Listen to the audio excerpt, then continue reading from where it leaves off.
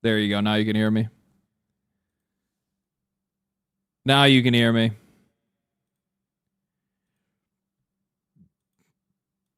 Well, that should bring in the other audio, and now we should be good. Now we should be good. All right, there we go. Welcome to the ASL version of Legendary Drops. You guys about to start hitting you with you guys with the sign language. Definitely not the sound language because that wasn't there. What's going on?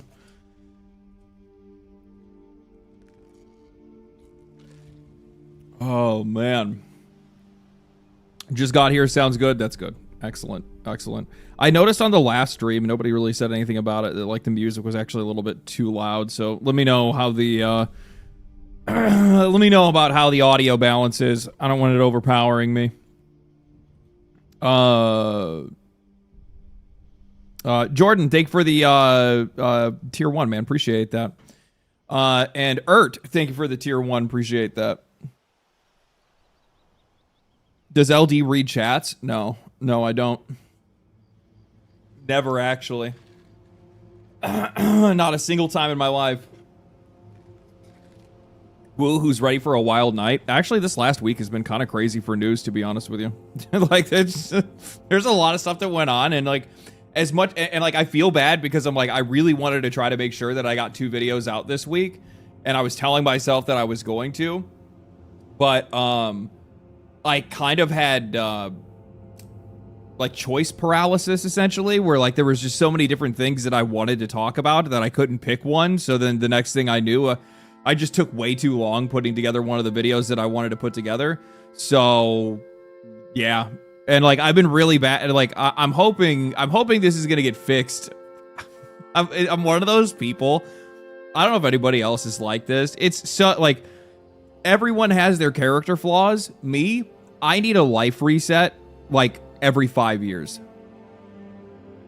I need like a hard reset in life every 5 years. I need some like big change in my life that kind of like resets the way that I do things, right? So like I'm looking forward to moving because moving should hopefully, I don't know, maybe just get me back on track of being that dude that like actually doesn't procrastinate the fuck out of making his videos sometimes. Like, it's so bad. Like, I told myself all week, I'm like, start working now. But then I was like, okay, well, I'm not really sure if I want to do this or want to do that. So then the entire day was wasted me trying to decide something. And then the next day came, and then Subnautica 2 came out, and I was like, okay, well, now I'm like, okay, well, I'll just play like a little bit of it.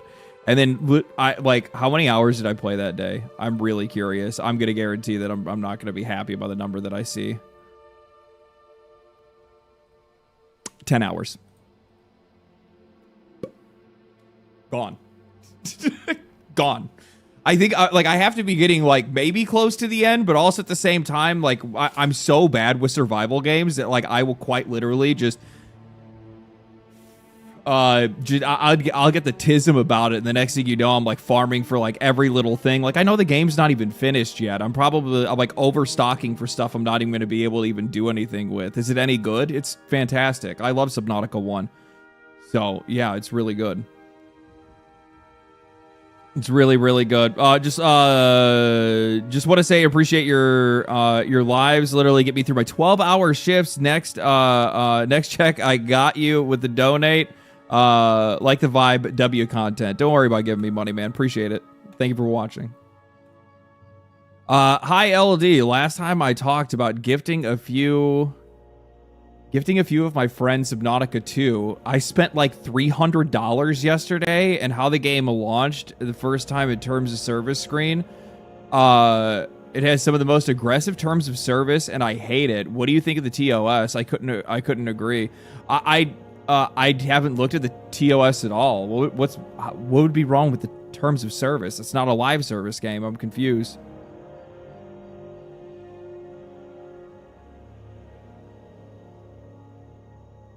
I don't really read a lot of terms of service unless there's like a...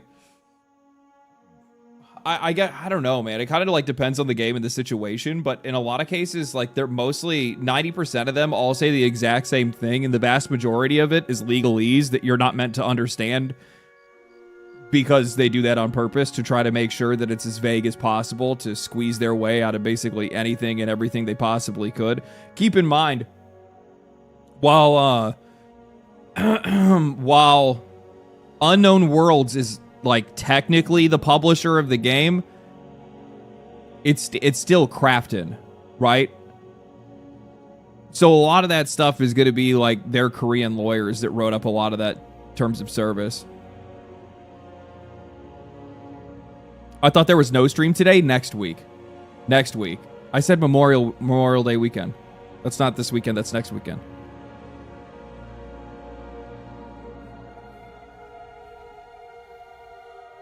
Playing Prince of Persia: The Last Crown. Damn, Ubisoft really cooked with this one. Probably one of their best games in years. Prince of Persia, dude, actually that game is really good. I've played it myself a little bit. And, yeah. The only reason why the game did so poorly is because they priced it outside of what I think a lot of people would probably come to expect to pay for a game like that, right? Like, if you're thinking about a Metroidvania game, in most cases, actually, I would say this. It's not just a Metroidvania game. I think there's a step beyond that where, like, a lot of these, like, indie games, Metroidvanias, a lot of them have, like, deep replayability, right? So, like, most of these games end up being roguelikes or something like that. I think a really good example, like my favorite one that I have, like, hundreds of hours in at this point is Dead Cells, right? So it's like a lot of these indie games end up having like deep replayability. You're going to be able to continue to come back to it. So when you see one of those games, it's priced at like, I think that game released at like 35 or 40 bucks or something. You're out of your mind. You're crazy. What are you thinking? Like, yeah, and I think in a lot of, like, no, I'm sitting there, I'm like, oh, well, maybe it's because it has, like, the voice-acted cutscenes and stuff like that, but it's like, was it really necessary to have that? Is that what brought the price up that much? Like, I don't know. I couldn't tell you what it is. I think it's just, honestly, them just pricing stuff up just to try to get a couple extra dollars on it. It is actually one of those games that I would guarantee that over time they're going to reach profitability on. I think it's going to have like a long tail for lifetime sales, but it is one of the better games that Ubisoft has put out in a long time. Noah, thank you for the Prime. Appreciate that. I got it on a discount. Worth it? Yeah, the same here. I got it on it went on like a deep discount of like $10 or $5 or something like that, and I picked it up. I was like, oh yeah, sure. It has good word of mouth. Yeah, the unfortunate part is, though, is that Ubisoft tore apart that team and essentially destroyed that studio that made the game. Because it didn't, like, make blockbuster sales within the first couple of months. Those guys are so fucking embarrassing, dude. They're so embarrassing. It's so crazy how terrible they are. Where it's like, these guys actually did make a really good game. The company priced the game too high so that most people couldn't justify the purchase. And then Ubisoft's answer to that isn't, well, maybe we should just go ahead and lower the price. No, it's, let's dismantle the studio. It's like, I have no idea how their board of directors is not yeeted Yeez Guillemot yet. Like, it doesn't make any sense. Like, get that dude out of there, man.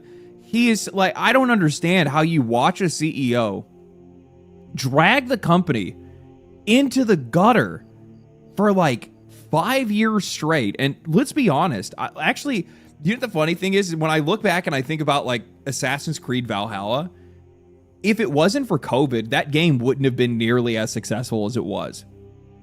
It was just the perfect moment for a game like that, where people had so much time on their hands. It was one of the biggest, like, blockbuster titles to release. It's a game that you knew was going to have a ton of time that you could waste inside of it. And people were looking for something to waste their time with. If that game had came out after COVID, after lockdowns, I think that game would have got shredded. I do. Burzo, thank you for the Prime. Appreciate that. Was he CEO during the golden years? He's been the CEO of the company forever. For as long as I can remember. The company was originally started by his brothers, him and his brothers. It's a family business. It always has been.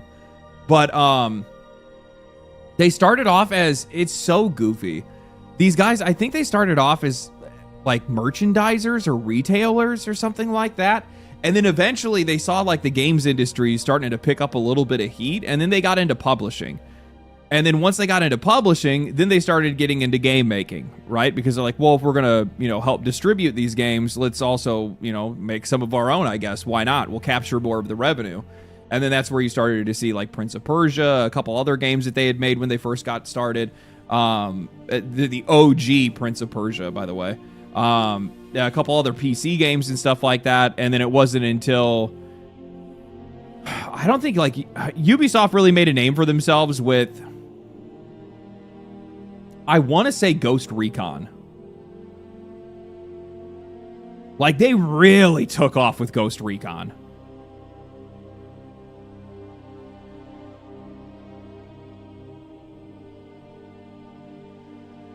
Ananiac, thank you for the 1,000 bits, man. Appreciate that. Advanced Warfighter was fucking sick. Graw? I played the shit out of Graw. I played so much Graw, it's crazy.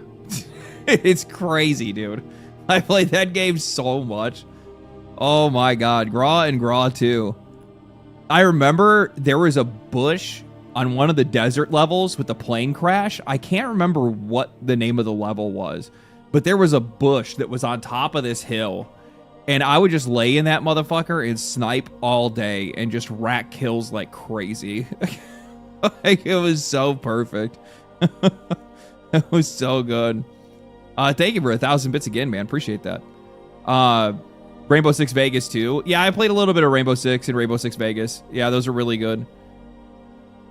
Yeah, they really, I think they really went on a tear initially with their, like, the Tom Clancy series, and then Assassin's Creed is really what put them on the map.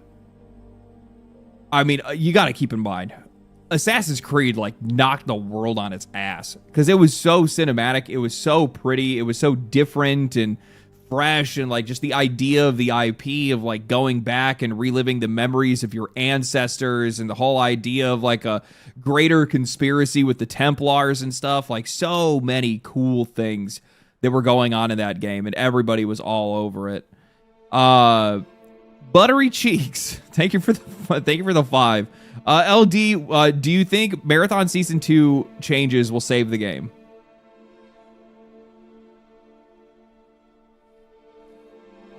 No. This is a take that absolutely could. Ananiac, holy shit. Thank you for the 20 gifted subs. Psychopath. Thank you so much, man. That is insanely generous, and I'm not really too sure if I actually deserve that. Thank you, man. I really appreciate that. Make sure you guys thank him for the subs. I will return the generous gift with a hot take, maybe. So I have to actually go into this a little bit deeper. I'm not going to be able to give you guys like the full context on this on stream, because otherwise it really wouldn't make a whole lot of sense. I have a video that I'm preparing for this, okay? Because like I think that this situation is a little bit more deep and problematic than I think most people probably are letting on at the moment. So like I've looked into some of the stuff that's going on with the whole Bungie, Destiny, PlayStation situation that's going on right now, and one of the things that I think is like really worth keeping in mind here, where's some of this Destiny stuff? How far am I trying to go back? I'm trying to go back to the earliest is the 8th. Or latest would be the, right? That'd be Saturday. The last Saturday or last Friday we had was the 8th, yeah. So,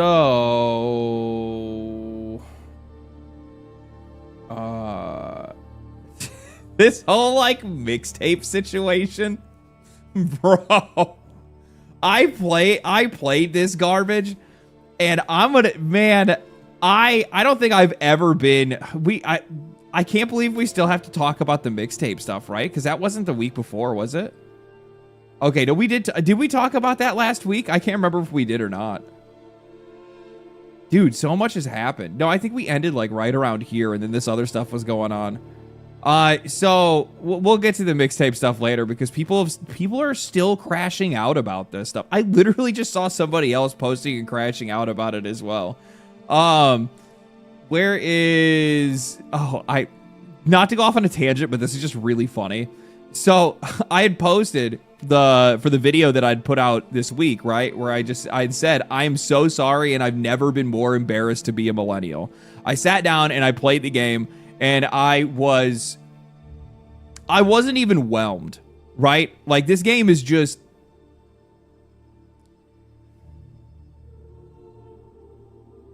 I'm just of the mind that really what it comes down to, I made another post actually in relation to this, and I think this is actually probably better summing up my words. Polygon says, you aren't supposed to like the hero of mixtape. To which I respond, guys, you just don't get it. This is a game made for middle-aged teenagers. That's what this is. It's a group of people that are stuck in a time dilation and they just don't understand that they're not 15 anymore. So like it's like the entire conversation around mixtape can quite literally just be summed up into, you just don't understand. It's teenage mentality. You guys just don't get it. You just don't get me. People just don't get me. It's quite, I mean, that's literally the story of the movie, or the movie game, whatever the hell you want to call it. It's literally the story of mixtape, right? Like, that's the whole point of the game. You just don't get it. You just don't let me be who I want to be. I have to leave to get out of here. We call home the big suck because, you know, the people that never leave always stay, right? Like, that's kind of, the funny thing is that, like, that's essentially always been people's opinion of basically every hometown in existence, especially if you're from like middle America. But I think what's like really funny about this entire, like this whole game, is the fact that like they really try to pull off Midwestern vibes, but it's on the West Coast. Like the game's based in California. And I'm like sitting there watching this game, because you definitely don't play it. And I'm like, don't get me wrong, like, I realize that like Northern California is much different. It's much more different than the rest of the state. When I'm talking Northern California, I'm talking basically like all of the like wooded areas and mountain land and all that stuff that's like, you know, not San Francisco, right? Like away from that. But still, it's really funny where it's just like, this is just, there's so much cosplaying going on here that I think the one thing that probably pissed me off the most when I was playing it was sitting there and like trying to think of like all these people that have been glazing the fuck out of this game, and they're like trying to make it seem like this game is just so authentic. It's so genuine, guys. Oh, it just reminds me of when I was a kid, and it's just like, no, it's reminding you of the time that you watched Boy Meets World, right? Like this is not what life was like back then. Well, like some pieces of it, sure. But like, this is such an inauthentic look at like how people used to act and what people used to do back then. It's so goofy. And like half the things that they have in the game aren't even accurate. Like I think I talked about it in the video where I pointed out like, you know, the tapes and stuff like that aren't even like accurate. The tapes in the game are like, labels are flipped. The whole thing's upside down. It doesn't have the exposed area for you to be able to use the magnetic strip. I saw somebody with the absolute like over the top cope of, oh, so art direction isn't a thing anymore.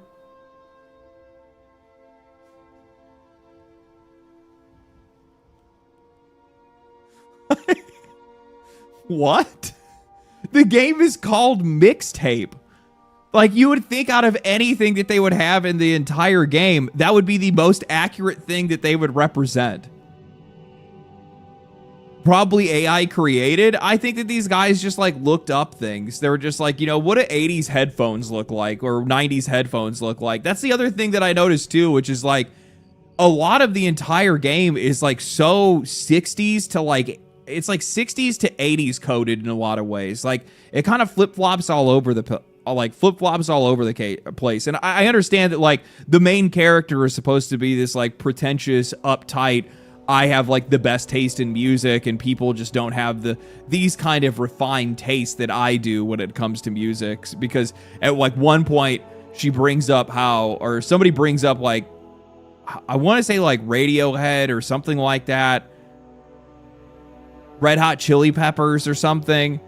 And then she's just like, oh, the only people that listen to that are meatheads. And it's just like, I'm sorry, but back then, In 1999, that's like 90% of the population. Everybody was listening to that. We never talked like that back then. No, I don't remember anybody talking like that. Now, mind you, they're supposed to be in high school, and I definitely wasn't in high school in 1999. I'll tell you that right now. I'm not that old. But yeah, at the same time, like, I still remember like my brother's friends and other people that were older than me. Like it's just not how people talked. It's so weird. It's so weird. The Pearl Jam diss was crazy. That's what it was. It was the Pearl Jam diss, and I'm just like, what? I think that was probably the one thing that threw me off the most. Was I'm like, how am I watching a game about 1999 and being a teenager, and there's just like zero alternative music represented at all? And then the dude that's supposed to be a metalhead that's named Slater makes synth music.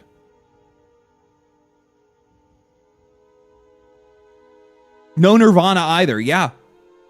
No Nirvana, no Sublime, no, like, which is even crazier if you're thinking about, like, this is California, right?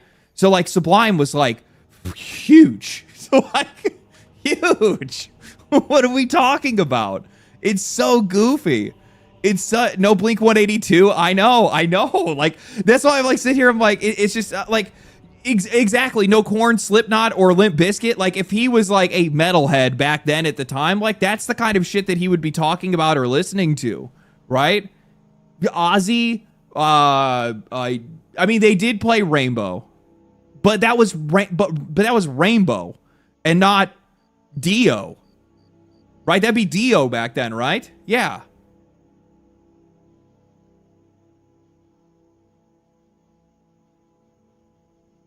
It's crazy, dude. It's crazy. Rage Against the Machine. It's so nutty.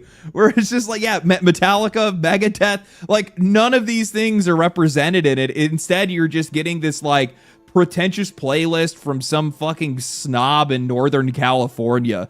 That part is much more accurate, though that is not how they're actually trying to frame this entire thing. It's such a great coming of age story. Is it really? Is it really? It's so terrible. But anyway, I just said, I'm sorry, I've never been more embarrassed to be a millennial. And then somebody responded, you people need to be more logical and question entertainment more before buying it out of emotional or nostalgic reasons. If you see a red flag or warning of danger, you just should keep walking, only to realize too late that you walked into a minefield. And then he posts this, don't ask questions, consume product, or get excited about the next product. Like, this dude saw my post and thought that like I bought this game because I wanted it. And I responded to him, I played the game because it's my fucking job. Like, how does this dude even have this is the thing that, like, Twitter has a retard problem. I've noticed this. It's like the millennial version of Facebook. Some of the opinions and some of the people have like no idea what context is. They have no idea what nuance is, and they always like will pop into a comment section having no context of what's actually being discussed, and they will come in with some dumbass take, thinking that they are like all knowing, and they're really like they're about to hit you with some heat real quick, right? And then, so I'm like, I played the game because it's my fucking job. And the dude responds, fair, but still.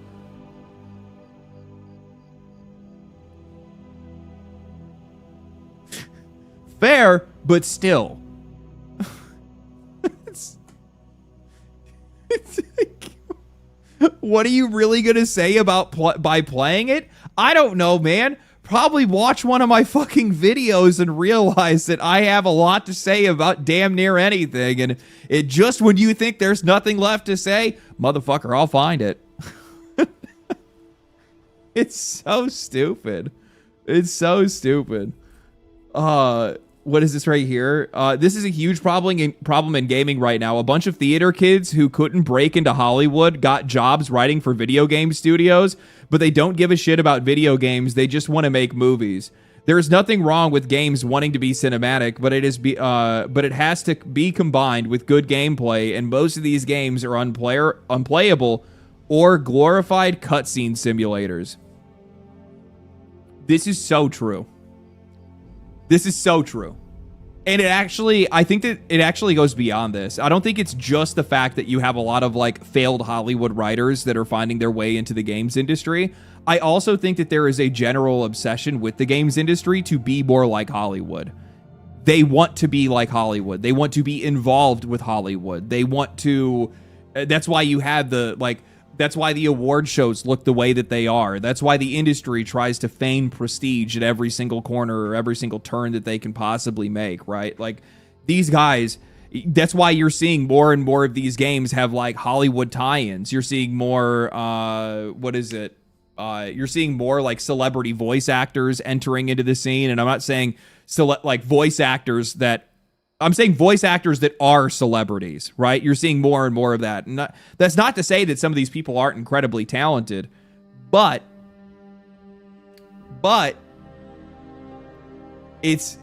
you're also starting to see the exact same kind of like opinions, ideals, motivations, inspirations, all of them starting to be reflected in video games. The same stuff that you're seeing that's happening in Hollywood, that's happening with movies and television, has been mirrored directly into video games. Now, mind you, I think it's been happening at a much slower rate in comparison to what we've seen with movies and television, but you can definitely see it, and it's getting like more and more pronounced as time goes on. Great games should have a good balance of cutscenes and gameplay, like Expedition 33 or Final Fantasy. Yeah, like, and here's the thing, that's most, you don't even need cutscenes in most games, right? Like, some of my favorite games don't even have a single cutscene in them at all. At the end of the day, when most people are buying when you're buying a video game, you're trying to buy a video game, right? Like, is it weird for me to kind of think that like visual novels should not be kept in the same realm as video games? Because I don't view them as video games. I don't think it's the same thing. Like, fundamentally.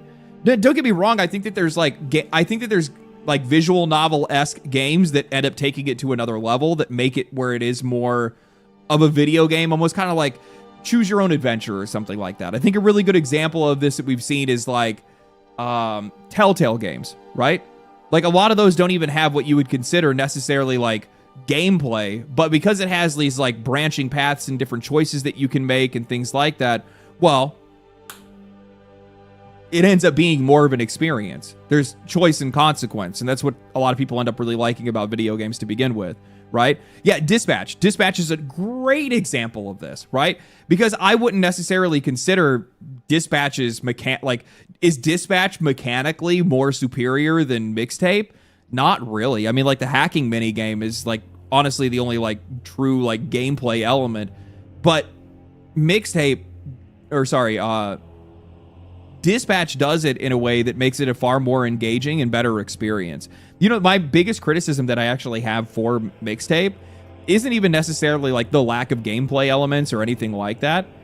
If you guys watched the video, you heard me talk about it. It's just that it's not good. It's just that, like, it is just getting an inordinate amount of glaze for no reason whatsoever. The storytelling's not good. The characters aren't good. The soundtrack is okay, I guess. It doesn't necessarily, like, really fit for, like, what they're trying to do, I guess. I'm not really too sure.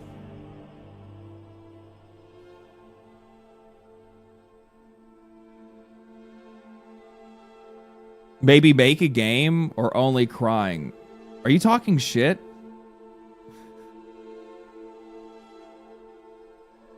It's astroturfed garbage? It is super astroturfed. Absolutely. It must get tiring every time crying every day. Dude. Like, how much of a fucking pathetic retard do you have to be to come into my chat and sit here and fucking cry about you not liking my opinions? Get the fuck out of here, weirdo. What a fucking weirdo. Huh? Dude's crying in your chat. Yeah, I know. It's just people fucking rage baiting because they got nothing left to do with their life.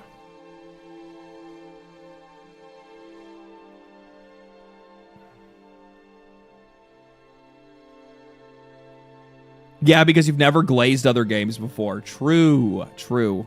If you guys didn't know this, I actually hate video games. I do. Yeah, I don't say a damn good thing about any of them. Not a single one.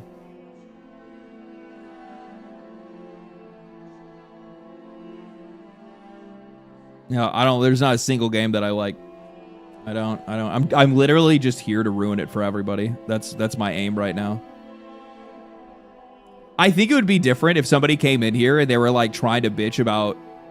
If somebody was trying to come in here and like bitch about me talking about some other game, I think it'd be a different story. But imagine coming in here and like trying to. What are you trying to? You're trying to defend Mixtape? Fuck you doing, dude? You fucking weirdo. At least you admit it. Yeah, true.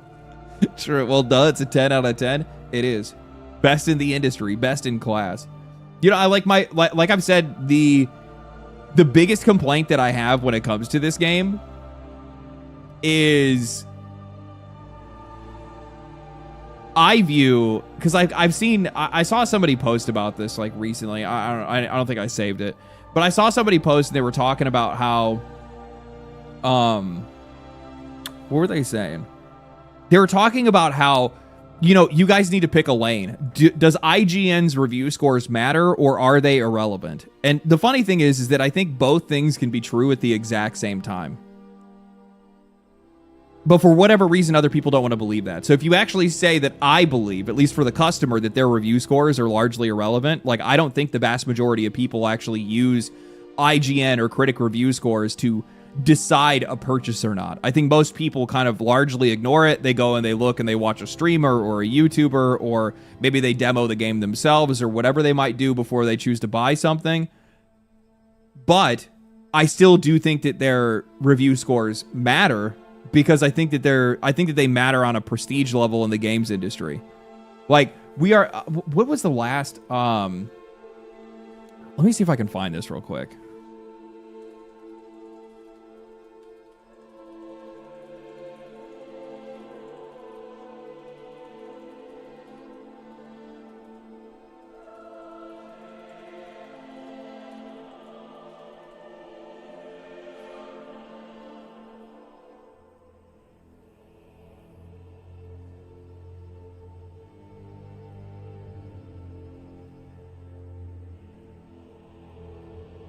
Cyberpunk 2077 developers promised full bonuses despite declining review scores. But CD Projekt Red's token-based bonus system suspected of encouraging crunch. So what this is just the last time that I can remember it being talked about, but this is something that's relatively common in the games industry, which is there are bonuses that are tied to how well a game performs with critics. How high does this, like, what is the average Metacritic score for the game? If we get an average of an 85 on Metacritic, then everybody at the studio is going to get a bonus. That's fucked. It's terrible. It's terrible. It's largely, it's like one of the worst possible things I could ever think you should use to be able to motivate your studio to do anything. Because if you're now motivated to try to make a game.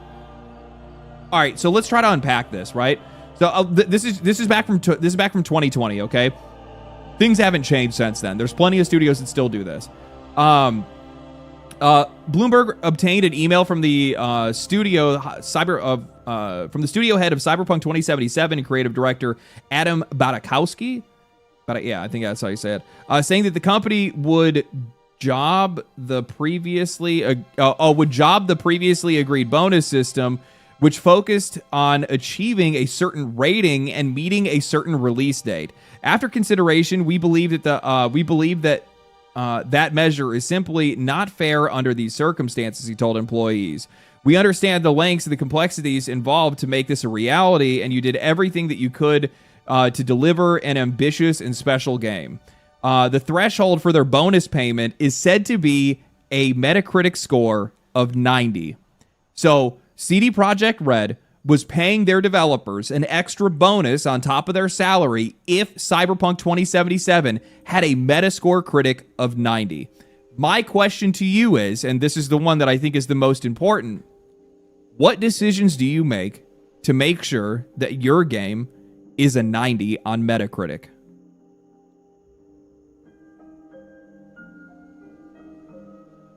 Who are you making that game for? Now, don't get me wrong. Cyberpunk 2077 is quite literally one of the best games that I've ever played. It is one of my favorite games ever. It is so good.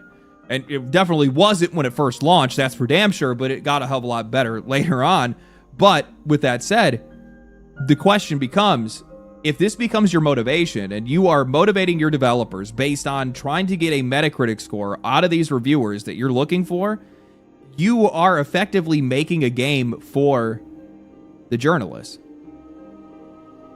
Bribe the journalists? No, it's the opposite way around. The developers are effectively being bribed by the journalists, right? Because that's where the money's actually flowing. They're not bribing journalists. That doesn't make any sense. No, instead, what it is it's whatever they see journalists are the most concerned with in the moment, they lean into whatever that is as hard as they can.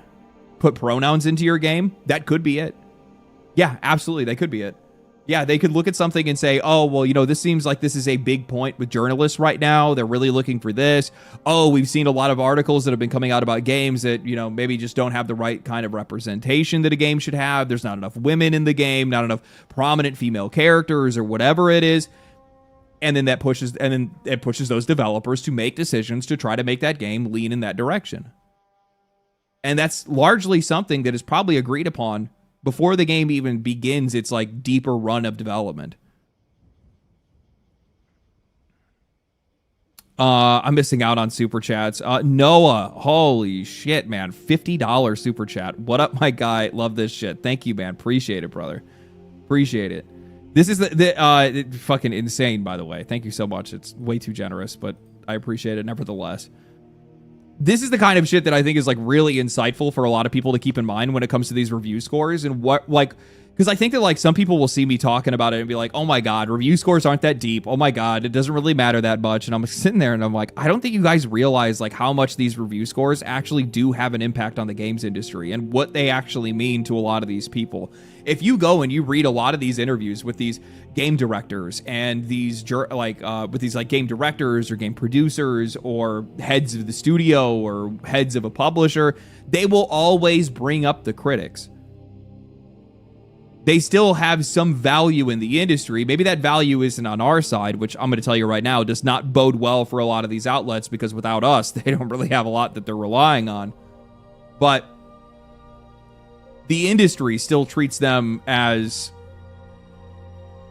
a barrier that they have to overcome. They still feel like that prestige matters in some way. So then you end up seeing this happening. You end up seeing these guys actually associate money with the review score. Rambling, thank you for the $5. Subnautica 2 had more players than Soros had sales. Also, good to know that Forza Horizon is still consistent with its quality. If only Gears and Halo could follow. Part of me kind of wants to check out Forza today, but I'm not really too sure if I want to. I downloaded it. I got a review copy, but I just haven't taken the time to do it. The one thing that always kind of weirds me out with that, though, is the fact that it's just I already know what's going to end up happening. I'm going to play that and be like, man, Playground Games makes a really good racing game. I don't think they're going to make a good Fable. But who knows? Maybe we'll see. Maybe it ends up being better. Buttery Cheeks. I already got you before. We'll probably. I'll go back to the marathon thing a little bit later. Zemzema, thank you for the $5. Appreciate that. Let's not even talk about them sending out limited edition merchandise to content creators before reviewing the game. Definitely not bribery. I mean, they do this kind of stuff all the time. It is so ineffective, by the way. For me, it is. It's very ineffective for me. This shit does not work on me. I am bulletproof when it comes to this kind of thing. Give you the best example of why that is. Do I even have anything left?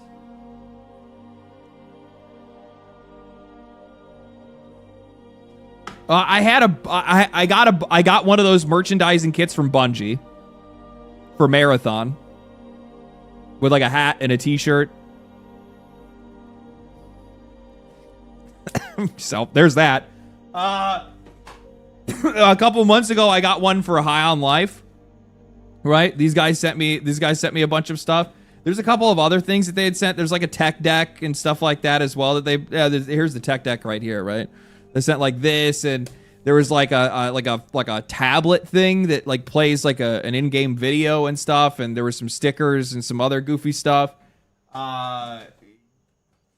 Like I get a ton of stuff from these guys all the time. Like they'll send you stuff all the time. I don't even talk about their game. Like I'm sorry. If I'm interested, I'll talk. If I'm not, then I'm just not gonna do it. Like it is what it is. Rambling thing for the 5. Cinematics in games is why the budgets are so out of control for the PlayStation 3. Starting from the PlayStation 3, should have kept it set up for the next area of the game. I agree with that. I think that like the cinematic quality of video games has gotten largely out of control, and I also think like visually video games have gotten so stagnant that like their budgets don't even make sense. Like how are you making like a $300 or $400 or $500 million video game? It doesn't make any sense to me.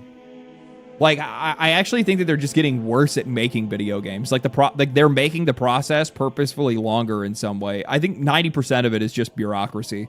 It's too much middle management at these companies. Too many layers between like the people physically working on a video game and the people that have like largely nothing to do with it.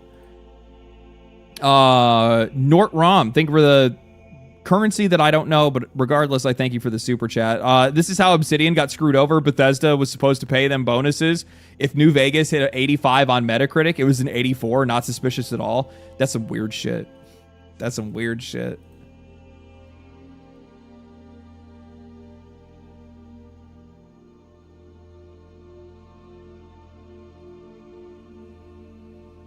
Go away. Why is this thing here? Can I just do... I'm just going to do this. I mean, it still does it anyway. That's so lame. There it goes. Now it goes away. GTA 6 budget, $1 billion. Oh my God. Yeah, I know. We're going to talk about that too. I saw people talking about that recently, and I was just, it's really funny what some of these people will end up saying. Like a lot of these outlets, IGN very specifically. But Shift Up confirmed Stellar Blade sequel will be self-published. This will allow us to lead marketing Shift Up confirmed Stellar Blade sequel will be self-published. This will allow us to lead marketing strategies that fully reflect the distinctive identity of the Stellar Blade IP, and we expect to communicate the unique appeal of its universe to players more directly and effectively. We are confident the next title will deliver meaningfully improved results compared to its predecessor. I guarantee you that, like, these are the guys that make Goddess of Nikke Victory, right? Or Goddess of Victory Nikke. Have you guys seen some of their marketing material for that game? I guarantee you these guys probably got so... They were just driven up the wall as PlayStation would probably constantly get in their way and not let them market the game that they wanted to, or like not... PlayStation likely got in their way, not letting these guys try to market the game how they wanted to players in the West or even in the East. I guarantee you, they censored the absolute fuck out of these guys. They're like, no. You can't have the commercial look like that. No. You can't use shots like that. No. We gotta make this look like everybody can play this game. Where these guys over there are like, no, we don't. There is a target demographic we are aiming towards. There is a target audience that we have in mind, and we plan to show that game to that audience.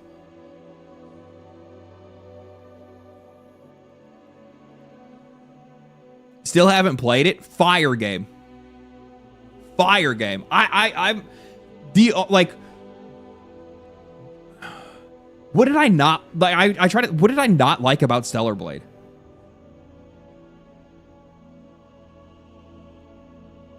Like the narrative is a little weak. It's definitely like near automata light. I don't think that their storytelling chops are necessarily up to like. No, they're not up where they need to be yet, right? They got to work on that. And even they themselves have said, hey, you know what?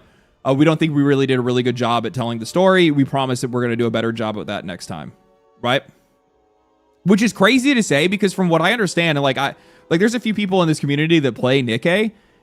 People told me that like Nikkei's storytelling is like really good. Like the narrative in that game is actually really strong. So it's kind of odd that for whatever reason they couldn't do that here. But I mean, apparently these guys are going to say they're going to do a better job next time. So we'll see.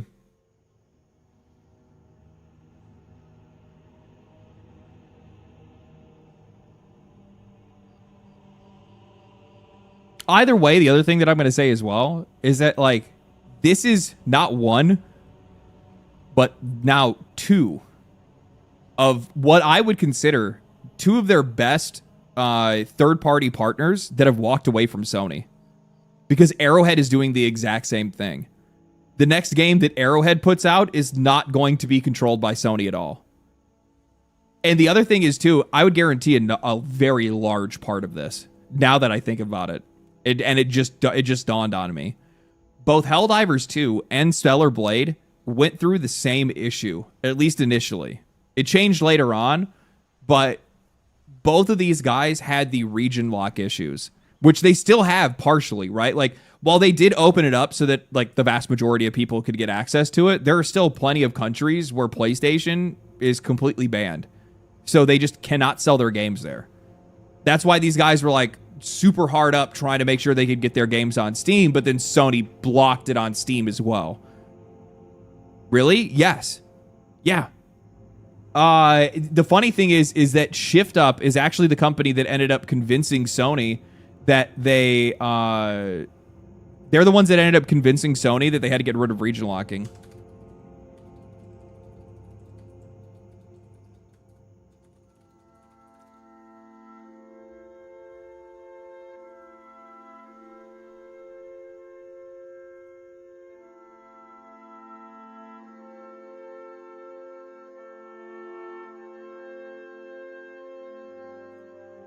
So this kind of sucks because like, no, this is actually, I made a video talking about this because it's really telling to see what you're, for all the shit that these, for all the shit that, this is too good. You guys are going to fucking love this. If you guys never watched the video, this is good. You guys know that like for a really long time, a lot of these journalists have talked about how they're like, we don't hate Stellar Blade. Players continue to misremember. We don't hate Stellar Blade. We gave it an 80. We gave it a 70. I'm not saying that you guys review bombed it. I'm saying that you guys gave those scores like begrudgingly while gritting your teeth. Because like this is the last game that you guys wanted to have find any level of success because it just isn't representing what you guys are looking for. And on top of that, it's not even the funny thing is I think in a lot of cases, and this is kind of a realization I've come to more recently, is that like I don't even think a lot of this stuff is like ideological, like for the games themselves. Like this game doesn't have the representation, this game doesn't have the this, that doesn't have the that. It's literally just you. It's literally just this idea of an audience, this segment of the audience that they just do not want to see happy. They do not want these people to get a perceived win. They do not want these guys to, you know, have games that represent what they like and then find those games to be successful as a result of that. They don't want to see that at all because that means that they lose in some way and they don't like that. I don't actually think it has anything to do with the games. I largely don't even believe that it even has any, like much to do with like political or social political ideologies, as much as it is just straight up haters, just haters. It's a social club. Yeah. Yeah, the Anita Sarkeesian effect. You know what the funny thing, and obviously she's a lot more like, you know, politically motivated or whatever, but I do feel like it is like a club thing. Yeah.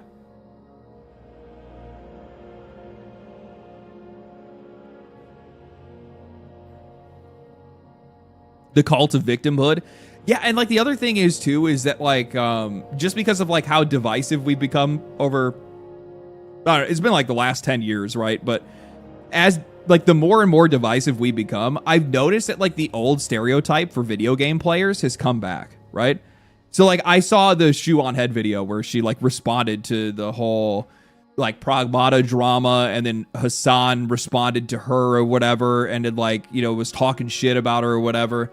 And one of the things that I found really funny about that, like the whole reason why I just like I couldn't believe like the way that people were acting, is the fact that like you were hearing that like that very, very like condescending, like bully gamer language, right? You gamers will never have anything in life. Bro, that is like so fucking 2001. You need to go back and you need to go play Mixtape, dog. Because like gamer is effectively like anybody under the sun anymore. What are we talking about? I mean, you got people that are all over the world at different varying levels of like success that are playing video games constantly all the time, that have families, that have lives, that are retired or whatever. This is not some like niche basement dwelling hobby anymore for a bunch of like pimple faced 250, 260, 500 pound losers. Okay. That's not what's going on anymore. Like you're way back there if you're thinking that way. But the funny thing is that I think that like over the past couple of years that imagery or that kind of stereotype is kind of like re-entered the conversation, and it's like now become a part of this whole like us versus them narrative when it comes to like players and writers, or players in the industry, or players and pundits, or whatever it might be. And it's really weird, dude. It's just like, it's really weird and super backwards. Really weird and super backwards. Love Shoe. I've watched Shoe for probably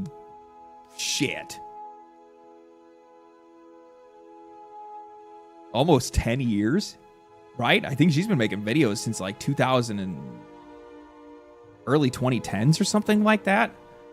Yeah. She's funny, man. She's funny. The queen of the internet. She has always been the queen of the internet. Yeah. She's always been really entertaining. She's super funny. And I like, one thing that I really appreciate that I get from her that I don't really get in a lot of other places anymore is that it's not like I don't have like any interest in political discussions whatsoever. I mean, like I do and I don't. It just kind of like depends on like whatever the thing is. Like sometimes it's just like vague curiosity when it comes to something, and you just kind of want to know what's going on with the world, right? I feel like both sides are represented, and it's not like the one thing, like I miss when people used to just make fun of people that had extreme opinions.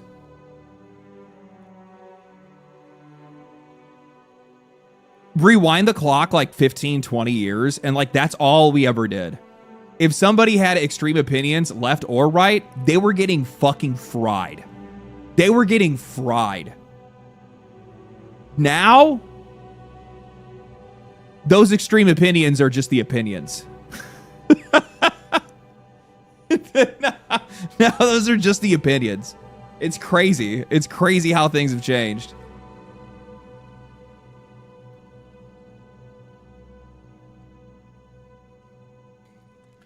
It's not real life. It doesn't feel like it anymore. Doesn't feel like it anymore. It's a mess out there, and I'm not cleaning it up. That's why I'm just talking about video games, because like, fuck all that, dude. Also, I don't want to get killed. You know what I mean? Because it's like, I couldn't imagine I know the kind of person that I am, and I know the kind of like opinions that I have on a lot of things, and I would piss off so many people on either side that I would literally just become the enemy of everybody. So it probably really wouldn't even matter to begin with. It probably wouldn't even matter to begin with. Nobody would want to watch me. Nobody would want to talk to me. Nobody would want to talk to me. I'm just going to stay in my fucking lane. That's what I like to do now. I just like to stay in my lane. Anyway, totally got off topic there. But the point that I was trying to make, rewinding the clock, okay? Rewinding the clock. So Shift Up confirmed that Stellar Blade sequel is getting self-published. Something that I don't think a lot of people realize is that not only is this Shift Up doing this, but this is also Arrowhead, the guys behind Helldivers 2, that have also said that we're going independent with our next publish. We're going to publish our next game by ourselves. We don't want to have any involvement with Sony outside of releasing the game on the console, but it's not going to be anything that's going to be, you know, limited to just their hardware or anything like that. It's not going to be funded by Sony in any way. And what I don't think a lot of people really realize about this conversation is, like, not only is it Sony getting in the way or PlayStation getting in the way of, like, how these guys want to market their games, how they want to build their games, all of those kind of things, but on top of that, a lot of this also comes down to the region locking, right? And one thing that I wanted to bring up, and I like, nobody saw this, and I think I might be the only person that's ever talked about it, but for all the times that the games journalists were talking about how, like, oh man, you know, we never hated Stellar Blade. We all like Stellar Blade. You guys are just making that up. It's just a bunch of grifters on the internet that are, you know, trying to misremember and try to discredit us in some way. My question is, why is it that none of the major outlets covered Stellar Blade helping get rid of... why is it that none of the major outlets talked about Stellar Blade helping to get rid of region locking on PlayStation games? The same thing that quite literally tanked Helldivers 2. That caused one of the, like, just one of the biggest backlashes I've ever seen in the games industry against a publisher.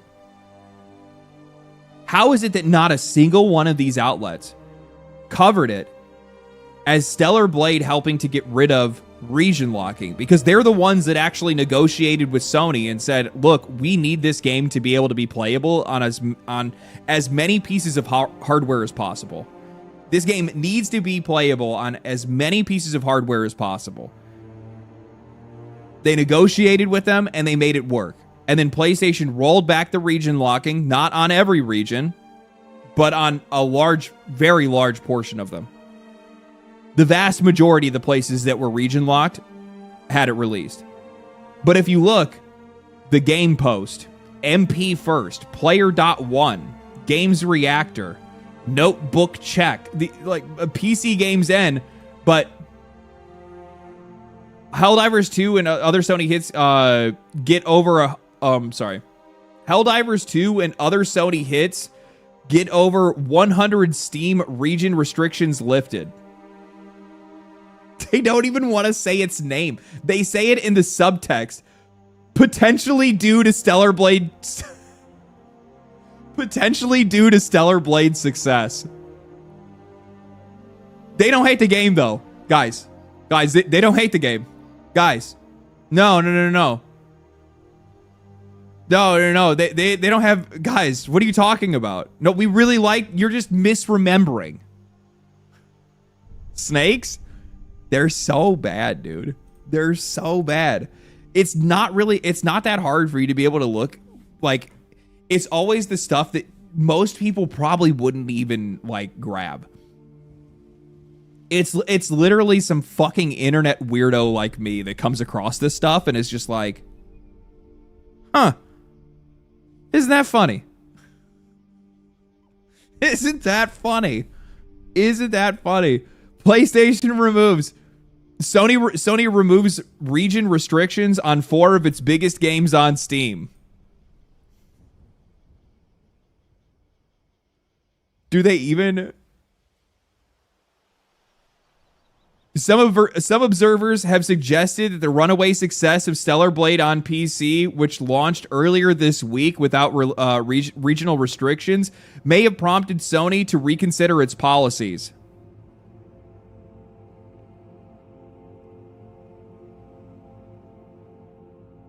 How do you think Stellar Blade got the opportunity to release their game without region restrictions? Why was Stellar Blade the only game that did it? And then all the other games did afterwards? Halfway through the freaking article. I'm telling you guys. Just don't talk about the hot chick video game, man. Don't do it. Don't do it. Don't do it. If you actually, what is this? A lot of people attacking Mixtape would have hated this masterpiece of a game series. If you actually played both games, you know how disingenuous this comparison is. The Walking Dead actually had you constantly making choices that would that impacted the game's direction. Mixtape is a 2.5-hour kinetic visual novel. True. Very true. Oh, hey, LD, I've caught your videos, but never caught you on stream yet. Well, welcome to the stream, buddy. Welcome to the stream.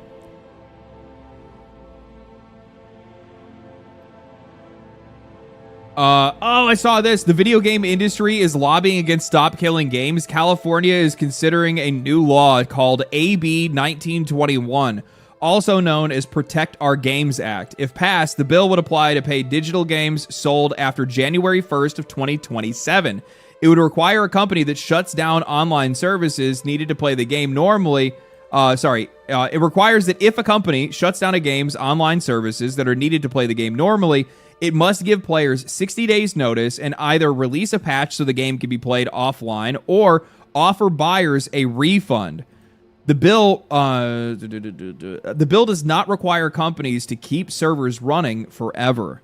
It simply prevents them from making the game unplayable without warning or a resolution for those who already paid for it. The Entertainment Software Association, the main group representing the video game companies in the United States, is lobbying against the bill. God bless the USA. God bless the USA. Isn't that great? Isn't that awesome? Isn't it just incredible how we have these guys that can come in and they can pay politicians to change their ideas? Isn't that great? Classic. Their arguments are basically the usual ones. Games are licensed, not owned. When did that... I love that they are using and abusing the license use. When the only thing that has changed between the... so let's see here. This would have been like the mid-early 2000s. The only thing that changed is that they started putting more and more of the video game on the internet rather than on the physical copy itself. They changed this. We had nothing to do with it. So they slowly but surely gained the ability to take away what we owned. These guys really did not like... There's a few different things that they don't like. They don't like the reseller part. That's definitely the issue that a lot of these guys have, because it's like, well, wait a minute. You don't have to buy a brand new copy of my game. You can just go to a store or pick it up from a friend or, you know, buy it from a pawn shop. I don't know. Like, you can go and buy this game for $5 instead of paying me $70. I don't want that. That's really what it comes down to. Like, the reseller part is it's probably the biggest reason that these guys do not want us to have any form of, like, permanence with these games anymore. And the funny thing is that, like, if I was somebody that was trying to represent this, I'd take it a little bit further. I'd take it a little bit further and say that there needs to be more permanence for the copy itself for reseller value. Because that's really what these guys are trying to get around, and that's the part that I want to have the most, just because it pisses them off. Like, give me a permanent license for my video game, and then let me sell that license to somebody else when I'm done with it. Let me trade that license back in. Let me get some value for this software rather than letting this software just rot on the computer.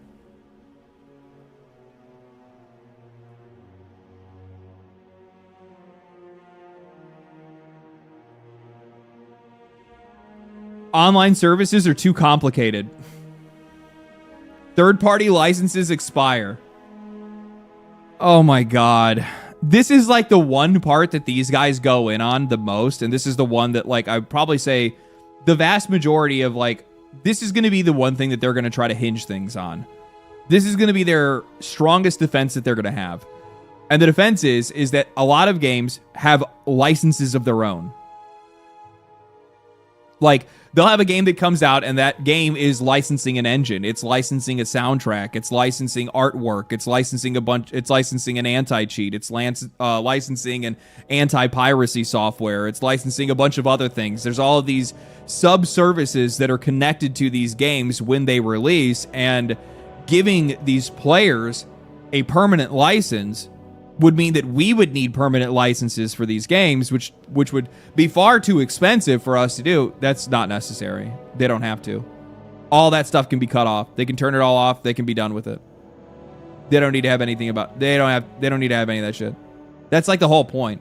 And the vast majority of these like subservices are mostly connected to online play to begin with, and none of those really matter anyway. Like, if you're done with serving the game, it's just GG. It's over. Then you're not even worried about those subservices anyway. Just shut them off. The most costly ones and the ones that they're the most concerned about is anti-cheat, anti-piracy, and then probably like licensed music and stuff like that. Take out the licensed music, patch out the licensed music with something else. And then just turn off the anti-cheat, turn off the anti-piracy, because you're done with it anyway. You're not making any money off of it. There you go. Better question is, why remake the Tony Hawk shit at all? I mean, like, I have no idea. I don't know how good that game did.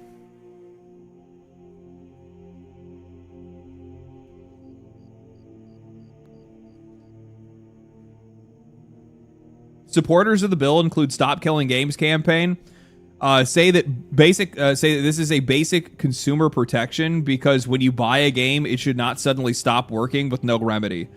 The bill gives companies clear options and applies only to future games. A hearing for the schedule is for this Thursday in California Assembly, their Appropriations Committee. So this actually already happened. So this happened back on May 12th, and I had just seen recently that there was an update to this.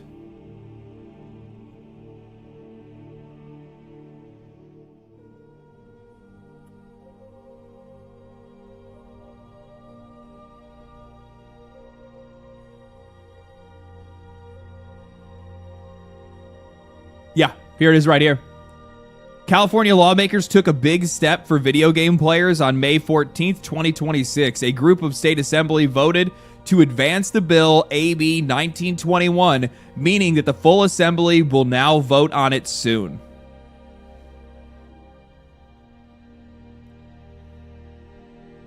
There you go. I'm going to be real with you.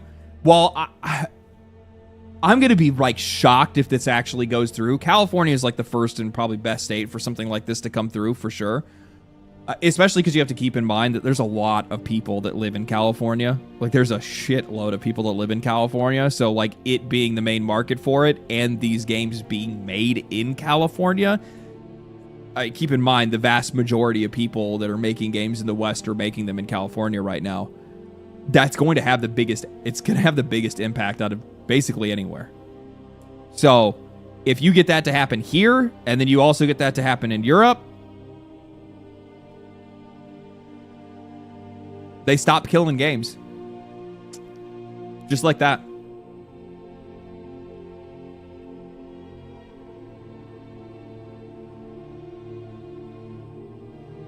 AAA is not indies? I don't know. What do you mean? Oh! You're saying that you're saying that indie games aren't necessarily made in California. That it's mostly AAA games that are being made here. Well, they are the most like prestigious in the games industry, right? So like, they are the most influential in the games industry. Well, don't get me wrong. I think that indie games, by and large, are far more popular, have been more popular recently, and have been taking more and more market share from the AAA industry. The AAA industry is largely the movers and shakers of the games industry. So if these guys are the ones that have to flip, then everybody flips with them. Simple as that. Simple as that. Cool, man. Cool. I'm really happy to see that. I think that's going to be a really good deal. I think that's going to be a really, really good deal. I was planning on covering some of the Stop Killing Game stuff. I still plan on doing a video on it eventually. I've just been kind of waiting to see exactly where this goes rather than being like, hey guys, something can happen soon. I'd rather see something happen first. Ross will be remembered in history. Ross will be a fucking god amongst gamers. The dude already is, honestly. Just the effort the dude put in is enough, right? It's enough as is. Let's see. Let's go back down.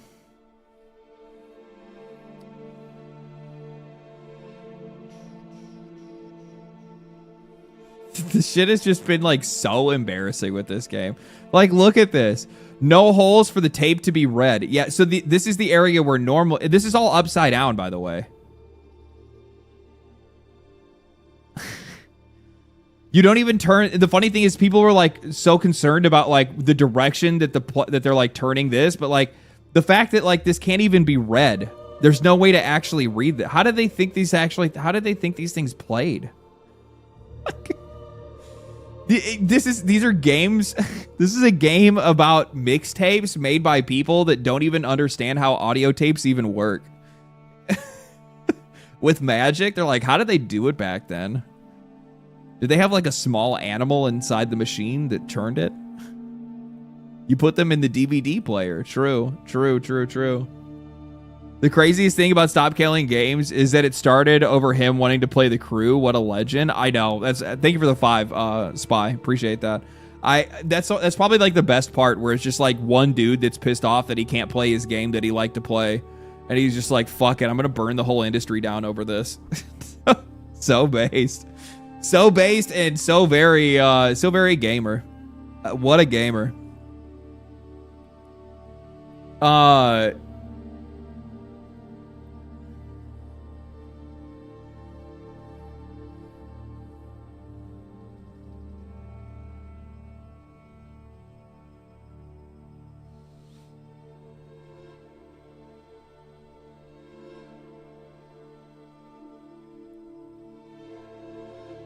Guys, don't overreact, okay? Don't overreact. The Game Awards official website posts about every new upcoming release, okay? They post about every new and upcoming release, right? That's what they do all the time, right? Right? Okay, yeah, they posted about Subnautica too. Very good. Okay. Posted, yeah, see Star Fox. Forza, yeah.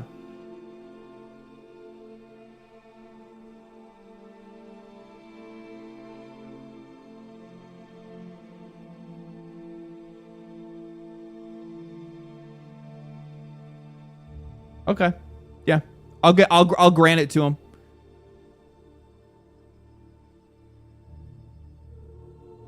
I'll give it to him. They're safe. They passed the check. Jeff Keighley, he knows his business. All right, Jeff. Okay.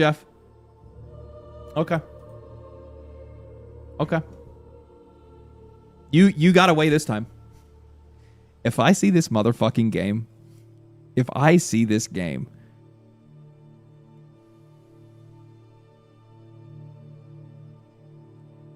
I saw somebody who posted about this.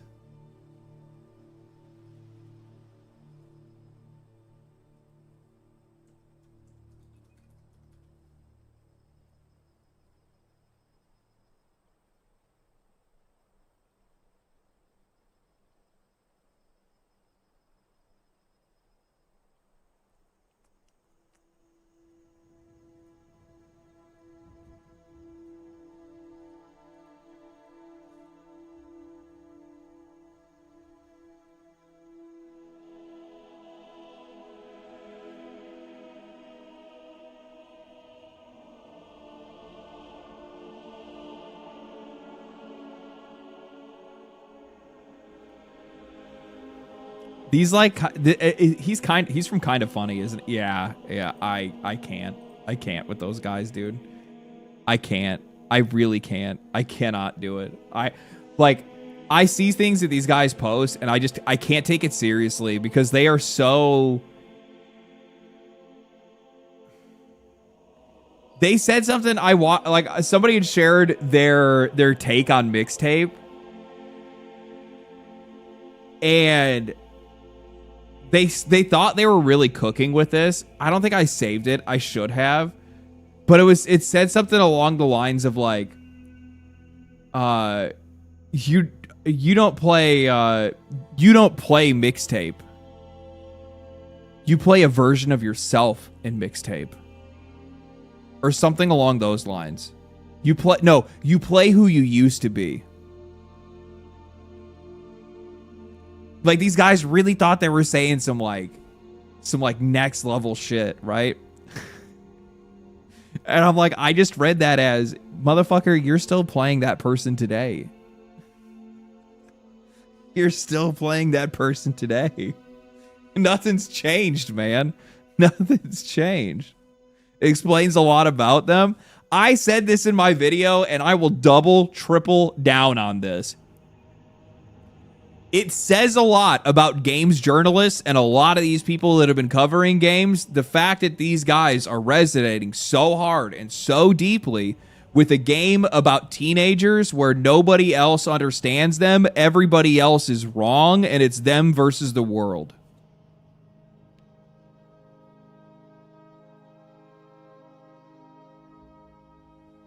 Wildly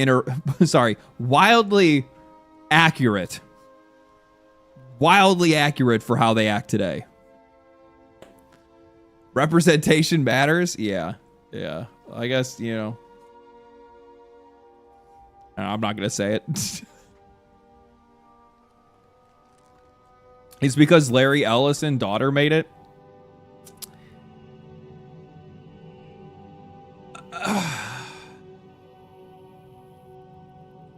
I'm just gonna be straight with you guys. I'm not a huge conspiracy theorist when it comes to stuff, and I'm not with this one. Like, I saw people posting videos about how, like, oh, you know, this is an industry plan. Like, you have to keep in mind that there is a lot of content that's made out there that's very specifically trying to take advantage of, like, the most conspiratorial people online.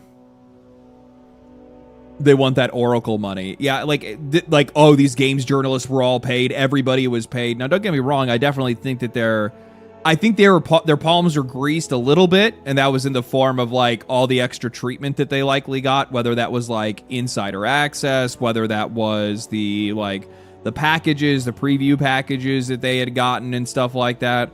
But I'm just gonna keep it straight with you guys. The only real judgment that I have against the whole, like, Larry Ellison and his daughter being involved and stuff like that is just the fact that, like, I don't like the fact that these games are being approached and marketed as or discussed as indie games when they're anything but. When they're anything but. It's pure government propaganda. I'm going to be straight with you guys. I don't think... I do not agree with the take that mixtape is woke. I'm just gonna be straight with you, man. I played the game myself, and I feel like that is mostly coming from people that largely don't fucking know a goddamn thing about it. I'm gonna be real with you. The game is garbage. The game is garbage. It's just cringe. Yeah, it's just cringe garbage. It is not woke. I don't understand what, like, this obsession with everything needing to be, like, politically charged. Oh no, this game is trying to make your kids trans. Or like I'm sorry, man. The kissing scene is woke. The kissing scene of a man, of a boy and a girl, straight relationships, now woke. Fuck. Shit. That's crazy. I can't believe we've come I can't believe we've come full circle. I can't believe we've come full circle. Holy shit. Oh, that's fucking crazy. Fuck. who am I supposed to hook up with now? Is like cranking it yourself the only way to not be woke anymore? It's disgusting though. Yeah, it's fucking weird. Yes, it's fucking weird and cringe and awkward for sure. I'll 100% agree with that. It's also like a terrible story. The fucking characters are like an inch deep. Like there's just nothing to the entire game. There's just nothing to the whole game. Like I just don't understand like people like fucking tripping over themselves. Dude, whoa! It's just like fucking shut up, dude. Holy fuck. At one point in time, you stare into the abyss long enough that the abyss stares back at you, and it's like getting to the like. I think that like when a lot of this like pushback started, there was a strong amount of it that I agreed with, and like I think that there's like I think that it's worthwhile to like call out some shit. I think it's worthwhile to call out some shit that's woke. Like when some shit's like, bro, this what the fuck is this? Like you guys are going like when I think of like woke stuff, it's like something that is just like far beyond what like reality is or like what anybody should deem acceptable. Like it's something that is just like so absurd that it's funny, right? But like now it's kind of gotten to the point where it just gets tossed around so much, so constantly, and people just tout it as like the only thing they think of and the only thing that they understand. And it's like the only criticism that they have of things anymore, that it's just like completely lost its value. Like it's completely lost its value. Like go back to calling out shit that's like so fucking obvious you can't get away from it, where it like, you know what I mean? Like what is this? Go back to calling out like Tosh from Dragon Age the Veilguard, right? Like that shit's like, bro, what the fuck were you guys doing? Like what are you doing with this? Right? Like that kind of stuff. But you know, some like I guess like androgynously designed teenagers in a fucking narrative game based in 1999 with garbage music. I don't see it, dog. I'm sorry, I don't see it.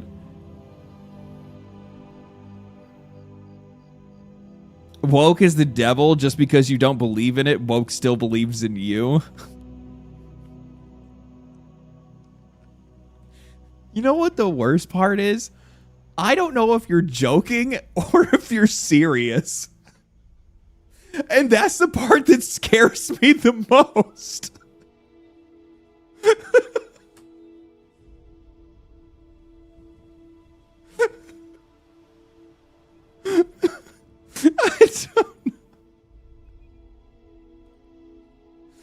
I don't know what the fuck is going on. Oh, man. Oh, man. Off topic, should I buy tickets to see Between the Buried and Me? Who else is playing? I like Between the Buried and Me, but like they're a band that I would go see if there was somebody else on the ticket that I really wanted to see. Like they're like one of those bands that I'm like, I don't mind when they come on. I like a couple of their songs. For the most part, I kind of like they're like, are they with like playing with somebody that I really want to watch? Then I go. There are very, very few bands that I like. Am like, I will go see this band because I want to go see that band, and I don't care that all the opening acts are garbage. Like there are very, very, very few. It's like Bill Murray, Spirit Box. Though I've been lucky every time I've seen Spirit Box. Those guys, like, they play with like fucking banger bands every single time. Primus is actually a really good live. Iron Maiden is sick live. It's like fucking crazy. It's the fact that motherfucker at his age still goes out there with like flamethrowers and shit is just crazy to me. This is crazy to me. LD, look at the funding given through progressive art grants and the liberal left of state government. Thanks for the 5. I'm not denying that happens. You're missing the point. You're missing the point. Like the point that I'm trying to make is like the game is not woke. Like that's the point that I'm trying to make. I'm not saying that doesn't happen. I'm not saying that there aren't government funded programs for like based on like ideological reasons or something like that. I'm not saying that's not the case, but yeah. When I think of woke stuff, I think of coffee and energy drinks. Panda, thank you for the 2. Insightful. Insightful. Very insightful.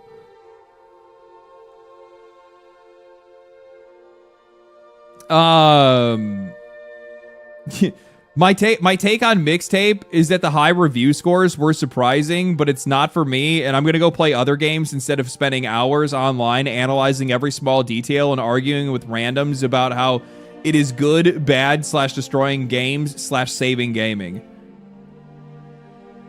There is nothing more...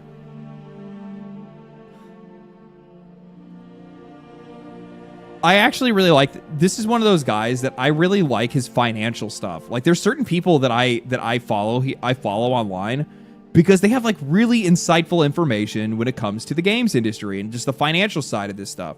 But I really wish that you wouldn't share your actual opinions on video games. Like, this is so patronizing. No, you know what? I'm actually better than you because I don't actually care.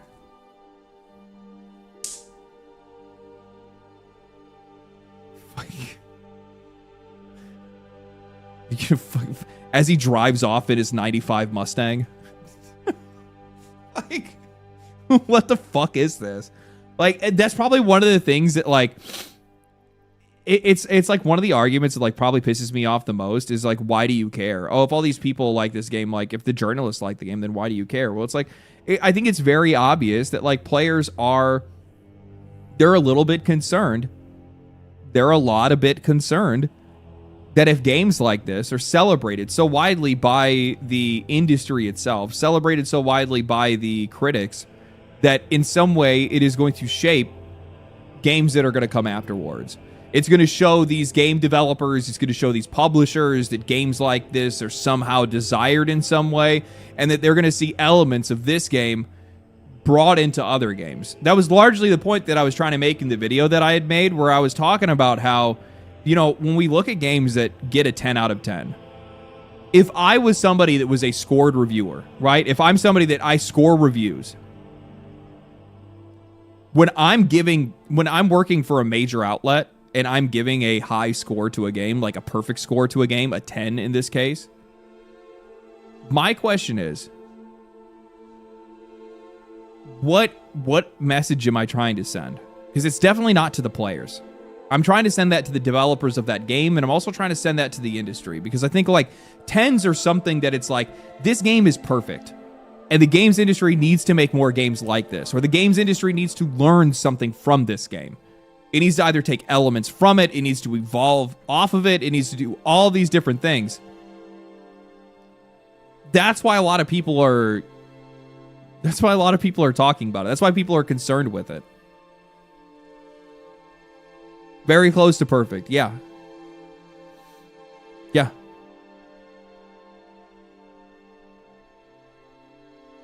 God, my stupid chatbot's doing that thing.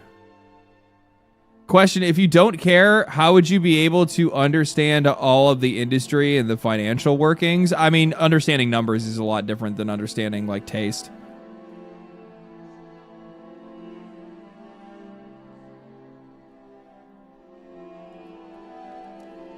Understanding the numbers is a lot different than understanding the players, right?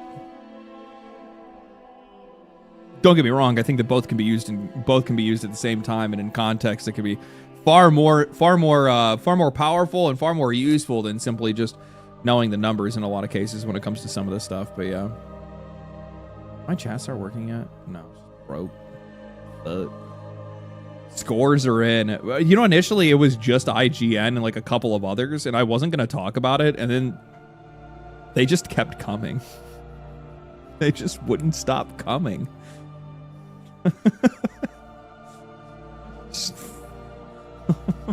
No. I love how this post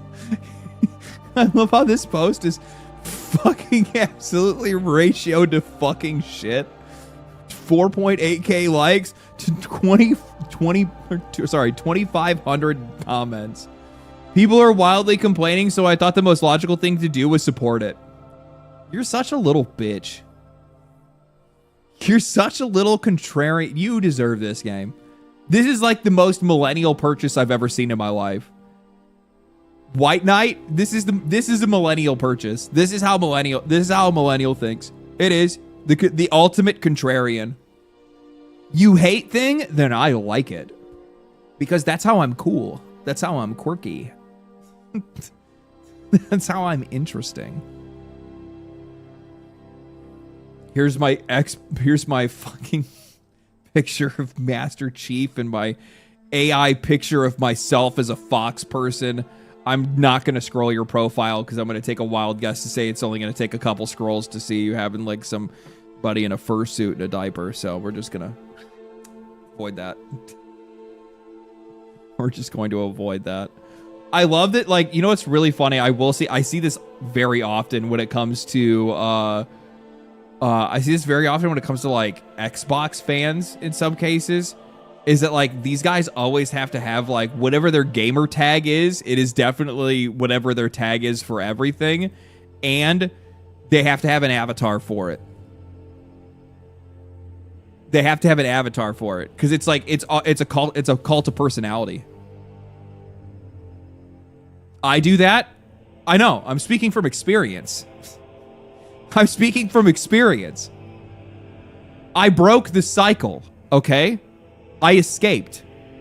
I escaped the Matrix.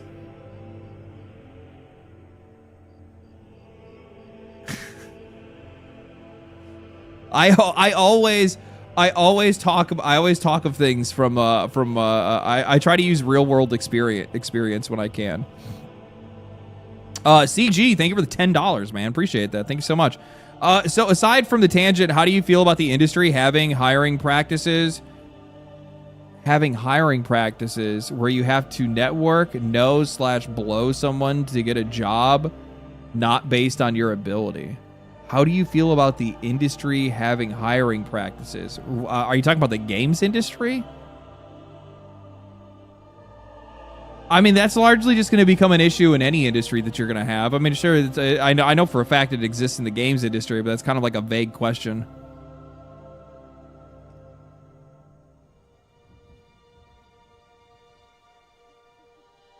Newsflash, blowjobs can get you a job in any industry. True.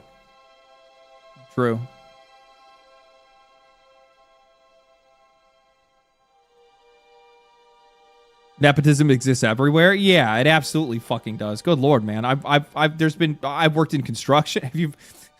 Have you tried construction? How about this? Anybody here that's in the trades?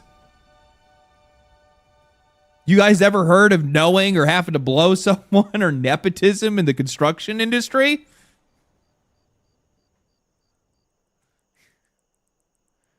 Fuck, most people can't even get an apprenticeship. If you don't have an uncle or a brother or a cousin, or like you're hopefully getting engaged to a chick whose dad is in the trade, and hopefully they actually have a good reputation, otherwise you're probably never going to get a shot. Don't even get me started on unions. That's what I'm talking about. That's exactly what I'm talking about. I've worked for the unions for fucking like 7 years. Well, worked with the unions for like 7 years. Dude, literally everybody on any job site is like, "Oh, that's my brother, that's my cousin, that's my uncle, that's my sister's boyfriend. He's kind of special." And none of these people are useful, by the way. Keep that in mind. The games industry is not the only place that this happens. It's quite literally fucking everywhere. It's quite literally everywhere.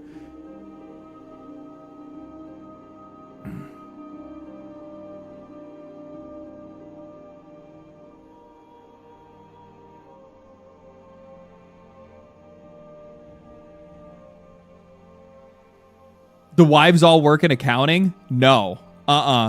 Close. Very close. Construction guys. Construction boys. Question. Who knows? What position do wives work on jobs?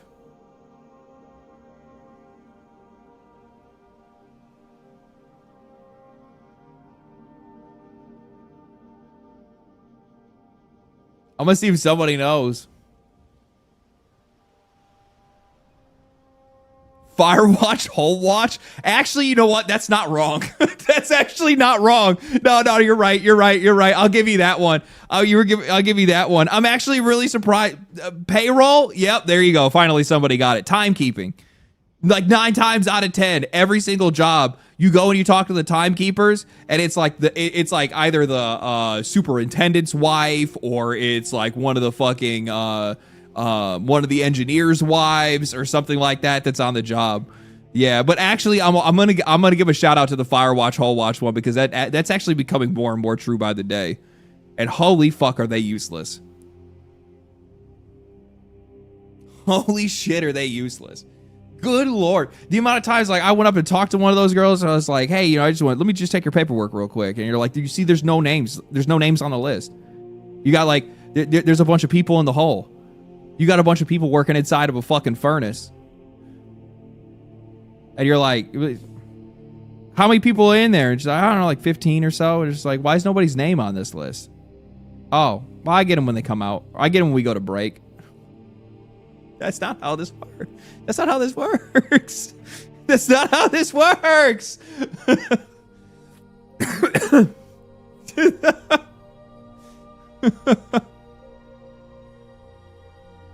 Or you come up and they're on their phone and you're like, bitch, what are you doing? Get off your phone. The fucking client's like right there. They're like looking at him and I'm like, see this? Like, oh shit. God damn it. Now I gotta talk to these guys and try to pretend like this isn't actually a problem. This never happens. This never happens. Pretending like there isn't some dude that's supposed to be welding inside of a furnace that's actually sitting there watching fucking Netflix, trying to drag the job out for another fucking week. Just popped in to say happy birthday, brother. I hope you're having a good one. Be easy. Peace. Thank you, man. Appreciate it. Thank you for the 5. Appreciate that. Thank you so much.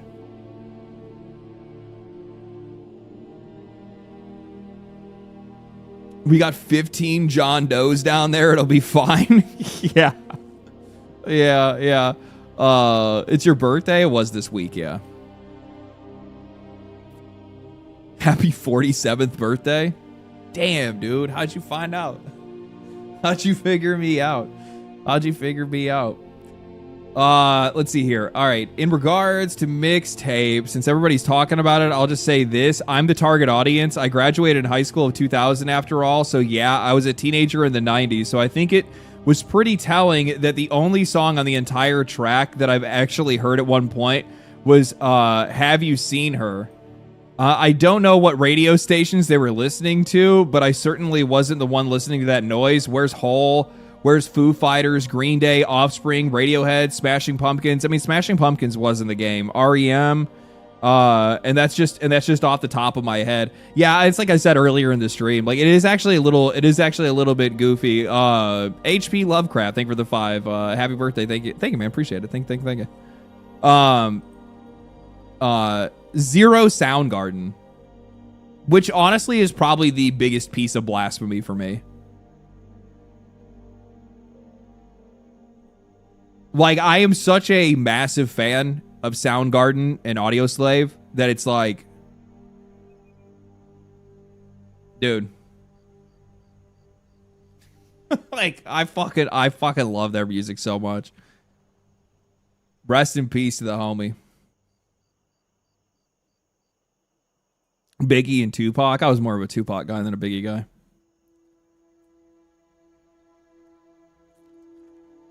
Rip Chris Cornell. Me and a bunch of my buddies got like fucking hammered in Chicago, and we were at a Cubs game, and like it was my buddy's birthday. That's why we were there. And I think he ended up playing bags, like throwing bags with Chris Cornell and not even realizing that's who it was at the time until like afterwards. It was really fucking funny. Yeah, you get Silverchair, but no Soundgarden or Audioslave. True. Bags, you mean cornhole? Who the fuck calls it cornhole? No bags.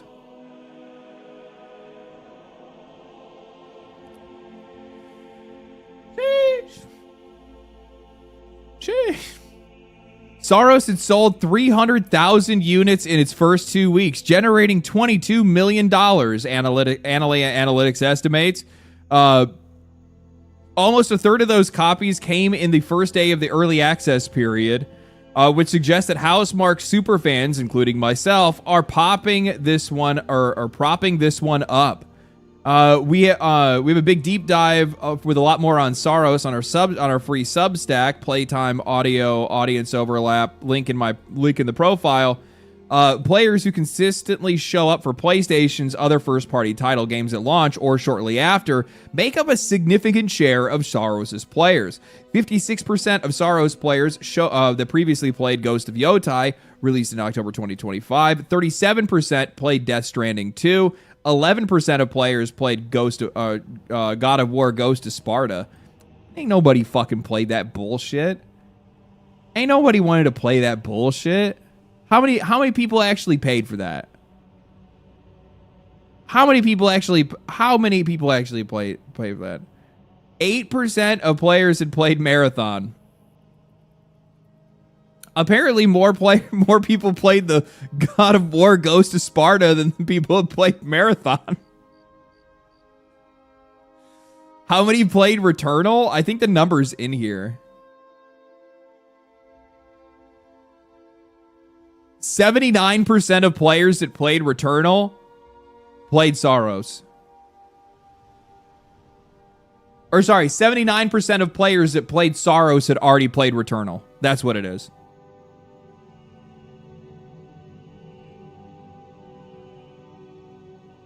That's a solid it's a solid conversion rate, but it's not converting all of the customers, obviously. This is really bad. I'm just going to say, this is really bad. It's really bad. And by the way, it's also, you mean super moron. You mean super morons who now even pay companies to play a few days earlier. What a success what a success for gaming in general that they had to convince you that was a good idea. Applause you and all the other people who think they're super fans. Honestly based. So he's like, super fans like me and a few other players that bought the game in early access to play it a couple of days early. And this dude's like, you mean super morons? Fucking, I'm giving you a like for that. Fucking, as the most do not pre-order games. Why would you ever pre-order a video game in 2026 camp? Okay, I like, as a spokesperson of the movement, and fucking don't pre-order a goddamn thing. Do you follow me? That's disappointing. That's disappointing. I don't like Housemarque style of games. Returnal was so unbalanced. I really liked Returnal. And honestly, I would have probably copped this game day one and been playing the shit out of it. But Sony absolutely cut their dick off here. By not releasing this game on PC, they absolutely just self-owned. And I'm wondering, like, how much of an issue this is going to continue to be for them outside of Grand Theft Auto. Because keep in mind, like, Grand Theft Auto, that one's a little bit unavoidable. Like, people, I know people don't want to agree with me. LD, for all the things you say, how could you say that this game is actually going to it's going to get people to buy consoles? It's going to get people to buy the game. It's going to be fucking ridiculous. But this is not one of those games. And what I think the problem that Sony and likely Xbox is also going to find themselves in the position of as well is that I don't think either one of those brands are in the position to believe that their games are going to be safe selling on their hardware alone. The one, like, redeeming factor for Xbox is that their games are going to be coming to PC. So they don't even think of PC as competing hardware. Because that PC runs their operating system, right? So, like, they don't even think of it that way. So, like, Xbox will largely be okay. PlayStation is the one that's putting themselves in a weaker position. Like, I realize that, what do you mean, what? Most PCs are running Windows. Like, the vast, wide, insane majority of PCs are running Windows. That's why I'm saying, like, Xbox does not view the PC as competing hardware with theirs.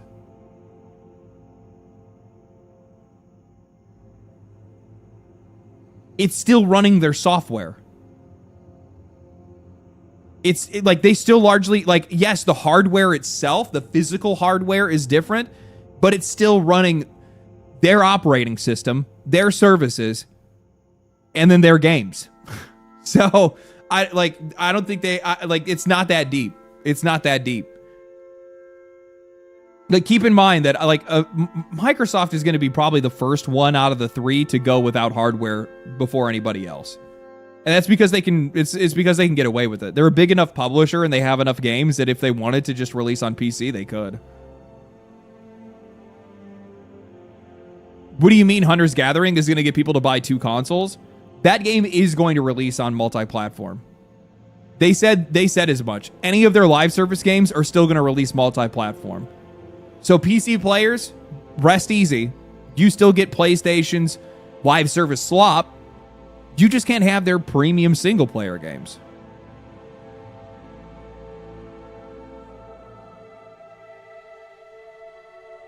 That's for their PlayStation audience. The funny thing is that looking at PlayStation's docket, I don't know if I saved it or not.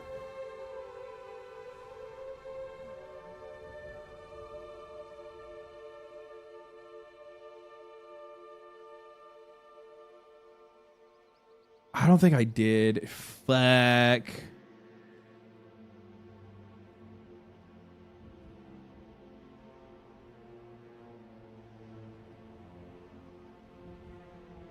Oh. No? Yeah, like this is, I mean, this image right here shows PlayStation's head of third-party Christian Svensson, I don't know what the fuck, says that their future lineup of unannounced games on PlayStation is unbelievably positive, and the industry should be optimistic about its future. This is a quote for shareholders. I'm in an incredibly privileged position to have amazing visibility into what games will look like for the next 3, 4, 5 years, and I literally cannot explain to you. Last year was amazing for games. This year will be even better. Next year, better still. The trajectory of content is unbelievably positive, and we as an industry should be super optimistic about where we're going in spite of the headwinds. I just did this graph. What do you think about this lineup?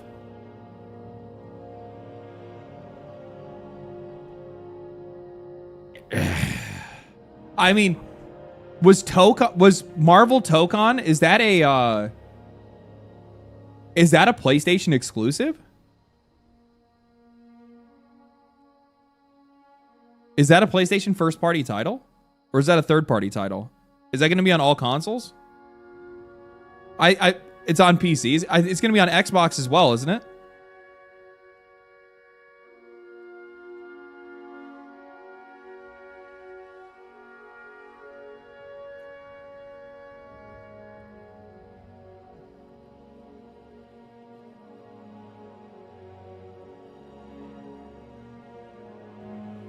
I never played the first Kenna game, so I don't really have anything to say there.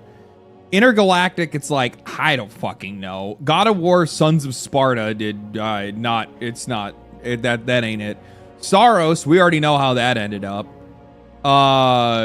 Marathon, we already know how that ended up. Wolverine, I think that game is going to do really, really well. I think that game's going to blow the doors off of them for their single player audience for sure. But like, I don't know. Like, maybe there's some games in the background that we don't know of. As primarily a Sony user, I'm the furthest excited about their future that I have been since that big hack in 2008 or whatever. Yeah, thank you for the 5. Appreciate that. No, I'm right there with you. LD, what's your favorite guitar tuning? Drop B.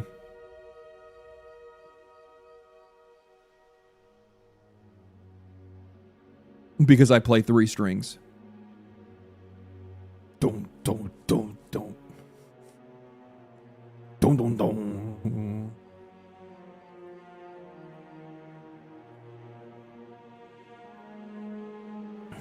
Exactly. Chugs, baby. Yeah, that's right. Dig it. Yep. 0, 0, 0, 0. You already know.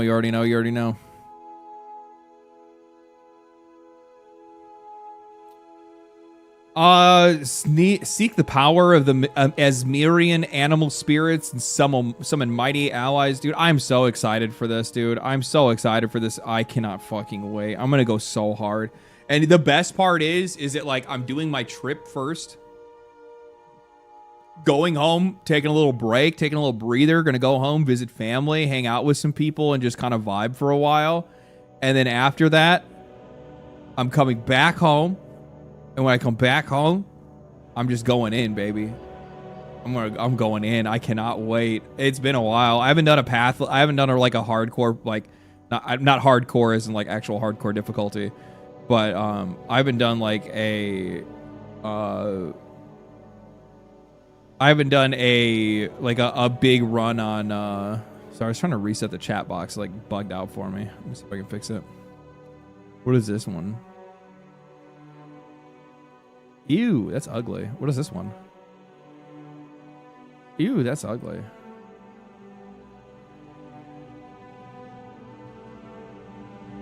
Sure.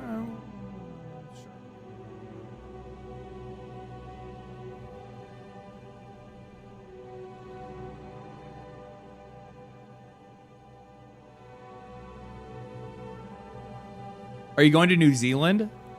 I will, yeah. Yeah, I'll be going for Exile Con. GTA 6 could be the best-selling game ever, and it could not make enough money.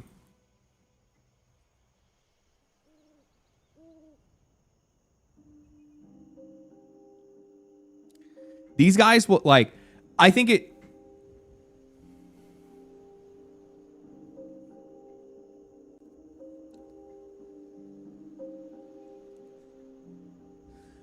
If there's one thing that I think has probably done the most damage to written journalism, it is the addiction to clickbait. They don't understand what a good title is.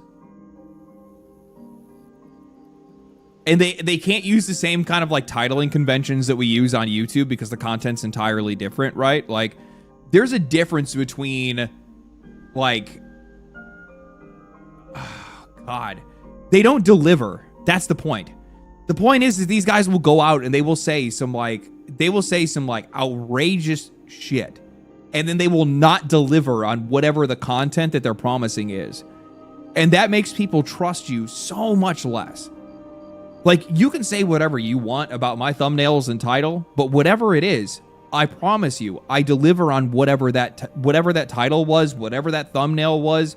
The overall message and topic, deliver on whatever that combination is. Is it vague posting? Is it, you know, of course, yes, because it's trying to beg you to come watch. That's what it's marketing. That's what it's supposed to fucking do, okay? But these guys, they do it the wrong way. They say outrageous fucking lies to get you in the front door and then don't even deliver on any of it. Not a thing. The Onyx Spy, thank you for the 5. Have they forgotten about GTA 5 Online? The story isn't the big picture, it's the backbone. That's the part that, like, it drives me crazy. Like, these guys, just the week before this, IGN, GTA 6, or GTA Online income leaks.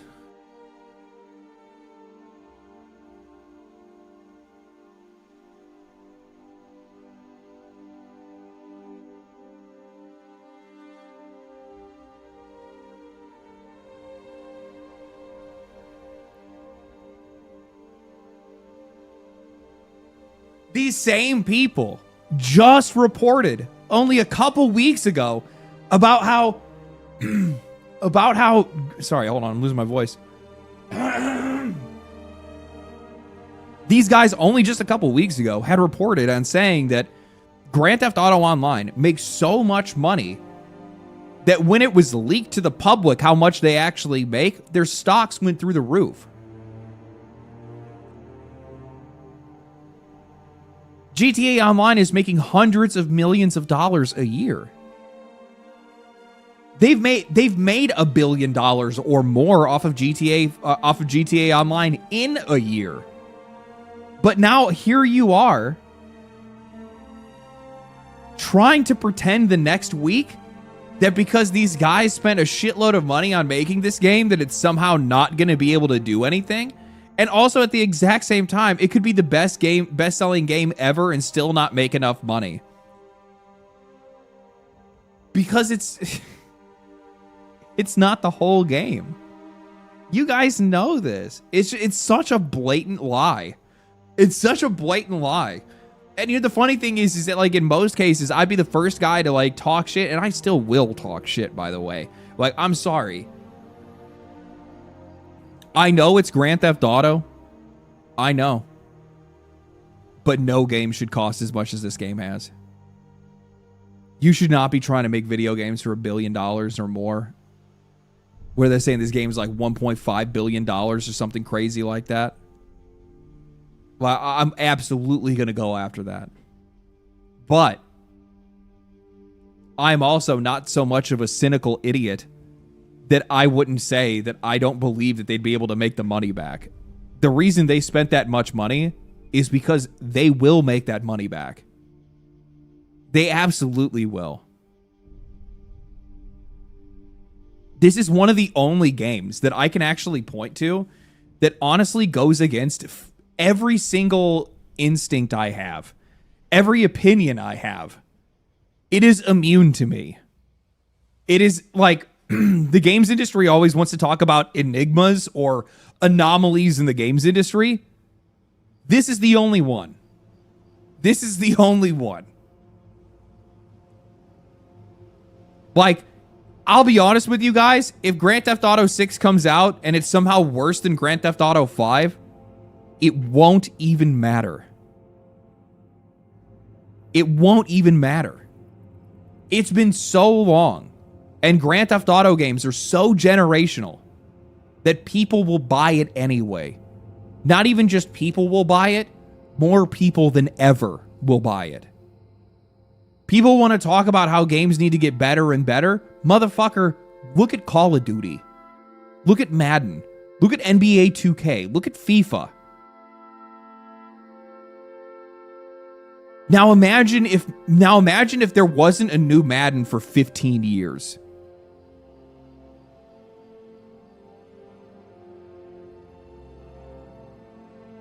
What do you think would happen?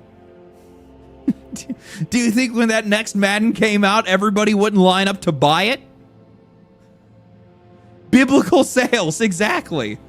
Exactly. They brought back college football and did it pretty well. Actually, my brother's really big into those kind of games, and he told me the same thing. He said they did a really good job with it.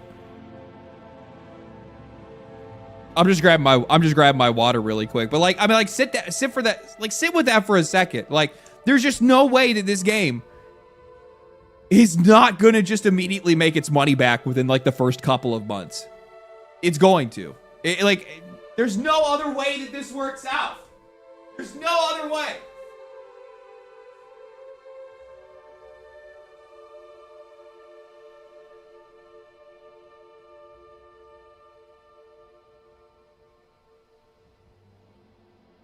And by the way, I hate to admit that that ends up being the case, but like that's exactly what's going on. That's exactly what's gonna happen.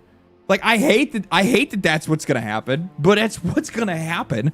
The reason why I hate the reason I hate it is because like it's gonna teach the games industry like all the worst lessons possible, and these guys are gonna go and act on it thinking that they can do the same thing as Grand Theft Auto, believing that their brands have enough staying power or relevance to be able to like achieve such heights. when it's not realistic.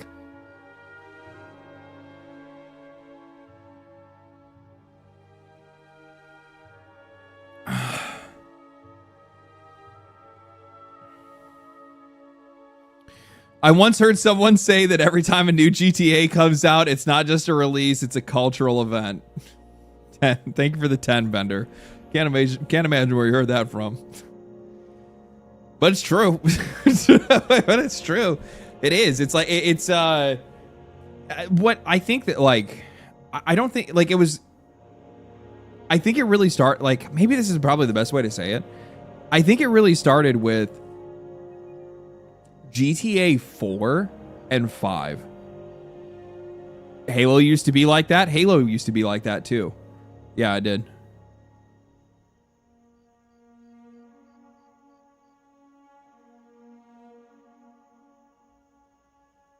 Been a long time since we got a GTA. And the crazy thing is that it's one of the most relevant games ever. You know, like the one thing that, like, by the way, so try to keep this in mind. These guys are talking about how, like, with over with a budget believed to be well over $1 billion, GTA 6 will be one of the best-selling games of all time. Will have to be one of the best-selling games of all time just to break even.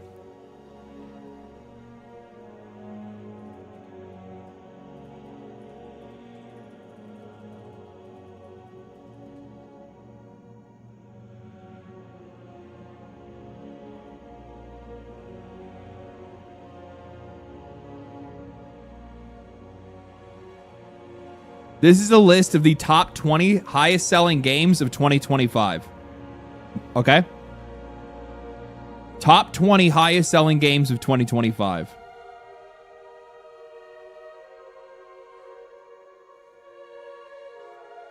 You can't see it because my camera's covering it.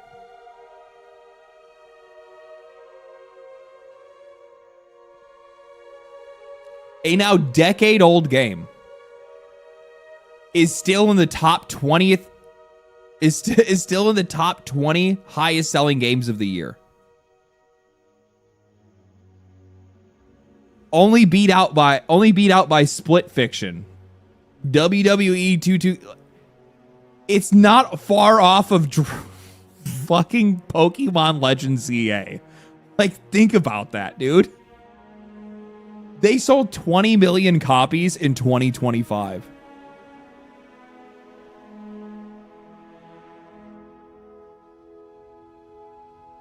GTA sold 20 million copies in 2025.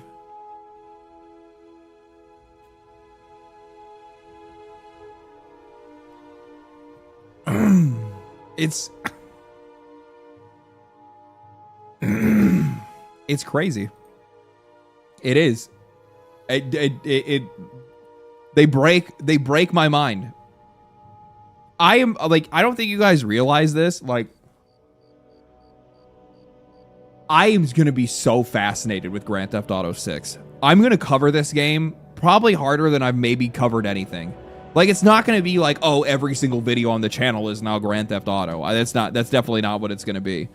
But it's definitely going to become a reoccurring character just because it's going to be such an interesting event. It's going to be so, like, just from like a financial standpoint, from an industry standpoint, from like it's just going to be, I'm so interested to see what happens. I'm so fascinated by it. You will grift. I grift all the time. I'm grifting right now. I grift on the toilet. I grift when I eat. I grift when I go to the gym. I grift when I brush my teeth. You can't even see it. I have a third arm. It's grifting right now.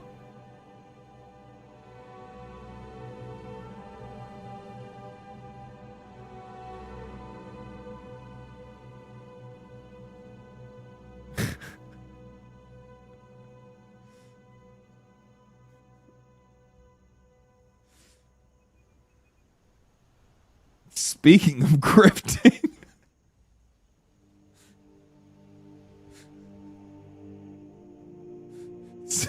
This is so good, dude. I laughed so hard when I saw this. It is so good. You know that they're mad when they're making fun of mixtape because the characters are white. They can't claim we hate it because of more racism. And this is a game? Community noted. Yes, it is.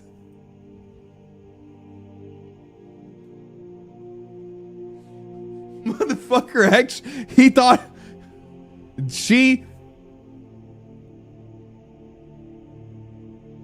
they thought they were onto something.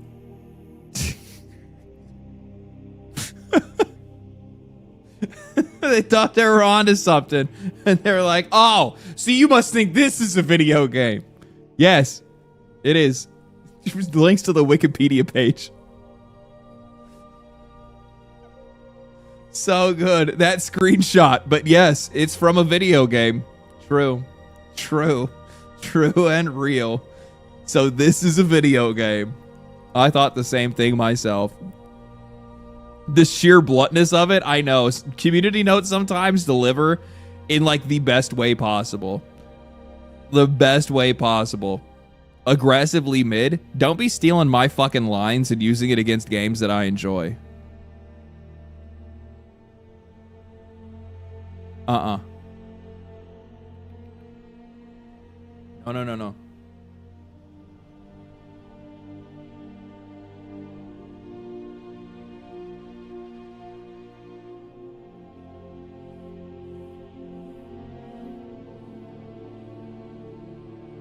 I hate the games industry. Came to the point where I'm more interested in the news than actual games. You know, the funny thing is, while we say that, we're also flushed with like a ton of good shit to play all the time. It's just that the most noticeable shit and the most marketed stuff is some of the worst stuff. It's some of the worst garbage in the industry. Like I do recognize that there is like a little bit of a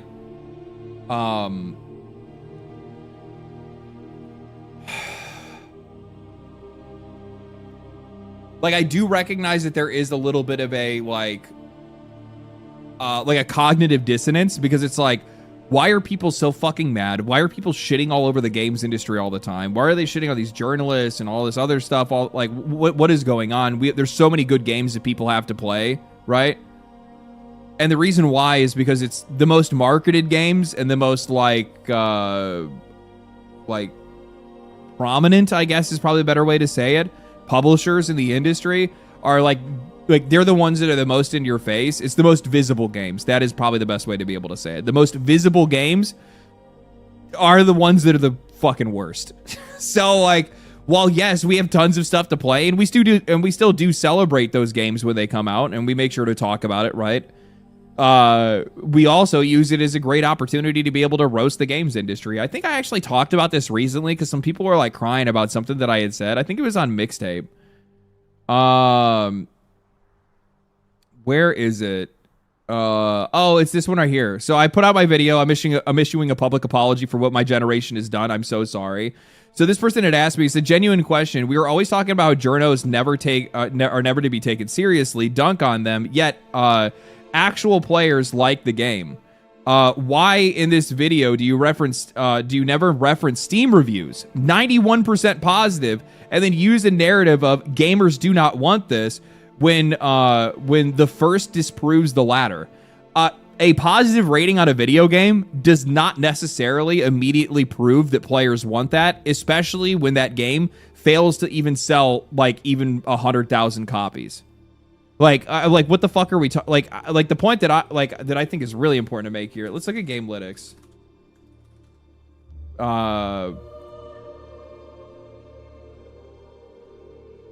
Fuck, it's not even on the list.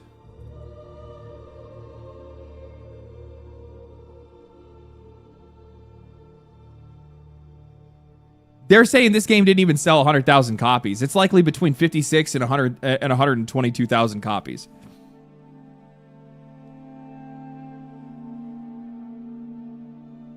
That's not the players like it. That's some people did. Some people did for sure. Some people did for sure. Yeah, a couple.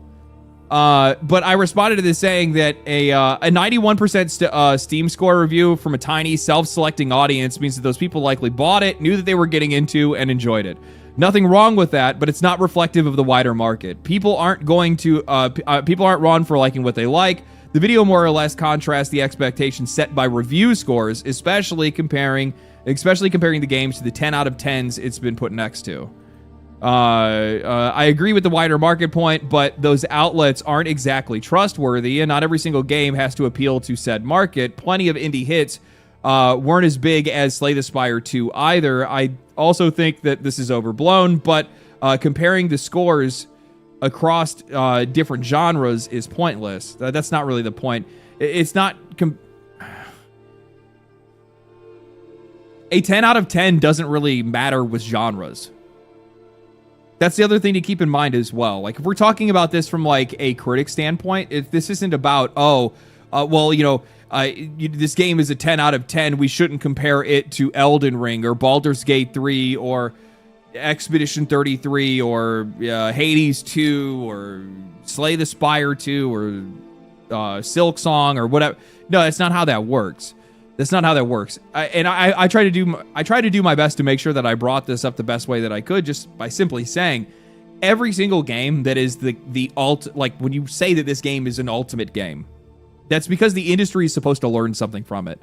But when you have a game that it has such a small self-selecting audience, such a astroturfed echo chamber, it is just not reflective of the game's industry, the gaming community, and there's nothing to actually be learned from that game.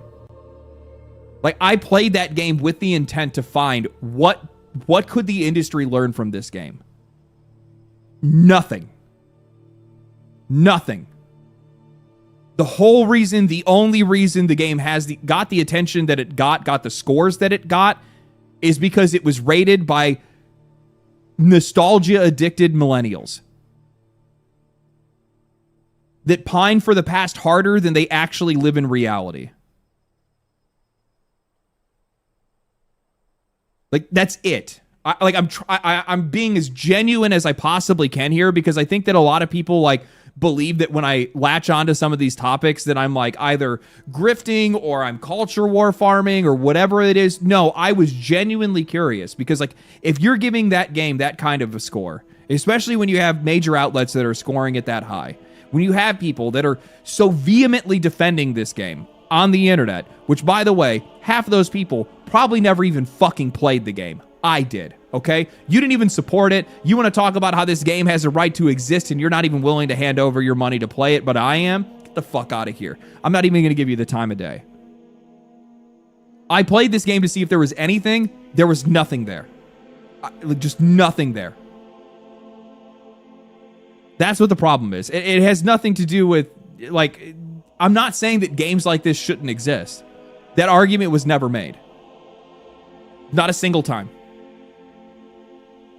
From my perspective, every single game has a right to exist out there. Not every single game has the right to succeed, though. That's a completely different story.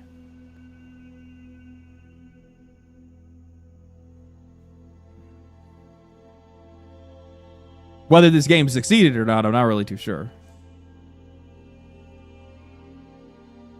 Our trust and review scores, our trust and review scores don't matter because this industry values prestige. That's the point that I was trying to make. Like, whether or not you believe that review scores actually matter doesn't matter in this conversation, because it's not about us anymore. It's the fact that the games industry values prestige. This is something that I showed off earlier when I showed that Cyberpunk 2077, CD Projekt Red, was quite literally paying their developers based off of the review scores of the game. If the game got a 90 or higher, everybody got a bonus check. This is something that has happened in the games industry for years. Somebody else had brought up the controversy with Bethesda and Obsidian Entertainment, where Obsidian didn't get paid for their bonus over their review scores because Fallout New Vegas got an 84 instead of an 85. This has been going on for decades. This is not anything new. The industry values this prestige, the players do not. And the problem is that, like, when you have a game that comes out and that game is a 10 out of 10, that then gives the rest of the industry a blueprint for how to achieve that same review score when they themselves are chasing that bonus. That's what the problem is. That's where the issue arises. Because now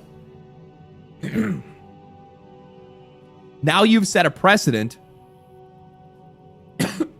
Sorry.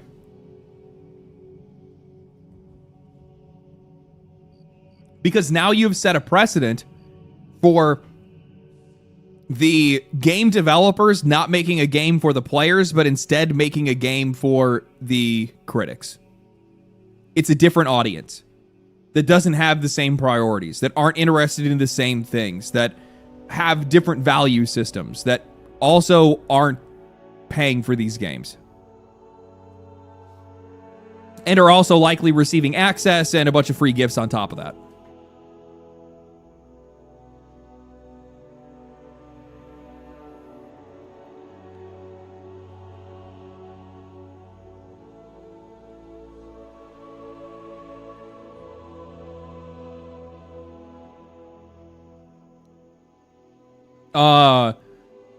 People roasting the game online is just the customer letting the industry know that it's a critic game, not a player game. I think like this is probably the one thing that I think the vast majority of people just kind of ignore. Oh fuck, there's also this retard that has been in here in my fucking comments. Like I think every time I said something, he responded to me or something like that. This dude is like such a fucking goober. I was like looking at his shit and then I just realized that this dude is actually just a psycho.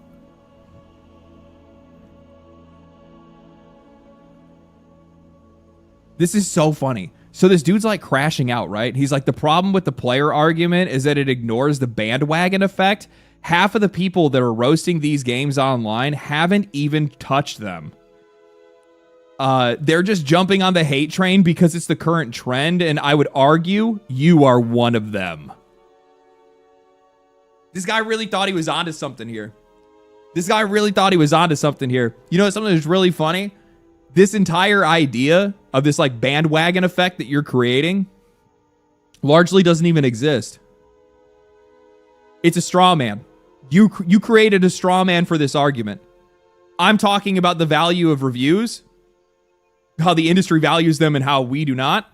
You're creating a completely different scenario where apparently there is an audience of a massive amount of gamers that are bandwagoning on hating these games when they're actually having nothing to do with them. And actually, you know, the funny thing is that the fact that you're using the excuse of they don't even play it, that's the point.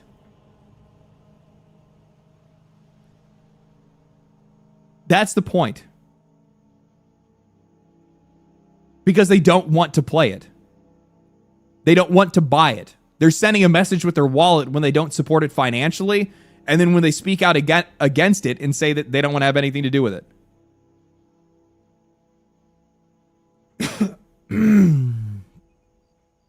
But this dude kind of went in. Hold on. This is my favorite part, though. This guy right here says, I would argue that that you're a retard because we clearly see what's happening from the videos of the gameplay itself. And he responded, I would argue you can suck his dick faster. So originally I was actually going to respond to this because I thought this was actually like, you know, somebody that was trying to like challenge me in some way and maybe, you know, like, you know, either an opportunity for conversation, right? Like I don't mind, you know, some banter on the internet, right? But this dude just self-owned by saying that he's a slow dick sucker. And I realized this is not an intellectual being. There is no intelligent life to be found here.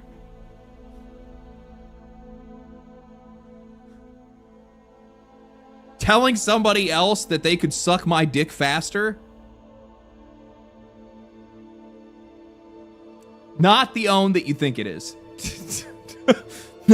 Not the own that you think it is, bud. I'm just going to let you know that right now. He might make you breakfast after. Yeah. What a gentleman. No shit. Highbrow conversations right there. I know. No, I get entertained by some of these comment sections sometimes because it's really funny to see these people like crash out. And you know what the funny thing is too, is that now that I'm thinking about it, how much do you want to bet this guy right here also did not play? Also did not play Mixtape. Because I'd bet good money that he did not.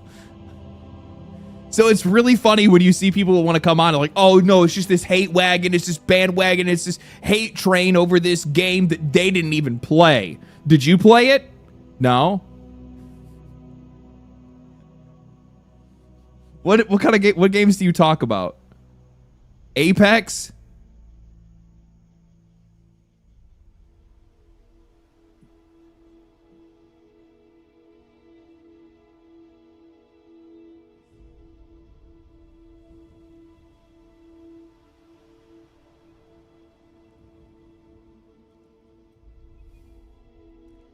I'm gonna be real with you, man. These are old, but if I see if you're somebody that's out here, like, has anybody ever won anything from these things? Anytime I ever see that, I always think it's just like the most like, and I know I'm saying this as somebody that likely will get a sponsor that's going to require me to post something, so I realize that it's hypocritical.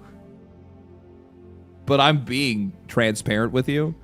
Like, who the fuck wins anything from that stuff? I feel like people that actually go out of their way to like retweets, like I think if it's actually coming from like the developer directly, then there's actually something going on there and somebody actually does win because they actually have to do something about it.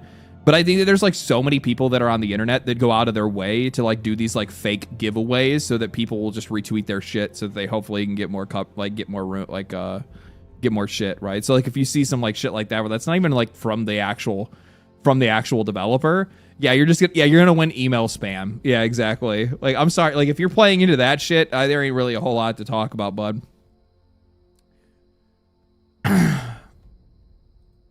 I love that Valve Steam controller does the Wilhelm scream if you drop it. What a funny little Easter egg.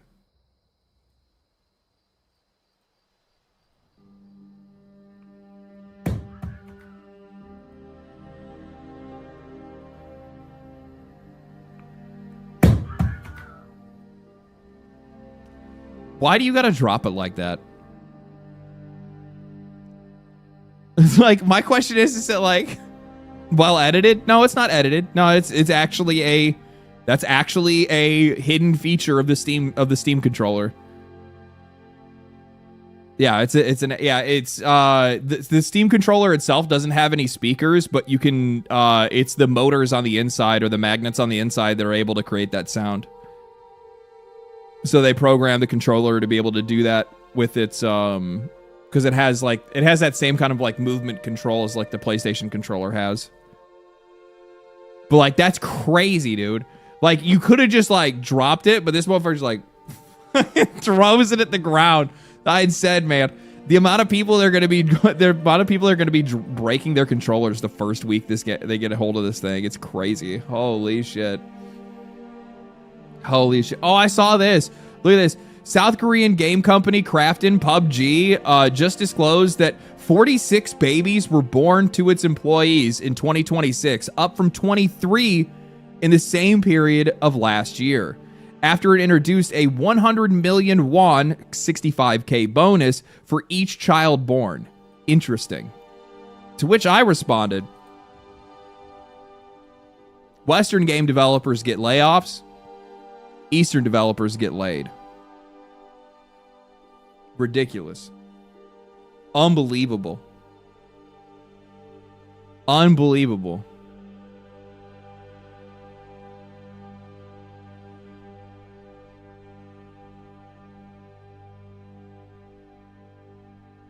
In Korea, too, that's like New Game Plus on extreme difficulty. Well, Korea, like, desperately needs their birth rate to go up. Like, Korea is in like the midst of like a societal collapse because they don't have kids. They don't have a generation that's going to be coming after a while. Like, they're not looking good, man. Like like the only way to keep Korea a country is gonna, like, if their people don't start banging, then eventually what's gonna end up happening is like they're just gonna have to like import people, and it's just not gonna be Korea anymore. 0.76 birth rate. That is crazy. That is crazy. Bad spawn location. I mean, I think South Korea is a really South Korea looks really pretty, man. I've gotten a couple of opportunities or like a couple of invites for myself to be able to go out there. I need to at one point, man. I'm hoping next year if I get some. I also had the opportunity. Like there was I missed out on being able to go to this Where the Winds Meet thing. The developers of Where the Winds Meet wanted to have me out to Hong Kong, and I was like, fuck, dude, that actually sounds so cool, but I just couldn't at the time. It was bad timing. Bad timing.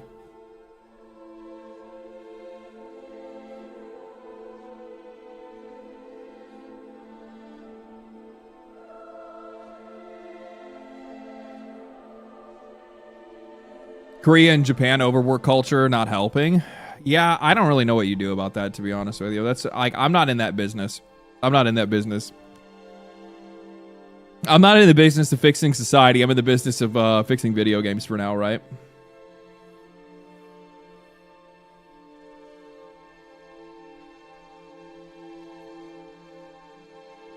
Are we actually okay? Where are we at? We're close. We're getting close, I think. We already saw that. Venture strategic initiatives planning. Sony Entertainment recently praised the fast progress made by game developers. What is this here? Christian Sevenson. Oh, the VP of the second party and third party content ventures and strategic initiatives at Sony Entertainment recently praised the fast progress made by game developers in China and South Korea. The speed at which these teams in China and South Korea are moving is amazing. Their scale and ability to respond quickly to things are not always seen from Western or Japanese teams. It's really impressive.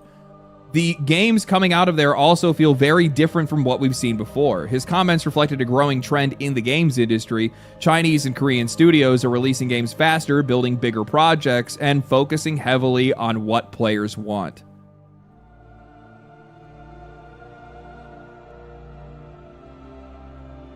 You guys ever heard anybody talk about this before? I feel like I'm 2 steps ahead.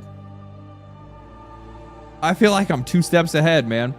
Meanwhile, when many Western studios are moving slower, some analysts and developers believe this is because Asian studios often have larger teams, lower development costs, and a stronger focus on market demand. So really what this is actually coming down to is these are factors, 100%. So the lower wages help these guys hire more people. And also it allows them to be able to invest more in outsourcing other things as well, right? So things that they may not be skilled in. The other benefit is that these people, like China and South Korea, are just so culturally different than anywhere else, especially when it comes to, like, I would probably say, like, Japan and the US, at least when it comes to video games, that, like, these guys they really remind me of more like Xbox 360 day first person, or not first person, but like Xbox 360 day single player only games and stuff like that. Like, these guys are very old school when it comes to like what they're making, because they don't have the wiggle room to be able to experiment with things like building in any personal ideologies or any, taking any side quests. I think that's just a better way to say it. They just do not have the opportunity to take side quests with their game. The only thing that they can do is they can try to get as much attention as they possibly can and then hold that attention as much as they possibly can. That is the only thing that these guys are interested in. So what they are doing is they're paying attention to the games that are financially successful. They're paying attention to what players are actually saying and what they're looking for. And then they're just building a game out from being a video game first before anything else. So they're not really leaning super hard into the cinematics or into the voice acting or into much of anything else other than the game mechanically. Does the game play well? Does the game look fun? Does the game feel fun? Those are the main things that these guys are focused with. Now, performance is something that these guys still need to work on, but that's largely due to inexperience. That's one of the reasons why, if it comes to like these like Chinese or South Korean games that come out that might have a little bit of performance issues or something like that, people are generally a lot more forgiving because we can tell that the core game itself has the care and attention to detail that a lot of players are looking for. We are completely fine with a little bit of jank. We can totally overcome a little bit of jank, but we are a lot less forgiving when that game itself isn't very good. These guys are just flat out putting out fun games. You can say what you want, they're making fun games. The other thing that they're doing, by and large, releasing those games for like 50 or 60 bucks. They're in the sweet spot of like what players are willing to spend money on right now, especially day one, which is then helping these guys to be able to push more games and push more sales down the road. Then on top of that, just using this as another example, looking at something like Crimson Desert. I think just before I saw that, just before I started stream, I don't know if I saved it or not. They just pushed another massive update to the game. This is a single player game, and now they've added an entirely different combat style for one of the side characters in the game. So now she plays like Chun-Li. Actually, you know what? Actually, you know what this reminds me of? This looks like Tifa. They made her play like Tifa in Final Fantasy VII Remake.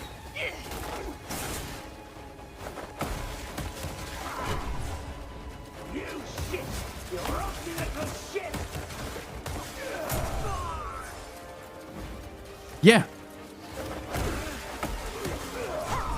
Tifa enjoyer. Tifa is the best character in Final Fantasy Remake and Rebirth. Combat-wise, she's the most fun character.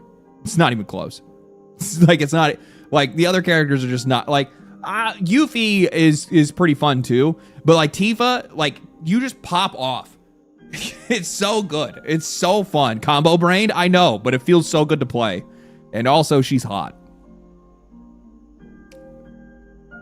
I mean, it's Tifa. Right? So like, come on. But it's just one of the like this is a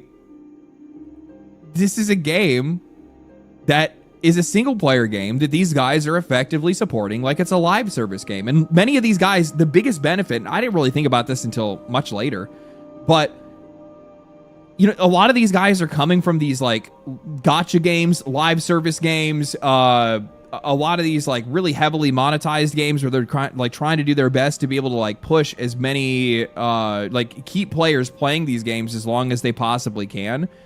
So the reason why you're having a lot of these people, like a lot of these games doing so well, is because these guys are already used to dealing with customers that are like crazy mean and like push back against everything, complain about everything. And also, these guys just used to like having a blistering pace when it comes to supporting their game. So they don't have any problem with trying to make sure that this single player game continues to hold players and continues to, you know, sell more and more by word of mouth. And the funny thing is, for these guys, what's Crimson Desert at now? And this is a single player game, mind you, right? Still averaging 50,000 players a day. On Steam alone. Add in the other platforms, and they're probably hitting a peak of 100,000 players a day. They're still seeing like millions of players a week log into the game. That's crazy.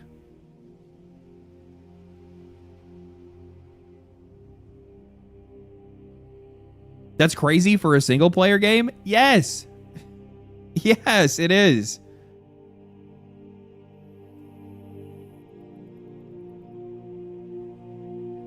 Better retention than most live service games.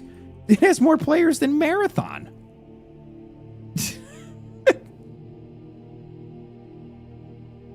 Like, what are we talking about? So that's really what's going on. It's just that these guys are they're paying attention to what players are saying. They're doing what the players are asking. And then at the exact same time, these guys are just supporting their games like fucking madmen once their games actually hit the market. It's good, man. It's really good. Drinking game time. What's Baldur's Gate 3 at now? Oh, God.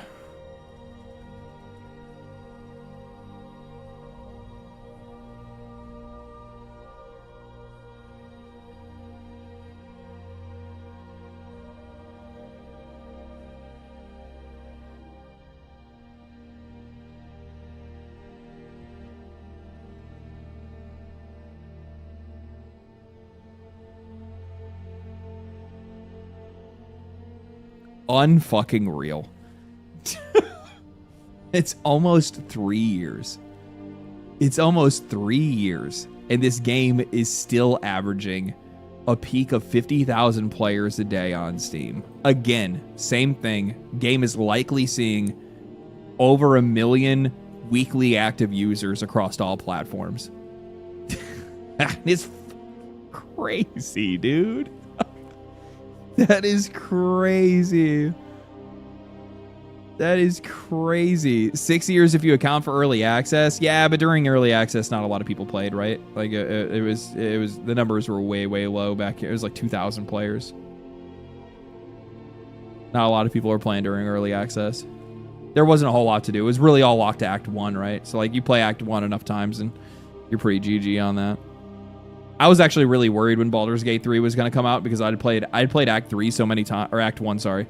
I played Act 1 so many times that I was like, you know, am I actually going to be able to continue to play this game? And then when the game came out, like Act 1 had effectively like another like 40 hours dropped into it. And I was just like, oh.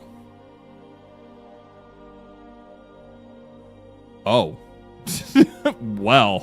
okay, never mind. Oh, man. Oh, I wanted to look at this. So this is, where is it at? Capcom's earnings. So this came out recently. This is Capcom leading brands, new IP, sequels, remakes, and ports. Mega Man, Ace Attorney, Onimusha, Devil May Cry, Dead Rising, Dragon's Dogma, Okami. Digital sales now account for 93% of Capcom's total sales. So I'm probably gonna go into this in detail in a video because I feel like this is something that's really worth highlighting. Because, like, Capcom has been on such a generational run.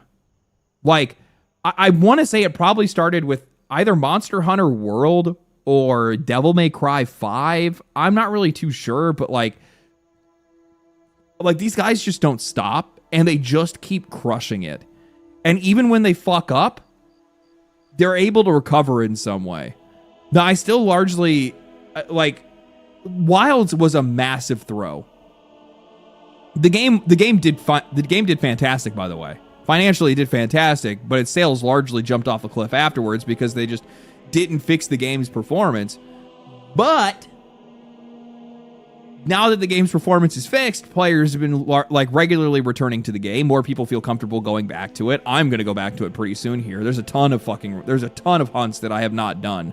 Like I didn't even gem out my character or anything like that. Like, I have a lot to do in Wilds. And even more because there's been so many events and things like that I've missed, right?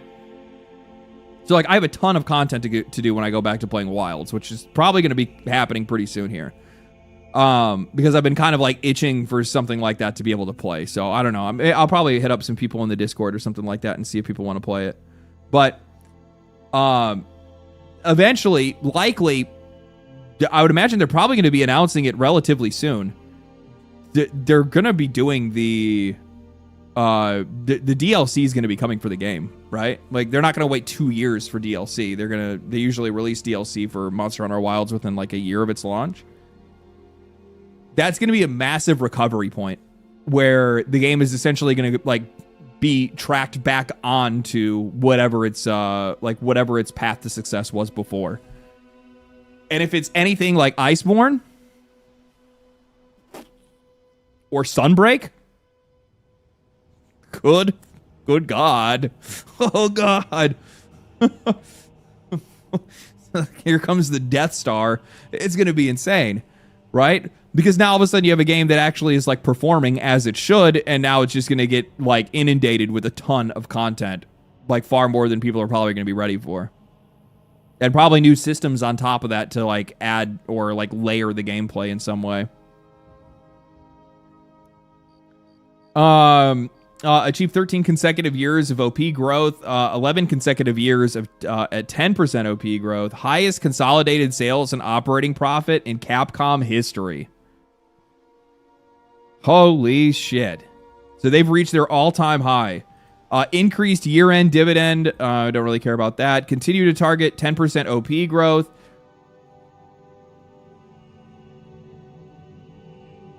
I'm not really interested in a lot of this. Do they talk about how they did it? Sales and profits up, supported by the flywheel effect of new titles released and catalog title expansion. Do you guys go into detail about this? Highest ever cumulative total unit sales and unit catalog sales in a fiscal year period. So this is saying that it's not only just the total unit sales that they had this year, but it's also their catalog unit sales, which are like their older titles that are not a part of like whatever this fiscal year is. So it's their whole library that's selling, not just their current games that they've had this fiscal year, which is this is honestly probably one of the things that I think a lot of these companies fail to realize, and live service has become a massive, holy shit, destructive moment in the games industry because none of these companies have it to fall back on. What happens if, just using this as a really good example, and this is all because of the fact that like so many of these companies just like stopped releasing single player games. They just walked away from them completely. Or they just never even thought about like trying to release a single player experience because they, you know, started their business with a live service game. They made their fortunes with a live service game, and they never tried to diversify at all. A really good example of this is a company like Bungie, which we're going to be talking about very soon here, and we're going to see exactly what that did to them. But, you know, Bungie's entire existence outside of the Halo series, or at least the beginning of the Halo series, right? Most of their games have always been, not most of their games are live service games. They immediately went and made Destiny, and then after Destiny, they made Marathon, right? What happens when your live service games are not engaging? What happens when your live service games aren't engaging players? You don't have a back catalog to be able to fall on, right? You don't have a sales, a bunch of other games that players can go to that would be like constantly in the background generating more interest around you or generating you more money, providing you with a safety net. I try to use a really good example of this that I have, and it's just something that largely it's just kind of like you get into the grind, so you just kind of like walk away from it. But I think a really good example of this is like with a YouTube channel and having like evergreen content. So I used to try to make sure that at least once a month I would come out with what I would consider an evergreen video. Something that will just like consistently always get views in the background. It's not necessarily something that is going to be like a massive hit the day that it comes out, but it's likely something that is going to be, you know, constantly viewed. And what's really nice about having videos like that is that, you know, maybe you have a weaker month or something like that. But the more of those videos that you collect and stack up, those videos that people could watch at any time, at any point in the year, and it doesn't matter because it's not about relevance. It's not about news today. It's just about games in general.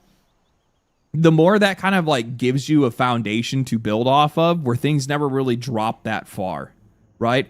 So if you have a weak month, it doesn't really matter because you have that safety net that's there. And the more videos you continue to add to it, your bottom line keeps coming up and up and up. And overall, it makes for a much healthier ecosystem or for a much healthier platform as a content creator. That exact same methodology works in video games. The stronger a base foundation of product you have, the better off you are when things get rocky, right? Because people can still always go back and buy and play your other games all year round. They'll buy them for different platforms or whatever it is. Was Halo Bungie?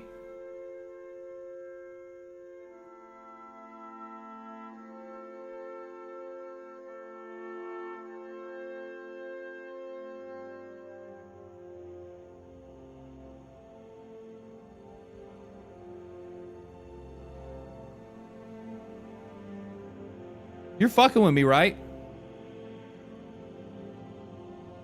Or are you just young? I don't want to judge you if you're young.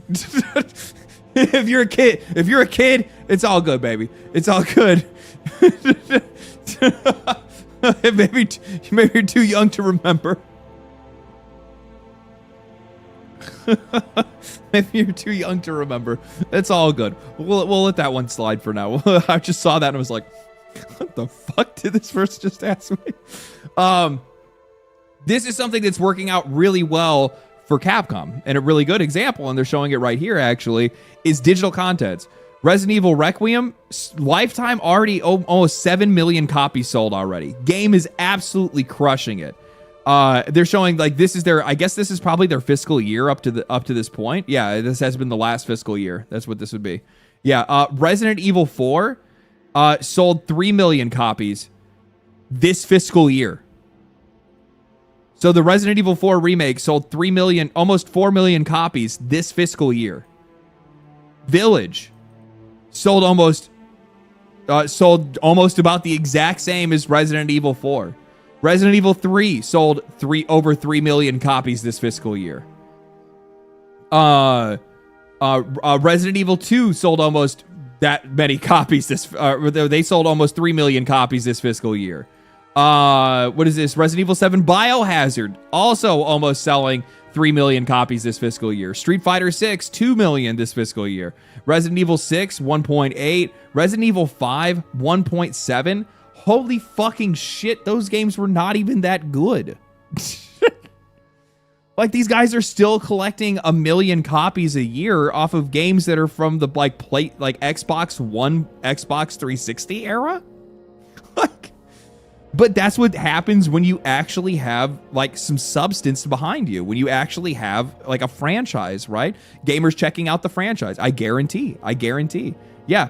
Monster Hunter Rise, 1.5 million. Monster Hunter Sunbreak, 1.4. Monster Hunter Wilds, 1.3.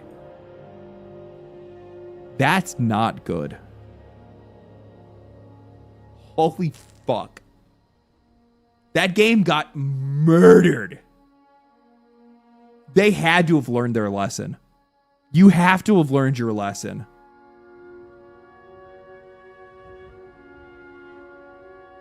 That is crazy.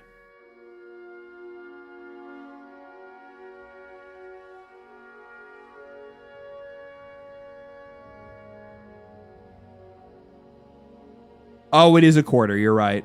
Latest entry in series. Catalog unit growth sales. Quarter 3 results. That's what this is. Quarter 3 results. You're right. Yeah. Still, though.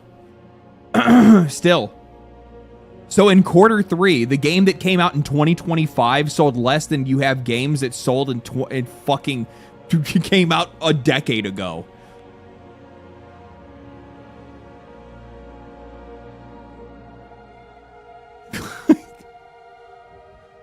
Village outsold Wilds.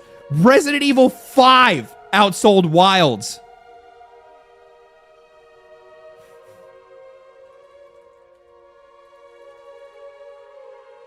Holy shit!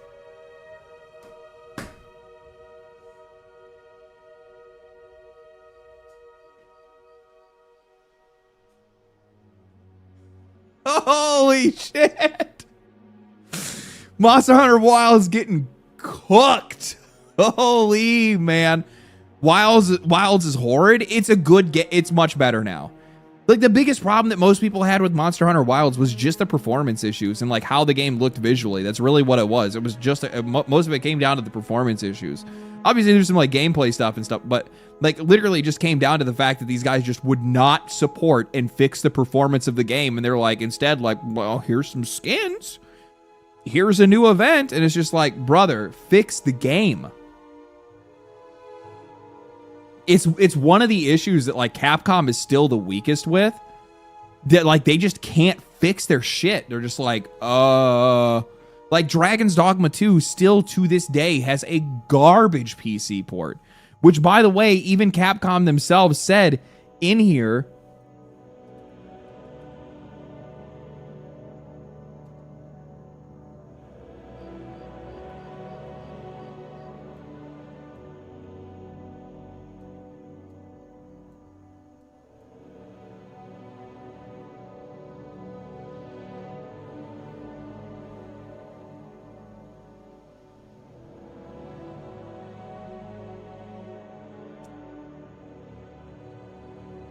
I'd have to find it, but like their biggest growth sector that they've seen over the past couple of years has been on PC.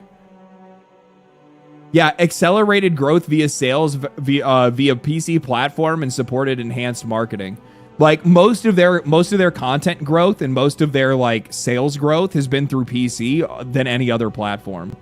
So like if And the funny thing, that's happening without them actually like properly optimizing some of these games. Now, Resident Evil Requiem ran like a dream. That game ran fine. Wilds is something they have to get fixed, though. They have to get fixed. PC is bigger. I mean, mobile is way fucking bigger, but yeah. PC is after mobile, it's PC. So, okay, where else were we at now? So, like, look at how much money these guys are making just on their old portfolio. And again, that really does go to show, like, just how hard Monster Hunter Wilds crashed. And it's just because of performance. It really is. It's mostly because of performance.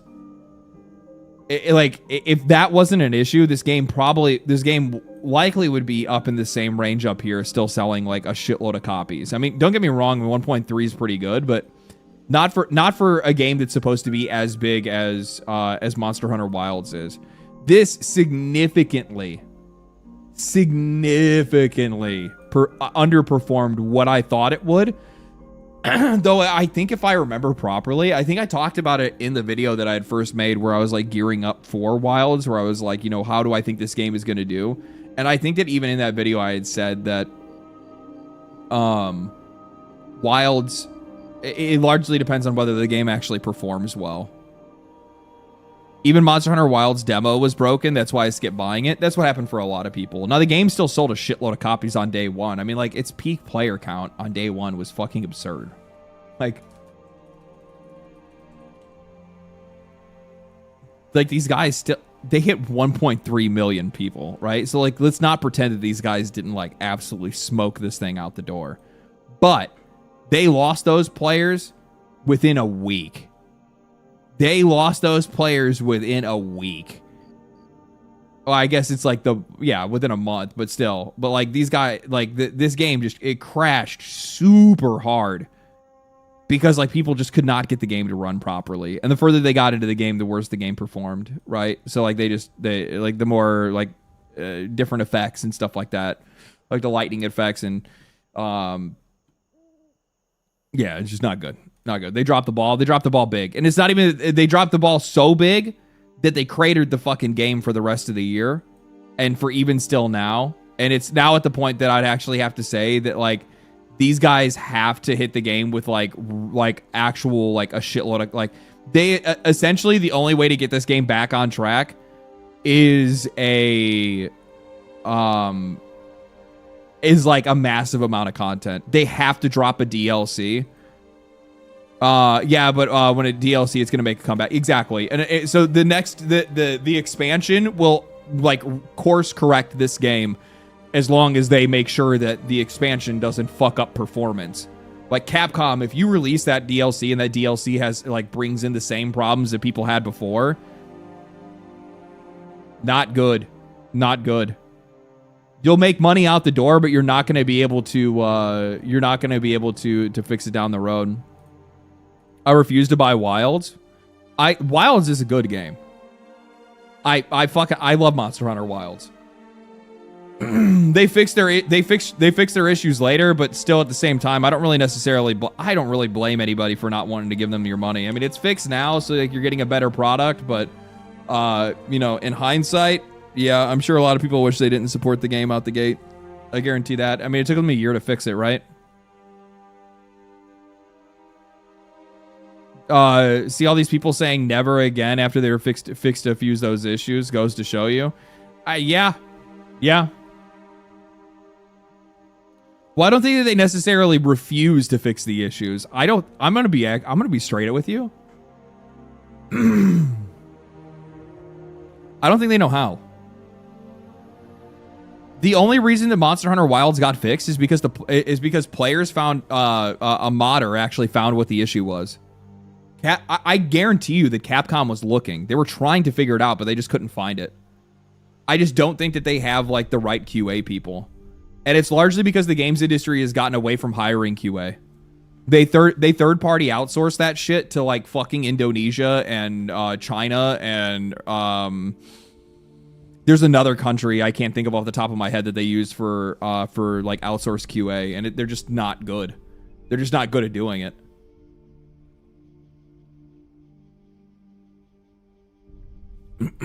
India, I'm sure there's probably some in India for sure. Singapore, I'm sure there's probably a lot of it's Southeast Asia. A lot of it's Southeast Asia. They view it as like the lowest on the chain of like they low. It's the like low hanging fruit of like opportunity, right? They're like, this is it matters the least to these guys.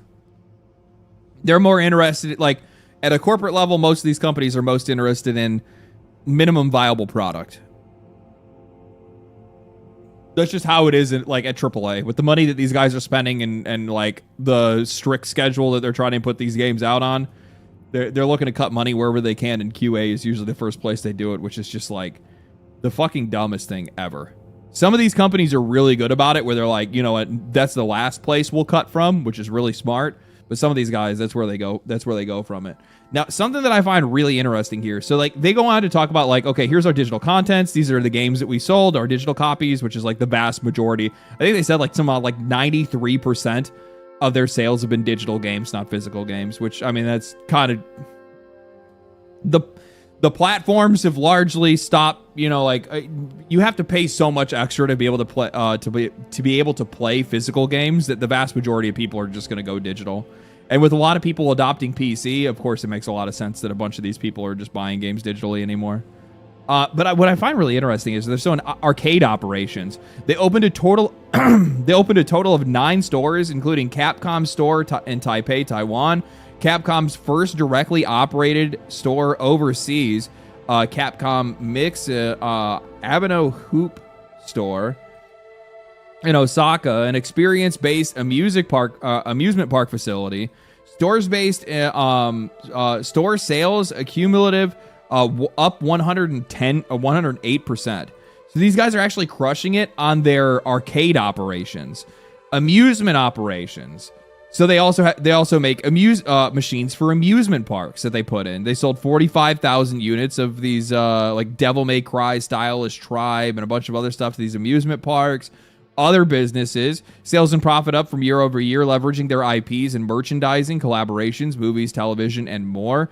Over 20,000 spectators attended the Capcom 12 and Street Fighter League World Championships held in March. So they go and they show. I saw this shown somewhere, and this is really interesting. So this is their philosophy. So how are they doing this? Mid to long run. How are they doing this? How is Capcom so successful? Mid-range to long-term growth strategies.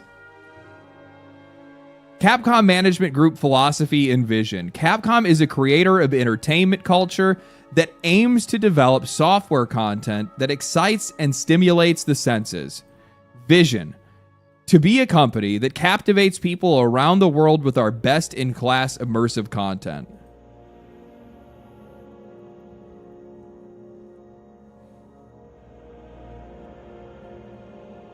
So, if you guys don't know what this is a mission statement, okay?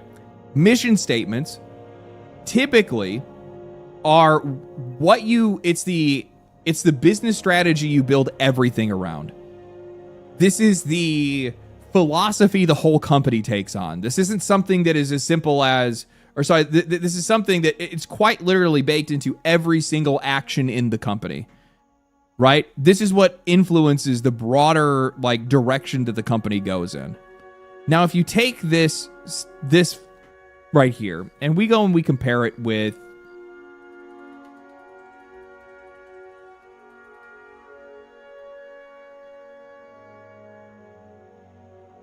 Bungie's primary mission statement to create unmatched entertainment experiences designed to inspire friendship and lifelong memories.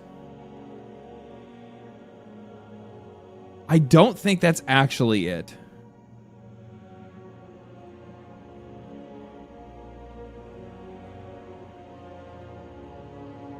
Core values.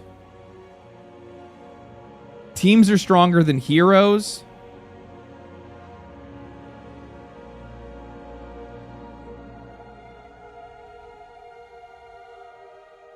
Holy fuck, dude. These guys are so cooked.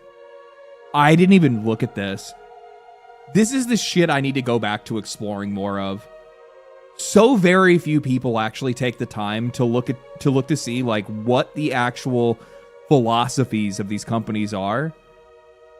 And it's been so long since I've looked at this kind of stuff where like this is the thing that this is what I use. This is how I actually use my degree properly, and I just have not been doing it recently. I've just been more reactionary. It's just the nature of the game. This is so fucking bad. Holy shit. Teams are stronger than heroes.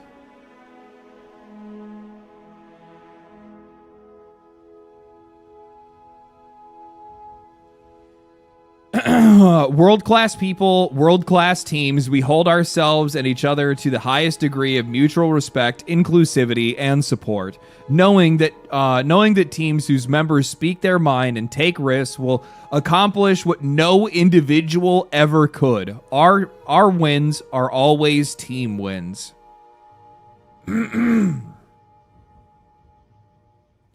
So the problem isn't like I don't disagree with this necessarily on like the broader scale. Like this is more of like an unspoken rule, right? This is more of like an unspoken thing. Toxic positivity. You nailed it. That's exactly what it is. So what this actually breeds, this idea of teams are stronger than heroes, is that you're not allowing your employees to have the room to be that person that commands the room. You're saying that their individual contribution is not the same as the team's contribution, which sounds all hunky dory, right? That sounds all hugs and pillows and cotton candy. But the problem is that the games industry in a wider sense is about it's about trailblazers. It's about people with wild ideas. It's about incredibly talented people. It's about people with drive. And in some cases, it's also about assholes. And if you go and you watch like a lot of these, or like go and like hear some of these, like some of the most like influential developers that have made some of the best games ever, like notice how, a trend that we've seen over the past couple of years, how many like solo indie devs just like blow up and make a game that just like exceeds any and all expectations and competes like on a AAA level with like sales, right? And while the scale of that game and the price of that game definitely has an impact in that, in a lot of cases, it's just because somebody had a cool idea and they ran with it by themselves. They were the hero. By getting rid of this idea of no heroes, you're effectively giving every single employee you have a ceiling. Oh, God, you need to give everybody else a chance.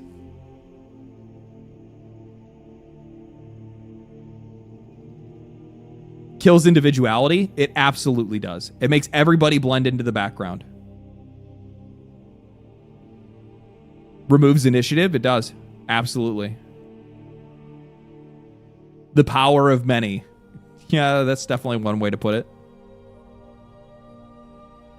Player first experience. We define success by delivering extraordinary experiences to our fans. The first job of every studio is knowing how to bring joy to that community, and to never get lost in the narrow perspective of our own craft. I wouldn't get lost in the narrow perspective of your own craft. How about you don't get lost in the narrow perspective of your fucking business model?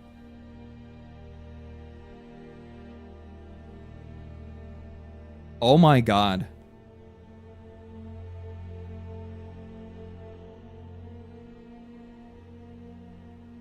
I knew this sounded familiar.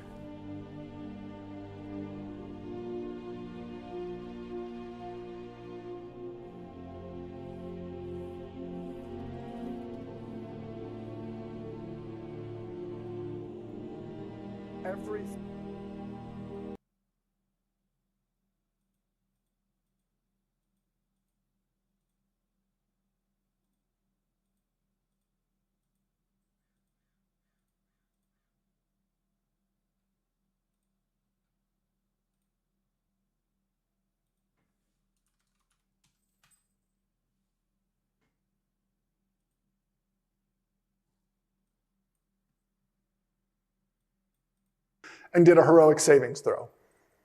And we've had to learn painfully not to do that, because that only makes things worse.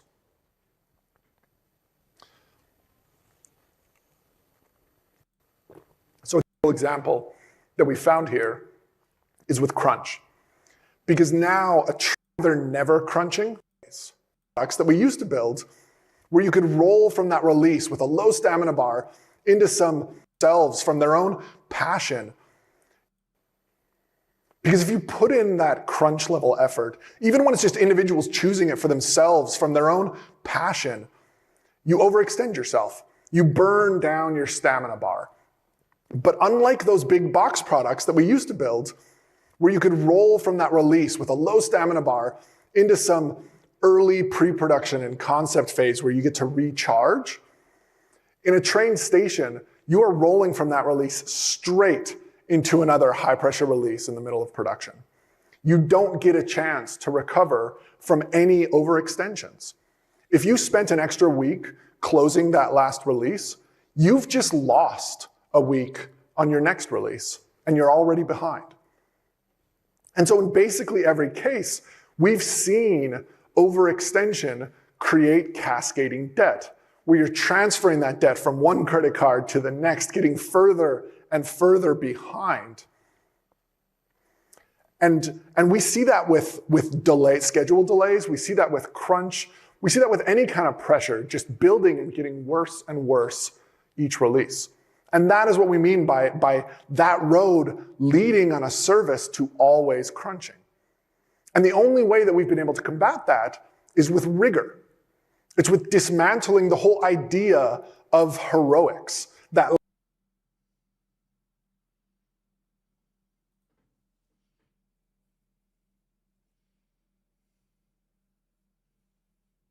I knew it sounded familiar.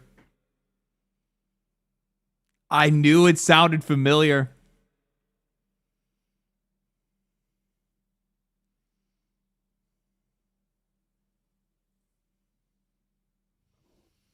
I knew it sounded familiar. Yeah, if you guys don't know who this is Justin Truman.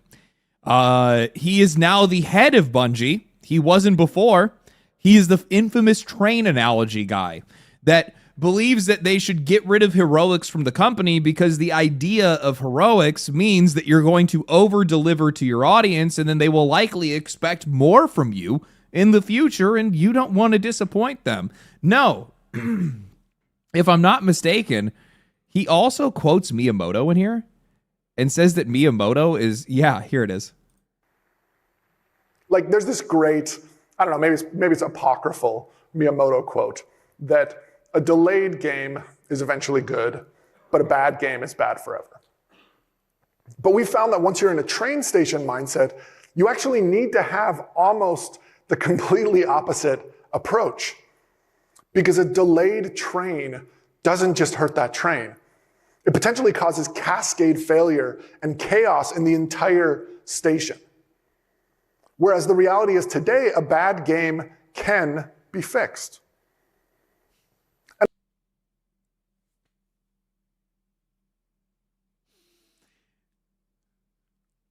What happens if nobody's at the train station? You ever think about that?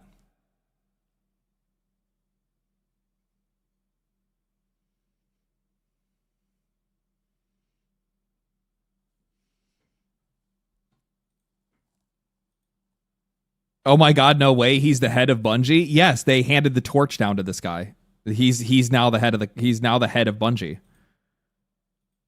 Yeah, originally I forgot what he was in. I think he was like a studio lead or something like that. And then after Pete Parsons left, he was handed the torch, and now he's head of the studio.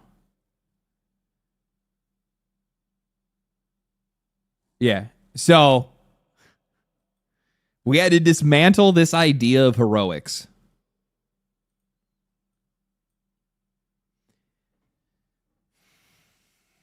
The problem is when you have a strategy like that, I think on paper it makes sense, right? When you're talking about a live service game, You're trying to make sure that they're placing so much importance on the delivery schedule and the constant like drip feed of content to like keep players engaged, that what ends up happening is that they completely lose sight of like, I mean, no, we'll take this in the opposite direction. Getting rid of heroics means that you are never interested in over delivering to the customer. You are never interested in blowing their minds. You are never interested in making them feel valued. And what ends up happening as a result of that is that you're consistently under delivering or just delivering.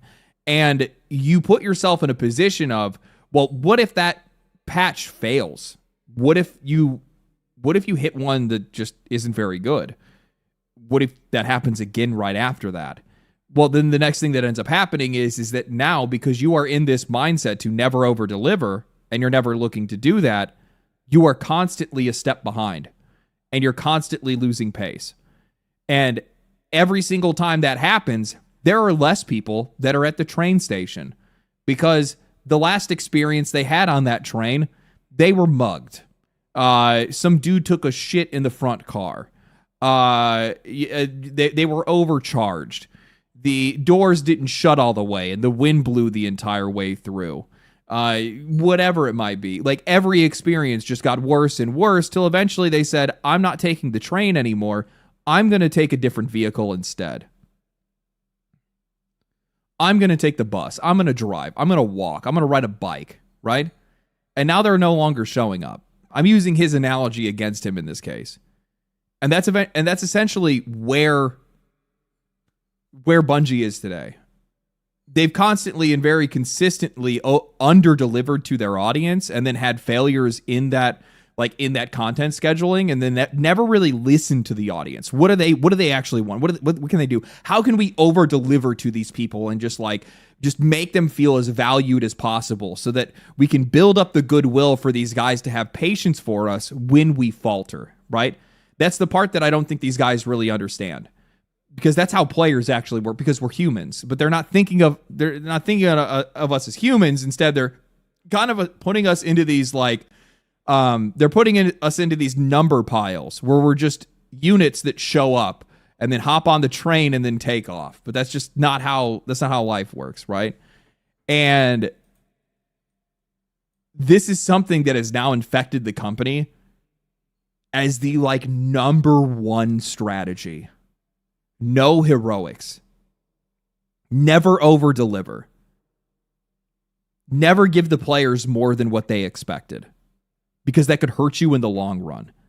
And then that went from just the game and the customers to the developers themselves, to no individuality, no level of expression in an artistic industry. If you wonder why or how Bungie ended up where they are today, this is exactly why. Notice how vastly different these core principles are from what Capcom's are. So going back to look at Capcom's again, Capcom says, we make really good entertainment and we aim to develop software that excites and stimulates. Effectively, these guys are saying, we're looking to make the best games that we possibly can. What's their vision? To be a company that captivates an audience around the world with best-in-class immersive content. Over-deliver. We're looking to make the best thing we can. We're looking to exceed your expectations.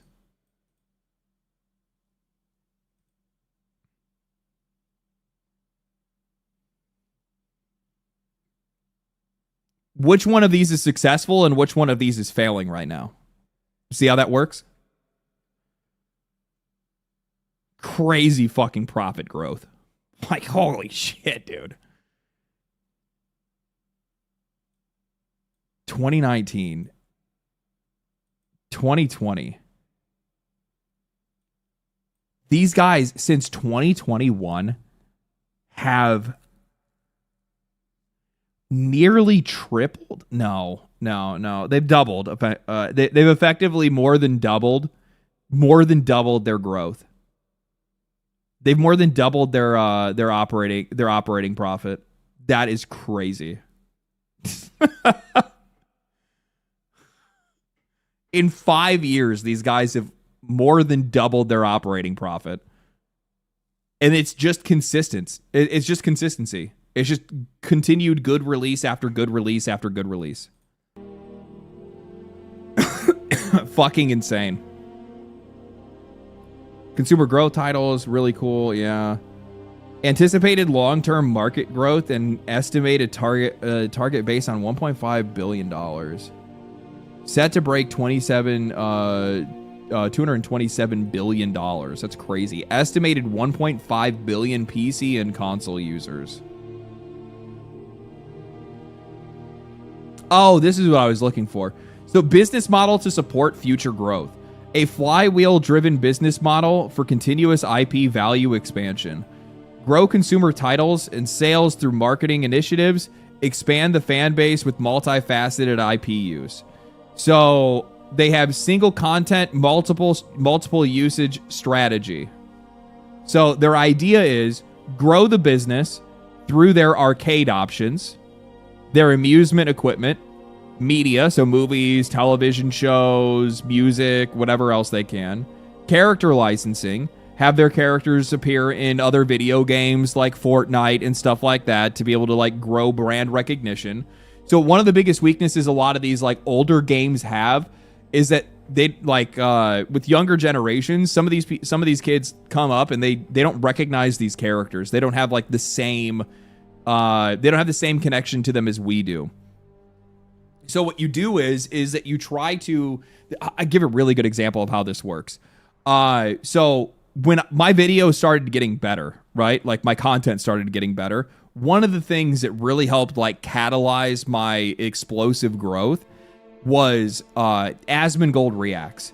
So it's not my content, right? He's making content off of my content. I was being featured somewhere else, right? I was a reoccurring character, or am a reoccurring character on another channel. Now, that doesn't necessarily mean that all of his people immediately go and sub to me, right? It's not like a direct transfer. What it ends up happening is that I become more readily recognizable. So you see me somewhere else and my face becomes more like natural in your like content loop. You're like, oh, I recognize that guy. Oh, what's this guy saying right now? I agreed with him in this one time where he said this one thing. And then I pop up on a really good example of this, and I can actually show this. This is a change recently, right? So like, I started including myself in my thumbnails, mostly just because there were a lot of people that have been trying to, a lot of people have like tried to effectively look like my videos, straight up clickbaiting using my title and my thumbnail to try to like draw people in, right? You use my face, now that's impersonation.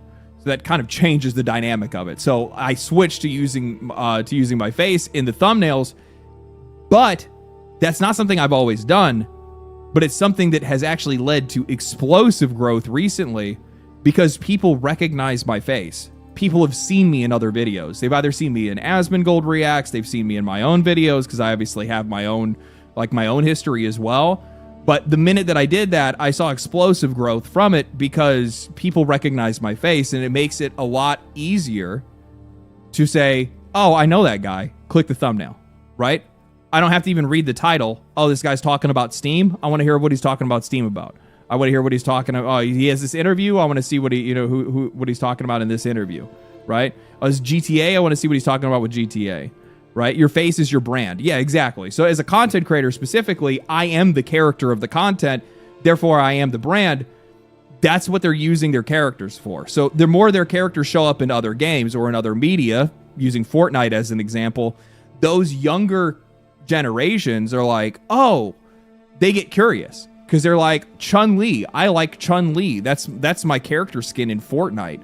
I wonder what Street Fighter is like. What game is she from? Street Fighter? I've never played that before. Maybe I'll try that. And then they go and they give it a shot and they see what's up. I've seen bigger channels copying your thumbnails. I'm not going to drop their names though. I don't really fucking care. People can do whatever the fuck they want. Thumbnails are never the secret. You can get people to click, but you have to get them to continue to watch for a video to do well. It's the content of the video, not necessarily the packaging. The packaging does matter, but just because you can get them in the door doesn't mean you can get them to stay.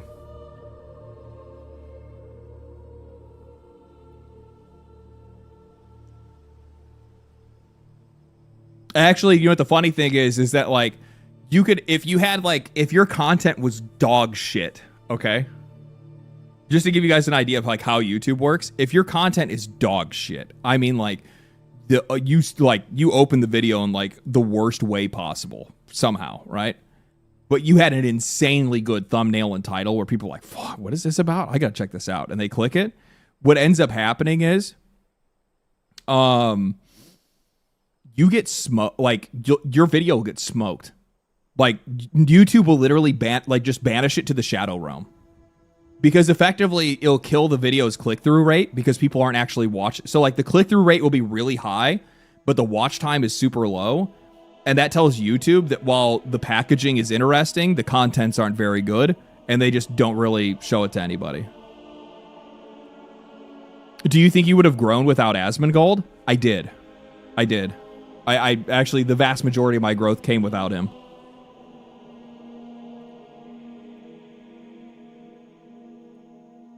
I think that there was like a good year and a half where he didn't watch anything from my channel. And that's where like the baseline 100,000 plus viewers came from.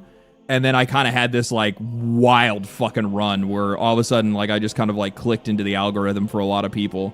Actually, if you guys really want to know what likely led to like, actually I know exactly what led to me getting to almost 500,000 subs.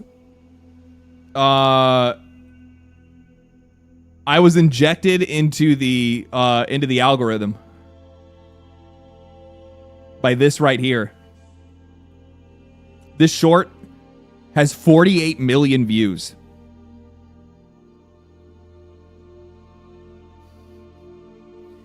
$48 million views. Yes, 48 million. This video and like the viewership for like the rest of my videos, like the minute that this thing clicked, the whole channel just got like ripped straight up. And it's just because like a lot of people had never seen me before. Maybe they had seen me on an Asmongold video or something at some point, but like most people don't really like go and start watching somebody regularly. But this had like injected me into so many people's algorithms that once one of my videos started popping up, everybody started watching them. I never see shorts. What is that? I'll play it for you.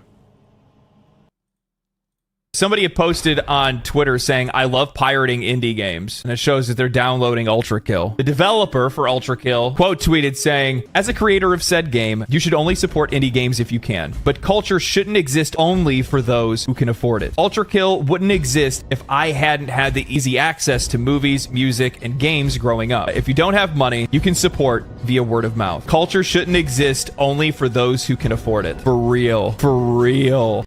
I didn't even say shit. It's a great quote from a great developer. That's why I was glad to like repost it and, you know, like get it out there on YouTube and whatnot like that. But the funny thing is, it does really go to show just how fucking brain rotted we are and how like successful you can be off of actually not providing any content yourself. All I did was just read it. All I did was read it and go, for real, for real. But regardless, 48 million views. For context, my next highest viewed one is 3.4 million. And actually, that's from this week. The only thing that is stopping only thing that is stopping ads from this is from this week. Flipping into your games right now is Steam.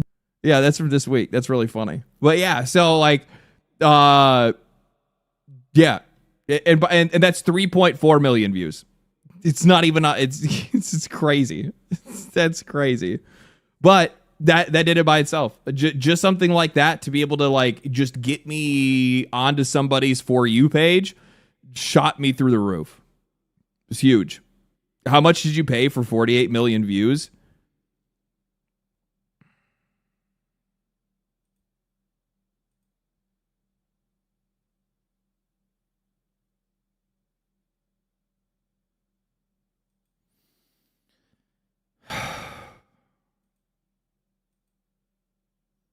You realize YouTube's not Twitch, right?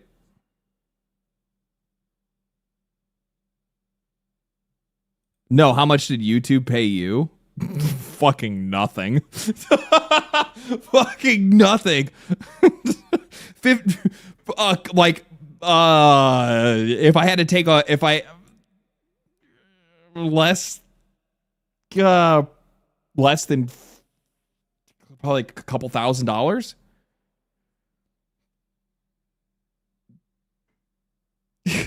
So it's like which is crazy. But like shorts, like even like a short that gets like 1 million views is it's gonna make you like $20. It's crazy. Like zero money. Like for you to be like, that's what I find really funny is that you'll see these people that are like really popular with shorts. And don't get me wrong, I think that some of these guys, like once they really click the algorithm and they just become that guy that people watch religiously, I thought they would pay more. No, shorts and TikToks and all that shit pays notoriously low money. That's the reason why you end up seeing, where did that go? That's the reason why you see a lot of guys like this.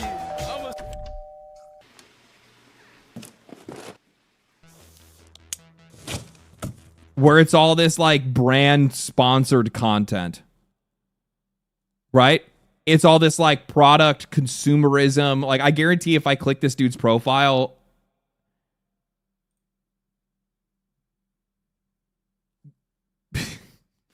buy this controller, buy this game, buy this accessory, download GeForce, get this media kit, use my Amazon store to buy the same gaming gear that I use. And this dude's probably big on. Are you big on YouTube? I'm gonna say not big on YouTube. No. Shorts? Not really. Instagram. Oh, I don't have Instagram on here. He's probably big on Instagram. If I had to take a wild guess, because he's very like product focused, very like sponsor focused, he's probably Instagram, because Instagram's more like selling shit to people, right? Like that's what they do. If you guys look at like Instagram, it's a lot of people trying to sell stuff. So the more you're into like shorts content, Instagram Reels, TikToks, shit like that, and that's like your main business, you are sponsoring everything out of the fucking sun. Like half the content is, and the weird thing is people watch sponsored shit all the time. People watch sponsored shit all the time. Like on those platforms, like it'll say like it's literally just somebody showing off a product. I mean, fuck, half of those videos that you see of like back when like Labubus were a thing, or like there's like another trend that's going on now, or whatever it is, all that shit is sponsored. 90% of that stuff is sponsored. It's all fake, and then people buy into it anyway. True, everyone is trying to sell shit on Instagram. Yeah. I use short form content. You know what the funny thing is? I only make content on YouTube. And then I have a stream on Twitch, obviously, right? But outside of that, I first initially tried putting some stuff on TikTok. I've never done Instagram. I probably should. Like, I'll be honest with you, man. If I actually started posting my shit to multiple websites, I'd probably see like some fucking wild growth. I'll be real with you. Like, I'd probably see some. It wouldn't happen immediately. It'd happen over time, but holy fucking shit, it'd pop off. I know it would, because that's just how this stuff works. The more of a content loop you have, the better it ends up doing. TikTok is very closed loop. You know what the problem is that like not a lot of people are good in long form content. So I think short form content is a closed loop. Rip Kickstream, I just couldn't do it with my internet connection and do it reliably. I have to get my streaming PC set up, and it just hasn't been working the way that I want it to. After I move, I'll actually have enough space to like really get things set up and get like the second PC up and running, and actually have like the whole streaming PC setup deal and all that stuff. So then maybe I'll be able to get it on. But I'll be honest with you, man. Like nothing against the people that were watching on KitKok. on Kick. Not for anything against the people watching on Kick, but Kickcock. Yeah, where's that website at? Catch me on Kickcock. Nothing against the people on Kick, but I really wasn't getting very many viewers there, and I'm not a big live streamer. I'm a YouTuber, right? So like this is more of like chill content that doesn't really have a whole lot of people that like we actually do have pretty big, like for my size, it's relatively big streams. It is. But with that said, it just it wasn't really worth the headache for me for like trying to like pay more money to get like better internet for something that maybe only had like 10 to 15 people at most, right? Like it's just, yeah, just let people watch on YouTube or Twitch and just call it that for now. Oh, man. But so anyway, so all these things here, what they're doing is that Capcom is just trying to make their business and their characters more recognizable across more areas that are outside of the video games themselves, right? So more entertainment, more arcades, more things like that, get people involved in other places, get them interested in the characters, make those characters more recognizable, and then you bring them into the games themselves. And then you have your digital sales and your pricing strategies and your catalog sales, and then you grow your user base. And this is a really smart thing to do because essentially they're just building their entire thing off of trying to make sure that they get long lifetime sales for all of their games, which just brings up the foundation of the company and just makes them like that much more successful and that much more like financially stable as the years go on. Like we almost lost Capcom not that long ago. It was a little over a decade ago, but they were in a really, really tough spot, man. They were in a really tough spot. What do you do as a career? I'm unemployed, dude. Living off the government.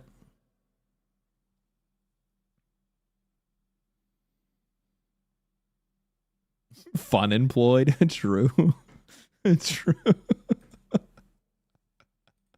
Bum. No, true. Yeah, I'm living off of EBT and LMNOP and yeah. Yeah, what do you mean? What do I do for this is my job. I do this for a living. Well, not streaming. I mean, that's just part of it. But yeah, I make videos. What are you talking about? What do you think? I mean, I used to work in construction, but this is what I do now. How's the stamp treating you real well? That's right. Waiting for my Trump phone. Yeah, no, I mean, this is smart, dude. This is smart. This is like, and the thing is, like, what it really comes down to is like these guys just put out killer content. They really do. They put out killer content because, like, the Monster Hunter series, by and large, is fucking killer. It really is. Like, Monster Hunter Wilds, once that game gets back on track, once they get an expansion in it, and all of a sudden the next thing you know, that game is going to be up at the top. Street Fighter, I feel like, has always been, like, rock solid for years now. Resident Evil series, basically, I mean, Resident Evil is now the king of survival horror, and it has been for a long time. Like, I just do not see Silent Hill being as popular as Resident Evil. The best part about Resident Evil is that I think Resident Evil grabs all crowds. It's not only the people that like, survival horror games, but I think that Resident Evil also branches over to the people that are like, maybe they're not really too big into survival horror and they more like the fun, right? And they more like the fun. Not Capcom killed Resident Evil, only new fans like it. Well, there's more new fans than old fans, so I guess it really doesn't matter much.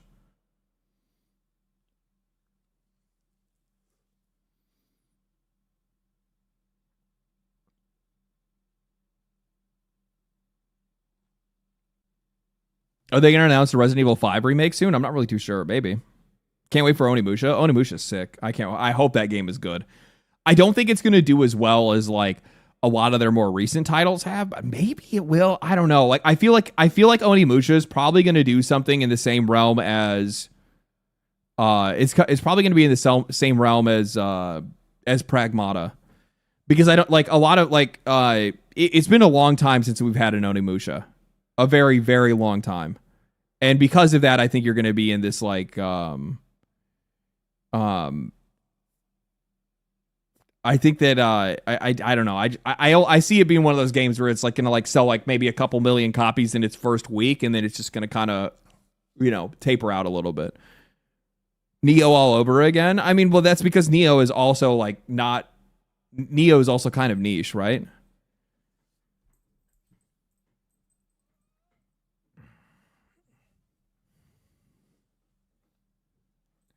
Do you think 007 will be a success? I think I'm gonna be able to get to an event pretty soon here and get some like hands-on coverage of it myself. Actually, I have some people that are looking into getting. Apparently, they have like an event that's like continuing to go on to get more people to actually give it a shot. World of Assassination is the last one that they put out, right?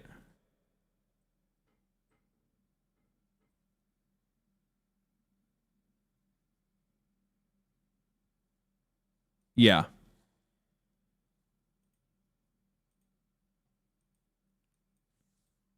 The series is just not as popular as I think a lot of people believe it is. I realize that 007 is a completely different game. I do. I understand that it's a different IP, but this is more about the studio's reputation and then like I guess the kind of experience that game delivers. So if people are like, "Oh, it's like Hitman." Hitman's not as popular as a lot of people think it is. I think it's a lot more popular on console. I don't think it's very popular on PC. But with that said, it could very well be one of those situations where you know, people like 007 brings the people in. 007 being story driven with only 20 hours of content, if it doesn't give an end game loop or replayability, it's going to crash. I mean, like any single player game is going to crash regardless. It's not a live service game, so I'm not really expecting for it to have anything crazy. Most of the stuff's going to be like challenge related. Have you checked out Far Far West? I watched a couple of people play it. It looks really cool. I just don't have any friends. I don't have any friends. Or the friends that I have don't want to buy games to play together. Play with us? Yeah. Man. Liar? Okay. Well, my friends don't play video games. My friends largely do not play video games. You know what games my friends want to play?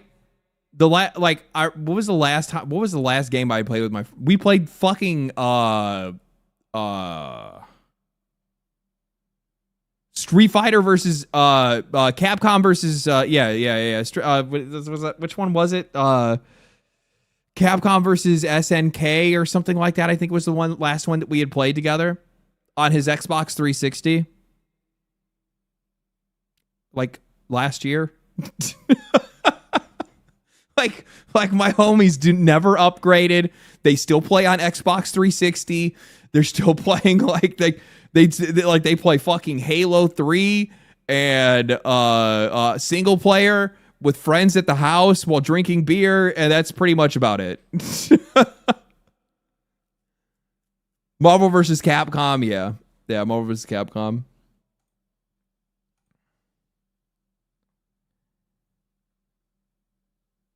Honestly based, it is actually they're significantly based human beings. Significantly based human beings. Sales strategy, digital sales. Yeah, I think we've kind of gone over like the vast majority of this stuff that I can see. But so Devil May Cry, Dead Rising is leading. Dead Rising wasn't even on your list of games that was actually like performing well. And also on top of that, the Dead Rising remake thing that you guys did wasn't really very good either. Mega Man, Onimusha. Well, Onimusha you don't even know yet. You're saying this is a leading brand. I don't know, but you have to wait to see. Don't get ahead of yourself. Ace Attorney. A lot of people really like Ace Attorney. Okami, I'm so like, and this is the other thing to keep in mind is that like Capcom still has a fucking insane, like they still have Okami that they're coming out with soon. They have Onimusha that they're coming out with soon. There's another Ace Attorney that's going to be coming out soon. I would guarantee there's probably Devil May Cry game that they're going to be announcing soon, right? Because like when did Devil May Cry 5 come out? 2019. I guarantee it. With the television show running, there's a really good chance that these guys are there's probably a DMC6 that's coming pretty soon here.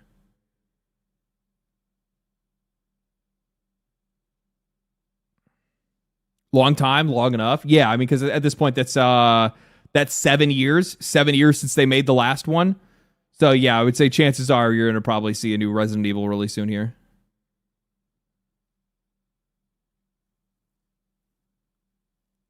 Need a Devil May Cry 1 remake? I wouldn't doubt that. That's actually there's a really good chance they end up going back and doing remakes for Devil May Cry. And I think those would be pretty popular. People really like DMC. I've always loved the series. Every edgelord kid has at one point in time. But yeah, really cool, man. Really cool. Capcom is wildly successful. Oh, I saw this. You saw me load into it.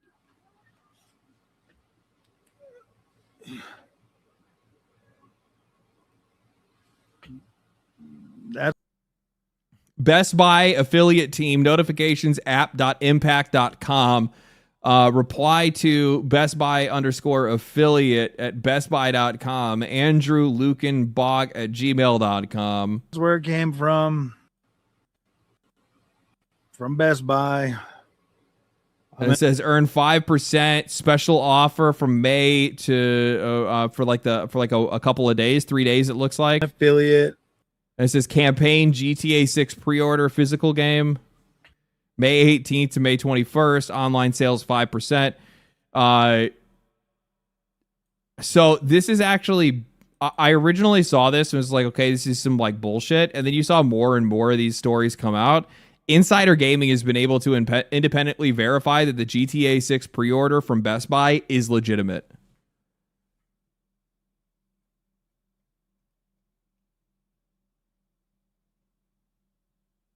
Got to wait another year for DMC6. Yeah. So Insider Gaming has been able to independently verify that GTA 6 pre-order from Best Buy is legitimate. Bessie Buy. So what happens now? So what happens to Best Buy? Rockstar Games, it's your turn. Yeah, no shit. No shit. Yeah, they're just gonna like, oh, you guys thought it was gonna come out. Now somebody had to leak it. Good job, Best Buy. Now we need to delay it for another year. That's crazy, though. That's crazy, man. What did they actually say about it?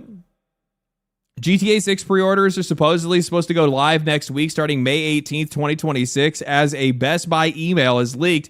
When you can pre-order, where you can pre-order the game. Plenty of people have already seen the email online, but Insider Gaming has since received the email, and now we can independently verify that it's real. Oh, so they got it themselves. That's crazy. Sent out to affiliates, the email reveals that the campaign is for none other than the highly anticipated Grand Theft Auto 6, with pre-orders set to begin on May 18th, 5 months before the game's release in November 19th. With pre-orders to go live, and it could very well rule out the fears of another delay. GTA 6 pre-order campaign verification. Insider Gaming has been able to verify that the email received by affiliates is legitimate by having two individual affiliates forward those emails directly to us. The emails originated from Impact, one of the leading affiliate marketing partners for marketplaces. If you have an Impact account, you've signed up. You have to sign up for an affiliate offers from Best Buy. It's possible that you'll also receive an email from notifications app.impact.com. Check out this post from GTA 6 Alerts on X, which has shared a video of the email as well as the live screenshots of other collaborating the news.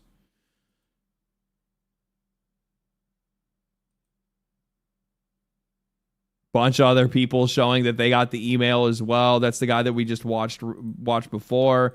This is another guy that has it here. Pre-order call to action discovered on Rockstar's website. A pre-order CTA has been discovered on Rockstar's website just moments ago, which likely is in preparation for Grand Theft Auto 6's pre-orders next week. It's happening, guys. CTA _pre-order. It's actually crazy the lengths that people will go to figure out what the fuck is happening with this game. Where is it? Where is it? Fans on GTA 6 fans on X go full schizo, dude. Yeah, I know. GTA 6 trailer 3 drops soon. I mean, if they're saying that pre-orders go live on the 18th, then I would imagine that we will probably see a trailer for GTA 6 either. We'll probably see it on the 18th. Right? Or they do it on the 17th. But I would imagine that they're probably going to do it on this either 17th or 18th. Summer Games Fest or something. They'll use Summer Games Fest to do a like gameplay deep dive. Right? That's what I would think that they would do. Yeah, they'll use Summer Games Fest to do a gameplay deep dive, but which is crazy. Because I think that would have to be, would that be the biggest announcement that Summer Games Fest has had? Or would that be Elden Ring? When was that? Which one was Elden Ring? Was Elden Ring announced at Games Fest, or sorry, Summer Games Fest, or during the Game Awards? I don't remember. Let me use the bathroom real quick.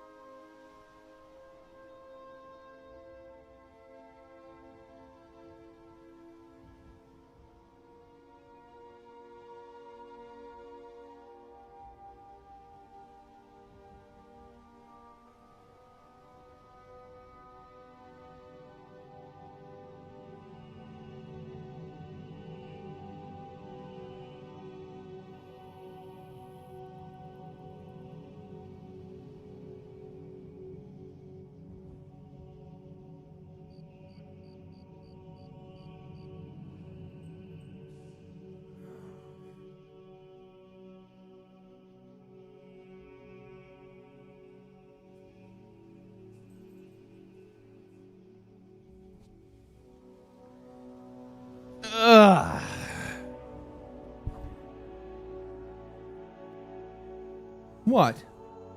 What? Meow. Meow. Meow, meow, meow. Meow?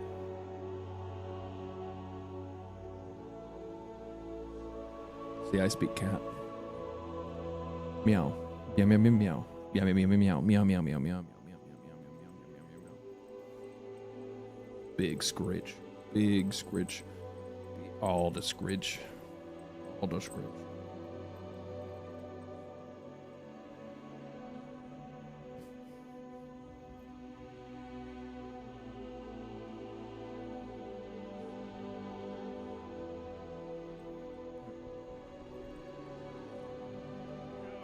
There you go. You can sit in my lap.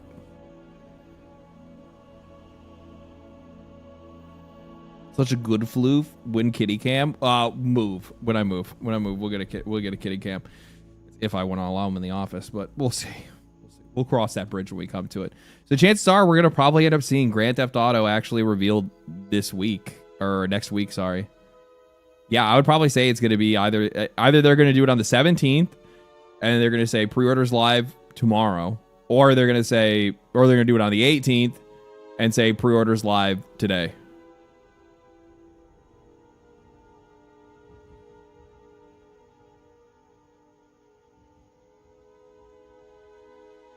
Give us a cat lore drop. Cat lore drop. When I went to go and adopt a cat, I went to the shelter. I walked in, and I'm straight up. This is what I did. I walked in. I said, "Hey, can I see your cats?" And they said, "Yep." And then they walked me into the back, and I stood there, and I was like, "Okay, who wants to be my cat?"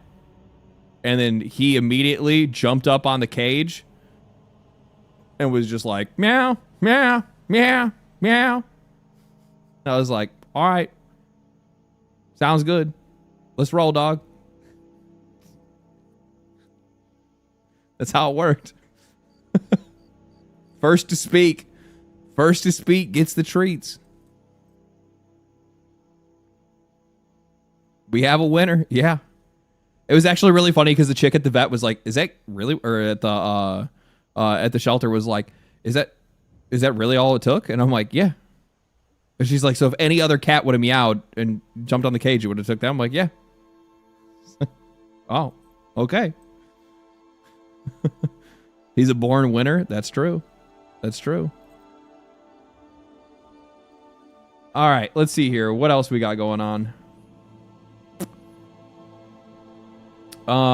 Kevin Levine, the creator of BioShock, recently shared his views on the new gaming hardware and pointed out that the upcoming Nintendo Switch 2 and Valve's new Steam machine are not big technological jumps.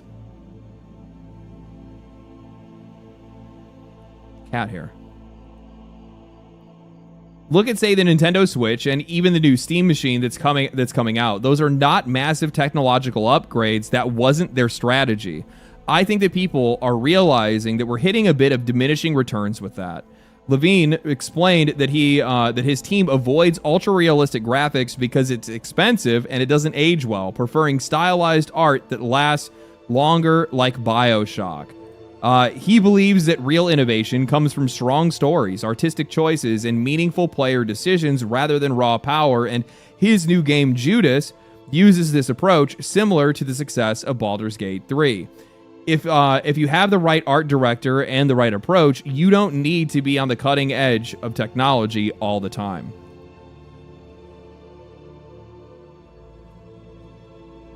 Steam wants to just be the Steam machine just wants to be able to run games today. Whatever the games are today, that's what it needs to run. If the gaming industry is going to constantly chase higher and higher fidelity games, and that's the route that they're going to go, more and more of their games are going to have a shorter and shorter lifespan and shelf life. Less like return on investment later on, less people buying those games later on. And it's mostly just because these guys are not building their games from a gameplay first perspective. So it's just less engaging, less interesting, and players are choosing to buy something else entirely, right? Steam, I think their entire strategy is going to be built around a couple of things. One is going to be reliability. So these guys are going out of their way to try to make sure that every single game that's going to be on the Steam machine is going to tell you whether or not the Steam machine is, or whether or not that game is approved to play on the Steam machine. If it is Steam machine approved, then you know that it's going to run. You know it's going to run well, and it's going to do exactly what you need it to do. No questions asked. You can buy that game without ever even having to think about it. Performance is going to be rock solid. It's going to be what you're expecting. That's it. No questions. On top of that, can't hear. The other thing that they're banking on is the fact that Steam has the largest library of games of any platform in the industry right now. All the indie games, all of the AA games, all these like mid-sized games that are like absolute rockets, where Steam isn't really interested in the idea of like trying to like maximize every single purchase you have.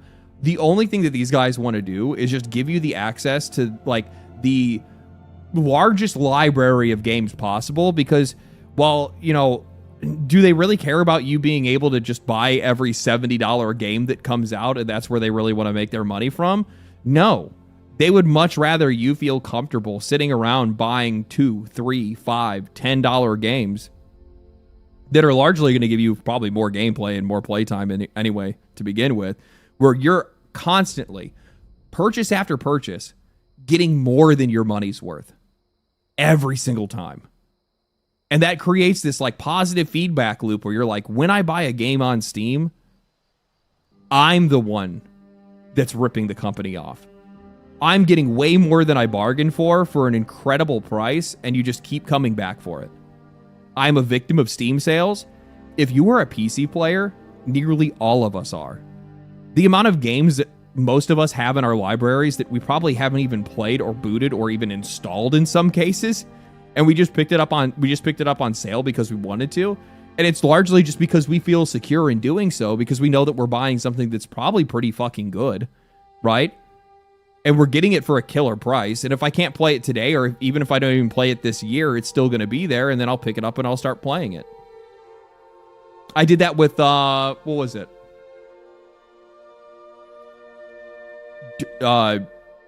Dredge? I did that with Dredge. Where like I picked it up on a deep sale where it was only like $5 or $3 or something like that. It was part of like some bundle or whatever. And then I never even played it. And then I was getting ready for a trip, and it sat in my library for like I guess like a year, and then I was getting ready to go for a trip, and then I was like, oh yeah, that's right, I never played this one. Installed it on my game, and sure enough, I did not waste that money that I spent. Game's fantastic. Killer. I torched like 30 hours on it within like like a short period of time.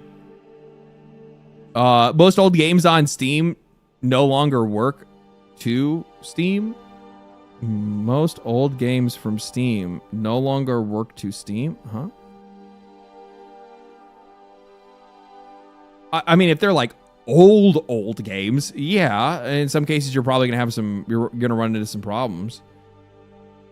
Oh, if you buy a game on Steam that doesn't work, they refund you. That's the other thing as well, right? Like, even if you buy a game and you don't get the chance to play it, and then later on you go to try to play it and the game just flat out does not work, Steam's gonna give you the money back anyway. Even if it exceeds the 7 days or the 2-hour window, they'll still at least hear you out. If there is a critical issue where you are unable to play that game, they will just, no, we're good. Go ahead. Go ahead. Fleek. Maybe Subnautica 2, if Subnautica 2 had a tongue battling mini game with a fish, it could have gotten a higher score. Unreal.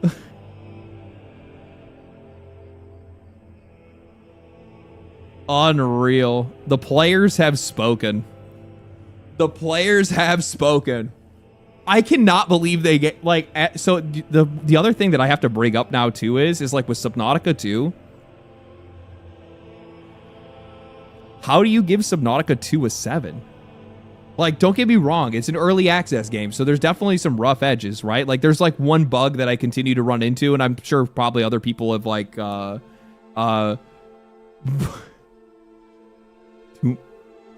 shut the fuck up. That is not actually what they wrote. Is that what they actually wrote?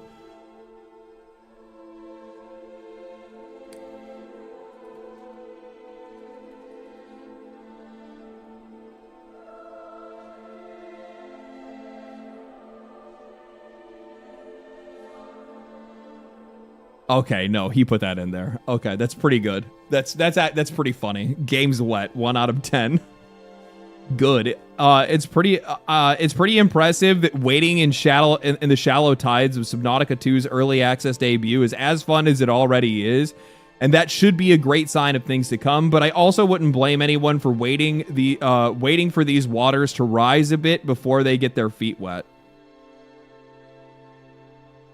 What's their verdict? Subnautica 2 is well on its way to be an awesome evolution of one of my favorite survival games. There's plenty of reasons to dive into its early access debut, including the start of a captivating story, the interesting and stressful depths to explore, and the addition of simple yet effective multiplayer options. But the waters are pretty shallow at the moment, and it only takes a handful of hours to start seeing the work in progress walls that will eventually block your path. Whether that's the literal borders on the map or the small number of craftables currently available, it's impressive that the waiting water is too low already, and that should be a great sign of things to come. But I also wouldn't blame anyone for.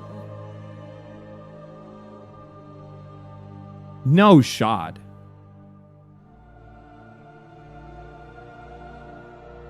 No shot.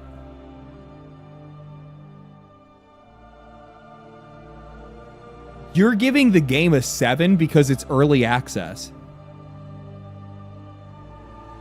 They gave the game a 7 because it doesn't have enough content. It's not finished. I have said this multiple times. Multiple times. Stop giving review scores to early access games. It is not finished. This is an unfinished product. You reviewing it while it's not finished doesn't make any sense. You could give a first thoughts video, a hands-on video, but putting a score on it doesn't make any sense when that game isn't finished. Reminder that they delayed the marathon review.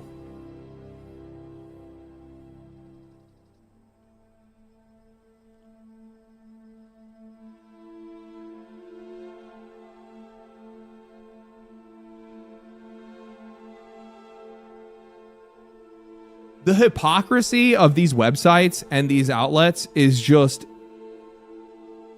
astounding. Astounding. Same writer gave Marathon a 9.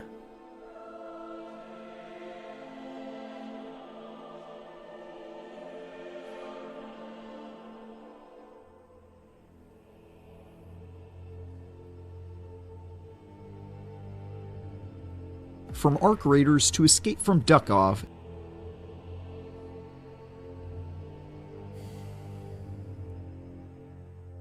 You held off an entire month to give a review to a game that launched completed.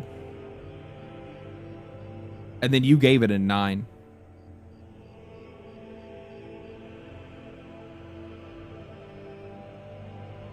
But instead, on day 1, you review a incomplete early access game and immediately give it a 7. I'm speechless. I'm speechless. If I didn't already just make a video about video game journalists, I mean, don't get me wrong, I'll mention this because I'll eventually end up talking about Subnautica 2 and its launch. But like, how embarrassing. How embarrassing. What is this? Single player enjoyer? $3,000 setup just to play games from 2010. Desk cozy as hell. Enjoys being part of a story. Pick up a bargain game on the Steam sale. Hunts achievements, not enemies. No longer drawn to rage-inducing MOBAs. Finally quit competitive. Here, I'll move the camera. Finally quit competitive FPS in MOBA. Enjoyment of Vidya goes up by 10x. Take the single player pill, bros. You won't regret it. Is this true? Is this true? Is this how you guys feel?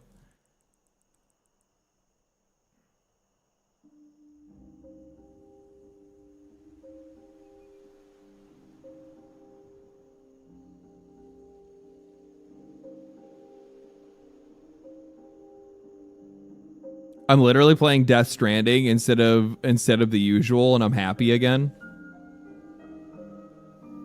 Death Stranding, playing that game, was like a soul-cleansing experience. I actually think that, like for all of the shit that game gets, like for being like walking simulator or whatever, like that game is so therapeutic to play. It was such a therapeutic experience. I think that's like the best way for me to be able to explain it.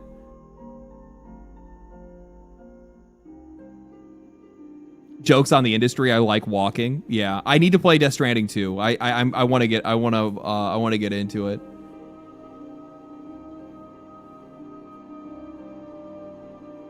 I still like playing my multiplayer games, but I largely play single player, pretty much exclusively, right? Like I've been hooked lately. I've been hooked on Deadlock. I'm just gonna be real with you guys. I've largely fallen into an addiction. I've largely fallen into an addiction, and it didn't catch me until like the last couple of days. And you want to know why? You want to know why? Because it's a fucking live service game with no live service. The minute that live service part comes out, I guarantee all of a sudden my enjoyment's probably gonna crash. It's because I'm playing a multiplayer game and there's just no live service thread. Right? There's no battle pass. There's no fucking microtransactions. There's no nothing. It's just me playing this game in its early access or in its, closed alpha state or whatever. It's fun. It's interesting to get like better at. I do like improving at a game and like mastering a game in some way, or at least to whatever degree I'm actually able to. And because you can actually rank up. Yes, exactly. That's also the part too, because I can actually rank up right now as well. That kind of hooked me even more, because like before at the beginning I was like spinning my wheels where I'm like, bro, I'm never gonna leave this rank. This sucks. This game sucks. Now I've been able to leave that rank. It's gotten a hell of a lot better for me because I'm like climbing. I'm like, this is cool. But yeah, Can you boot Deadlock without an internet connection? It's a multiplayer game. No. The expectation for a free-to-play game, there is no expectation to play a free-to-play game offline. Even if it was a game that you could still play largely single player, if it's free to play, I'm not gonna have the expectation that I can play it offline. It's a live service. That's what it's built for. Remember LD, first time a hero in Deadlock? Yeah. Patiently waiting for Silksong DLC and Phantom Blade Zero. Also looking forward to that as well, yeah. Dota can be played offline. Well, if that's the case, then they'll probably have something similar for Deadlock down the road, where you can just play it with bots. I guarantee it, yeah. Arc Raiders was the final nail in the coffin for me when it comes to PvP. I like PvP when it is the main focus, right? When it's like, this is the purpose. This is what I'm here to do. I'm here to fight people, right? I'm not really a huge fan of the, like, blended, you know, I'm not really a huge fan of, like, blended experiences, like the PvEVP stuff. I'm not really big on that. I like Arc Raiders, huge fan of the aggression-based matchmaking. Like, that definitely, I think, made the game better for a lot of people, where, like, if you're more of a PvE person, that's just the kind of people that you play with. But also at the same time, like, the problem is that those games create a really weird and toxic community around them, right? Because you end up having players that come in that don't share similar interests. So, like, I actually, maybe this is a hot take. I don't think that it's not a hot take. I actually think that PvEVP games are destined for failure. At least part of the game is. If it's not the whole game, then it's part of the game.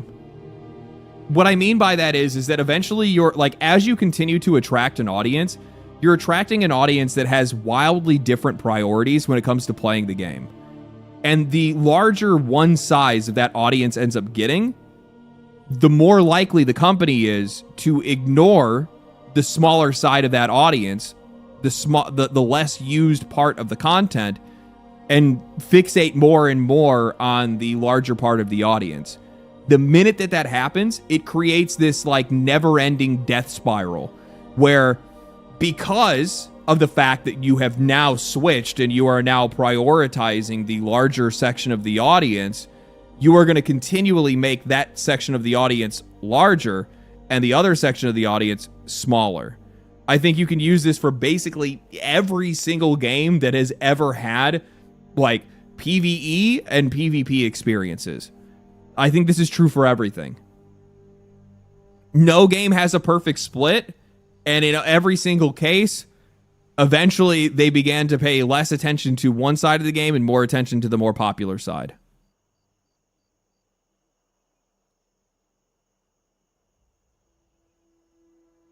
PvE players do not like PvP, and most PvP players do not like PvE.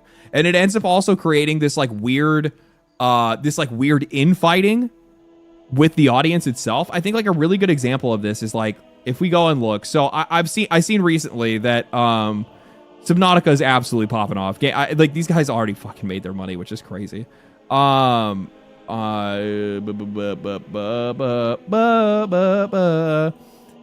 Marathon will have a PvE only experimental mode in season 2 plus a PvP light mode. Honestly, faster than I thought that it would happen. Could this mean potential arena mode? I would take that over a PvE, laughing my ass off, not even kidding. Such as perhaps a PvP focused mode. That's actually kind of cool. They have something like that in Escape from Tarkov, where you can, like, take your gear and just, like, run matches where you guys get loot at the end, but it's just, like, straight up, like, 4v4, 3v3, or whatever it is. That's kind of interesting. Do you think the PvE mode will be good enough for PvEers from Destiny to want to come and play the game? My question is, having a bunch of sci-fi experience, choosing Marathon, there's some responses that I saw recently that I thought was really interesting. It's probably not here.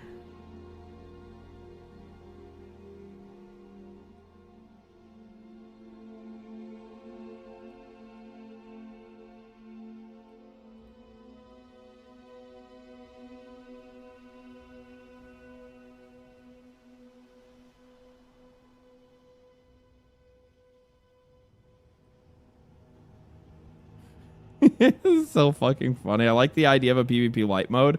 Be cool if they have like 12v12 control hardpoint style. Weird. So the point that I was trying to make, and I guess I can't find it because I didn't save a lot of the replies. I thought that I did, but I guess that I didn't.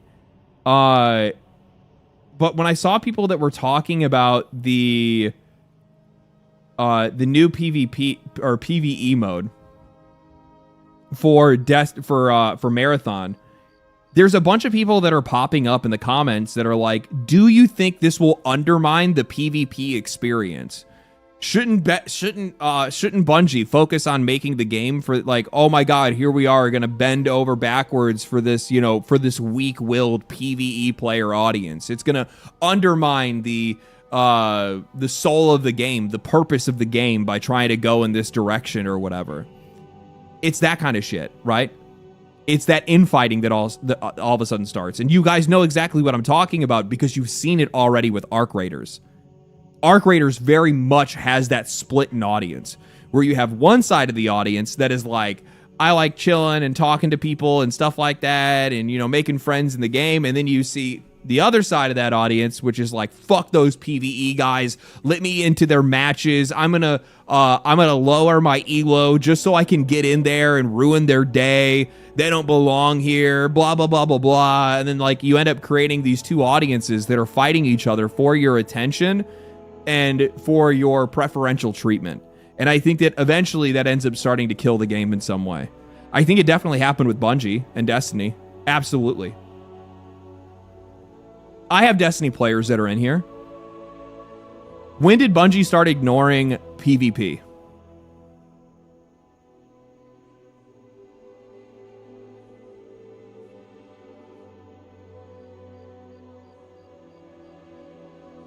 Because I know they did. Always.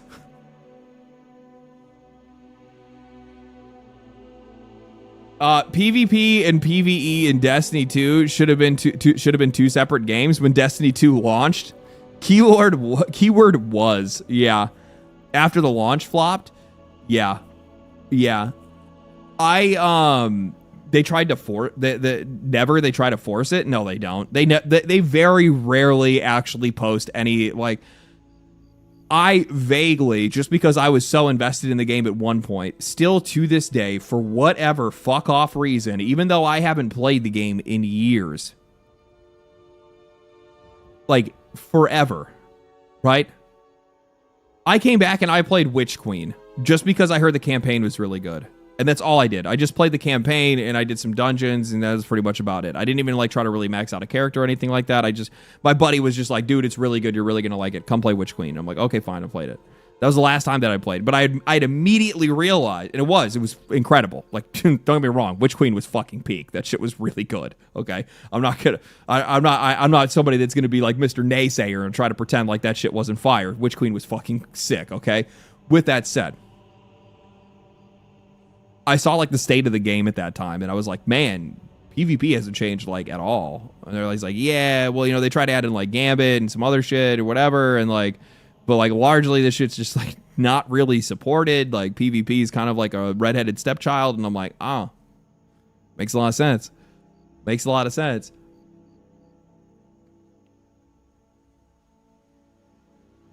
Witch Queen base was great. And then the seasons after were not. I didn't do the seasons. Oh, no. I did one of the seasons. The, like, pirate one. I did, like, the pirate one. I forgot what it was called. Where you had to, like, raid the ship. I forgot. I can't remember off the top of my head. Plunder, I think? Yeah, I think it was... yes, it was Plunder. Season of Plunder. Yes.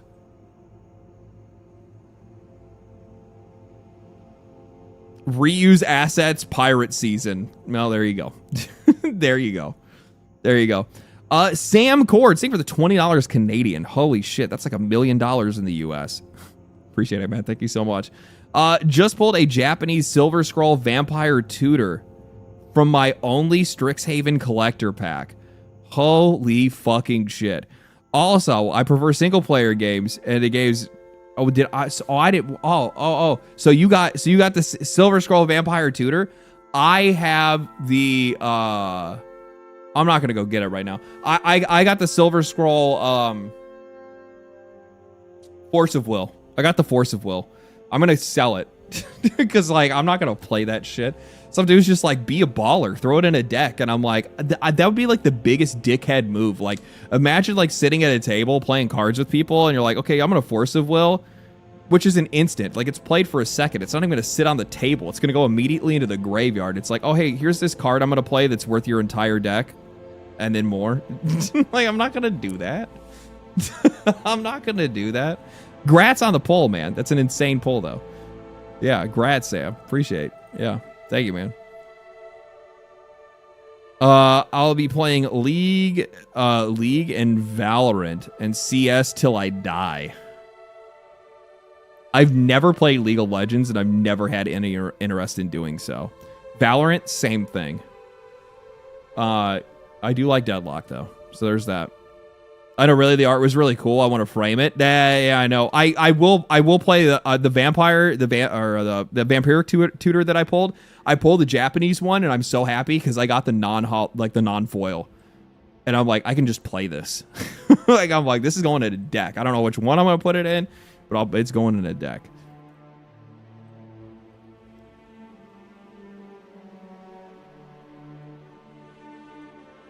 Same, I never played League of Legends or Dota 2. Never cared to play those games. Yeah. They're not really my speed, man. It's never really been my interest. So people are asking me if I actually think that this is going to save Destiny. Spoiler alert, or save Destiny. Save, do I think that this PvE change that they're making to Marathon is actually going to save anything? Well, what else do they say here? Marathon game director, Ziegler, reflects on the journey so far and the weird, wild path ahead. Here's the gist of it. It's not a weird or wild path. It's not a weird or wild path. It's desperation. It's a game that failed to pay attention to what audiences are interested in right now. It's a game that barreled ahead regardless of every single red flag and red light possible. Like, I can't be the only one that's sitting here thinking to myself that it's like, you know, here these guys are, and they're like, okay, we're putting in like a purely PvE mode, right? We're putting in a purely PvE mode. When did people express disappointment in that Marathon wouldn't have PvE? When did that start? Because the last time I checked, it was from immediately once this game was announced. The overwhelming majority of people online, the minute that this game was announced as a hero-based extraction shooter, you could hear the internet deflate. Because that opening trailer was fire, right? That song hit, it was weird. You're like, okay, this is kind of interesting. I'm like, oh shit. They're going to instead of making Destiny 3, these guys are going to make Marathon their next universe. This is going to be really cool. Wait a minute. And then they're like, it's going to be a hero-based extraction shooter. And then everybody's just like,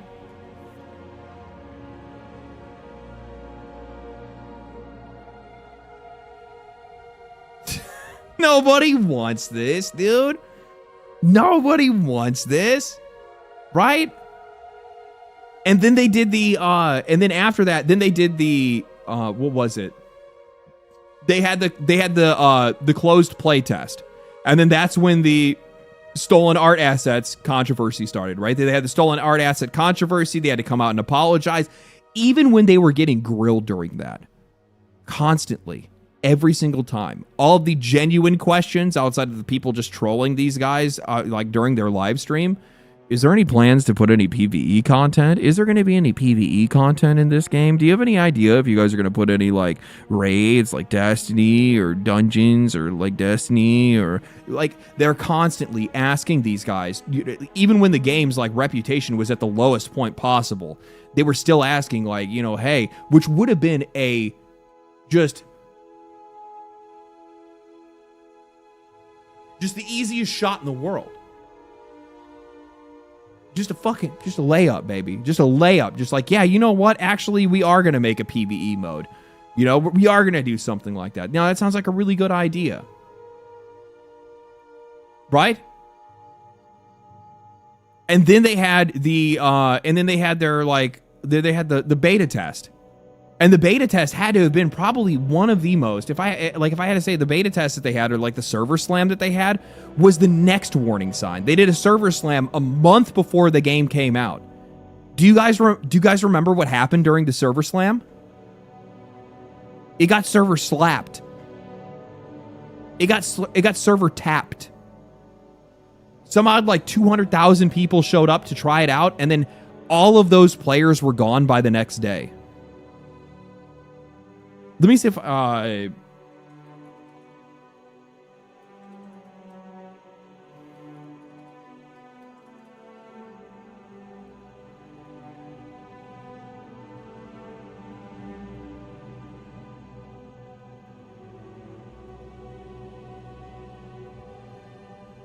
here it is right here.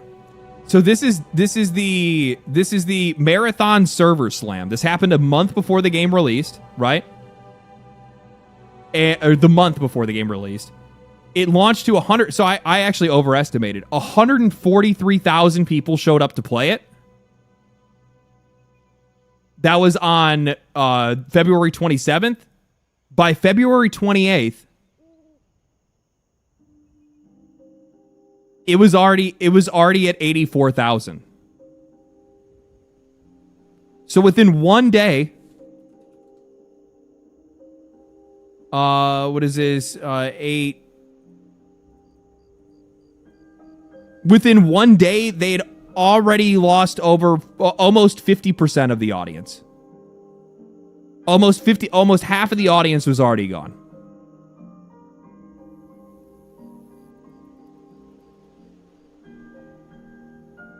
By March 1st,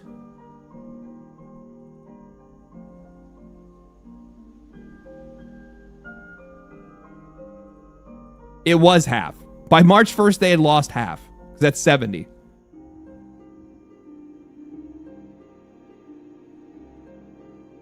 On the last day of the server slam, it was down to 50. The game could not retain players, even when everybody had an opportunity to play the game for free. You know, when Arc Raiders did their server slam, their server test, people played that game until it shut down. They didn't give up on it. They just kept playing it.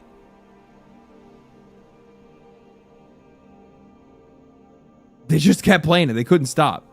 So what ended up what this shows is that something about Marathon and its experience just didn't engage players. It didn't keep them around long enough. Now, you could say that there's multiple things that are having to do with this. It's the UI, it's the look of the game, it's the art style, it's the character designs, it's the colors that they use, it's the environments, it's like all of these things, right? Like all of these things are definitely working against them, but I think a lot of it, in a lot of cases, is actually just the fact that like the vast majority of your pre-existing audience is mostly Destiny fans.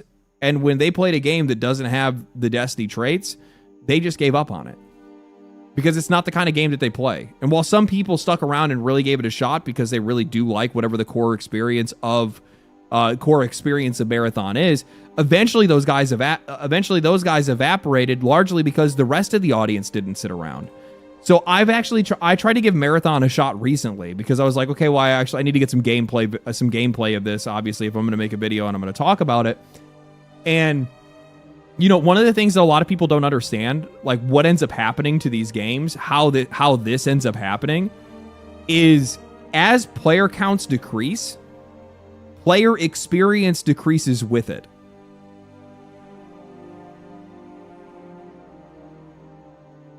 If anybody has played a live service game that is slowly like losing its efficacy, it's slowly losing its prominence or its reputation, you will know or have felt that matchmaking gets worse. There's like huge swings in matchmaking. Either you're going to get a bunch of people that like have no fucking idea what's going on because they just bought the game because they're fucking idiots, right? Or the game was on sale or something like that. I don't know. And they're coming in late and they have no idea what they're doing. So like they're just kind of like buzzing around. Or what ends up happening is your matchmaking time, or you get matched with people that are like wildly out of your league because like there's just not a big enough pool of players for you to get like properly match made with people that are like at your skill level or doing the same things that you're looking for. And then the other thing that ends up happening too is that match times, like getting match made, takes longer. And I don't know how you guys feel about. I don't know if you guys have experienced this, but like when I was waiting for a match in a marathon, that shit was taking like 5 minutes. That is a long time to have me sitting there staring at my screen, waiting for a match to start.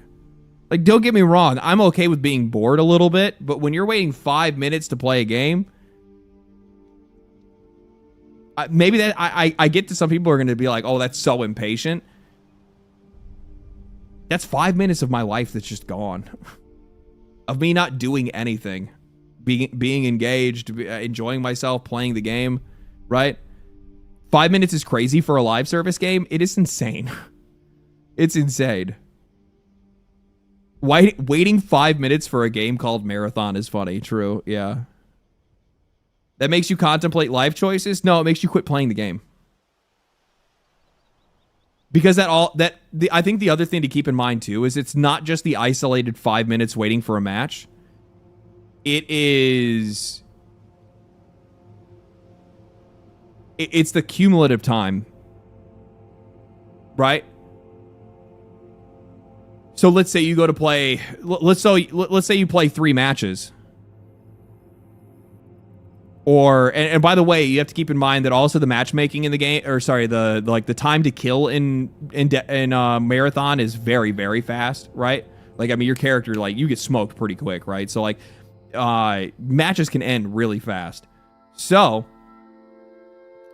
you could easily spend 5 minutes in queue, 5 minutes in match, and then 5 minutes back in queue again. It's very possible that in like an hour or 2 hour span of you playing the game, that you could probably find yourself waiting like 15, 20 minutes just in queue times alone. Maybe even more, depending on how much you play. That's a lot. That's a lot. Sounds like watching an ad that would get old super fast. That's really what ends up happening to people. So as matchmaking gets worse, as the match, as the quality of your matches decrease as well because of matchmaking just not having enough people to be able to match you with, more and more people lose interest in the game. More and more people leave. More and more people leave. Now, the funny thing is a lot of people will turn around and they'll try to blame this on like, oh, well, it's just because of all the negative discourse. That's why people are leaving. It's all the people that are posting Steam charts, and it's all the people that are posting mean things about the game on Twitter, or the grifters making YouTube videos. No. It's literally just the in-game playable experience that's getting worse for players day over day because something with the core experience is wrong. And it's just not what people are looking for. If the game is good, nobody cares. If the game is good, people are playing it. There is something critically wrong with Marathon. There is. Part of that does have to do with its niche, which, by the way, they're trying to fix that. That's what this is. Now, I'll give you a taste. I'll give you guys a taste of what I do plan to talk about in the video.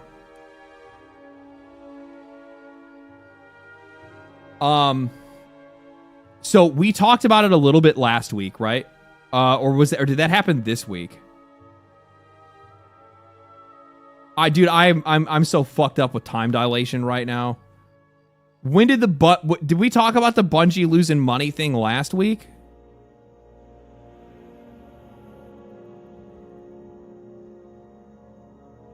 I guess it would have had to have been, yeah.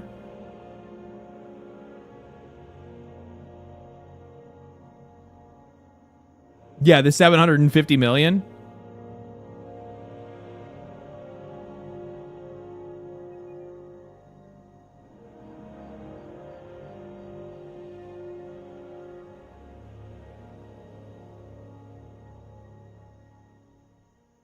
Yeah, it was this right here. Fuck, it's already been... I'm gonna be so late on this news, it's crazy. I'm gonna be so late on this news, it's crazy. It's all good though. I like having my... It's not about being first. It's about being the best. Or at least the best of your abilities, right?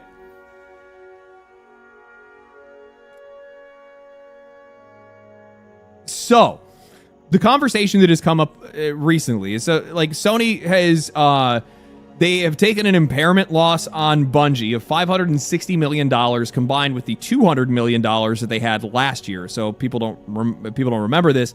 Last year, right around the same time as Bungie taking the, like, when the game was delayed indefinitely and the whole, art drama happened and stuff, they also got devalued around then as well, $200 million. So combined last year and this year, they're down $760 million. The number's actually closer to 765 or something like that, right? So, I mean, we're creeping up towards nearly $1 billion devalued from the company. So, a lot of people are kind of confused by what this means, right?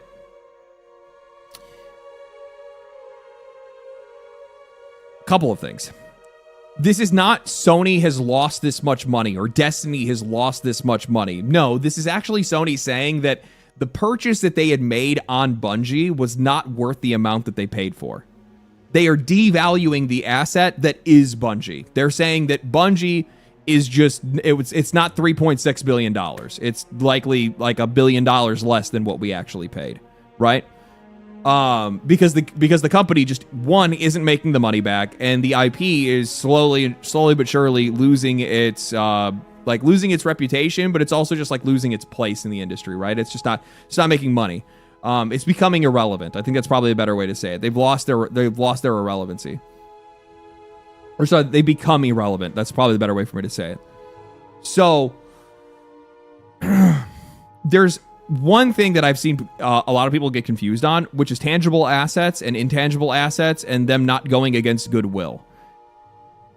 I need to make this really clear because I don't think a lot of people, like, this is something that's largely, actually nobody's talked about this yet. I've looked up on everybody that's been talking about this. Not a goddamn person has brought it up. Sony in their earnings call said that they had impaired the loss fully against Bungie's fixed assets. So fixed assets are like physical things. It's also like the software itself, because that's also considered like a physical good. So like Bungie Marathon as a video game is a fixed asset. Destiny as a video game is a fixed asset. The studio, the actual physical studio, is a fixed asset. Their technology, their engine, those are all fixed assets. They devalued all of those things and put it all against their physical assets, which is a lot to take off of those. I'm going to be real with you. And because of the fact that these guys have done that now, and they essentially, well, no, it's not essentially, they did. Since they took this and put it all against their fixed assets, they've essentially put themselves up against the wall. And that means next time they have to go in and they have to impair a loss on Bungie, it's going to have to go against goodwill. Goodwill is the admission that this deal is a failure. Because that means that Bungie as a brand, Destiny as a brand, Marathon as a brand is not worth the money that they paid for.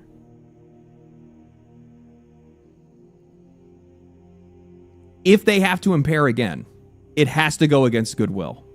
Those are intangible assets that are not fixed. These are things that are more of like a promise for the future, right? It's like, how good do we think these things can be? Like, are these things actually worth it? Can they bring us more money later on?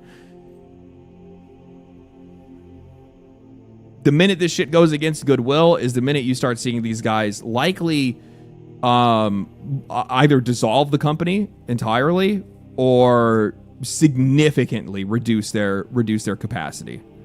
I still think I don't know what they're...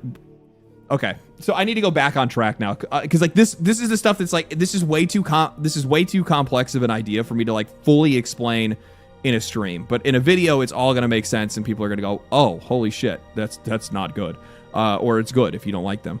But the point that I'm really trying to get to is, so keep that in mind, right? That like, we'll just, instead of like trying to get lost in the weeds of fixed assets and goodwill and stuff like that, instead think about it like this. Bungie is in a lot of trouble. And because of what Sony has done, devaluing the company, they are going to, they've necessarily put themselves in a position where the next time that something bad happens, really, really bad things are going to happen. Not only to Bungie, but also to Sony.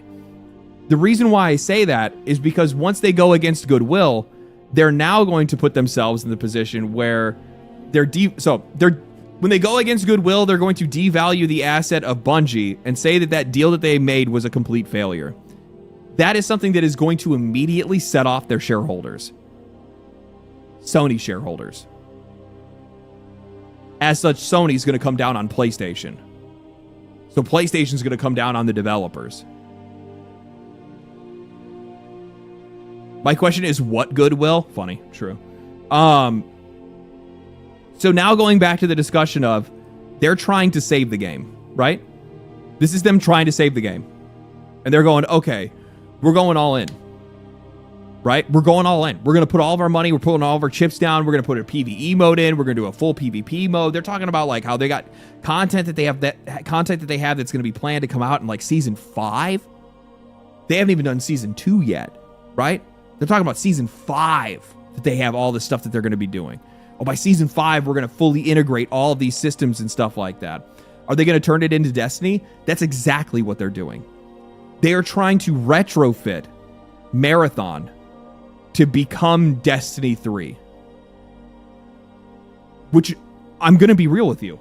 If they did that from the get-go, if Marathon was designed to be the Destiny reset, where they abandoned Destiny 2, not abandoned, but like they slowly wind down Destiny 2 support, and then they made Destiny 3, but instead of making Destiny 3, they just do it with an entirely new IP, which gives them a fully fresh start. They don't have to worry about like, you know, retconning the lore. They don't have to worry about anything. They can just start with a clean, fresh slate and tell whatever stories they want and do whatever they want in that game. If they had built the game like that from the get-go, they wouldn't be in this position. They wouldn't be in this position at all. They'd be in a much healthier place. I think that they would immediately have found an audience, especially if like we're talking it had like a mirrored experience where it had like something similar to Nightfalls, and it had PvP, and it had raids, and it had a good story and all this stuff. If it had all those elements, I don't think these guys would be in this position, because that's what their audience expects from them. That's the audience that they have cultivated. Bungie does not have a PvP audience. They have a PvE audience. And you went and made a PvE game. And when you went to make that PvP game, you abandoned your PvE game. You effectively stopped making content for it, or the content that you did make was hollow, unfinished, or just lower quality in general, which definitely made that audience feel like they were just left out entirely. You also split that audience, because you had some people that actually stayed and continued to play Destiny, but then you had the people that wanted PvP or just wanted something new to play that said, fuck it, well, I guess I'm not going to get it from Destiny, I'll go try it at Marathon, right? So now you split your audience away from Destiny. So now you have 2 live service games that are failing. You have 2 live service games that are failing, but now you're going all hands on deck with Marathon to try to get this game breathing, to try to get a heartbeat out of this thing. What happens to Destiny in the meantime? It gets less attention, which means it's going to continue to get lighter updates, lower quality updates, and it's just going to continue to die. You're betting everything on a game that has already failed, rather than the game that built your company. How does that make any sense? This is one of the worst business decisions I think I have ever seen. It's absurdly unrealistic, and I ultimately think it's going to destroy the entire studio.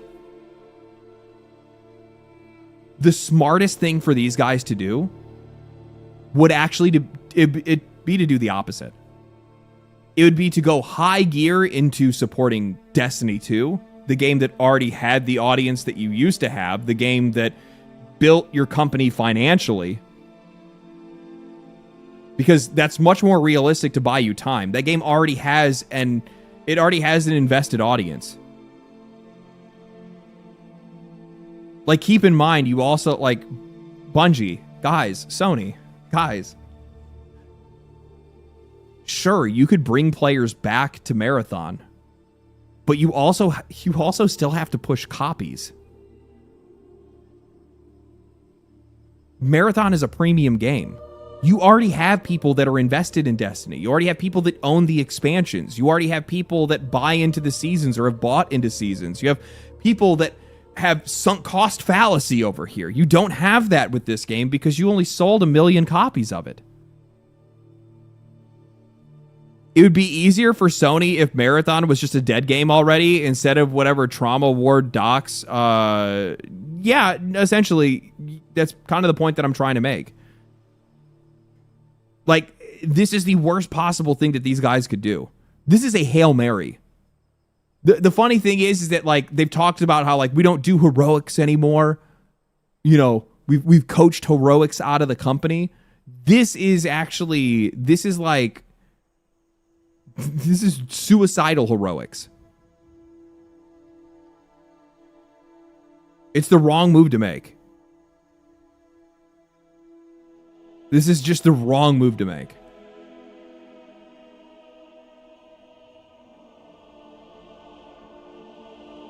I mean, could I be wrong? Sure.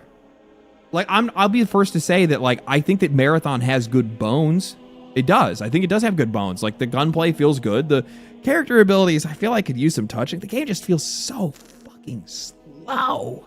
God, it feels so slow. Every time I go to play it, it's like everything is just so sluggish, but you die so fast that it just feels really weird. It's really weird.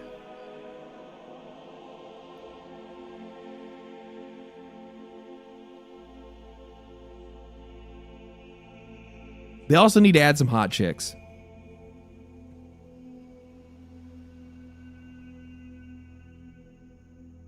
Like, let's be real. It's just, if you don't add hot chicks, it's just not going to happen. It's just, I'm sorry, man. I'm sorry. Like, why would I want to buy, like, think about this from a fucking goddamn, just a merchandising perspective. Why does anybody want to buy skins for these weird ass looking fucking robot characters? I'm not trying to say that you need to get fucking 2B up in the game. That'd be an upgrade. And also, it kind of felt lore wise, but like, we're talking about people fucking downloading into robot bodies, right? We're talking about people that are like, you know, transhumanism, where people are trying to take on a form that they believe themselves to fill. Why not? Why not have it be as vain as possible? It's already a vain world to begin with.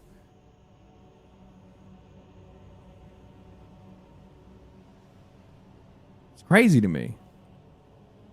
Absolutely absurd. This isn't going to work. What they should do instead is they should flip resources, because they've already said that they don't really have very many people working on Destiny right now. They have some people that are working on Destiny, but not very many. And I feel like that's the wrong direction you should go in. I think instead what they should actually do, if I was to advise on this, the smarter direction to go in would be to properly support Destiny, make some large announcement to like drive hype around the game, make a public apology to the audience and tell them like, hey guys, we're really sorry. You know, we got lost in the weeds. We chased this other game. This is the game that made us. You're the audience that made us. You're the audience that gave us the opportunity to try to make a new game. We still want to support that game, but this is where our focus should lie.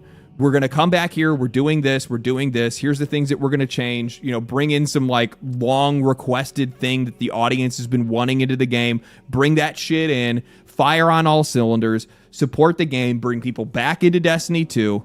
Raise those player numbers up, make some fucking money, bring yourself back to stability where you actually at least have some level of income that's coming in, and then worry about Marathon. That's what you do. Letting your golden goose wither and die in the background while you're trying to effectively, you know, give CPR to what is the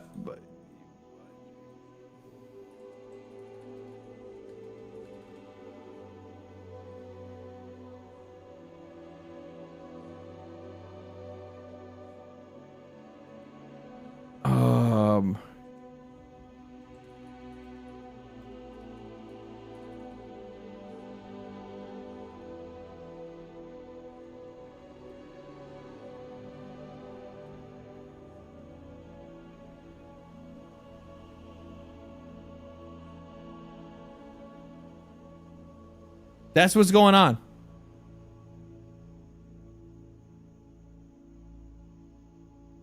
But imagine that like Destiny is over here in the Destiny's in the corner, and they're completely fine-ish. You know what I mean? Like they totally could survive. They just need a little bit of help, but they're over here trying to fucking give CPR to dude fucking cut in half.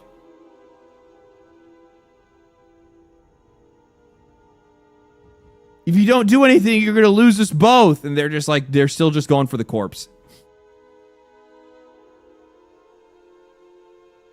They're still just going for the corpse.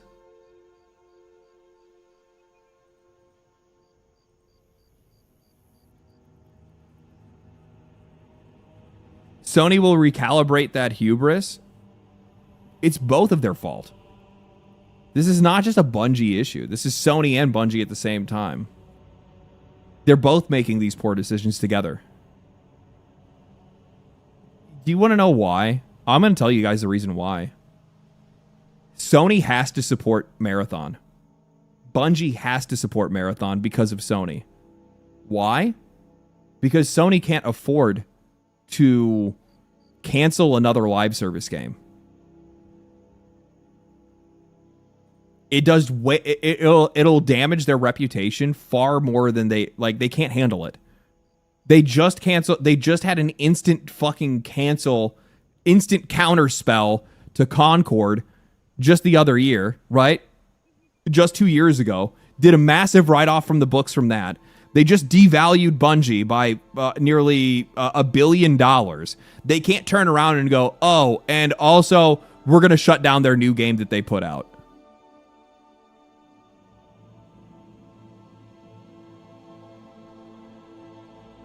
They can't do that. The investors, like so many investors, will pull out of Sony because they'll go, you guys have no idea what you're doing.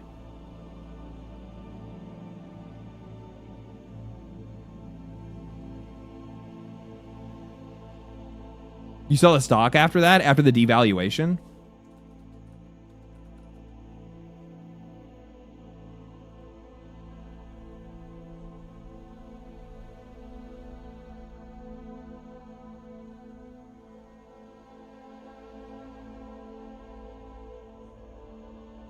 Their stock went up after? What was the other? There had to have been another reason.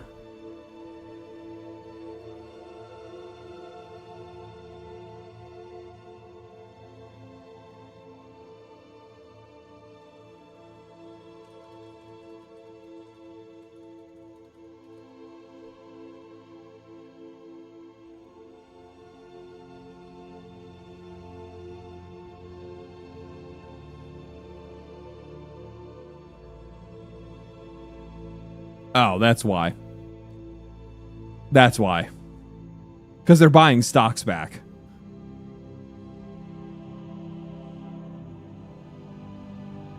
It's speculators that are coming in, driving up the price to make more money back on the stock buyback. That's all it is.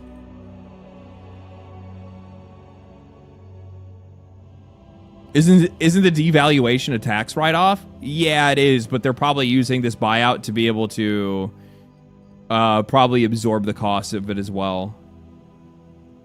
500 billion yen.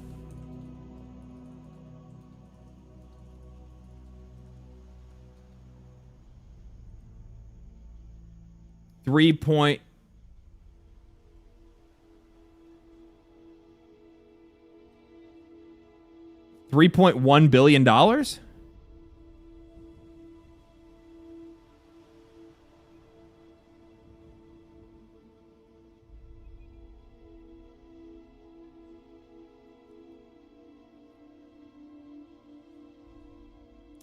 basically the cost of Bungie.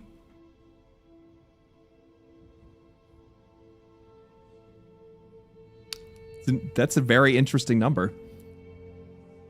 That's a very interesting number.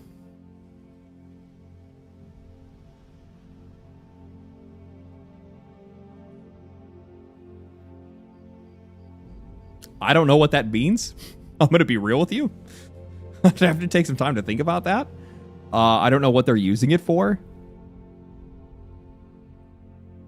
Long-term value of its content, PlayStation ecosystem, image sensor business. They're probably saying that they're using it for tech. I guess there's an EV joint venture that they have. I saw there's also some like AI shit that they're trying to do. I said billion. Sorry, this is the new 500 million. Did I say billion or million?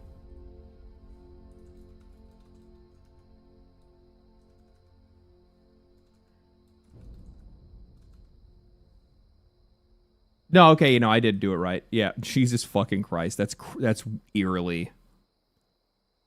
That's an eerie amount of money. I don't know what that fucking means. I don't understand. Like, it might just be like a coincidence. It very well could be a coincidence. It very also well could not be. I have no idea. I'll have to look into that a little bit more, because that's a whole can of worms I wasn't prepared to find today. That's a whole can of worms I was not prepared to find today.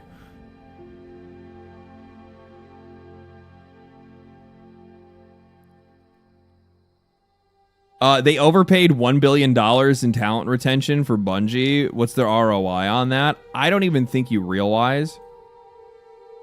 Back when, so I don't, some people remember this, some people don't. So a lot of people in the games industry were really surprised by Sony making the purchase of Bungie, because they were overpaying for them by like an absurd amount of money. An absolutely absurd amount of money. In most cases, I think that like when a buyout ends up, when a leverage buyout or buyout ends up happening to some of these companies, they usually pay by, there's like a number that they'll use that's like by developer. Typically it's between like 25 or 250,000 to $1 million per developer at the company. That's how they end up reaching whatever the number is, right? There's a bunch of different factors that go into it, but this is an average cost that a lot of people use. 250 to $1 million. This is the same price that's the same price range that Microsoft paid for Activision Blizzard. It's the same price that EA paid for Respawn. It's the same price that 2K paid for Zynga. Like, go on down the list, and you're going to find more and more that's what it ends up being. I do remember what the figure that that Sony paid was. Sony paid $4 million per developer.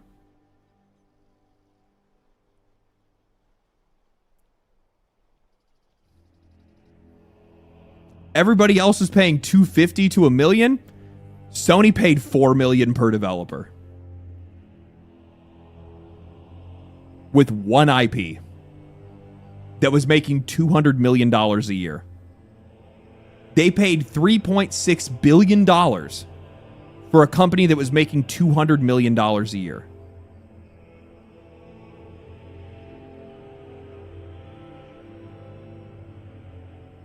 Actually scammed? No. I don't think that they got, I mean, they overpaid for fucking sure. I think just incompetent leadership. Incompetent leadership. It was like incompetent leadership also matched with desperation, because it was like, this is like kind of like COVID-ish era, right? A lot of that spending was still out there. People were still investing a lot of money. And I think what it was is that like Sony felt weird because Microsoft was making such a massive acquisition and they were buying fucking Activision Blizzard that they were like, we have to do something. And at the time, they were at the beginning of their like, their whole like live service venture and their whole live service plans. So they just bought Bungie because it was a successful live service game at the time. I don't think they had any plan beyond that. I don't think they thought about when or how that company was going to make the money back. I don't think they thought about shit. I think like whatever plan they came up with or whatever thing they thought would end up working, just it was all smoke and mirrors. All smoke and mirrors. It didn't make any sense at the time, and it definitely shows now that it's not making any sense anymore. So like I'm going to be real with you guys, like financially, I just do not see how this ends up working out. I really don't.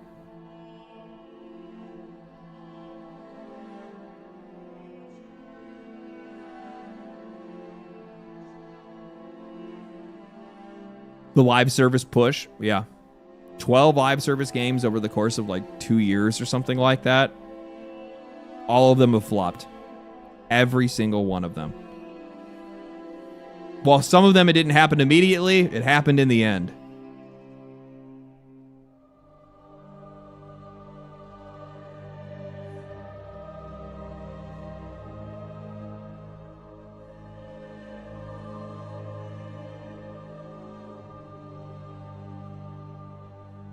Give me a second. I think I have like a mustache hair that's tickling my nose. Give me one moment.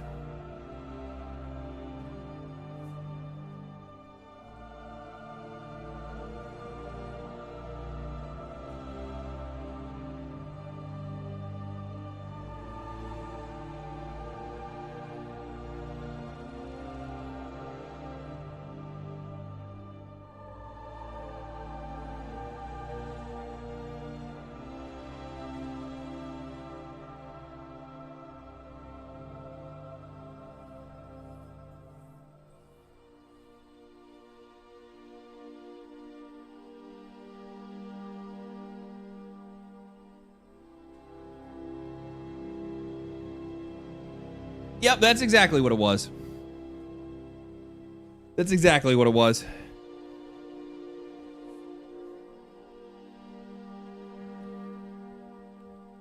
Wait, what? Wait, you guys never have that? One of my mustache hairs was like literally flipped up and like just inside my nose, just like tickling the inside of my nose. So I kept like itching my nose, like what the fuck?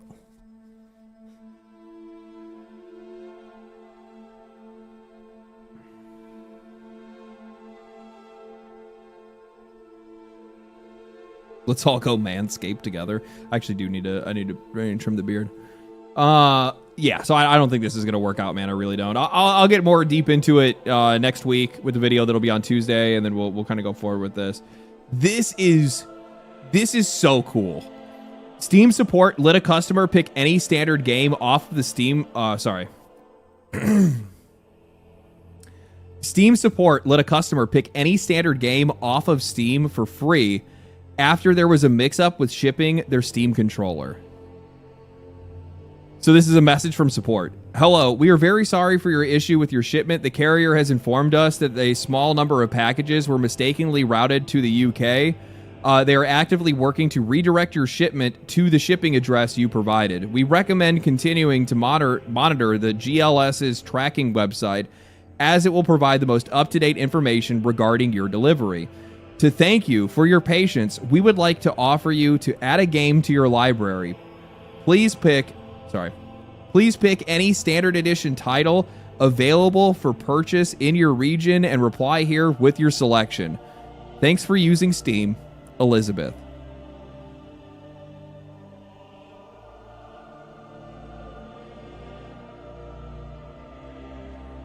Bro. Like, this company just farms W's. That's all they do. Like, the crazy thing is that this is kind of like a standard thing, and I feel like it's a largely like standard operation for most companies. Rewind the clock 10, 15 years, 20 years, like everybody used to do this kind of stuff, right? All these companies used to do this stuff. I mean, even Amazon at what point would do the exact same thing where they're like, "Oh, you had a problem with this? Don't worry, we got you. We'll take care of it." But things have, for a lot of these companies, a lot of these guys have just moved away from being like customer first or customer friendly. They say that they are. They say that's what they're doing, but they do the complete opposite. They just they just try to make every single environment as hostile as possible for us to live in while trying to drain us for every cent that we have. Yet here you got these guys that are just like, you know what? What if we didn't? oh man, there was a problem with your Steam controller. It wasn't even our fault. It was actually the shipper that actually did that. It was the shipping company that actually made the error. You know what? Don't worry about it. It's gonna be reshipped to you. Don't worry about that. But also on top of that, why don't you go ahead and pick a game, any game you want. It's on us. Thanks for choosing Steam. It's crazy, dude. It's actually wild how, like, and also on top of that, the other thing too to keep in mind, like, these guys get like so much positive, like, they get so much positive reinforcement online. Like, people just love Steam. They really do. Like, there's some naysayers that are out there, right? Mostly console Andes is really what it is. Like, 90% of these guys, it's just console Andes that are like, Steam isn't that good, you know, but Xbox, but PlayStation, but Nintendo or whatever. Like, I implore you, man, if you're a console guy, and I really hope that the Steam machine is like affordable in some way. I don't know how they can pull it off, but I really do hope that they pull it off. And if it is, give it a shot. Because I'm going to tell you right now, man, it is really nice being on a platform that just gives you no problems. It really is. It's so weird because the vast majority of us that are just like playing games on Steam just look at the rest of the industry and you're just like, why do you guys suck? Because these guys are making it look easy. They're making it look real easy.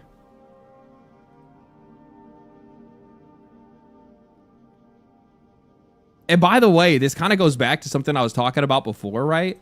Like, when you have exchanges like this with Steam, and, you know, I'll just go ahead and pick whatever game that you want, stuff like that. This is the kind of stuff that makes players feel like they're safe making their purchases. So, like, that's why these guys will go out. They'll buy games that they're not even going to play. They don't even know when they're going to have the chance to play it. They'll just buy it because it's on sale. Sick. I'm going to pick it up. I'll pick it up. I'll play it whenever, because they know that they can kind of, they're in a place of trust, right? Things function a little bit differently when you're in a place of trust. People spend money a lot more freely where you're in a place that you feel like you can trust, right? That's what it is. People trust Steam. Onyx, thank you for the 5. It's high time Sony backpedals to their no PC stance that they took and try to recoup their losses that way. Eventually they might be forced to be honest with you. Bender, I missed yours. Has Sony had any wins in the past 2 years? I can't think of one. Thank you for the 10, by the way. Appreciate that, brother. Has Sony had any wins in the past 2 years? I guess, yeah, Helldivers 2 would probably be the best one. That game is... actually, no, I take that back. Helldivers 2, financially, at least initially, I mean, 14,000 copies sold in the first 4 months, right? Like, the game did absolutely stellar in its first year. So, like, they had a massive win with that. They totally fucked it up in the end. But, strangely enough, Ghost of Yotai, or Ghost of Yote, however I don't know how you pronounce it. I think Ghost of Yote. That game, that I'm pretty sure that they only developed it for like $30 or $40 million, like super cheap. And then they made a ton of fucking dough off of it, because even though it wasn't like a massive blockbuster hit like we would probably come to expect for some of these games, it did really well for them. Well enough.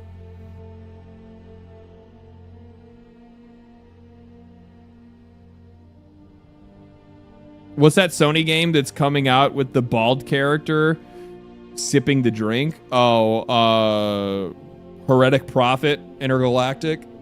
Astrobot, I don't really know, man. Astrobot was loved by critics. I don't know how well it did in sales. I have no idea how that game did in sales. It's a good game. I played it. I liked it.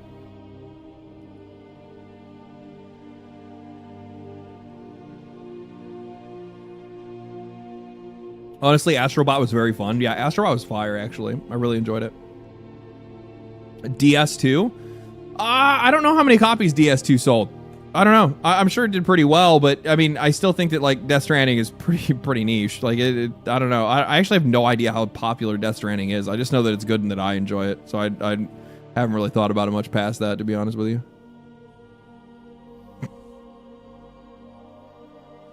Astrobot deserved Game of the Year. Fight me.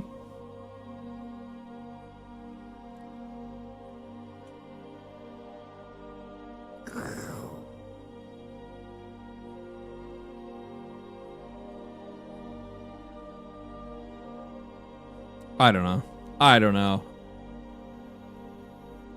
Black Myth was pretty fucking sick, man. Do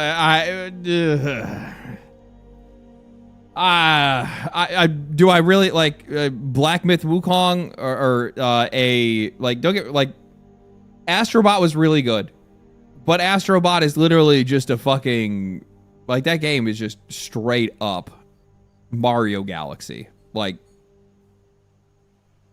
the game was just straight up Mario Galaxy. I mean, no shame in your game, but like I'm just gonna say, like Black Myth Wukong, at least it was its own thing, right? Like I mean, even though the journalists and people tried to like write it into being like a Souls-like game, it really wasn't. It was still kind of its own thing entirely. It was more of like an action game that had like, you know, super hard combat. Definitely, but it's not really a Souls game. I totally get why they said it wasn't really a Souls game. Have you played Never to the Everness yet? Game is fun. I played like a little bit of it. It takes a lot for a game like that to be able to grab my attention.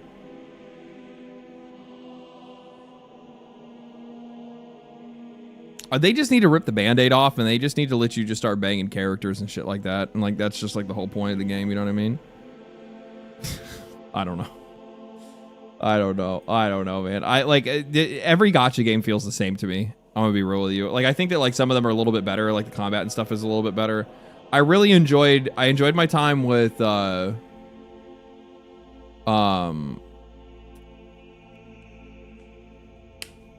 fuck is it called?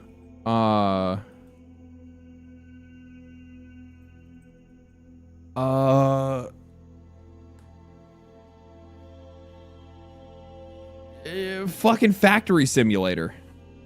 Factorio gacha game. I can't remember the name of it off the top of my head.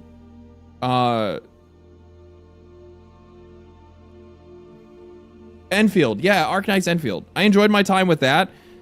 But that's because the game actually like did something different for me, right? Where like I really enjoyed like the building and the like build crafting and stuff like that, like the survival elements that they put into the game and like the build management and factory management stuff. I really enjoyed a lot of that stuff. So I put a couple 100 hours into that game, but then all of a sudden then it gets to the shit that it's just like I'm gonna be real, I'm just not interested in, man. I'm not interested in the like very blatant, very like over the head. Oh, you want to do the end game content? Time to grind the same thing over and over again for another 100+ hours for an RNG chance at getting the things that you want, just for those characters that you built up to be power crept in the next patch by better characters, rendering the team that you have completely useless. Please give us money as no, dude, I did that shit, man. I played Epic 7 back in the day, and I played by Summoner's War, and I spent plenty of money on those games and plenty of brain cells, and yeah, I'm good, dog. I'm good. I have an inherent issue or judgment against gacha games that I think that like the system of gacha actively works against the like core enjoyment of playing a game. Like I think that there's parts of it that I enjoy and I can appreciate the parts that I do, but the one thing that I'll say is this, is that like so like what are you complaining about when you complain about power creep? Right? Where it's just like, well, I'm complaining about the fact that the team that I worked on so hard is now useless. But you actually need to be power crept. You need to be power crept constantly. Otherwise, the entire game is going to feel stale because you're just going to be doing the same actions over and over again, using the same moves and the same combos with the same gear with no changes. Right?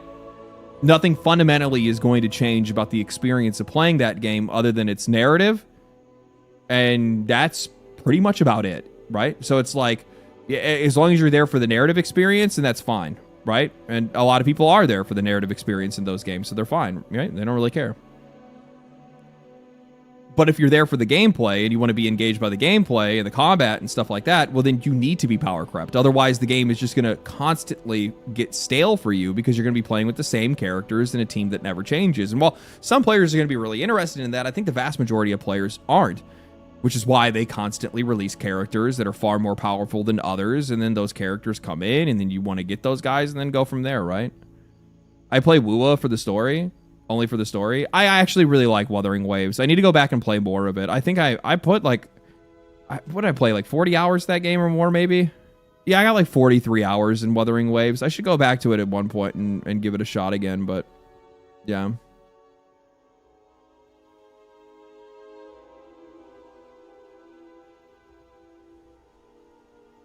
But like, I feel like gacha games just kind of like fundamentally work against themselves. At least they do for me. It's probably not true for everybody, but they do for me, because it's just like they're just. I can't deal. I don't know, man. I can't deal with the begging. I can't deal with the constant beg. Like, it's not even begging. It's just it's the loop that they trap you inside. The one thing that I will say, one of the other reasons that I really enjoyed Arknight's Enfield is because like the vast majority of upgrading and shit that you do in that game is largely just done through like the farming mechanics, like the actual factory management and stuff like that. Like the factory part of it is like such a critical key point that you can just kind of like, you know, just do it that way. This is making me want to go back to Blue Protocol. Go back to Blue Protocol just to make sure my guild isn't gone. I forgot that was even a game. I remember being so hyped about that game when it was just going to be just a standard, you know, like subscription MMO, and then they just completely just scuffed the fuck out of that. Holy. 2 million copies for Windrose. Fucking sick, dude. Good for them. Good for them. From Software's new Dustbloods will launch effectively exclusively on the Nintendo Switch 2 in 2026.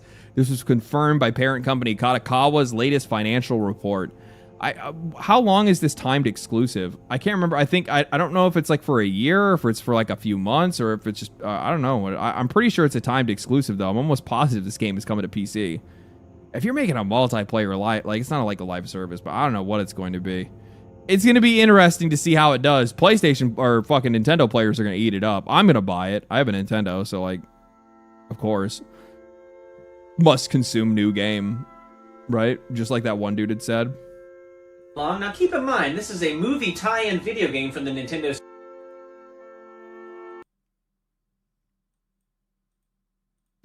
Hey, just wanted to see how that pause music was coming along. Now keep in mind, this is a movie tie-in video game from the Nintendo 64. Not looking for anything too crazy. What do you think about this?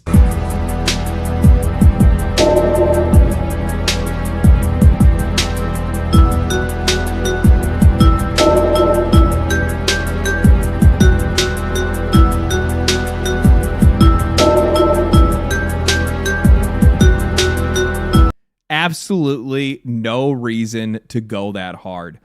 You know, one thing that I think is probably the clearest sign of the games industry falling off, we don't have shit like this anymore. Like, while there are some like really good songs and incredible soundtracks in some of these games, we get sick soundtracks. We never get those like iconic like themes, those like iconic theme songs or like jingles or whatever that like games used to have, where it's just like constantly stuck in your brain and it's always going to be immortal, right? Those like immortalized video game sound, like it's not even like the soundtrack. I don't really want to say, but like I guess we kind of do in some cases. Like some games have them, I guess. Like Baldur's Gate 3, right? Down by the River. I feel like everybody has heard that song, and you're always going to recognize it. You're going to know where it comes from.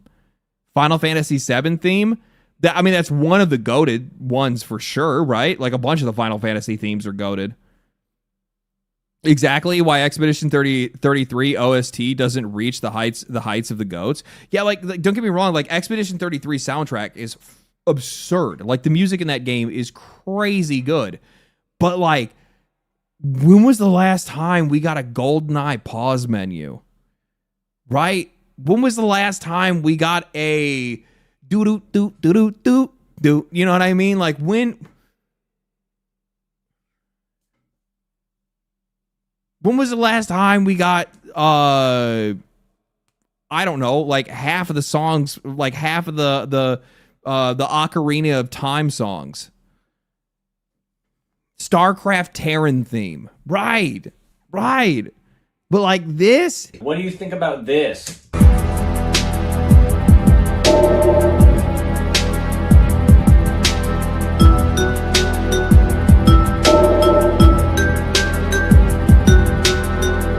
Bruh.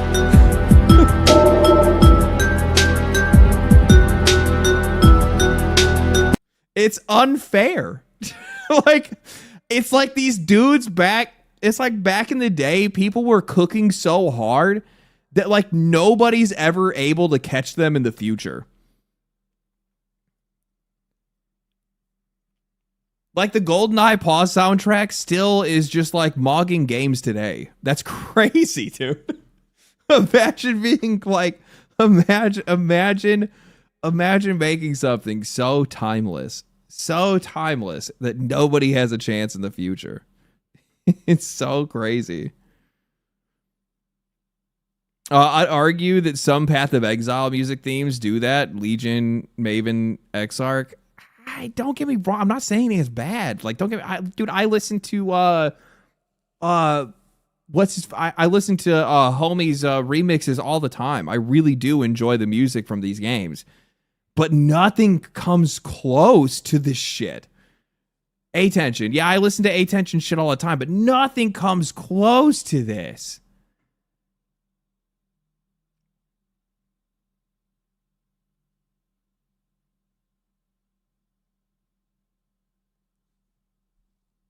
What do you mean the safe room themes in Resident Evil are iconic? That's not what that's what I'm talking about. That is what I'm talking about.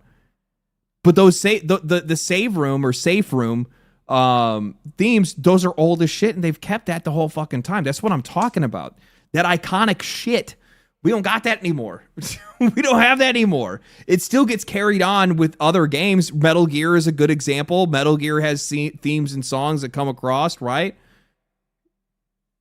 But that like distinctive, timeless like theme that like you're like, this is gonna carry like a decade or 2 decades or 30 years of video games.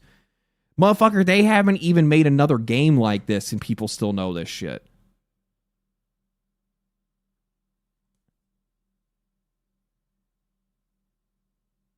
I don't know how, I swear to God, if I go to this playtest, I'm trying to get into a playtest where I'm going to go play the new James Bond game. I'm going to sit down, and if I press the pause menu and I don't hear this shit, I'm going to bring somebody over and I'm going to be like, do you want your game to fail? Or do you want your game to cook? They'd be like, what are you talking about? Like, you need to put the GoldenEye pause menu music into this game. I don't think you realize how many more copies you will sell. It's literally going to be like, everybody hates this one simple trick. You say, let me show you this clip. True. Basically, any Sonic or Street Fighter stage theme. True. Fucking the Speed of Sound or whatever the fuck it's called. The song that they put it in Monster Hunter during the like Sonic event in Monster Hunter, and that shit was so peak. And you're like running around doing the like fighting all these hunting monsters in Monster Hunter while the song's playing in the background. You're collecting rings, and you're just like, ah! It's so good, dude. It's so good. Yeah, live and learn. That's what it is. Yeah.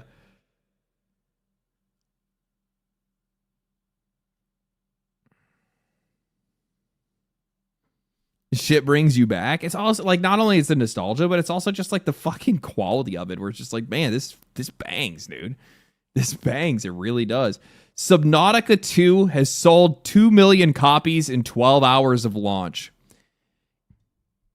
If I remember correctly, the entire, like, the whole lawsuit, the reason why the owners of, the Krafton CEO was trying to get rid of the Subnautica 2 devs and sabotage this game's release was because the minute that this game gets over 2 million copies in pre-sale, they have to start paying out royalties.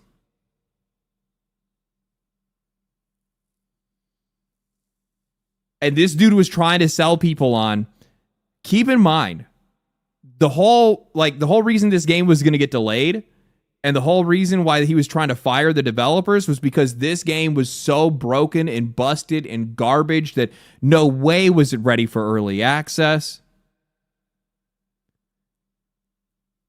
And now you have to pay the piper. Now you have to pay the piper. I think that's probably the even funnier part is that like if there, I'm sure there's probably still ongoing litigation, and now Unknown Worlds, the three co-founders of Unknown Worlds can now go to the courts and be like, here's the unfinished game. Here's the absolute mess that'll never make its money back. Pay us our money. The royalties are so high it would bankrupt Krafton. It's not going to bankrupt Krafton, but it's definitely going to fuck them up. I looked at that, actually. So somebody sent me this earlier. So this is Krafton fired the developers to avoid paying out. Turns out buying the game might cost them more than they make. So this actually shows from the court documents the Krafton net position with Subnautica, their profit and deficit. Break even, their break even line, their lifetime sales, and then lifetime. So this is lifetime 5.3, break even, and then 13.2 for lifetime. So phase one, the phase one threshold, they have to hit 2.32 million copies sold to start earning their bonus. So Krafton is profiting right now up to 2.3 million copies sold. So they're making $48 million. Okay? Once it makes that, past 2.3 million copies, for the next, what is this? For the next 11 million copies. So no, the next 8 million.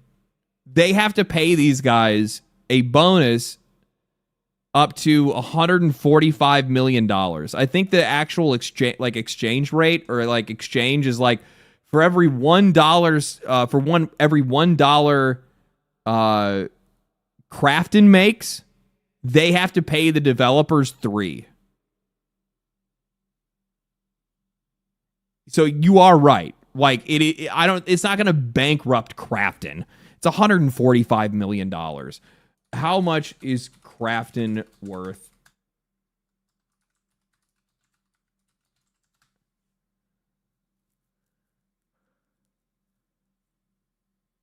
The company's annual revenue is $2.5 billion.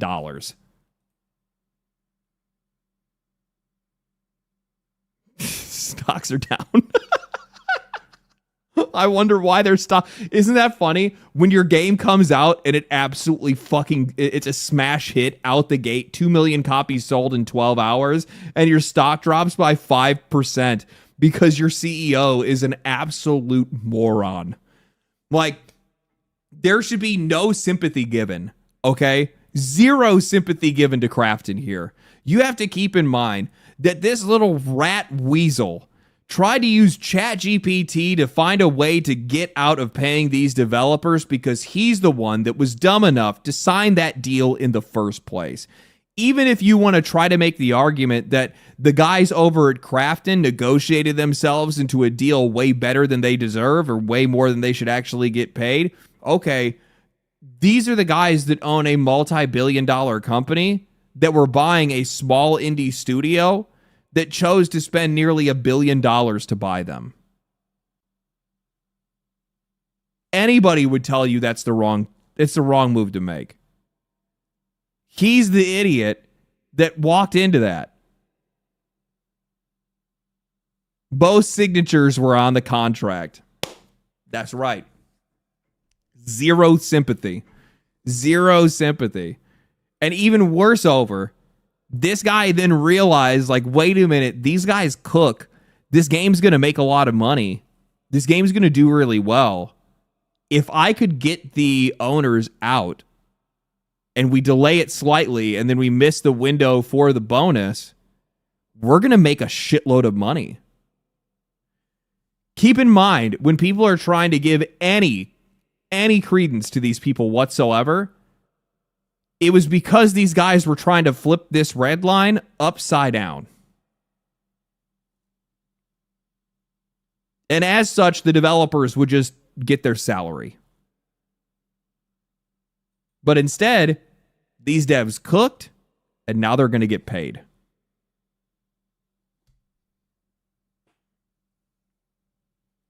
Now they're going to get paid.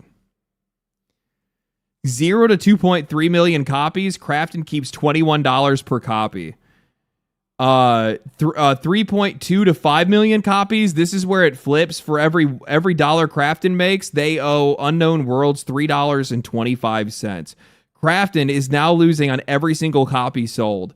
By 3 million copies. That's crazy. They're losing money for every copy sold after 3 million. Who would sign a deal like this? It's so stupid. By 5 million copies, they are $145 million in the red. 5 million to 11 million, the bonus pool caps out and the losses stop growing, but Crafton spends this entire range trying to dig back to zero.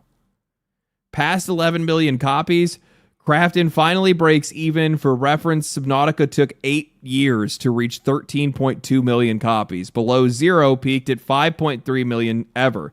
Now, mind you, this is an older post. This is from a week ago, 2 weeks ago.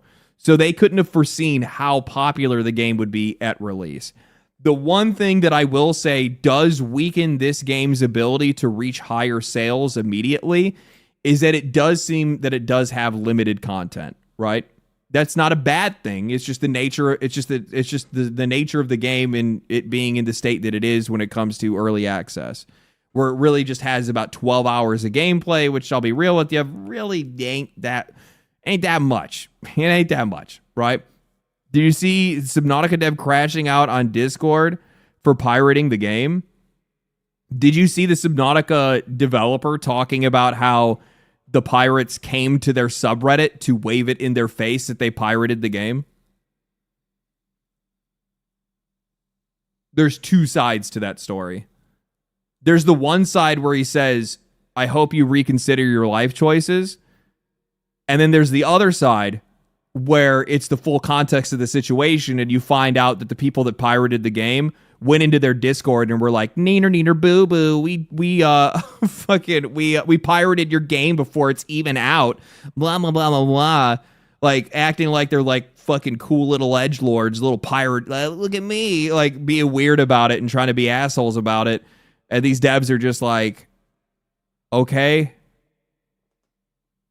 cool, we're not millionaires, dude. I don't know who you think you're helping. Like, I'm somebody that largely believes that like piracy is a service issue. Okay, the vast majority of people that pirate games or pirate any media, it's largely because these guys either can't afford it or they can't have ease of access to it. So they try to find whatever way they can to be able to access the entertainment they want, just so they can enjoy themselves. That's really what it is. It's out of reach. Maybe it's the price, maybe it's the platform, whatever it is a service issue that needs to be solved. But there's also another part of piracy.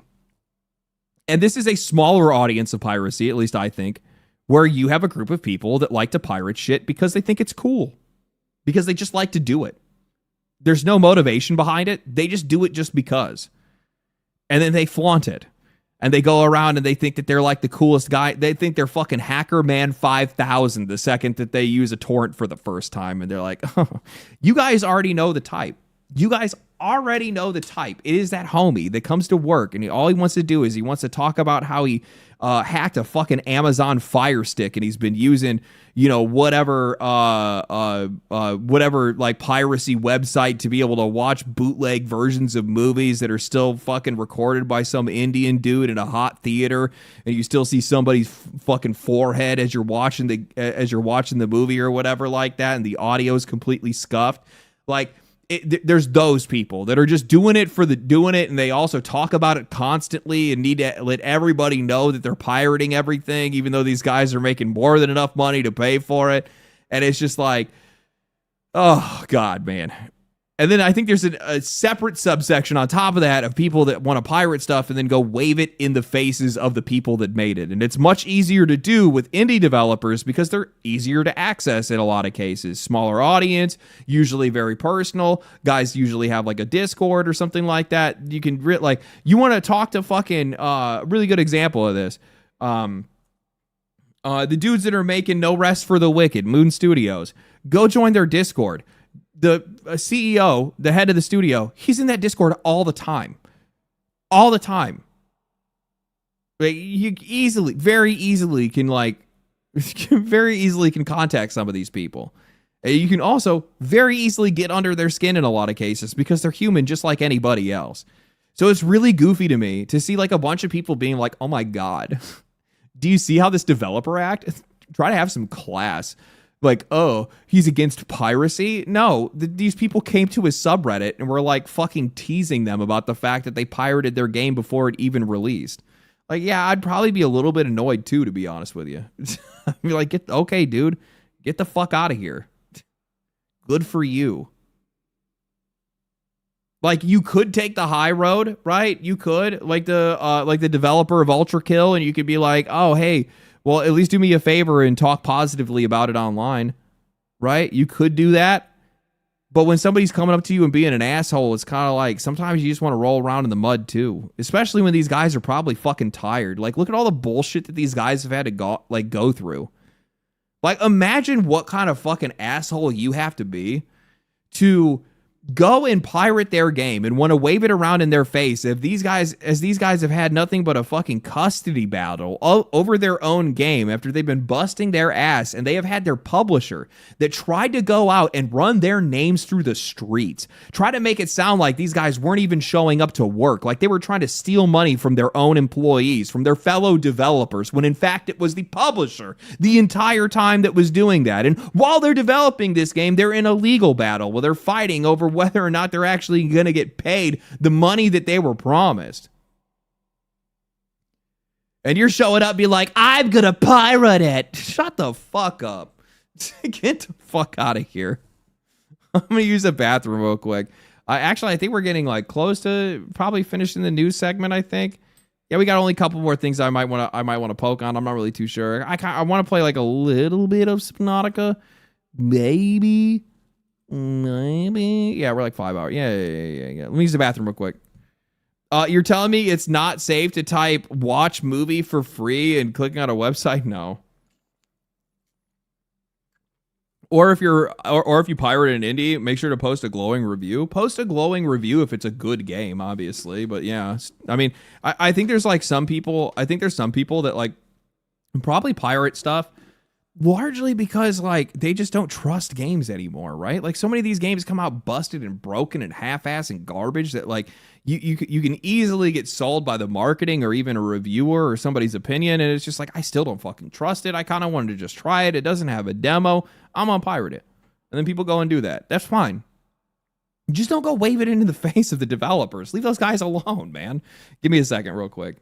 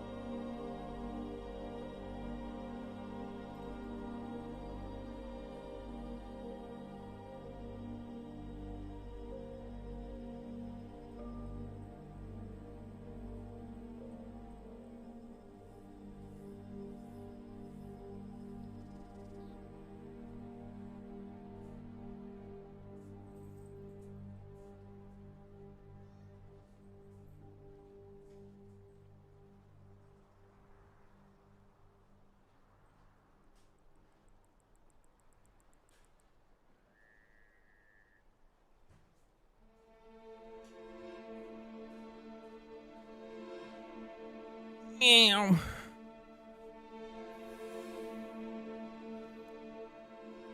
Crimson Desert hasn't been cracked yet? I don't know. I don't pirate anymore, but I don't buy stuff unless it's patched out or it's 50% off the price. Yeah, I mean, like, that's completely fine. There's nothing wrong with that. What is this? A Hungarian Steam Super was for fan with brand new control. Oh, we already read that already. It nearly killed me. Why studio head James Olin left sci-fi RPG Exodus mid-development, and why EA crushing Star Wars: The Old Republic reboot was the beginning of the end at BioWare. How long is this? Oh, this is long. I might have to go through this a different time. This is way longer than I thought it was going to be. I think BioWare is done, man. I really do. Like, maybe they actually come out in the... Like,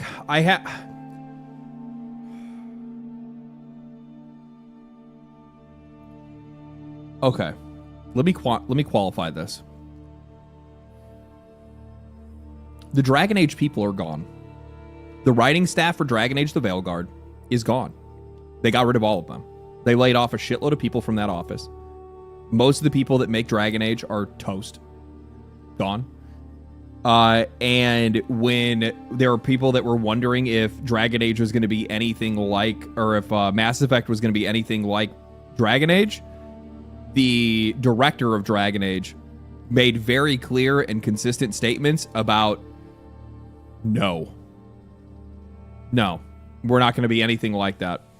We're not like, our art style's not the same, writing's not the same, or not like literally like these guys are just like, no. Like they very, very blatantly tried to distance themselves very early on when it came to that. Dragon Age is dead. You don't recover from Veilguard. Yeah, no, Dragon Age is done. That's a GG. Not unless they somehow, like, I don't know, hire in like fucking, you know how Dragon Age isn't dead? You license the IP to Larian Studios. Just do the same thing you did with your other IP. Right? That's what I mean, like, look what Larian did with Baldur's Gate 3. You couldn't make a Baldur's Gate 3, and fucking, Wizards of the Coast was like, all right, well, let's try these Larian guys.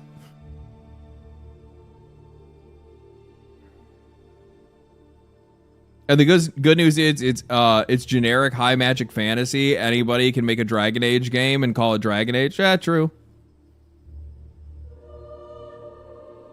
Oh fuck, that's brilliant. I know. Yep. Pay me for my services. So this game did really good. Forza Horizon 6 has been done really good. People really seem to like it. How's it been doing today? My nephew really likes racing games. I got a review copy. I haven't checked it out yet. I wonder if it's actually going to end up doing better this weekend or not. I'll have to give it a try. I have not played a racing game since...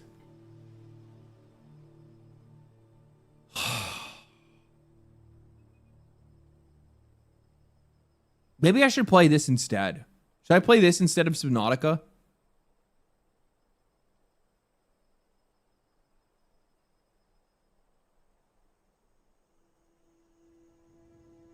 Need for Speed?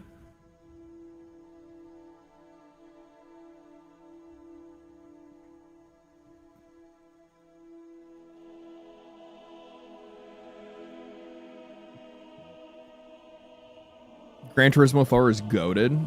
Go for it, man. Yes.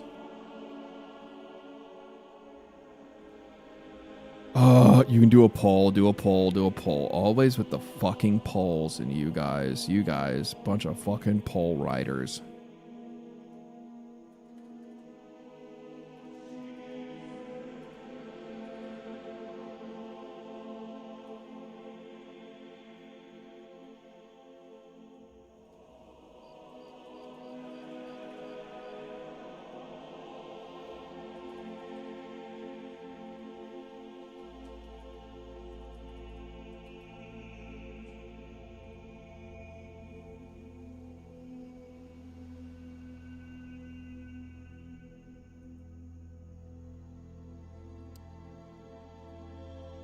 I watched Asmund play it for a couple of hours. Did he like it? He didn't really like Subnautica, which is the most predictable thing I've ever seen in my life.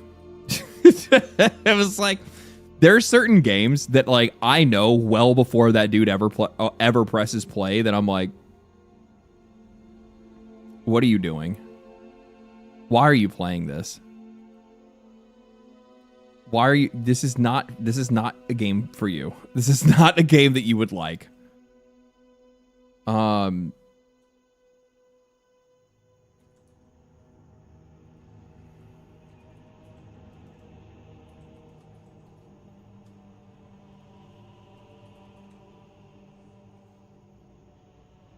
There you go. I put a poll up on both. Do a poll on if you should do a poll or not. Thanks for the two. That is so true. I like that, actually. I like that. YouTube is like overwhelmingly Subnautica. Twitch is also overwhelmingly little split.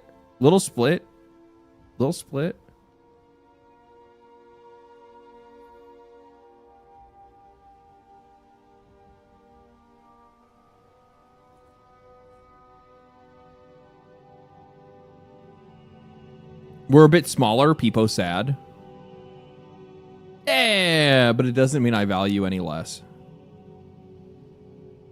The funny thing is, I totally get it, by the way. Like Twitch chatters, I get it, dude. Subnautica 1 on Twitch, 1 on YouTube as well.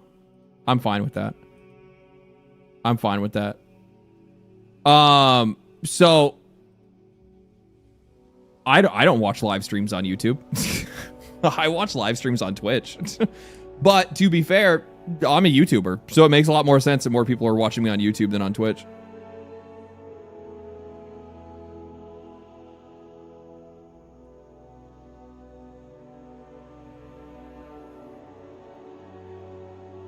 Where's the LD chooses option? That's the funny thing. You guys thought you actually had a choice.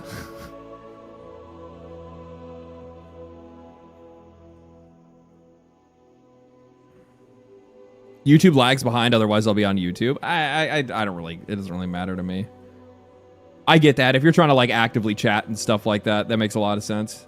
And come to think about it, I'm kind of I'm pretty active with my chat, probably more than most people are, right? Like I really like to engage with chat. But that's just what I'm here to do. Like a lot of people want to just like hear themselves talk, I think, and also like just have people watch them do a bunch of shit. I'm here to talk to you guys. Like that's what this day is for. Like, sure, I want to bring up a bunch of stuff and kind of like bounce ideas, but I'm bouncing ideas off of you guys, right? So like it doesn't really make a lot of sense. Yeah, I largely kind of treat this like hanging out with the guys and just like, you know, just talking and bullshitting and just like, yeah, that's it. What is this? Oh god. Okay, this is the last thing that we'll cover. All right. This is such a good post. Holy fuck, this is a good post. This argument has done irreparable damage to the video game discussion on here. Games are built around mechanics, Games are built around mechanics. No mechanics exist entirely in a vacuum because they're designed to work off of each other and with the rest of the game in mind. This is why a lot of people don't understand why Halo players don't like Sprint.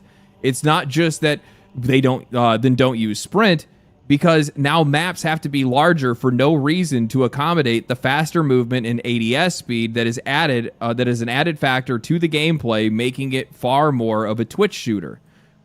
These side quests are bad. You control the side quests. You do you. This weapon feels really weightless. You control the weapons you use. This mindset and any variation of it can be used to justify any bad game design. So this person right here points out, so basically, you control the buttons you press.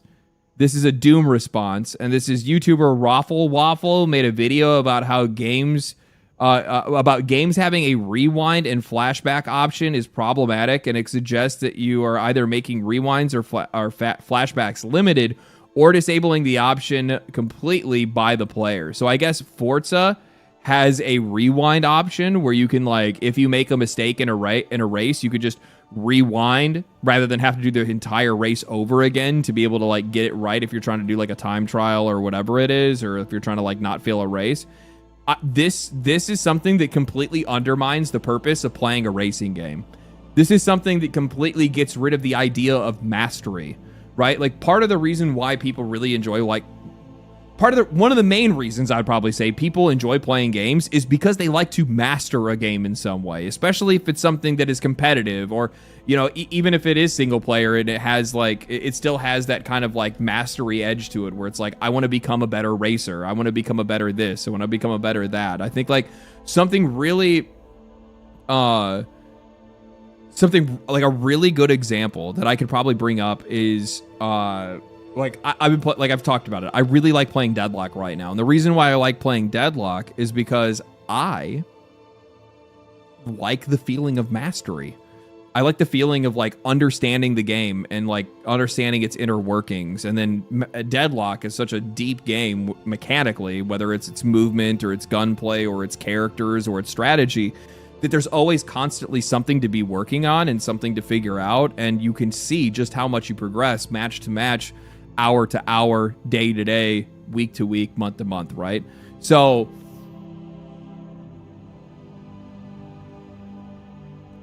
when you do stuff like this, the mastery is removed from it because you never actually have any of that reiteration when it comes to playing it. That's not to say that, like, some of these quality of life features shouldn't exist. I think that they should. And I think it largely depends on, like, what the experience is. If this is something that's, like, specifically just for, like, I don't know what racing players like, so I can't speak for racing players, right? I'm not going to pretend to be a racing guy. The last game that I probably played that had racing in it was fucking Mario Kart, okay? Like, I'm not a racing guy. I used to really enjoy these games when I was younger, but then I got a car. I'm also not really a car guy, which is really funny because my brother is a massive fucking car guy. We just went completely opposite directions. Anyway, this is something that is constantly happening across everything. Every game is doing this. Every game is removing the sense of mastery. A really good example of that, Doom. My biggest gripe against Doom, the latest one that they had, was the fact that, like, they made everything controllable in the game. And the more they do that, the more they remove the identity of what that experience is supposed to feel like. Because there's no intended experience anymore, right? Oh, you just make your own experience. So then what was your vision with making this? The games, like, slowly over time become more and more aimless. Consistently more and more aimless. This is exactly how I feel about Mimic Tier and other broken shit in Elden Ring. All the bosses are designed around it, assuming that everyone will use them. I don't know if that's actually the case with Elden Ring. I mean, like, I know a lot of people did use Mimic Tier. I only ever used Mimic Tier on, like, some of the hardest shit ever, right? Like, it's not even hardest shit, it's just, like, the most annoying shit. Which maybe that stuff was annoying because it was built around the idea of you using the Mimic Tier, right? There's absolutely bosses built around summons, not explicitly Mimic Tier. Yeah, Mimic Tier is just a replacement for summons. So if you were going to judge that system, you would instead judge... you would instead judge the like, summoning system entirely, right? The game was built to have summons. Well, and that's the other thing too. It was just a different direction for them to go in. I think that, like, if you're looking at a game like Elden Ring is not Dark Souls 1, 2, or 3, right? It's not 1, 2, or 3. It was a whole other game on its own. It was a game. It was also an open world game. There was a whole lot of different things that were like, you know, completely different between it and the other games that we had seen from Software. While it definitely was a Souls-like and was part of their brand, and part of their deal, and definitely their themes for sure, it was very clearly designed from the ground up to be built in that direction. If you were playing it not that way, without the co-op, without the summonings, without the Mimic Tier and stuff like that, well, then you were playing it not as intended, which is completely fine because their games are built to be played not as intended by in some cases, right? Like you have people that do like zero soul runs and shit like that, but yeah.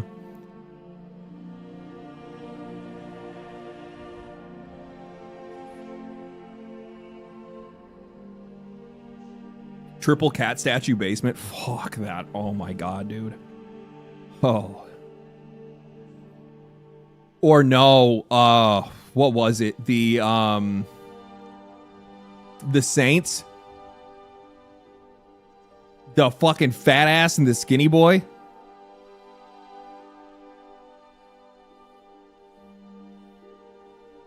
I forgot what they were called.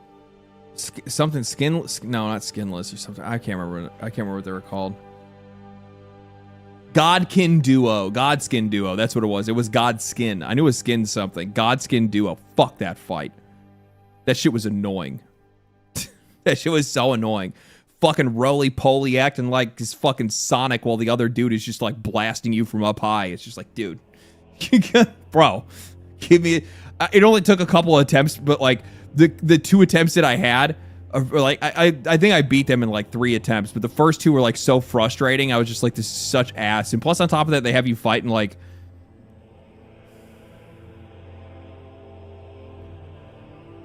My biggest gripe when it comes to Souls games is when they like to have you fighting in like close corridors, right? Where you're in these like tight spaces and the fucking camera breaks and you can't see shit and you're just like... It's the most rage-inducing shit ever. It's so bad. There's one where you fight in pitch black. Yeah. I'll one-up you. You can control the games that you play. Stop playing games that are bad. True. What is this? And it's weird that people shame others for using them. Like Dog, the game and the bosses were built with them in mind. That's actually true. The problem I think is the code... I guess like my entire thing is that like when I see something like this, like this is the reason why you find a lot of these games that just don't seem to have a whole lot of soul. Like these guys think that they're being clever by trying to make the game a lot more customizable for the player, and they're trying to make it's not even customizable. They're trying to make the game more accessible. That's really what it is. It's coming down to like, how can we make this the like most dead brain fuck ass shit possible? How can we turn this into a game that you could literally drool on the controller and still somehow find a way to win? That's really what it's coming down to. They're trying to cater to everyone. Exactly. And that's just not the way to go about it. Because that means that you have no real clear vision of what the game is supposed to be. There is no intended experience. It's whatever experience. And I just feel like it ultimately comes at the cost of the player's enjoyment. That's mixtape for you. True. It is a mixtape kind of point. True. I didn't look up any videos this week, so I ain't got no videos to watch. I'll double check really quick to see if anybody put in anything in the Discord for React videos. I didn't check it earlier, so I don't know.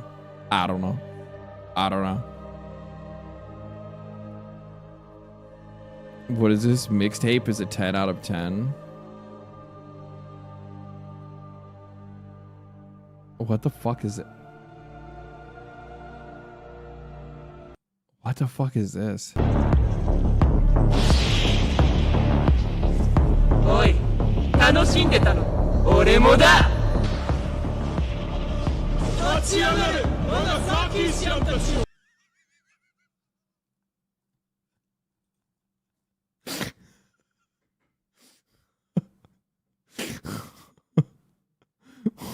What the fuck?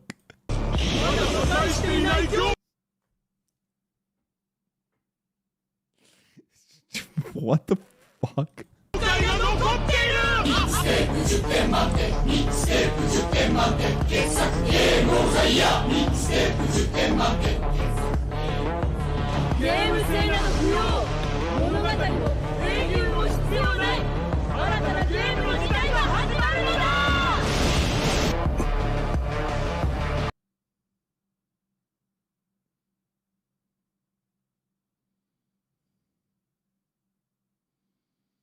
Too much hair.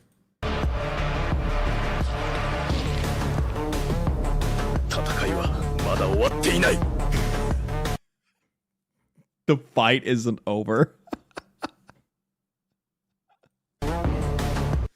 Oh man. The funny thing is that for the most part, I don't really like a lot of like I don't like a lot of like AI generated videos and whatnot. But I will say that like this dude has done a really good job at like I don't know how he does it, or maybe it's just his editing or something like that, but he does a really good job at keeping like really consistent like character profiles and stuff like that, right? I mean, except for like obviously this changes, right?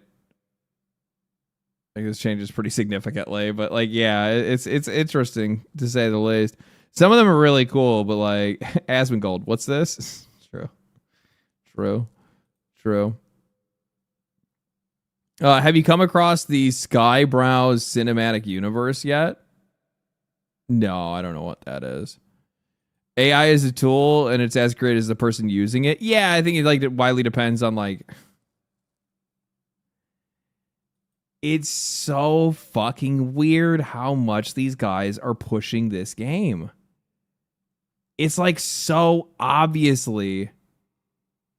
very obviously, it has like such a massive marketing push in some way. Like it's not in some way. What the fuck am I talking about? It's backed by like one of the richest people in the world, or like the daughter of one of the richest people in the world. And I think that like that dude literally just throws money at her because it's his daughter. And he's like, yeah, whatever you want, sweetie. Whatever you want. Go ahead. Yeah. I think that's really what this is coming down to. All right, let's fire this up. Let's fire that shit up. But don't call it indie. You can't call this game indie. No fucking shot. It's so weird that these guys have been doing that. Like, it doesn't make any sense to me because it's just like, you guys have like, you've thrown so much. I really want to know what the budget of the game is, because I would guarantee the music is like 90% of the budget. Like, I can't imagine how much money they spent. I really can't.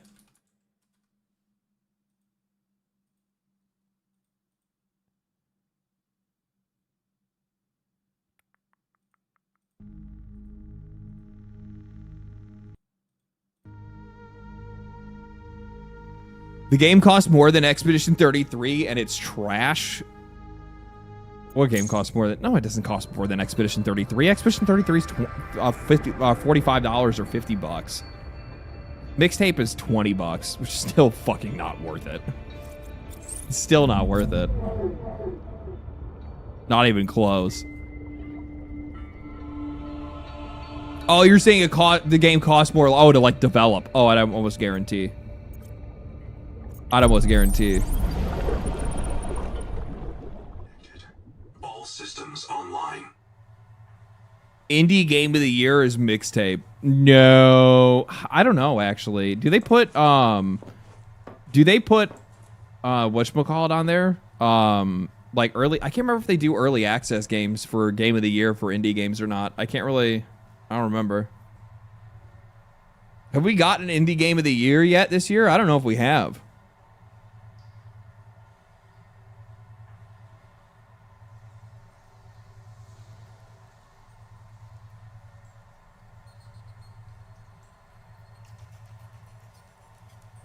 Will it be Vampire Crawlers? I like Vampire Crawlers, but like I've played a lot of it, right? But like at the same time, like the other thing is that like I'm just not really like, I feel like I've played it already, right? Like I already know all the combinations, which is kind of cool in gameplay, right? Where you're like, okay, that's sick. I already know what I need to do here, right? Did you play Subnautica 1? I did play Subnautica 1. Which is cool because I totally get some of the shit that I've been doing in the game, right?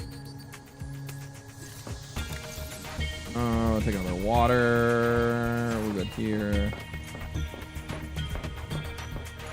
I looked it up because I was super curious because I can't like my tracking station doesn't let me track certain stuff because I have it set here. So I actually have to move this. I need to build like a different facility specifically just for tracking stuff, and I think I should probably build it near the life pod. What do I need for that though if I do that? I need to have some exterior power facilities, so solar panels will probably do the job. Titanium and quartz I have to take with me. Okay.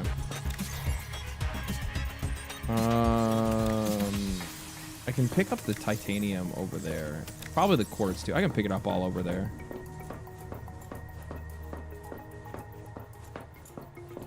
I don't need to take anything out of here other than this.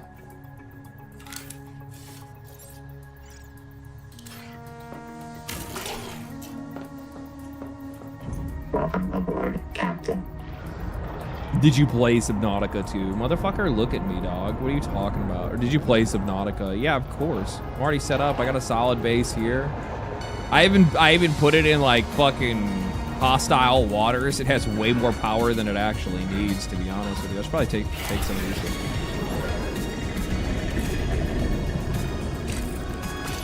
No.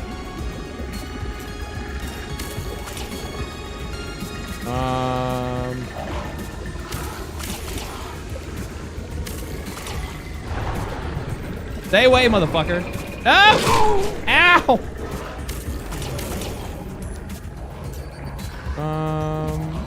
Yeah, whatever. That's good enough.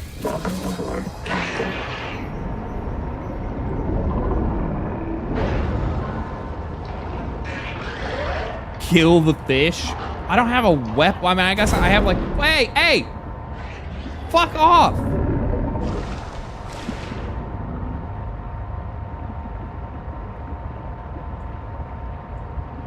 It's a really pretty game. The visual upgrade from the first game to this game is very noticeable. I think it looks pretty good. Where do I want to build this?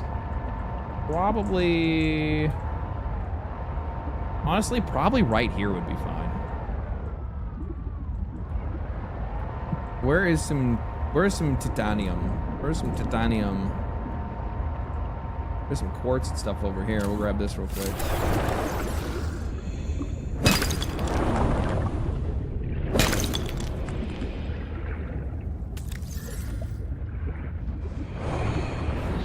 Welcome aboard, Captain. I'm driving here. Do you get resources? Do you get all the resources back when you deconstruct? You do. You do get all the resources back. They even have a fully like refund base option, which I don't understand.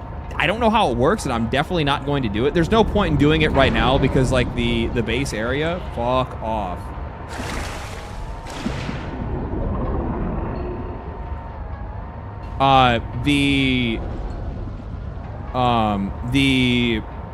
The starting zone, or like how far you can actually explore, is relatively limited right now. There's not a whole lot. There's not a lot to it at the moment.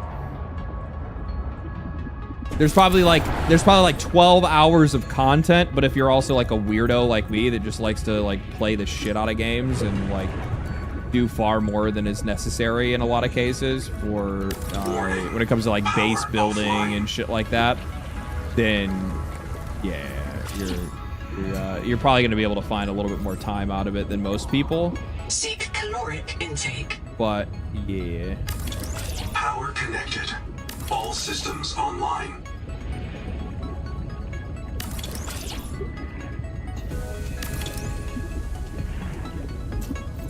And how am I on? I'll eat this, drink some water. Need some titanium. Can I go down here with this? Probably not really worth it. But I'll do it anyway. I don't give a shit.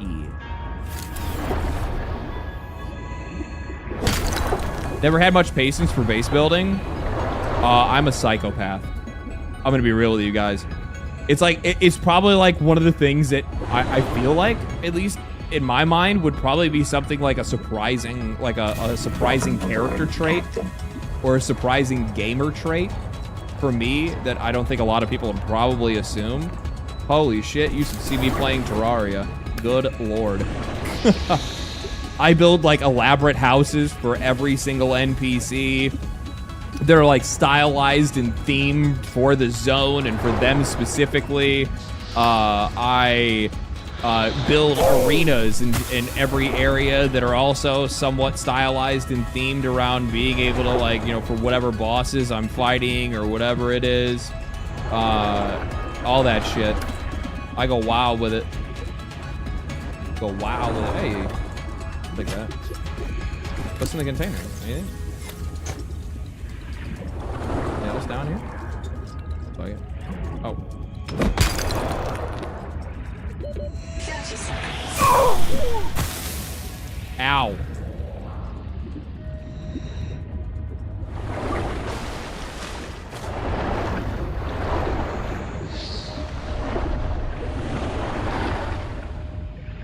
I play games like this in RAF and it turns me into a crackhead. It does. Holy shit. RAF sucked a shitload of time out of me. Good lord, man. That's why, like, I have to play these games very sparingly. The last thing that I should ever do in my life is play like 2 survival games back to back. Otherwise, like, I will just like I'll effectively just delete myself from society for a long period of time. They're also like really bad for me for like work and procrastinating and stuff because like these are probably the most immersive games that I play, like for me personally, where like I will very regularly just completely lose track of time and then look down and be like, oh shit, 5 hours have gone by. How did that happen? I haven't done anything. I've been editing the same room for the last 15 minutes.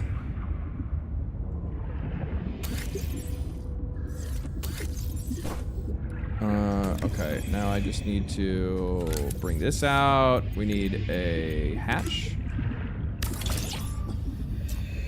Okay. Welcome aboard. We need to... Here, what do we need to do? Let's expand this a little bit. A little small, a little cramped, a little cramped.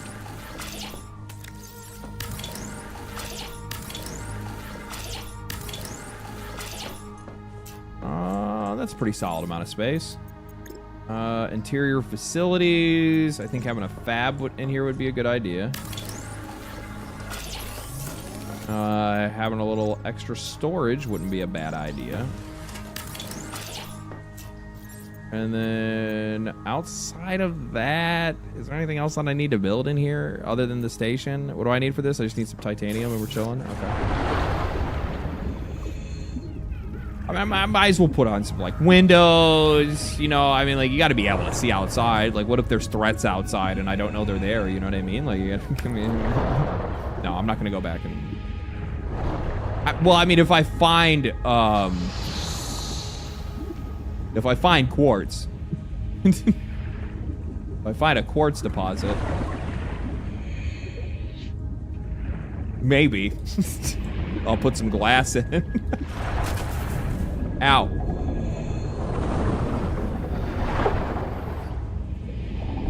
Something following me? Here's something big moving around.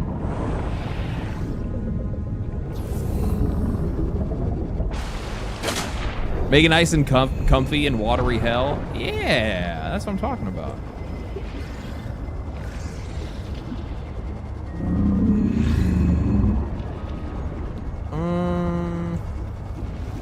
Is there usually quartz in these?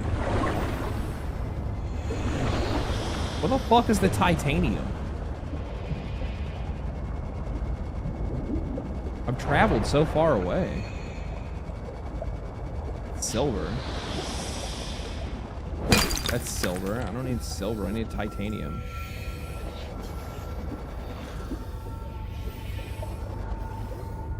Silver, copper. 30 seconds.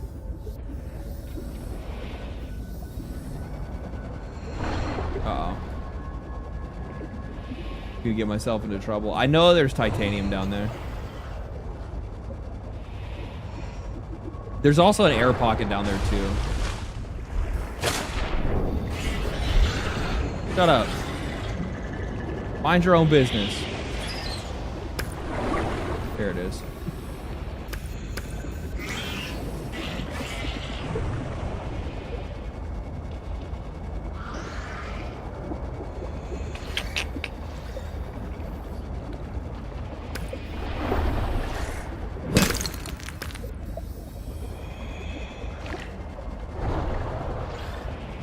Oh, there you go. That's what I was looking for.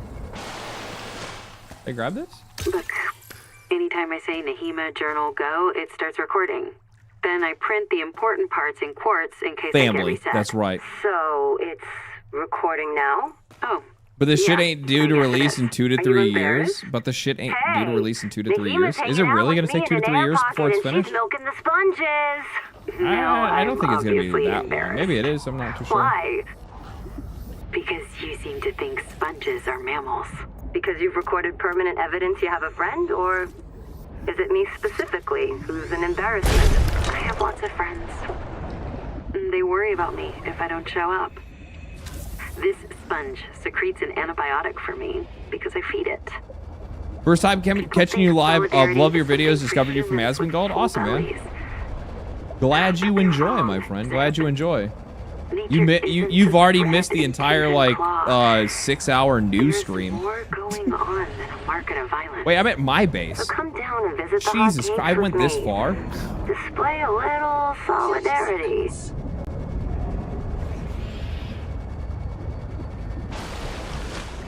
The movement seems a lot smoother and slicker. Yeah, I also kind of like the added like the jets on the hands. I think is pretty cool. The game is it's so pretty when it's nighttime. It's so pretty, man. It's super. I love the bioluminescence. I think it looks really cool on everything. Welcome aboard.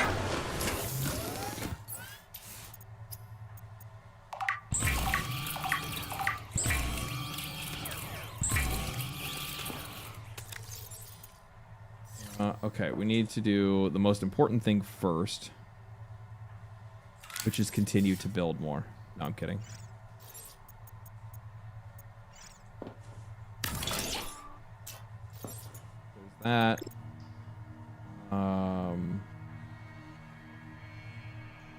And then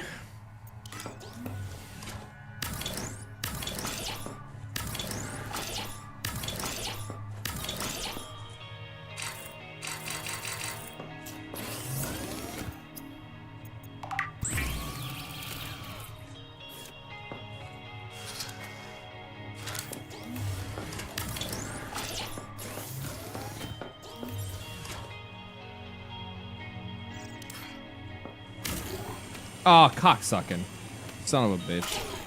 I thought I had enough. We'll do it here then.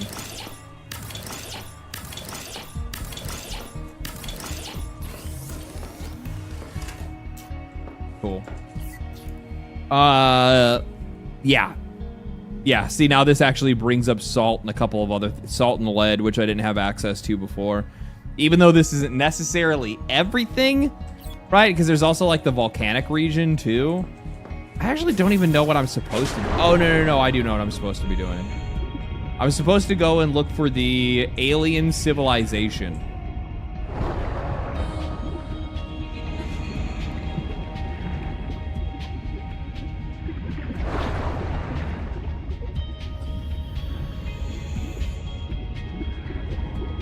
Am I tripping? Where the fuck is my ship?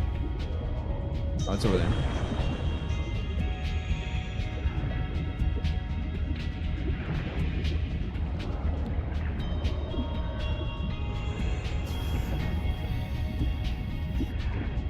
Six out of 10, too much water?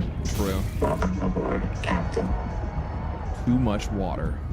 Alien ruins, that's where I'm headed. I need to go grab some food and some water for the trip. And then, and we'll head that way. Cthulhu? Yeah. Don't even think about it.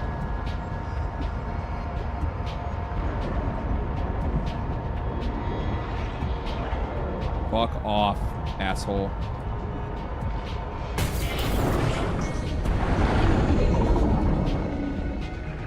Welcome aboard. All right. I need to put some lights up in here. It's dark as shit.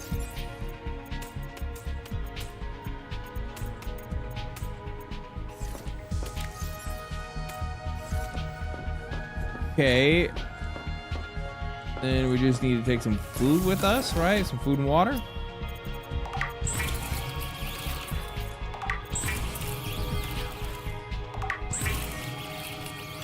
Maybe a health kit probably wouldn't be a bad idea too, right? Do I have any over here? I do. There we go. All right. How's my power? Yeah, we're chilling. How far is the alien ruins? We should be all right.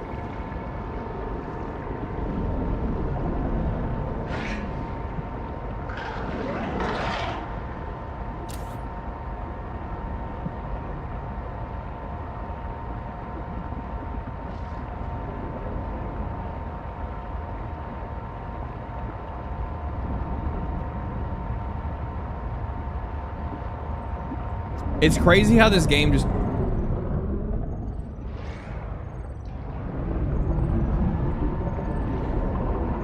turns into a completely different game at night. No. Stay away.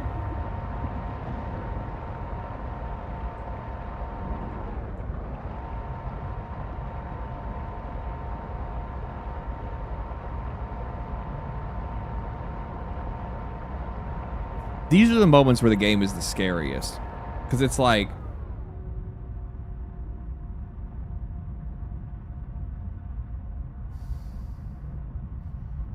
you can't see shit. So there's the rock face.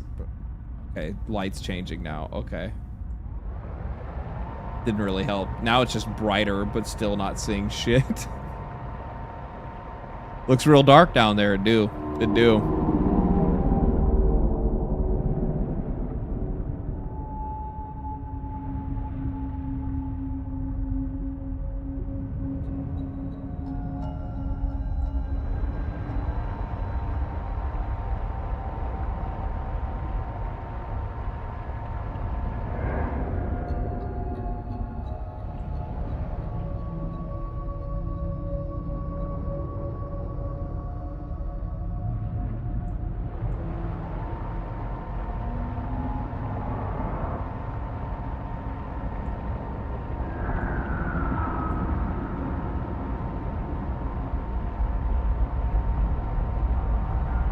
Seek caloric intake.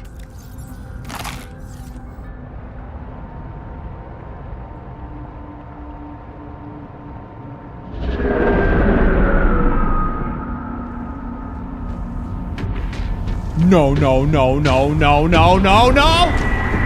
No, no, no, no, no, no, no, no, no! Oh, God. Oh, no. No. No, no, I don't have any way to defend myself. Go away.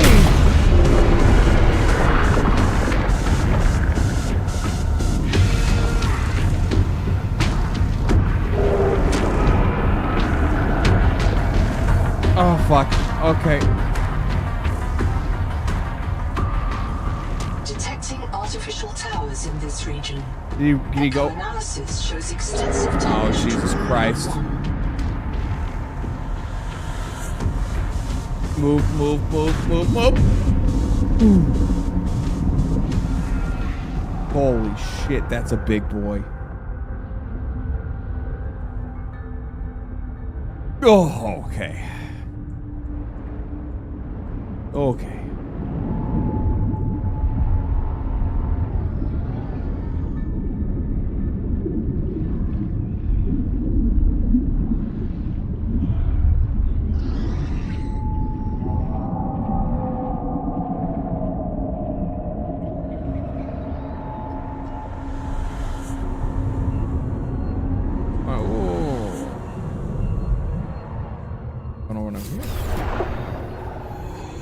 Sophie, I'm sorry I destroyed your colony. Please listen. I did it because you couldn't. Because you're a good leader and you never give up on the mission. And I know where this mission will end.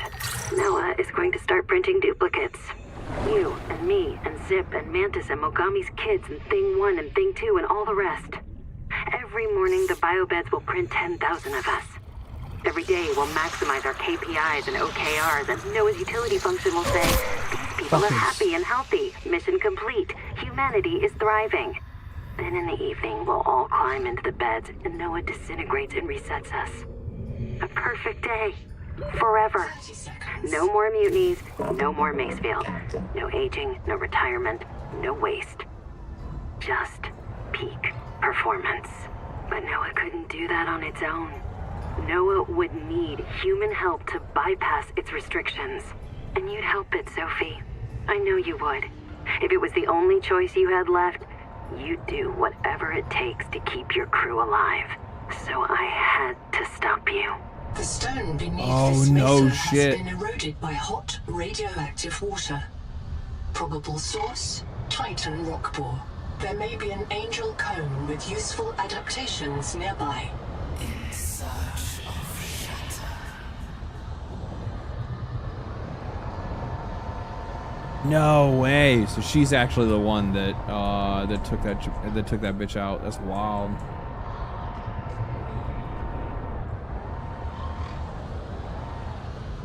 I'm not seeing the spore. Oh, it's right here.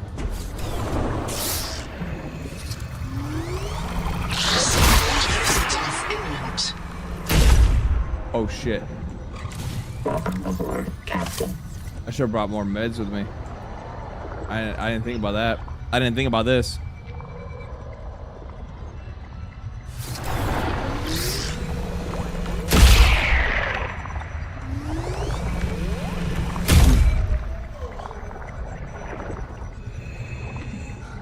Where'd the other one go?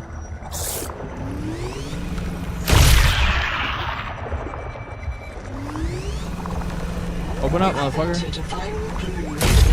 All other microbial life in the seawater is dead. Use the sonic resonator to expunge bloom cankers and clear the infection.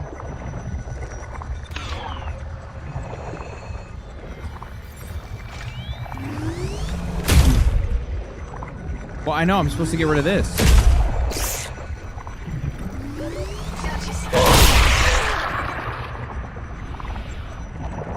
Do I have to hit it like with a repair tool or something?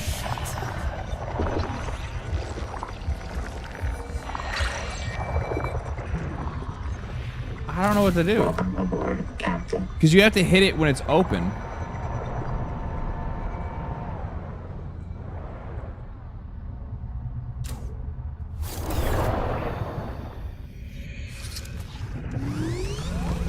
Oh, is it because my vehicle's too close? No, it's when I get too close.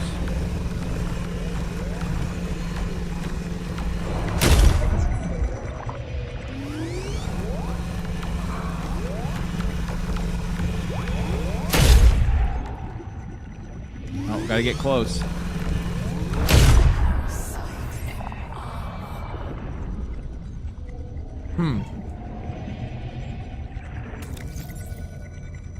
Can I smash it open? Requires unknown tool. Okay. I don't have the tool to do it yet. Welcome aboard, Captain.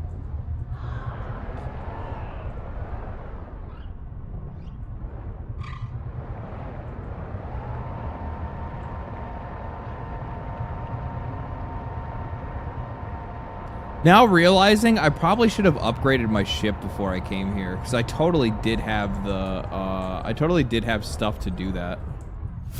Or I did have plans to do that, and I forgot all about it.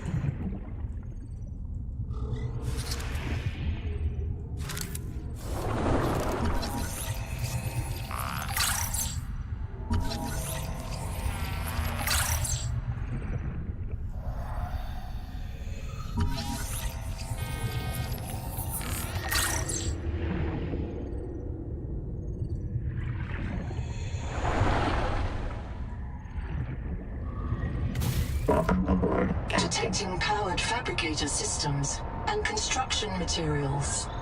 Advise construction of a regional base camp. Oh, yeah, it's probably not a bad idea. High capacity air tank unlocked. Ooh.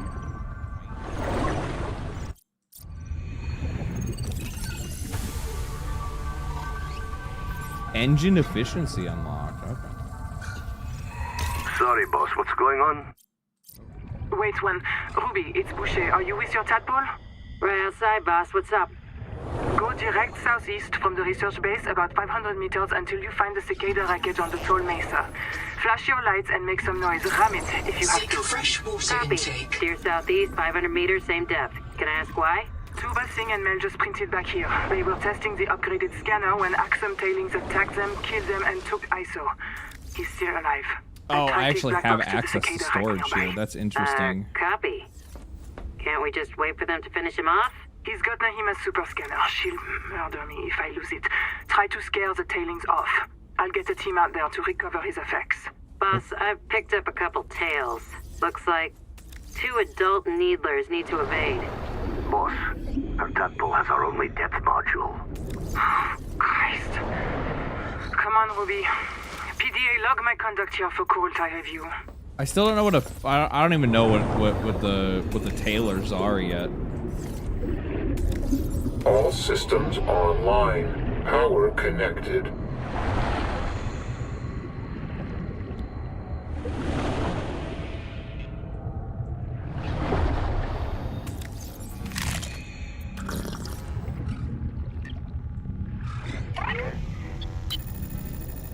This is as far as I figured they love Earth to get away from the French, not bring them with them. No shit. Thank you for the 5. True. True. A tadpole with a depth module went down south-southeast, bearing 165 degrees.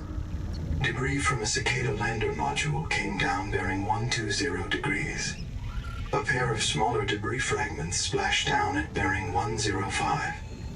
There's a supply cache somewhere below this base. I'll begin searching for black box signals in the region. One more thing. This base has been visited several times within the past 10,000 hours. The visitors weren't human.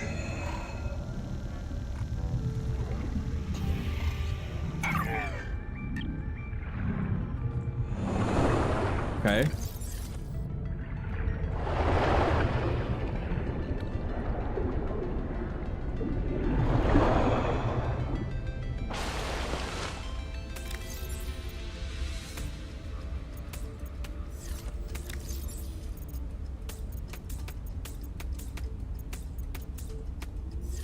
They want me to build a regional base here. Okay, we can do that.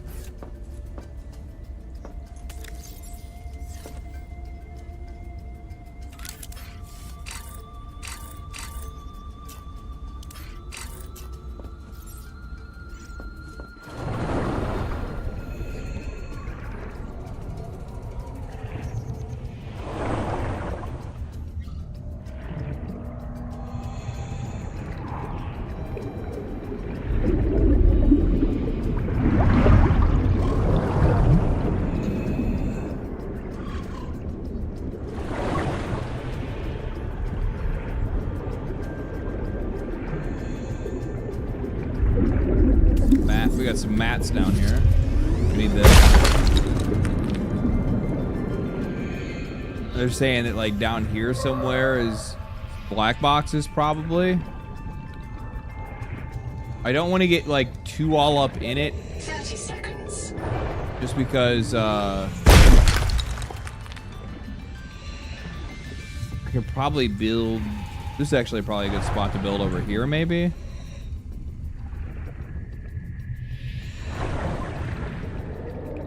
That's crazy. That's a wild updraft they have there. Well, because I want to try to make sure that I build somewhere where I actually have like a... What the fuck is this?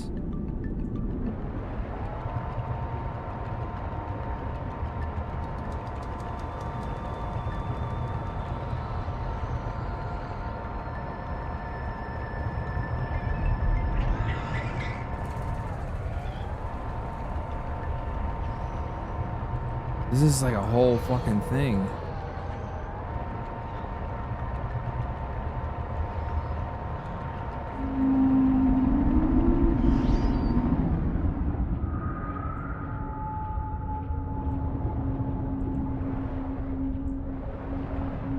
Oh, man. And there's an entrance. Oh, boy.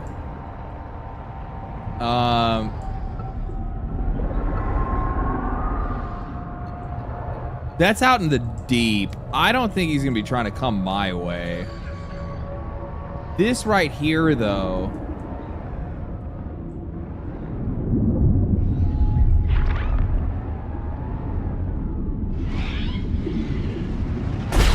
Fuck off.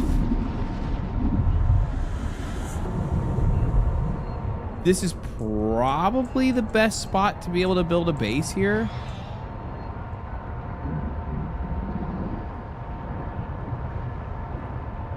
I would assume. Because I kind of want to make sure that I build near a draft. Because I'm not seeing any, like, thermal. I'm not seeing any thermal vents, so I probably would want to build next to something that has drafts like this. Because I can use turbines for these.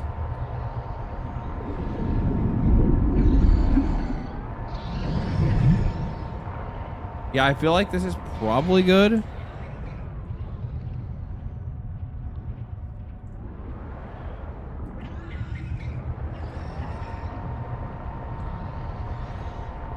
The Noetic advisor has transmitted an alert. Are you an enemy? Return to the life pod at your convenience. No. Go fuck about me.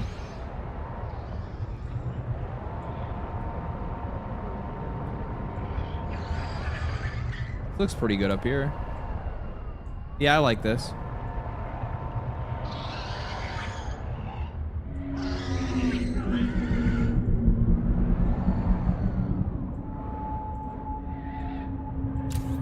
It's got a good amount of room to get for me to get to like if I want to build out, I can.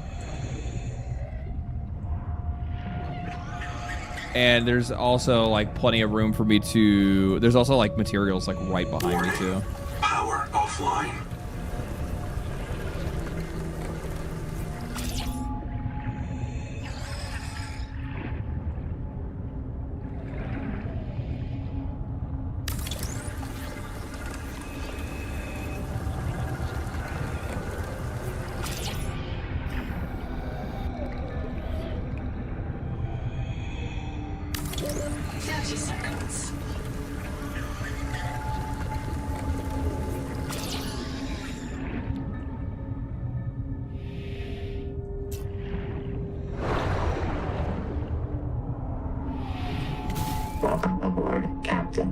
Crafton was ordered by a judge to reinstate Ted Gill. That's actually probably is there a crush mechanic? There is. If you go too far, if you go too deep and you don't have like the proper adaptation where you can like take higher depths, or you don't have a ship, like mine is not built to go any further. It shows it right here. I'm not built to go any further than 250. If I go under 250, then the ship starts to crush itself, or it starts to crush under the pressure, right?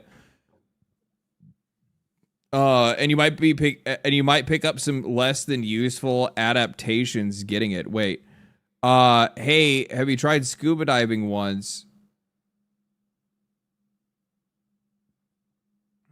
Why didn't you say that? Well, oh yeah, no shit. Oh my god, from the first game? Yeah. Good lord. The assumption was already there like the minute that I was like, "Oh, I'm on another water planet." Well, I'm actually surprised that there's no self-scan option in this game. That was actually something that surprised. I was like, oh, wait a minute. There's no self-scan? I must be fine, right? I must be fine. Give me 1 second.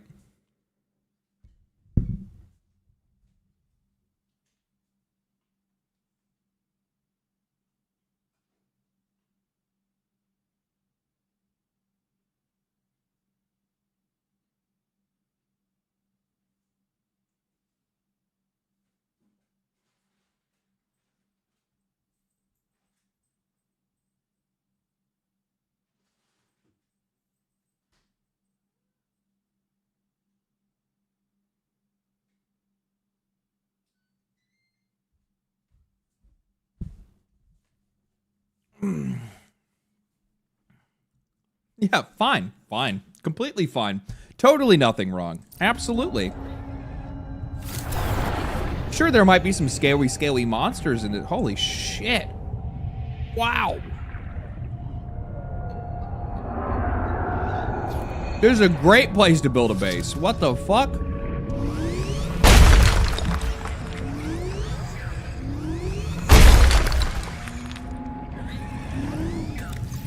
My only regret is that I don't have the shit to build a scanner so that I could find more material.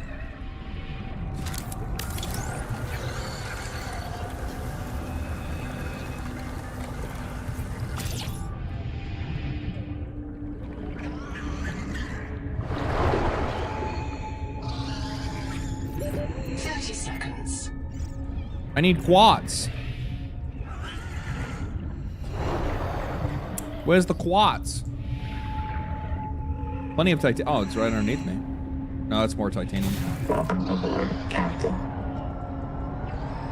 Well, I mean, there's plenty of, like, material here. Like, holy shit, man. Jesus, I didn't even realize, like, how much of a hotbed this is for, like, titanium. Good lord.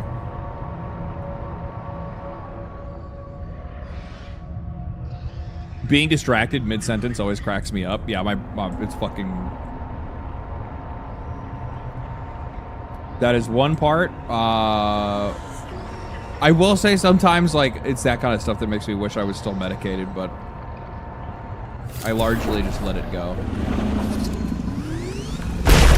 The thought must have not been worth it if I couldn't keep it. That's the route that I've taken.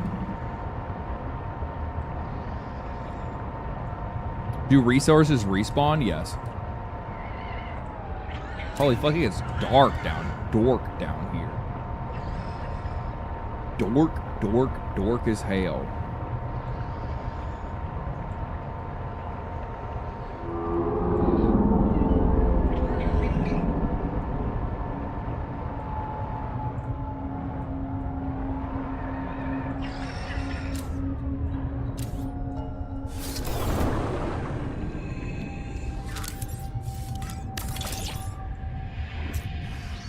Welcome aboard, Captain. Welcome aboard. Okay, alright. Interior facilities, fabricator. Locker. No power. We need power. We need power. What do I need? What do I need for power? I need copper, more titanium. I need silver. Copper, titanium, and silver. Easy. Welcome aboard, Captain. Shut the fuck up. You see you just fucking yell at that thing and then eat it? That's crazy. That is crazy. Where's that big ass copper north node that we have seen? Okay. We got that. I think it's underneath. E. Nice. Copper, titanium. Do another titanium. The silver might be a little bit more difficult. Might have to go hunting for that one, actually. We have, like, some to at least get the initial node, so I think we should be okay. 30 seconds. Welcome aboard, Captain. And then I think I saw a current nearby, too, right? Yeah, one right down there.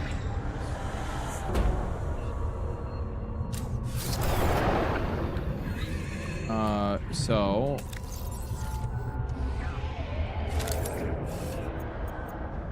power transmitter can be like here.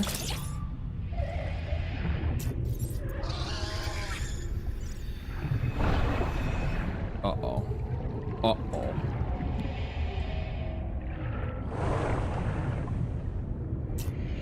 Oops.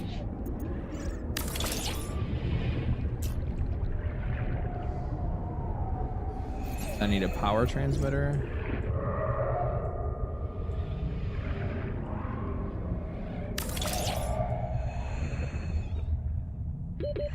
Seconds. There you go. Connected. All systems online. Welcome aboard. There you go. Construction in the dark, that's right.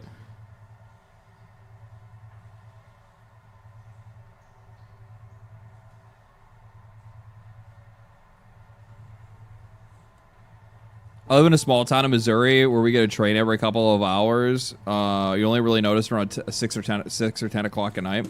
So I've been doing a lot of, I've talked about this like a little bit, but I've been doing a lot of home browsing lately because I'm getting ready to buy a house soon. After years and years of me saving up, I can finally buy a home. Or at least I'm preparing to. And there was one house that I had seen that was like perfect. Like perfect. I was like, man, dude, I totally want to buy this. And then I was like, but why is this house so cheap? Like, why is this house so cheap? Because it was like a good $150,000 cheaper than like other houses that I had seen, or a good $100,000 cheaper than houses that I had seen. And then I realized it was like right next to train tracks, and it's like a freight train that goes by, and I was like, dog, no. No.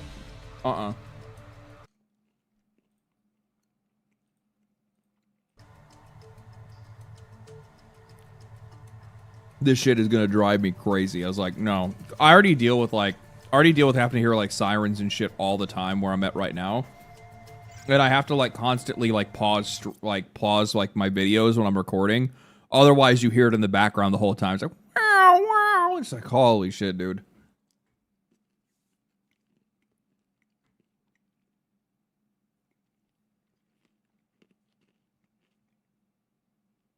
I get bit by something?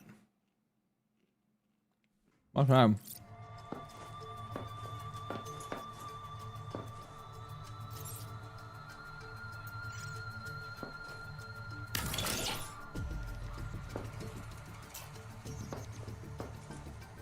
Label.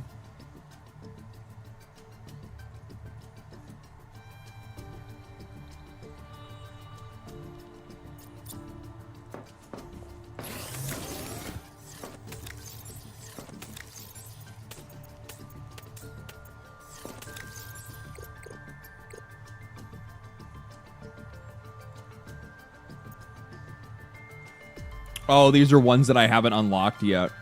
Bioreactor, I still need one for. I'll have to find that.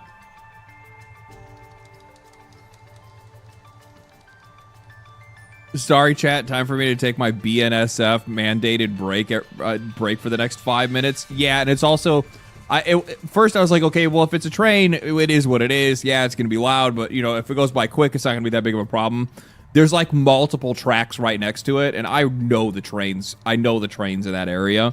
The Noetic advisor has transmitted an alert. And it's one of those places where like those trains get stuck all the time. So these motherfuckers are like constantly slow going, like 1 mile an hour, just blaring their horn the whole time, and it's just like, nah, dog, nah.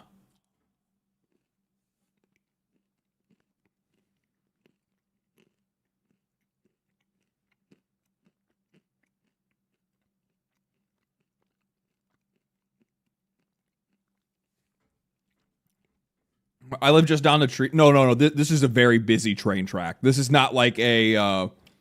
This is not like a. Oh, I'll hear it every once in a while. No, this is like a. I'm gonna be listening to this motherfucker all the time kind of thing. Why? There's complaints from the city that are like, can we do anything about the noise because this is getting out of hand?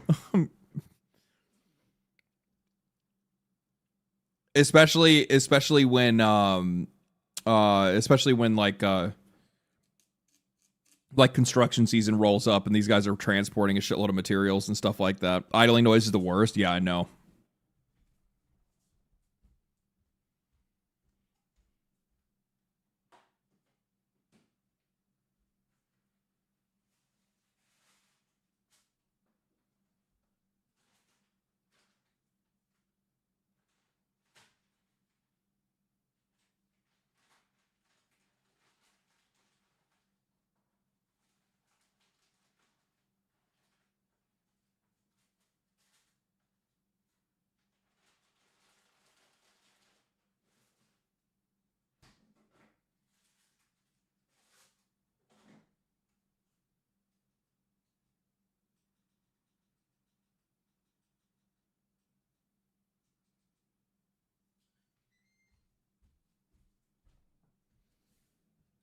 to the life pod at your convenience.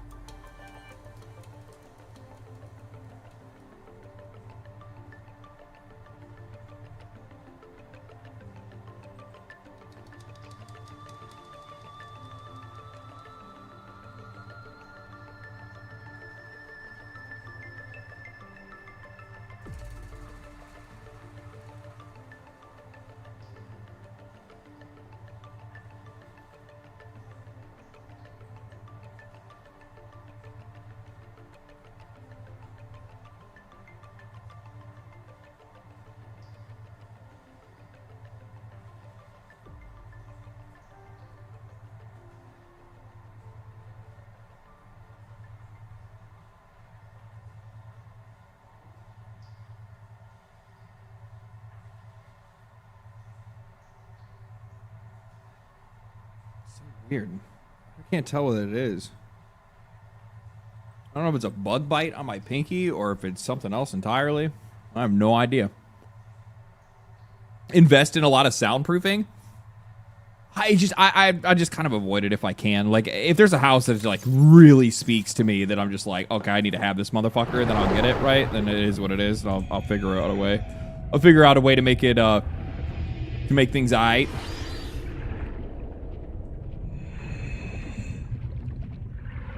So we need to get a scanning station here so that I can find the other materials that we need to make the substation. What do I need for that? Where is it? Where it be? I need a system chip, titanium, and a wiring kit. Okay. Oh, why didn't I just fucking... No. Pin recipe. Okay, so we need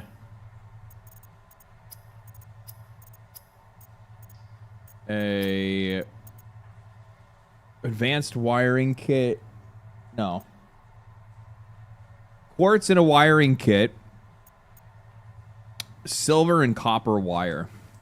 Okay, so we need silver regardless. I might actually just have to go back to the other base to bring materials here.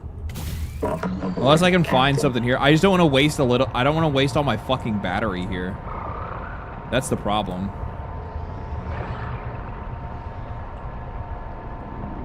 Like, there's more quartz. So we can grab that real quick.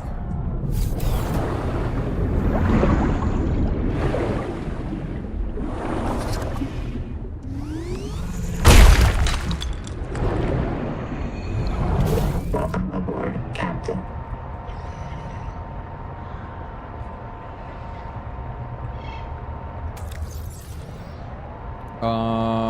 This is more quartz. We're looking for silver. I'd have to go deeper. There's lead.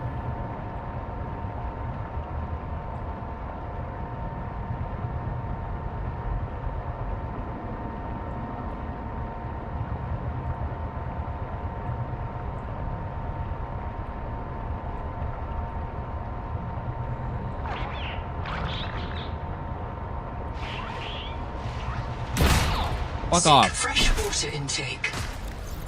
Yeah, no, we need to probably go back to base and just grab materials and bring them here. As much as I would like to do this the slow way, I don't really see... I guess there is some, like, survivable stuff here. Okay.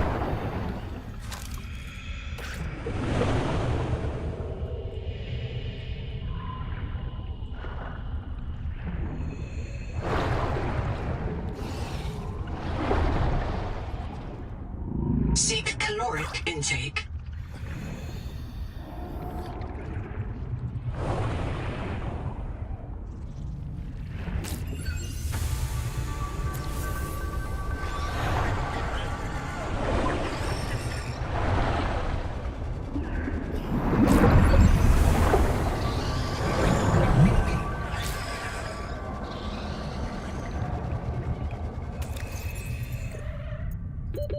Dehydration.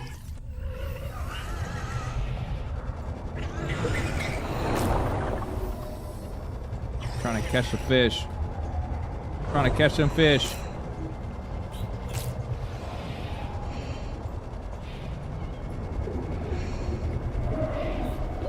Oxygen. Yeah, I know. There's not a lot of slugs down here, man. I need them. I need my water source. My slugs. One right here.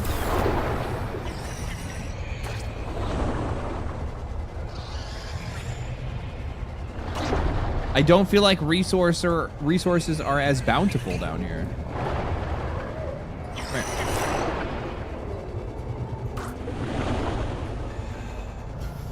There we go.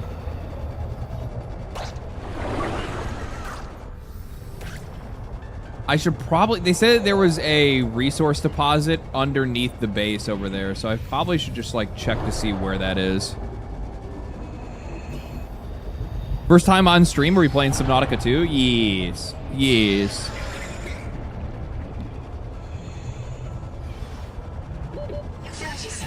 Welcome aboard, Captain.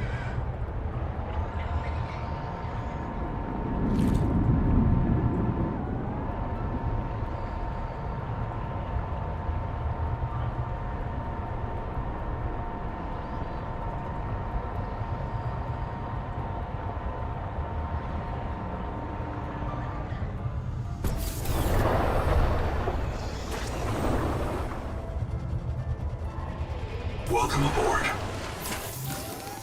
Okay, well, we got some shit to survive with at the very least here.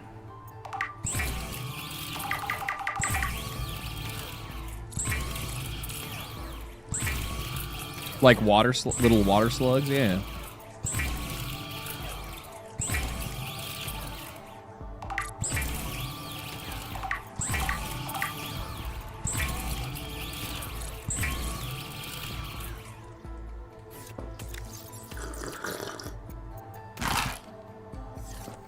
Okay.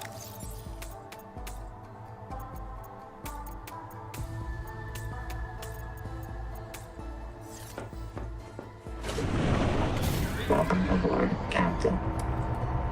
I'll check the place underneath or whatever. Like I'll check the ruins.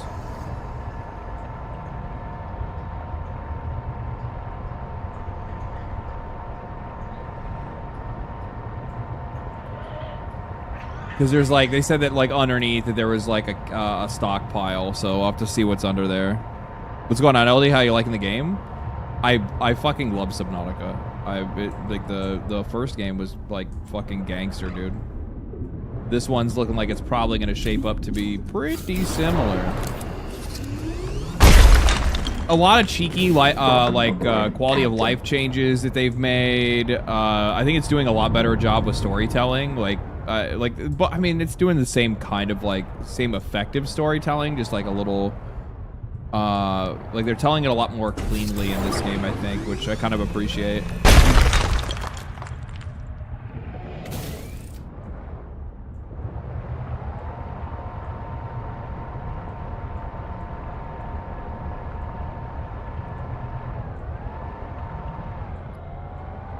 He said there was a stockpile.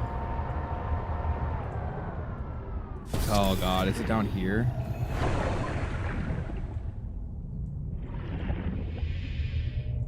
No, I could come down here regardless.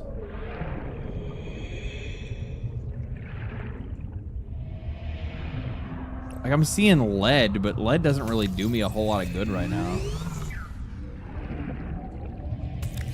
The copper's nice, but I need fucking silver, dog. Titanium.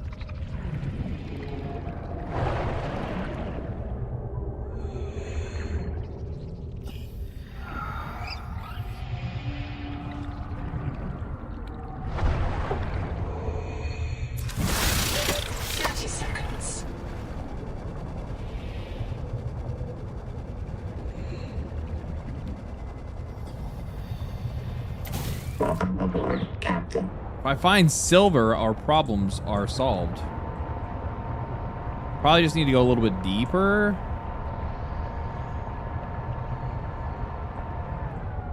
The Noetic Advisor has transmitted an alert. Return to the life pod at your convenience. Yeah.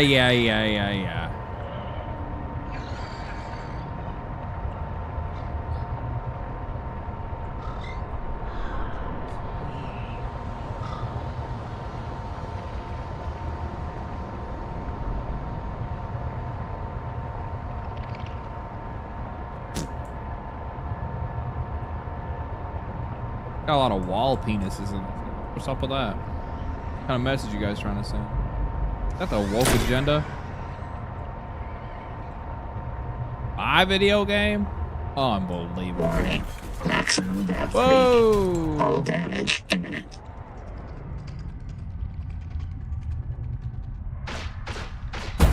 Whoa! Why don't you fuck off? Asshole?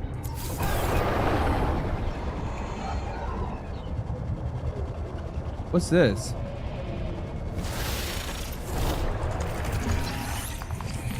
Celestine. What the fuck is Celestine?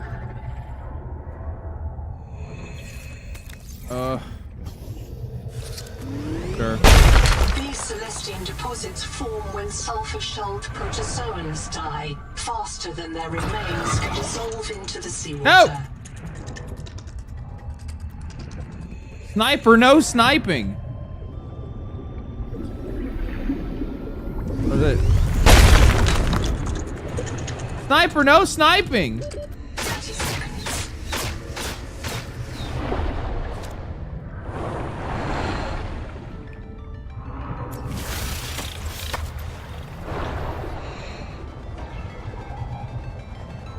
Find silver, problem solved, go deeper, Eldritch problems. Well, you know, hey, thank you for the $20, Mr. Phaedrius. Yeah, I think I said that, Phaedrius. Appreciate that. I mean, yeah, I mean, that's just kind of like that's just a truth of life, isn't it, man? Isn't it the truth of life? Is, you know, you go a little too deep and you, fuck off, you asshole. Find something else to do with your life. Oh, there's so many of you. Why? Why is this place so dangerous? Oh, there's a camp over there. I kind of want to go there, but it's kind of far away.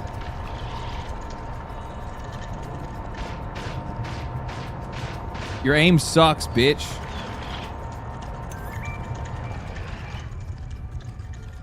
In the, No. We do not want to lose our ship here. Otherwise, we are going to have a very long trip back home. A very arduous trip back home. Okay. Hopefully they won't try to destroy my ship while I grab this. What's this? Sulfur? Not that, though.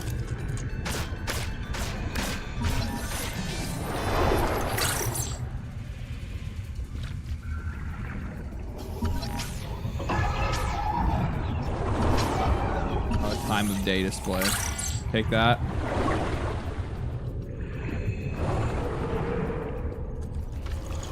Holy shit, there's so many assholes here. And no silver!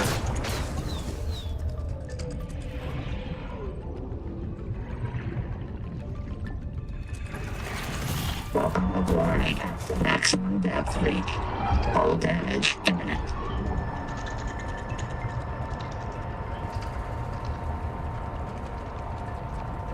God damn it! Oh my god, there's so many of these little ass. Yeah. Your aim sucks, dog. Your aim sucks.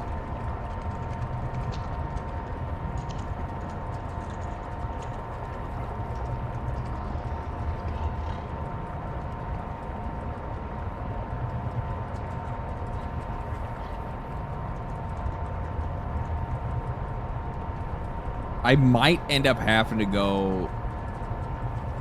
There's all these like different types of ore here, just not any of the ores that I need. Right? Like just not the shit that they're just like, wow. You want to see some really cool looking shit, man? Want to see some cool looking shit? Oh, this is like some structure that fell here. Muy interesante. Welcome aboard, Captain. Welcome aboard, Captain. What's going on over here? Copper, grease, ingies. To any survivors of the Coral Gardens habitat, In the box. I am pursuing Nahima towards the World Tree. She has Strike been on. compromised by Macefield syndrome and wants to eradicate humanity on Proteus. I'm going to stop her. And, if possible, destroy the tree. Do not believe anything she tells you. She is determined to kill us all. I'm leaving supplies for anyone who comes after me. If you lose my trail, assume that I failed. Find Nahima. Kill the tree.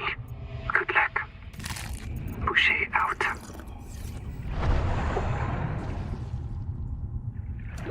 30 seconds. Well, shit.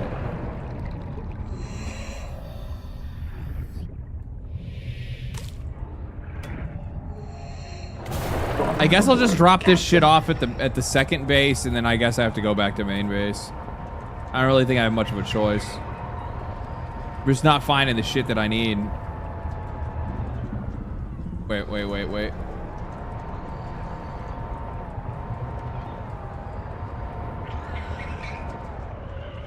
You're chill.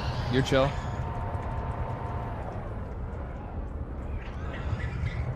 Still not finding what I need. And I'll grab this shit regardless, but this isn't fixing our problem. This isn't fixing our problem.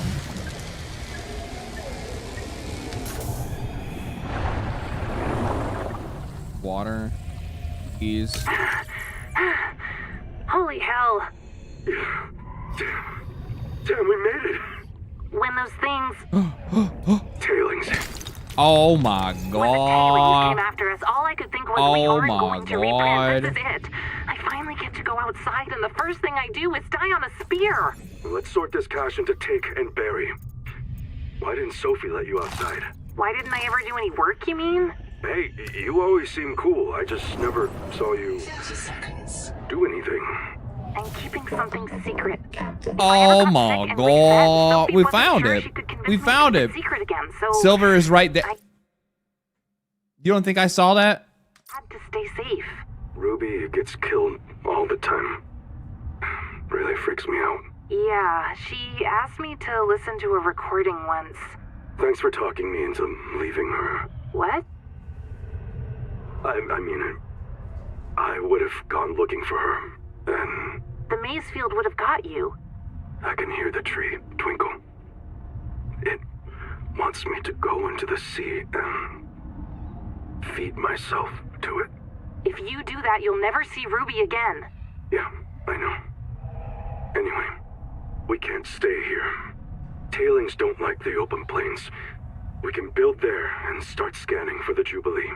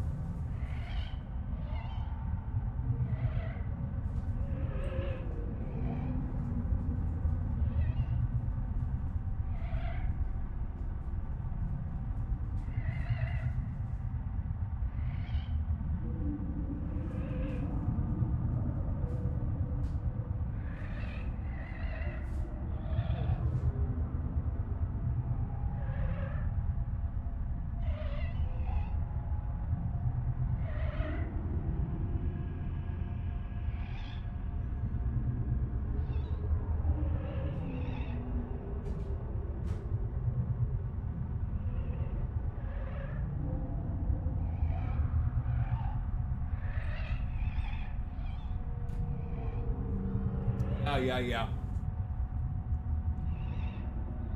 Sorry, I'm trying to make dinner while I'm doing this thing. Cat stream now? Cat stream always. Yeah, right, Bob.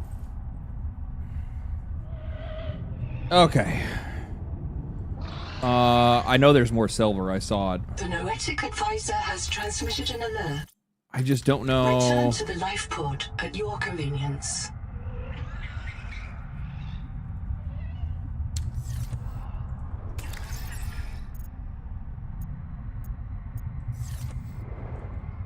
Well, we know where it is now. So if I go straight, oh god, uh-oh. If I go up, I can see where this is. Okay, it's between. What the fuck is that? Well, I definitely am gonna know where the fuck it is now. What the fuck is this?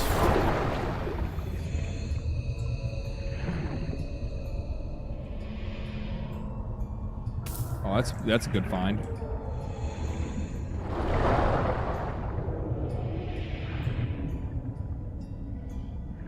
What the fuck?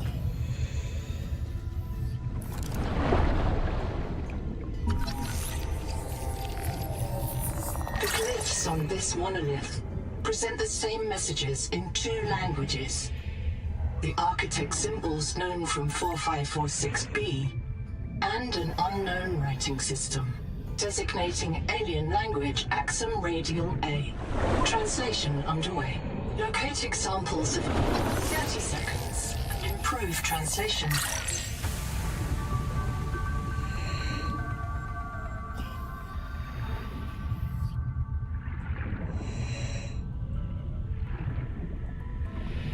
Welcome aboard, Captain.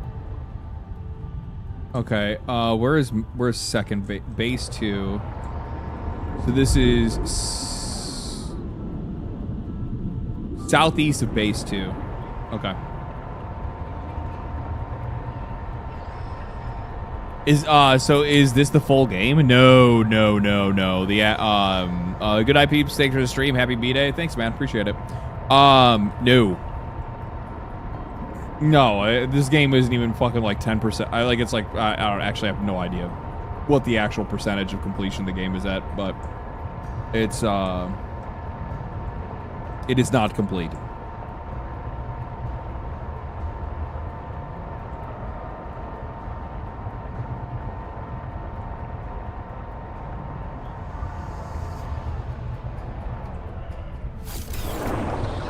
Welcome aboard.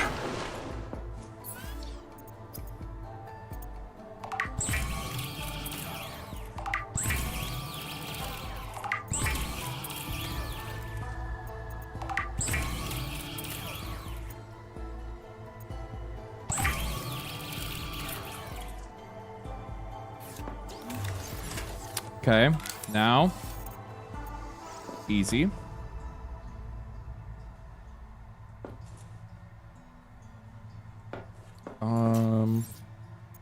Do I have titanium? Do I have enough titanium is the question? I need to get some more real quick. We're actually kind of chilling. We're actually kind of chilling right now. Holy shit, this is actually like good on them for like putting the like saying, hey, you should probably build a new base and putting you in like an incredibly like material rich place. Very nice, very nice. Good touch. Good touch.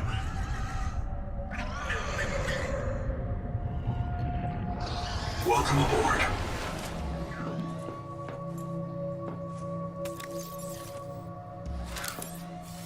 I haven't tried to do this yet, so I wanted to try to do it now.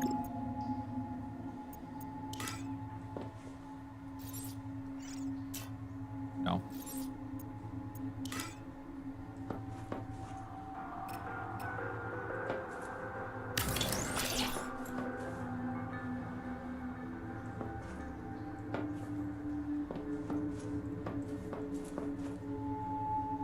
Then you do like a doorway, right? Interior arch.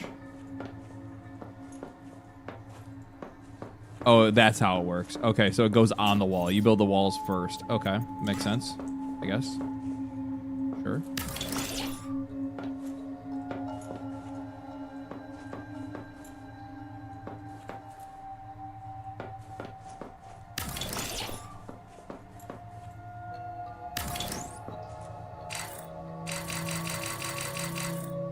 Are you for real? What's the major malfunction? Oh, I'm out of fucking god damn it. Farm it up.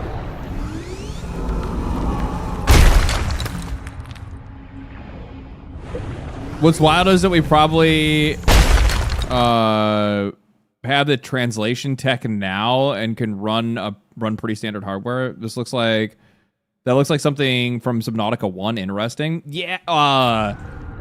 I don't want to like spoil. I will say this. I would play Subnautica 1 before ever even touching this game. Because like there are very direct references and ties consistently while you're playing. Welcome aboard. That it's like, oh, shit. Okay. So you guys are actually like continuing it. This is actually, I was kind of like, I didn't know if this was just going to be like a, you know how like sometimes they're like, oh, here's a new game, but it's actually completely different. You know, whoa, wacky and crazy. Like, oh man. No. This is Subnautica 2. Definitely not Subnautica, you know, something different, right?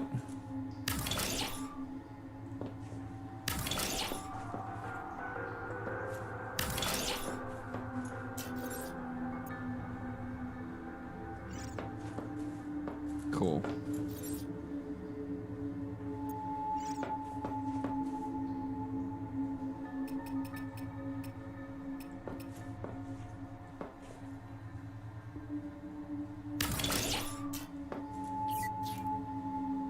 Oh wow, yeah. There's an access to a lot of shit here.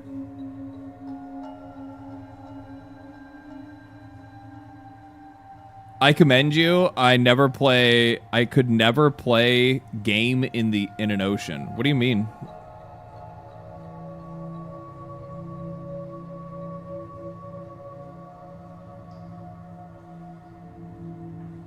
What about Below Zero? Do I have to play that first? I don't think you have to play Below Zero. Oh, Phobia? Huh?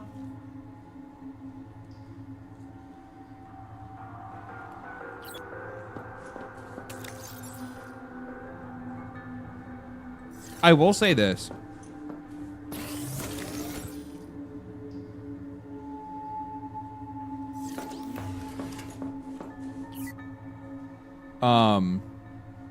Need more silver. Power offline. Fuck!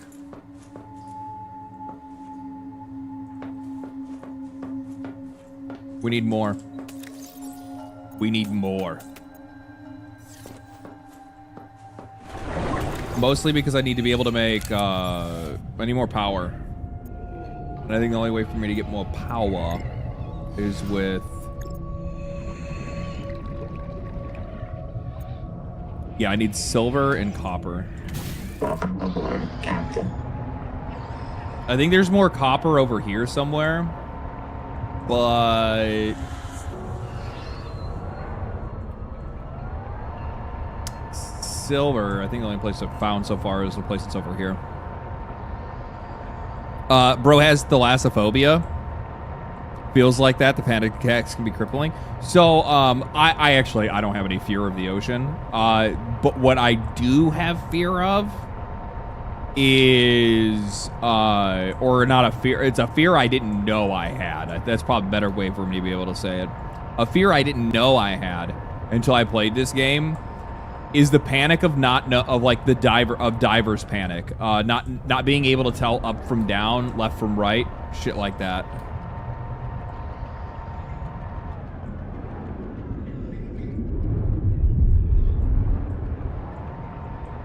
Because like this game, you will 100% get that constantly. Because you'll be like, you'll go down into areas like this. You get turned around, turned upside down. And just not know which way is left from right.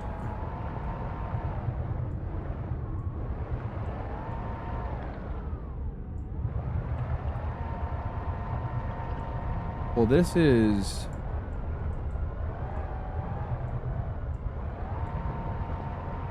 I know it was down here somewhere. The I see Noetic copper. Advisor has transmitted an alert. Return to the life pod at your convenience.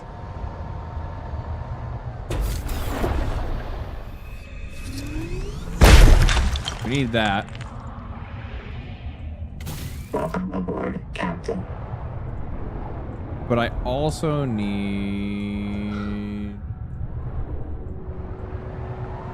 There we go.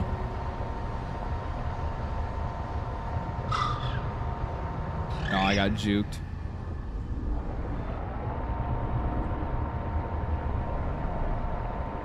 I see another copper node.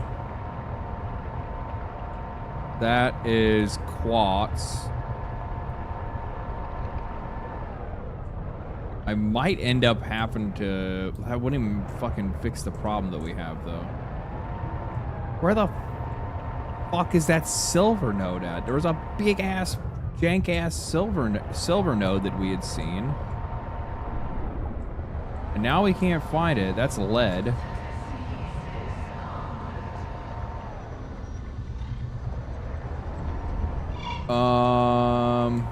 Yeah, no, I like, when I first started playing this game way before, or when I played, the first game, I largely don't have the issue anymore, but when I was playing the first game, I 100% would have these, like, almost like a mini panic attack from the, like, being, like, going inside of, because you did a lot more of, like, the ship wreckage and shit like that in the first one. This one's a lot more fixated on exploring these, like, you know, catacombs and stuff like that, and these underwater areas and whatnot. And the first one, you would very easily and very frequently not be able to tell up from down, and just get, like, completely mixed up and turned around and be like, I don't know what the fuck is going on right now. That's...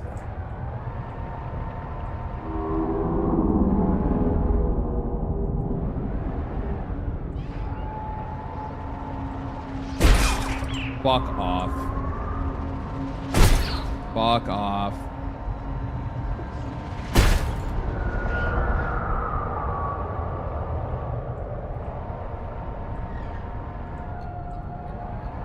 Isn't this where I came up?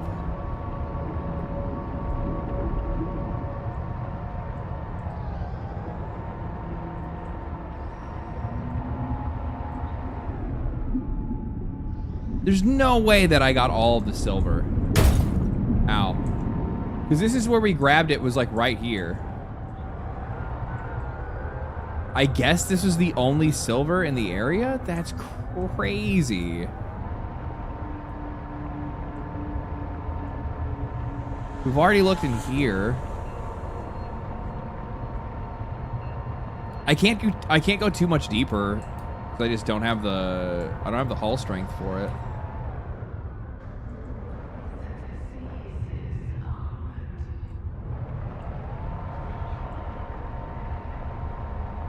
They're constantly doing these, like, fucking whispers, and it's so fucking creepy.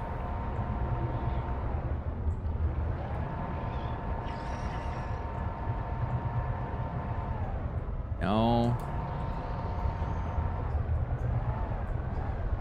Try scanning? I can't. I don't have enough power.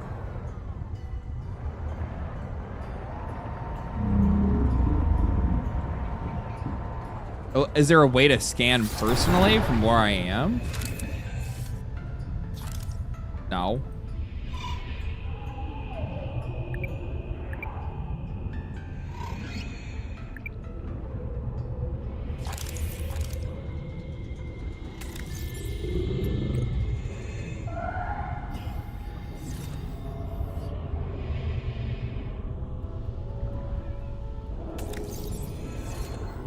Welcome aboard, Captain. Isn't it below the outpost that you found? Maybe there's some over there? Yeah, you got a good point. I probably should go check that out. Yeah, you got a good point. All right. All right.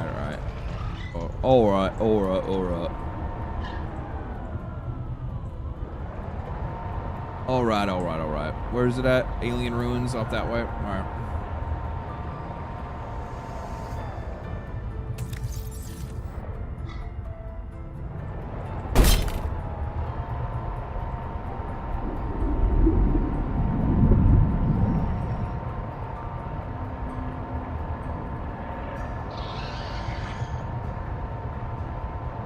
I don't think that there was, actually.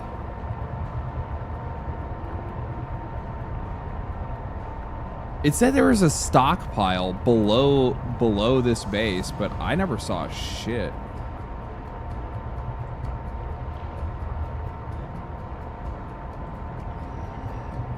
I guess it could be down here. No, we looked at this area and I didn't find any silver.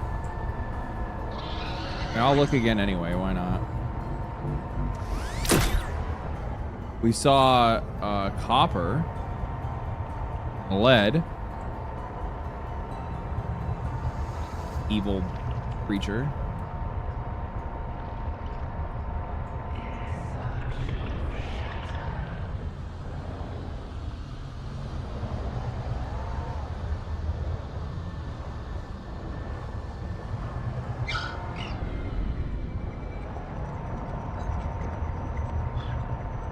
Nah, there ain't shit. What's that?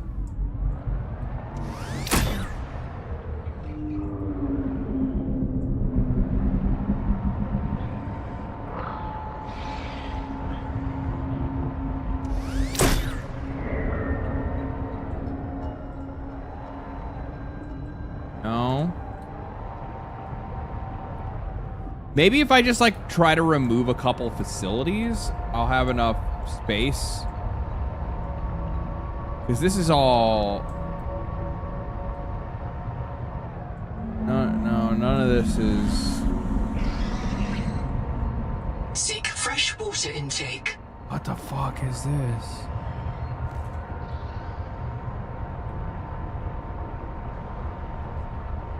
I think it just looks like that because of the time of day.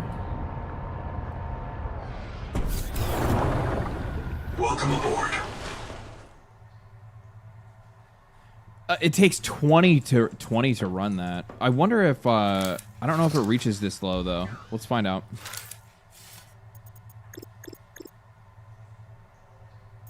I wonder if solar panels actually reach this height.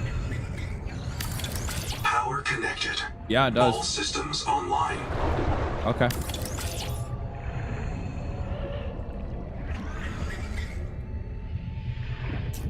Is there any more Schwartz anywhere? Welcome aboard.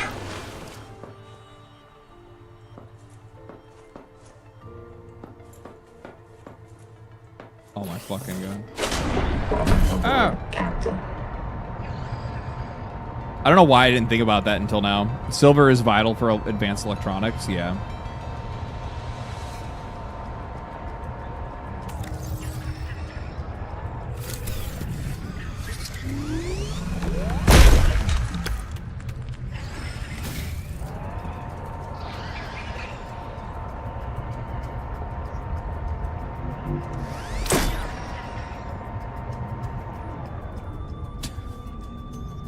Motherfucker, the whole time?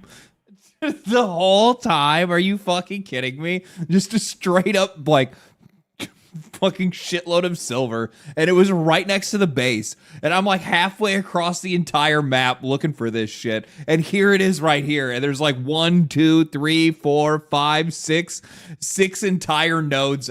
Fuck.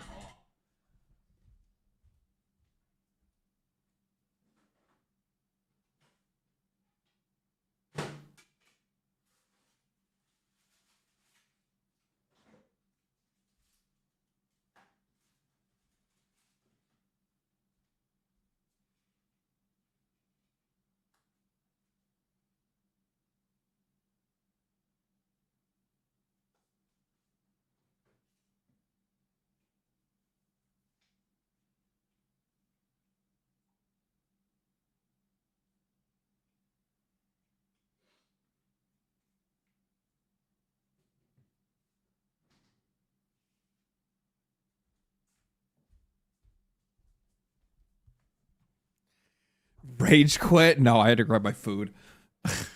So stupid. Such bullshit. Stupid ass game. Oh my god, there's so much silver. Oh my god, there's so much silver. This is so fucking dumb. There's so much more. Look at all of it.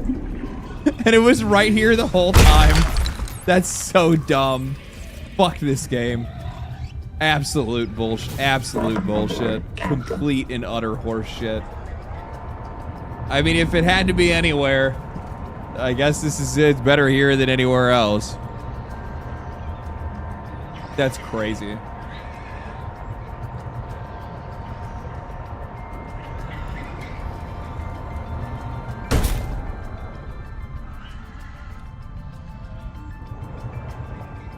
Does this game have the creepy factor the first one had? No, it's totally friendly. Absolutely zero threats whatsoever.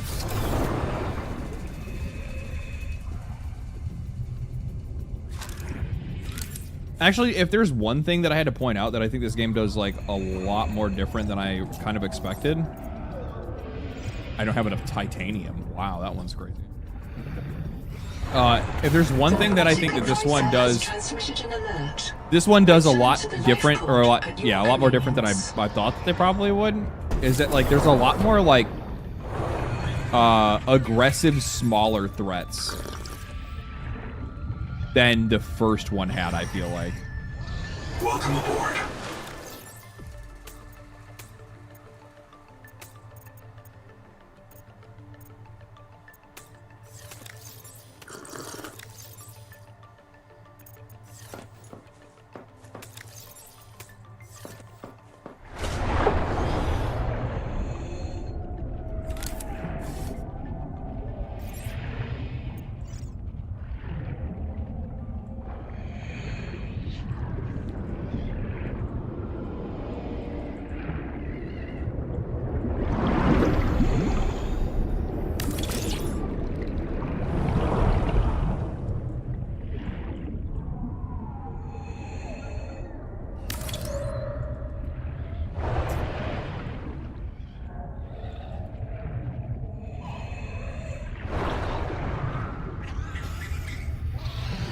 Makes the game feel well. How this game feels spooky, or what this game does to be spooky, is it's literally just the random noises. It's the shit that goes bump in the night that you're like, what the fuck is that?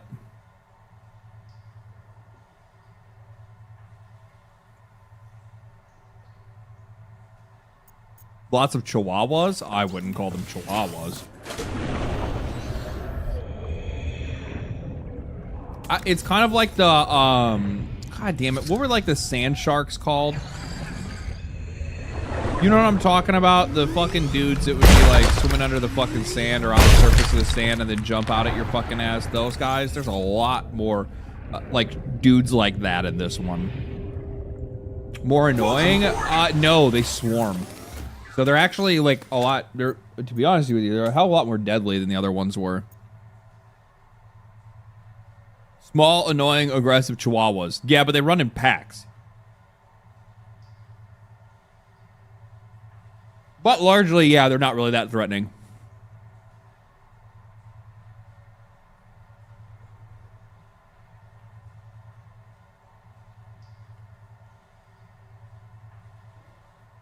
They do introduce like some larger predators that can like two-shot you. Pretty like early as well, though. There's like one that's like very, very early, actually, now that I think about it.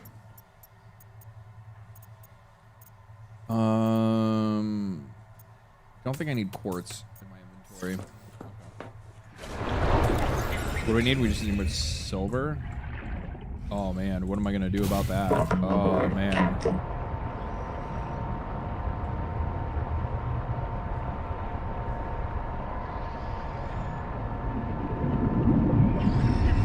And it's also really funny because the current that I'm farming is the current that takes me to the silver. Like the current that I'm farming for power is the same current. It's still stupid.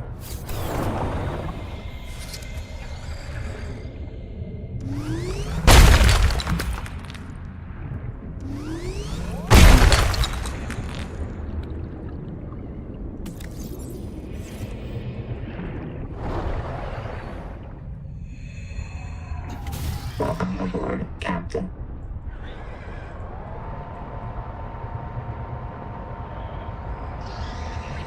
Is the character from this game the same one in Subnautica 1? I think... I don't know. Well, you have to keep in mind that, like, you know, we're just worker bees, right? So, like, they wipe our memory and fucking make us forget, like, 90% of shit that happens. But, like, in this game, they absolutely do very frequently, like, talk from, like, the perspective of, like, that, like, everybody knows about what happened on, Protean? Was that the name of the world? I'm pretty sure that's what it was, right? Protean?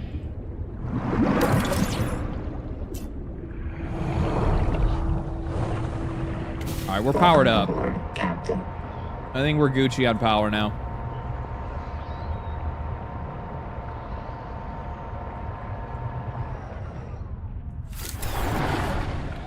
Right? Welcome aboard. Oh yeah, we're chilling. We're chilling. Okay. What else do I need at this, like, at this base? I guess a docking and a charging station for my dude probably wouldn't be that bad, right? Or I probably need a Noah here, right?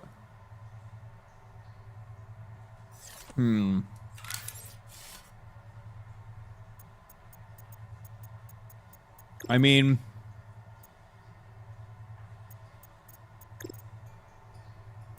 I don't need a vehicle oh god, I really do need, I probably should go back to the main base. This area is so, like, rich with shit I need, though.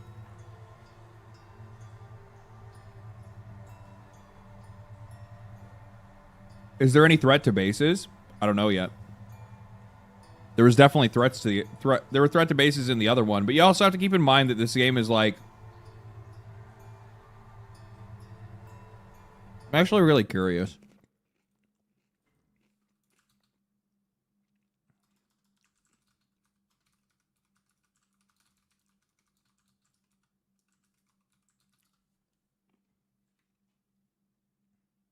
Oh.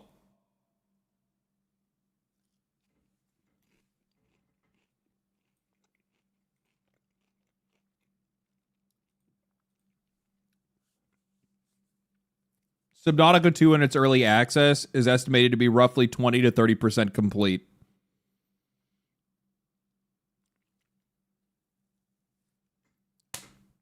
There you go. Right? So, we're effectively judging a book for its cover at the moment. $30 for 30%. Tell me you don't buy early access without telling me you don't buy early access. The vast majority of these games will charge people, like, what is effectively their, like, their box price, or a little less than what the actual full price of the game is going to be for the early access.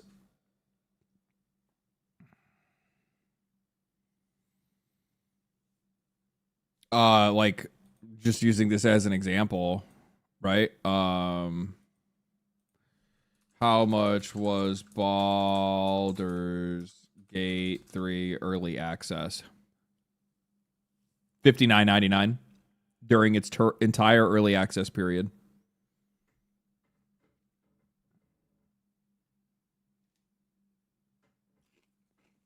And when when Baldur's Gate 3 went into early access, that was probably like 5% of the game.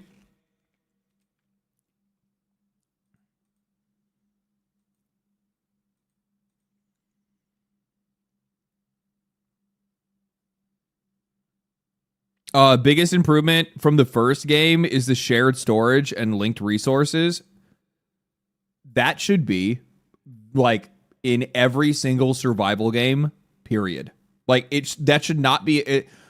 I really like Enshrouded, but the fact that I have to actually craft special chests to be able to do that pisses me off. They're like, oh, you want universal storage? Well, then craft the magical chest. No, fuck you. It makes these games annoying as shit to play. You are quite literally, you're quite literally developing like or you're quite literally putting barriers in front of my enjoyment, and it's annoying as shit. I mean, I'm playing Path of Exile on early access, and I paid money for a fraction of what is eventually going to be a free game. But man, it's so fucking worth over 16K or 1.6K hours so far. Oh fuck yeah! Paying for early access for, but here's the thing. Onyx, you didn't pay for early access. You paid for $30 of in-game currency.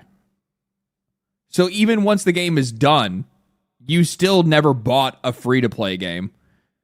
You bought either cosmetics or storage for a free-to-play game early to get access to it early. Setting up storage systems because each chest only holds 8 items in Valheim is hell. That's what I'm saying. I think it should be a universal standard in survival games for all of these games to have universal storage. It does not make any fucking sense for these games not to have it. It's such an abrasive mechanic when they don't do it that it makes no sense at all. I'm sorry, I'm just gonna have I would have the opinion that if that's what you're doing, if that's the route that you're going, and you're like, oh yeah, we want to have that where you have to manage your different buckets of inventory. I am of the mind that you are doing that specifically because you want to piss me off. It's because you very specifically want me to have a worse experience.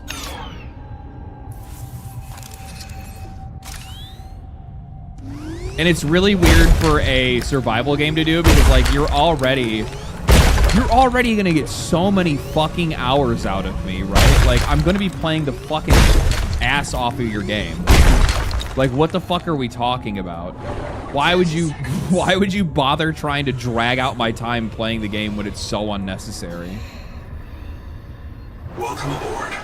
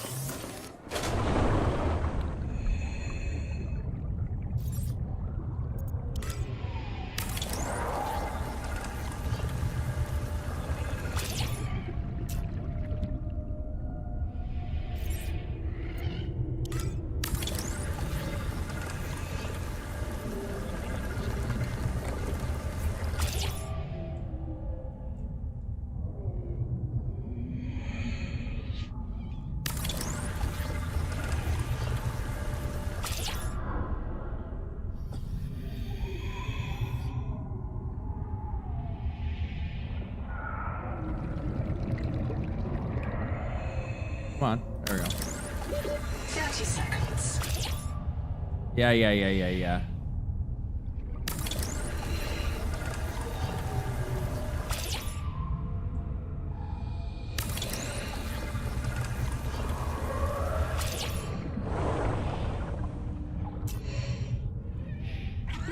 Oxygen. Welcome aboard. Even in Minecraft? The Noetic advisor has transmitted an alert. Oh, okay. Minecraft is a little bit more nuanced because Minecraft actually has a mechanical thing around it, right? Where you actually build red chests and you can actually, or you build a red chest sorting system and stuff like that where yeah. I mean, still, but that's a sorting system. Yeah, no, actually, I think that, I should be able to walk up to a crafting table. Oh, no, you do have that in Minecraft. What are we talking about? If your crafting table is right? If your crafting table is next to a chest, you can craft anything from it as long as the chest is, within a range. I'm pretty sure that's a thing.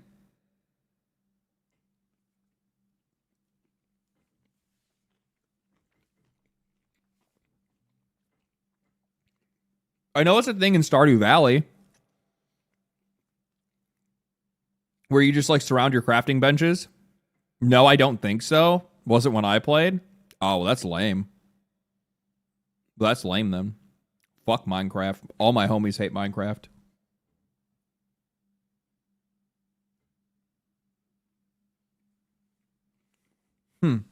Return to the life pod at your convenience.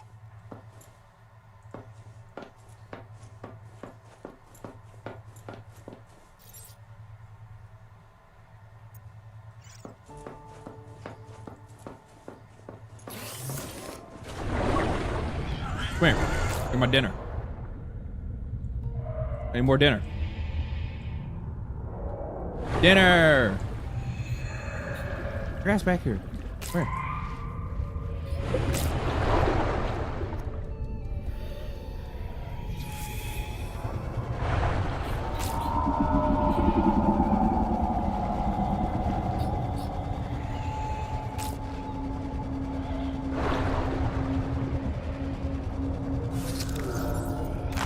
Seek fresh water intake. Fuck! I should have just cooked them. 30 seconds. Yeah.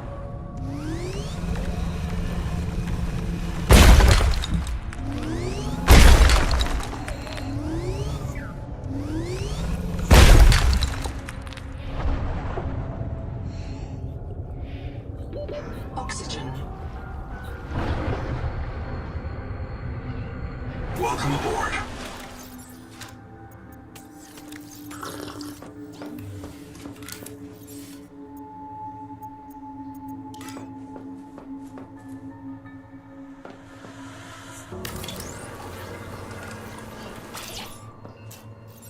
Okay, now we just need the stuff for the dock. I need copper wire, silver ingot. Oh, fuck me.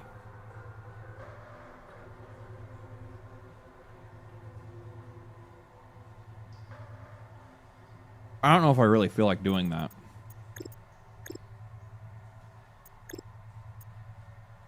I need the docking station, but like, do I really feel like having to go through the whole thing to put a fucking processor together? Is there even the stuff to even make it? Because I need the acid to be able to get to make it.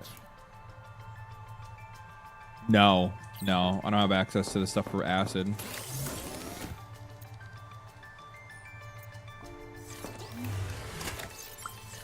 Is there anything else that I need to make here? Another sword shelf wouldn't be a bad idea.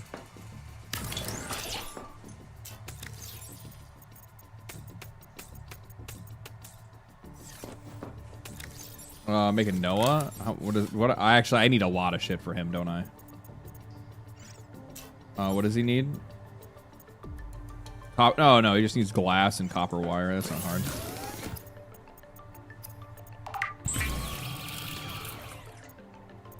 I need copper.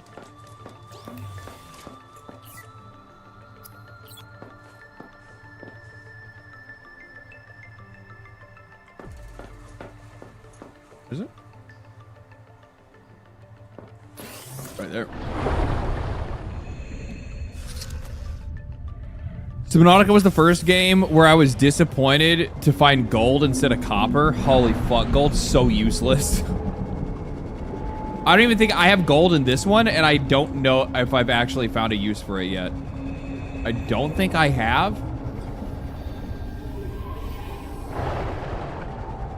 Oh shit, there's a lot actually.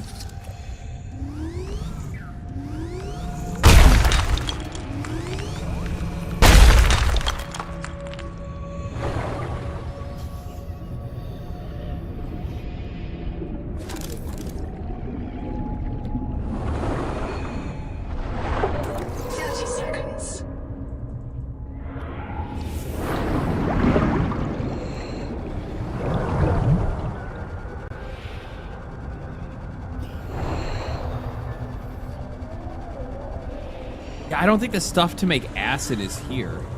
Welcome aboard. Which is disappointing.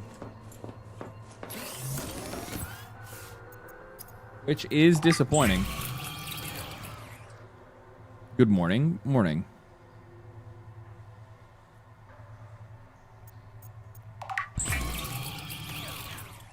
Silver? I don't need silver right now.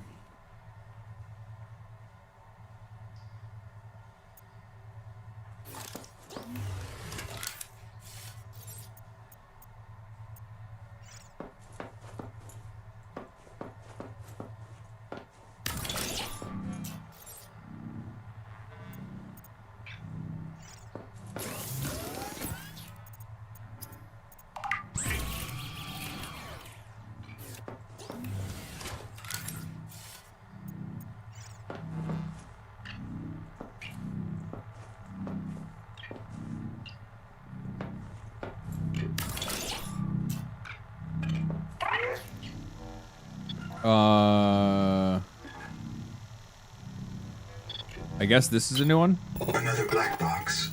It's Ruby again. Partial voice data retrieved. Forced down by Needler attack.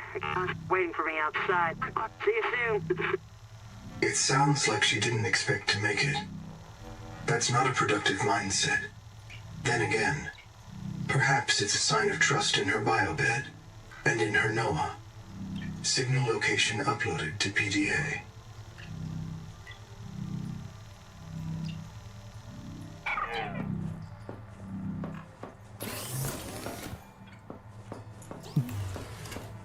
It's not a very proactive attitude. Freesia flower? What is this stuff? What does this do?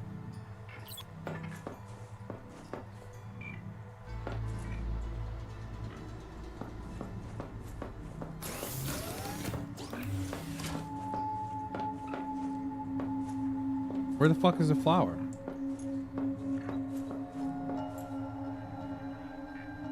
Oh, it's right here.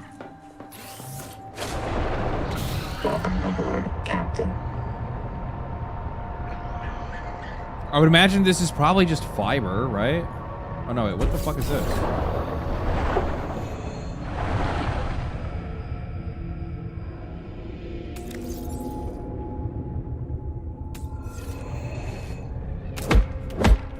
Yeah, just fiber. That's not what we need. We need acid.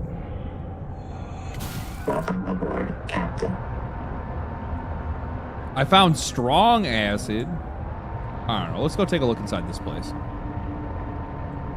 Let's be dangerous.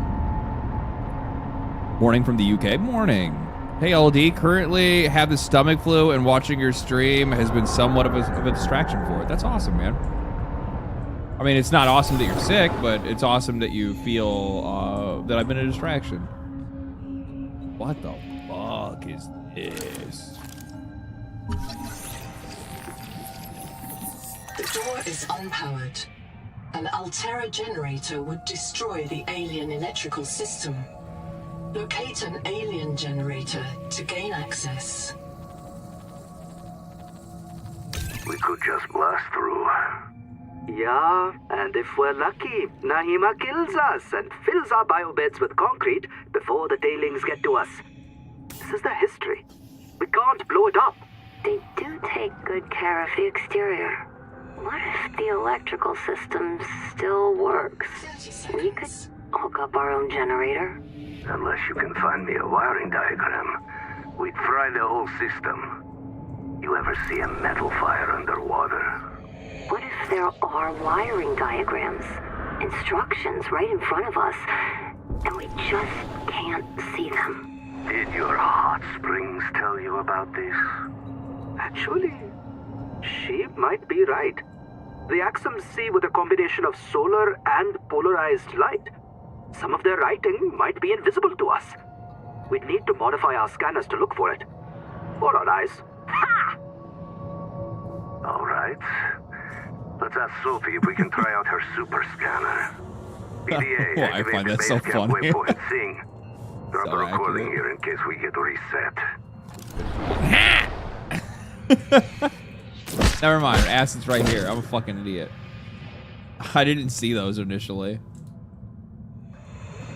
Funny. The fucking timing of that was so good. Ha! Motherfucker. He's like, bitch, you don't know what you're talking about.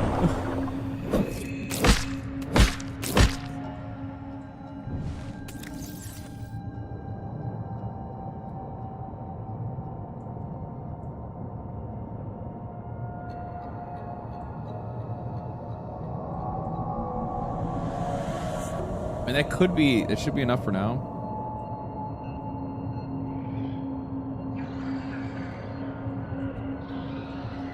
I like how I go out of my way to like find this shit, and then I realize I'm like, what was I trying to do again? What was I trying to build? I can't remember.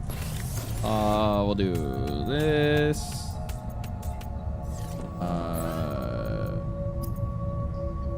I really would like to build these upgrades, but I think I need the, oh fuck, that's right. I unlocked a new station and I forgot about it. Modification station. I need more Celestine. I only need another one piece though.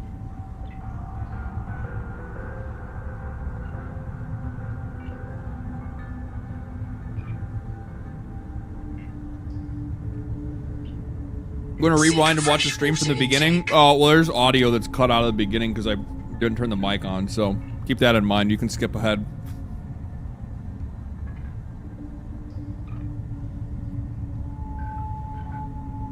Yeah, we got the normal acid, so we're chilling there. What was I trying to build again? I think I was trying to build. We already got this, so we don't need that anymore.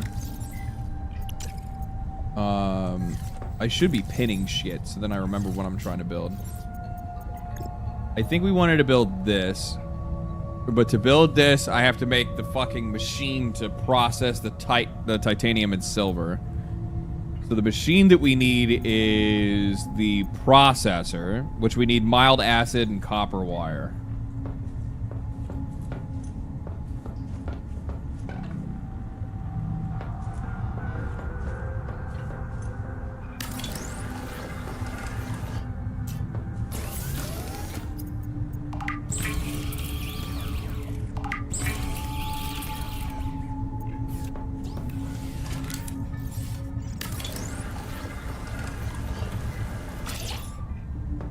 Okay. And then we need titanium, and I need more silver to be able to make the ingots for standard elements, pin recipe. Only need 2. That's not that bad. Yeah, that's what this is, the processor.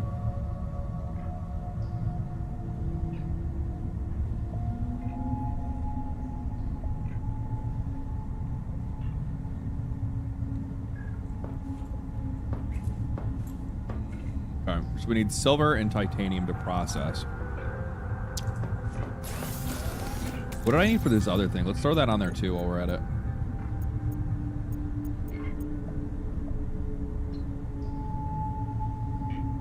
Modification station. Celestine. That's easy to find. Right? Yeah. We'll mark that.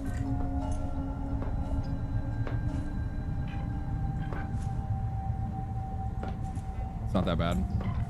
I think that's the closest node anyway. Okay.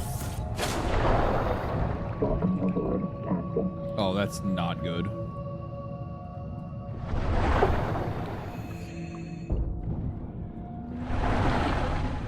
Might take a power cell with me, just in case.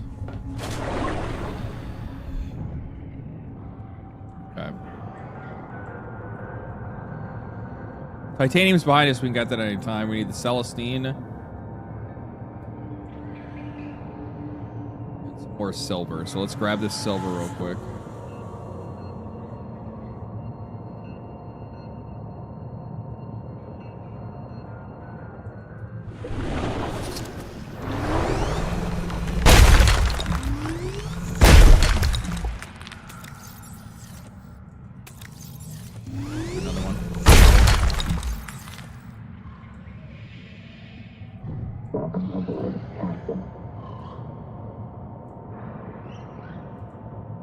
Oh, it's dark down there.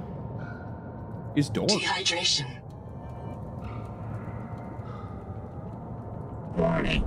Maximum depth reached. Hull damage imminent.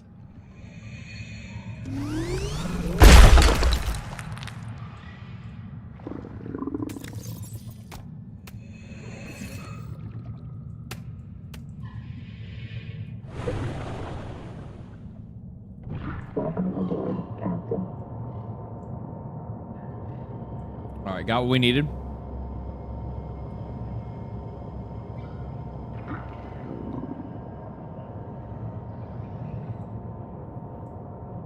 The ocean is kind of terrifying. Yeah, it do be like that. What the fuck is that? Oh, it's my stomach growling. Or I'm water. I'm thirsty. Yeah. We'll get it soon.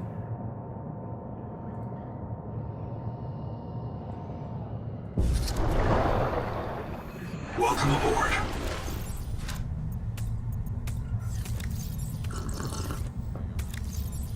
Oh, it's dark in here.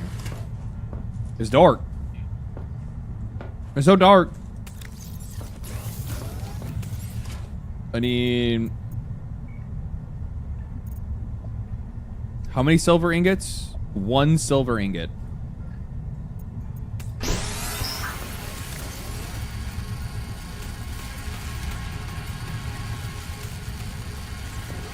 And then I need to build a... The other thing I'm looking for, where'd that be? Where'd that be? Where'd that be? I guess I'll put that in here.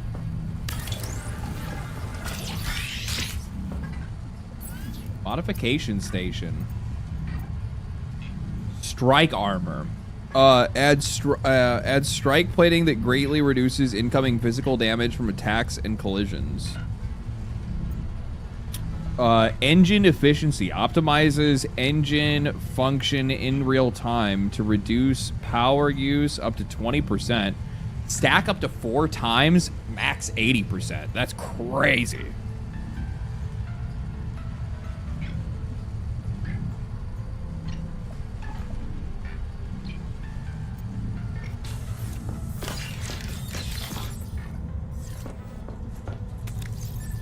Actually crazy.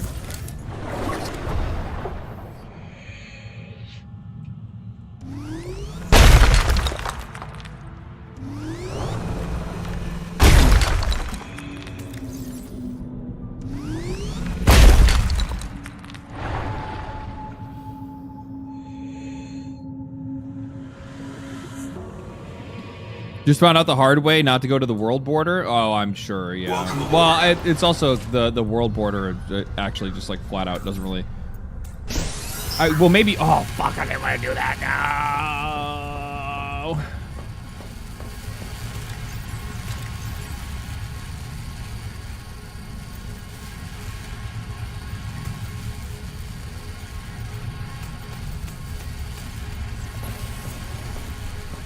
Can I build a battery charging station here? That'd be really nice.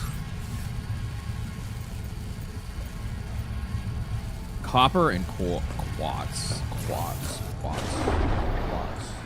Where's the quartz? Gotta be something like right here, right? Of course not. Welcome aboard.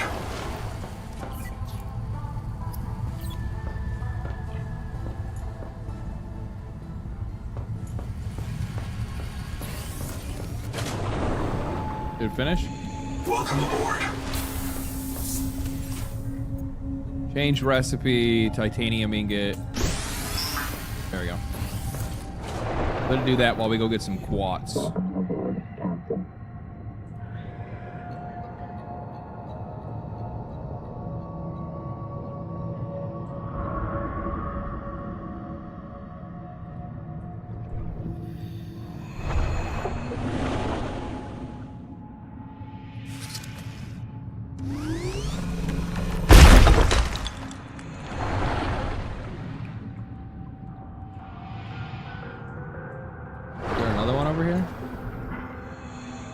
Doesn't look like it.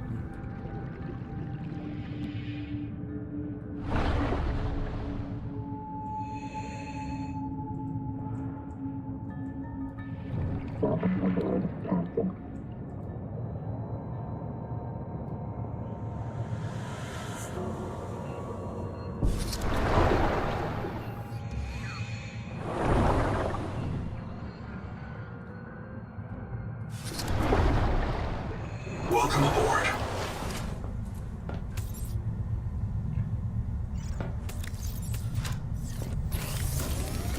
these in here.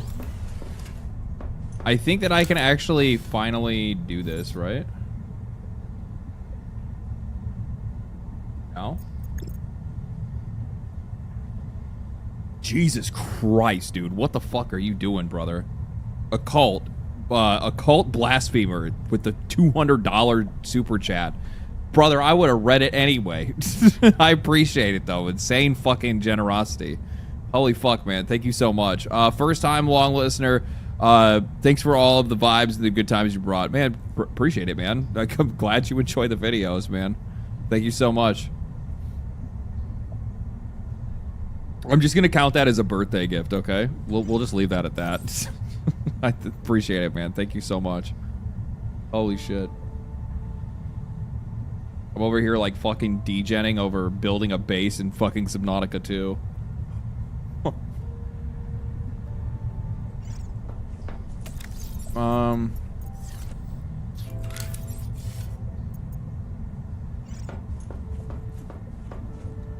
Happy Womb Liberation Day.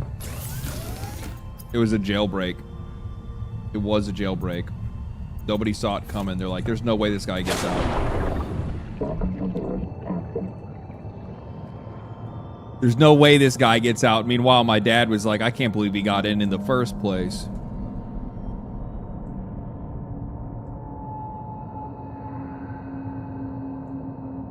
First words out of my mouth were, motherfucker, I'm gonna make you regret this. Seek fresh water intake.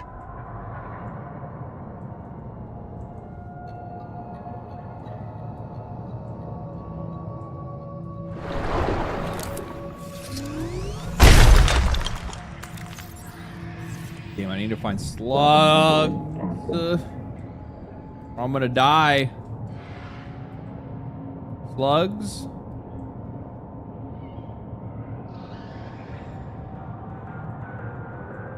Bro, this place sucks for water. There's a slug.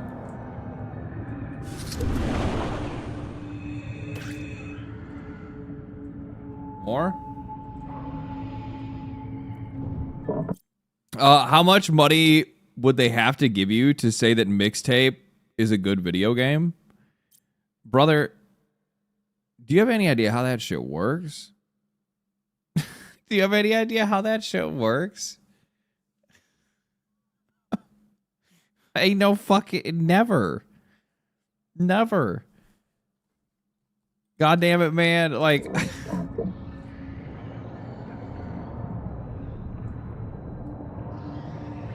I don't actually think that, like... Okay. I can't say never. I can't say never. I can't say no way. I can't say no way. I would 100% sell out because I would just make another YouTube channel.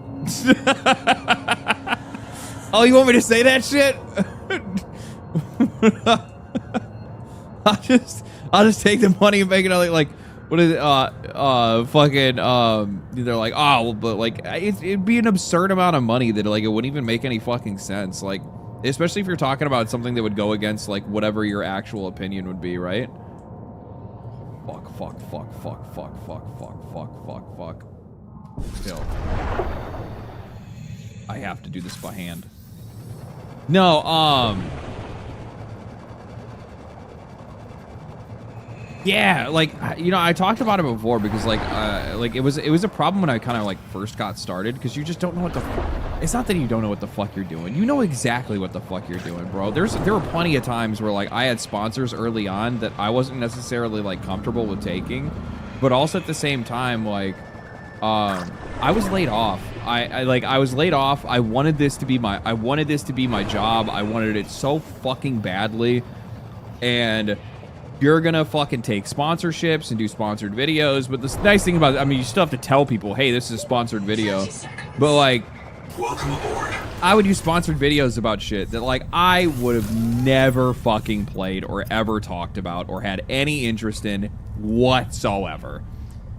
And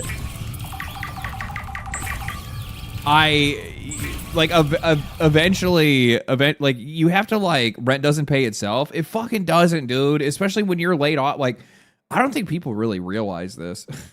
I don't really like talk about it because at the time it wasn't anybody's fucking business, and it's not like I was ever going to let people know this. At the time. The first entire year that I was making YouTube videos full time after I got laid off, I couldn't even pay my rent. Like I was spending money out of my savings. Like YouTube helped kind of, but like I was like, I mean, it did. Like the YouTube channel at the very beginning, it was doing its thing, but I was every single month having to pay out of my savings when it came to like rent or like whatever else, right? So like I was pinching fucking pennies. I was like doing everything I could to save as much money as I possibly could and not make any bad decisions with my money if I could fucking help it. And yeah. That shit, I was so fucking stressed all the time. That shit never went away. I was like, holy fuck. Is this always going to be like this? And I'm like, if that was going to be the case, I was just going to end up walking away. I was like, I literally gave it a year where I'm like, we'll do this for a year, use this as an opportunity to like build up a resume on digital marketing. Then you know, in a year, if I can't make this work financially, then I'll just get a job doing, I'll get a job doing, you know, find a job in digital marketing. Because that was like the whole plan when I first started anyway. But like, ain't no fucking shot. Ain't no fucking shot.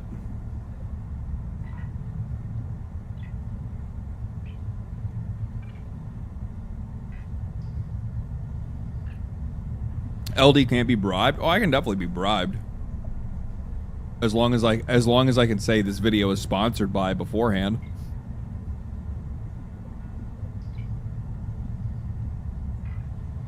You know what I mean?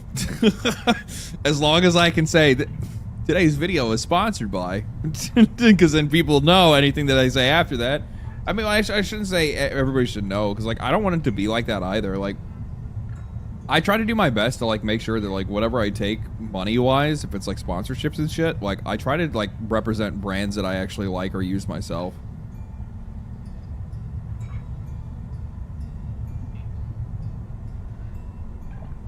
Like no bullshit. I don't think it really matters if I say things like this. I got a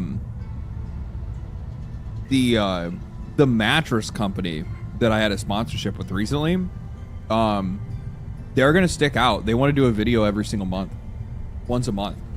Which, by the way, as somebody that's like getting ready to move and buy a house, is fucking huge. Like it's a fucking massive deal for me. But also at the same time, their beds are fire. Like I'm not even kidding. Like I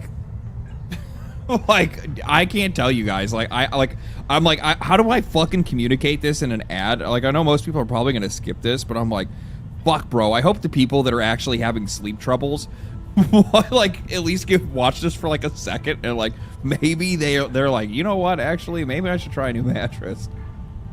Like the thing has been fucking killer for me. I sleep like a fucking baby.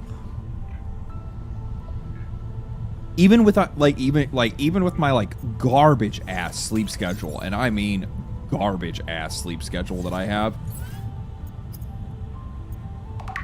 I think it's wild to me that I sleep as fucking deeply as I do and wake up the next day like still feeling like pretty fucking good for all intents and purposes, especially when you're somebody that's staying up till like fucking 3 or 4 in the morning pretty goddamn regularly.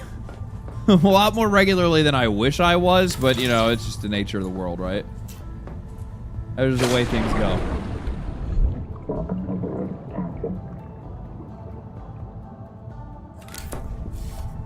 Having back surgeries, I swear by memory foam. So, these beds are, I think, I can't remember what material it's made out of, but the motherfucker came wrapped in like a tube. And then I was like, there's no way this thing like rolls out to a full-size mattress, especially because I was like, this is gonna be, like I picked a firm mattress because I like a firm mattress, right? And sure enough, it rolled out into a full, into a fucking, you know, queen size bed, and I was just like, God damn, dog. Okay. All right.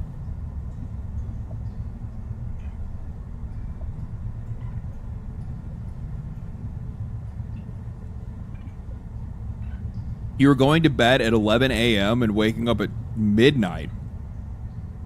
Or no, noon. So you're going to bed for 1 hour and then getting up at 7 p.m.? What? I see what you're saying. I'm seeing what you're saying. Well, I mean, that's also like, were you working midnights? Because like I would do that shit all the time on midnights. But if that was just like your normal schedule and you didn't have fuck all going on, you were like unemployed or whatever, like yeah, it's degen shit. Respect, actually.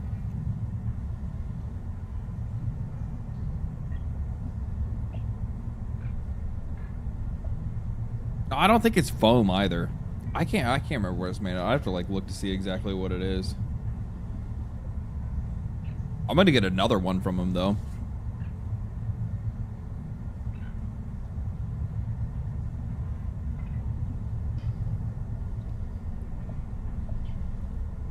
Pretty sure it's Helix milked. I don't know what that means. But that's I mean that's a sponsor, Helix. I fucking love the bed. All I know is that like when I move, I'm getting another one. I'm probably gonna. They have like California Kings. I'm gonna try to get one of those.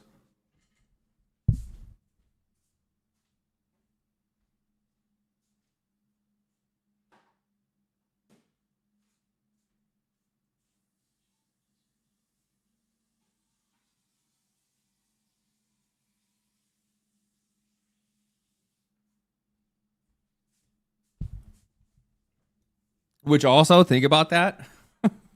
which also, like, the coolest thing is, it's like I can probably, like, because of, like, how long that works, I can probably talk to these guys, and I could probably end up getting, like, beds for, like, the, like for the house I'm looking at. Like, you know, I could get beds for any room that needs a bed. And, like, mattresses are fucking, they're pricey. That shit's, that's a fucking deal, dog. That is a fucking deal. And their shit's really nice, too. Really, really nice. Do they watch your videos? Fuck no.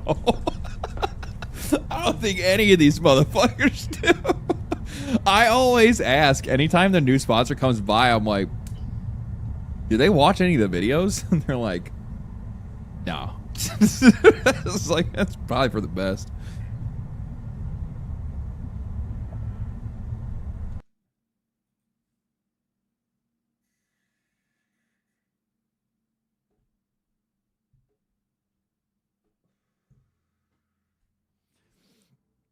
First time chatter here, but so happy that you're doing well for yourself now and the channel blew up. Brother, me fucking too, man.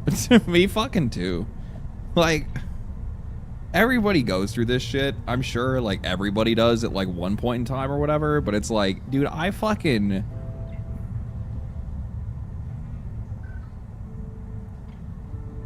Like, even though it's content creation, so it still feels like you're, like, up against the wall regardless. I kind of need that because it's nice. It keeps me on my toes, I think. But,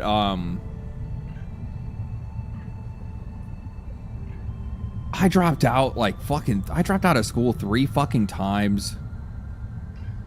Right? Like, I dropped out of school 3 fucking times. I then went and fucking... like worked at a fucking cell phone store, and then I worked in construction.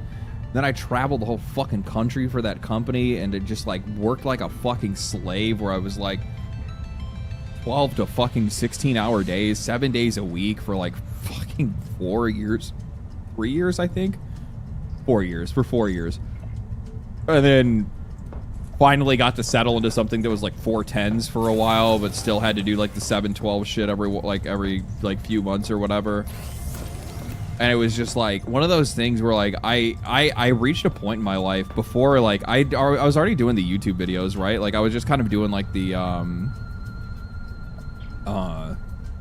was doing it as a hobby at the time, but it was like I was already at the point like mentally where I'm like, is this just gonna be my fucking life, where like I literally just work and I'm just praying for the day that I turn like fucking, I mean, with the US economy currently, like what, fucking 70 before you can actually just like rest and enjoy your life for the few moments you have left.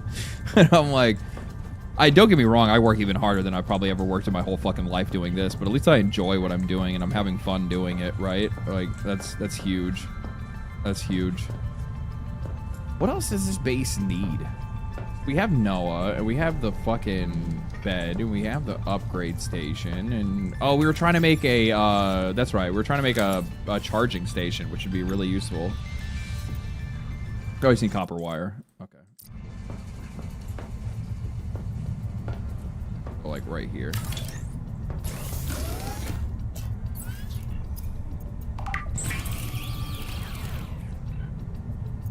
Yeah, so it was definitely one of those moments where it was like a godsend in the moment when I like needed it the most, where I was like, oh my fucking god. I'm like, there's no way. Like this is the fucking gig now? Shit, dog. That's what I'm talking about. That's what I'm talking about.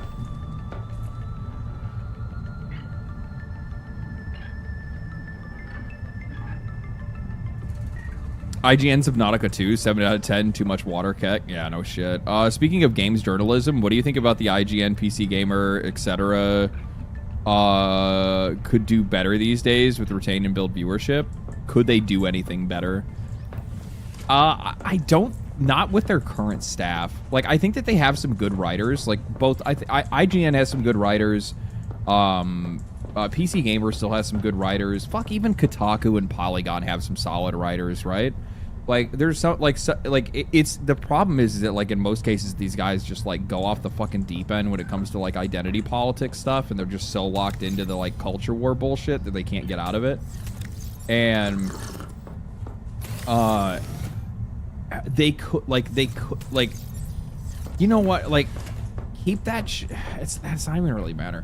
They're not going to survive. They're just not going to survive. And it's not even the culture war stuff. That's only, like, all that did is just basically, like, expedite the inevitable failure of written media. Like, it's going to happen regardless. Right? Like, it's going to happen regardless. So like, like video content creation, YouTube, Twitch streaming, like, it's just better. It's just the better version of what they do.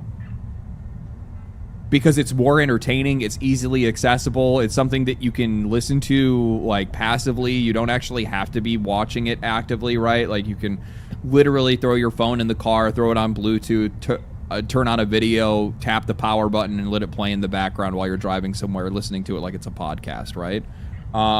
Same thing goes for, like, the gym or whatever else, or if you're at work and your phone's in your pocket, right? Like, you can do that kind of stuff, right? And it's just like it's just a better way to consume the content, right?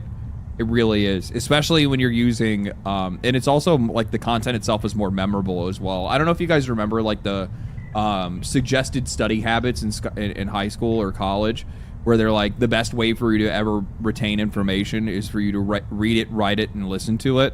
Well, you're reading it and listening to it at the same time in most videos, right? Especially in my videos, right? So information gets retained better. You remember the videos. It sticks with you longer. You think about it harder. It's just better. That's it. It's just better. The only thing that I think they're good for is game guides if you're stuck. I think so. Yeah, I would agree with that. I don't really like AI for that. Like, AI does do it, but the thing is that if you guys actually look, because some people were like, oh, well, AI is just replacing them. AI is not playing the fucking video game. AI is scraping the internet, scraping their guides, and then repurposing that information for itself. Redirecting that traffic away from them. AI is, like, the most parasitic technology I think we've ever created. It's absolutely absurd.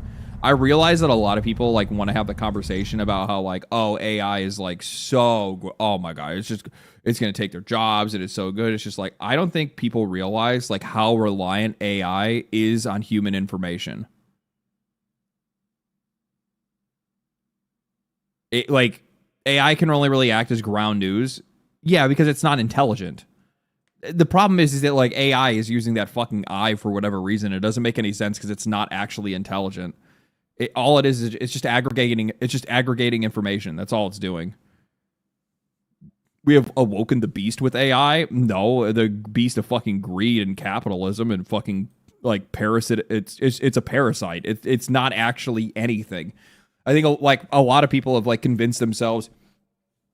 Like I think humans can like I think we can achieve some like absolutely fucking absurd things. It is crazy what we have. Like you like just thinking about the fact that you're sitting here watching a guy talking on through the internet on a camera and into a microphone, and these are like pieces of technology that we created after we were living in a cave fucking stumbling upon fire is just like crazy. But I'm not really too sure about us playing God. I don't think that we have the ability to like play God. I don't think we're gonna create life. Not like that. I don't think it's gonna work.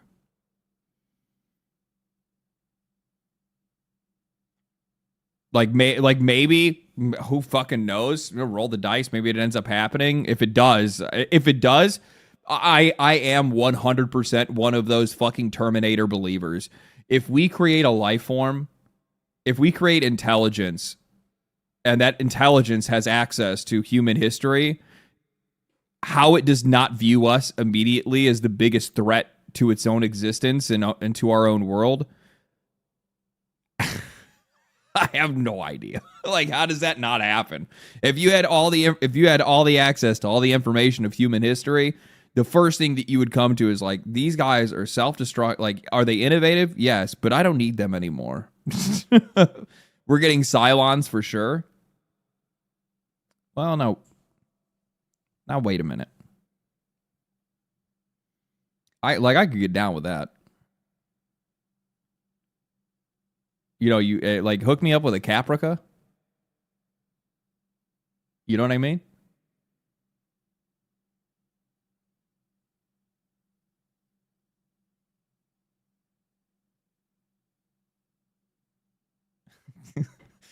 Like, I mean, I'd take a 6, right?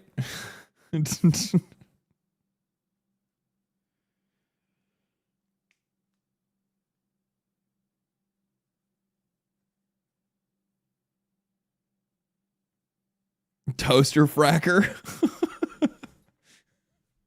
Hey. In the end, everybody became toaster frackers.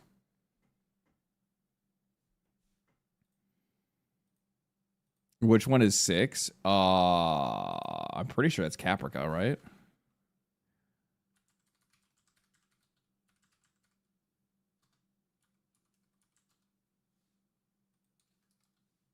Yeah. Yeah. Yeah. It's the correct choice. It's the correct choice. It is. Yeah, Caprica 6. The blonde, 10,000%. Yes. Yes. I only ever saw a little of Battlestar Galactica, including the series finale. That's so sad. Just go watch it. It's so good. It actually will just make you it'll actually just make you depressed because you're just gonna go like, holy fuck, we fell off. You're just gonna go, holy fuck, we fell off. Good lord, TV used to be so good. What the fuck is this? I had someone watch it recently, and I was like, I don't think you realize how cooked we are. Like socially, how cooked we are. Creatively, how cooked we are. And I'm like, TV used to be fire. And I'm like, let me have you watch Battlestar Galactica. And they're like, huh? I only ever heard people getting made fun of for that show. And I was like, oh yeah? Okay. Didn't take long. I mean, the pilot for the show is just so damn good. How I feel watching Burn Notice? Yeah.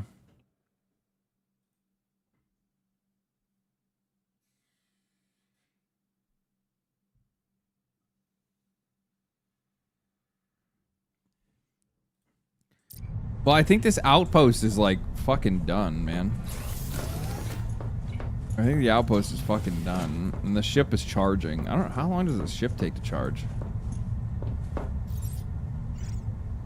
Welcome aboard, Captain. Not long. awesome.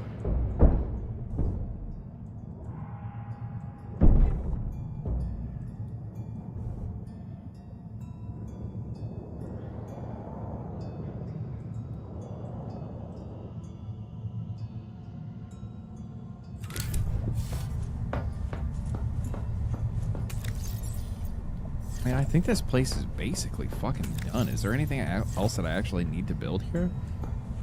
How do I, Oh, I haven't got the rest of the prints for the advanced fins. That's what it is.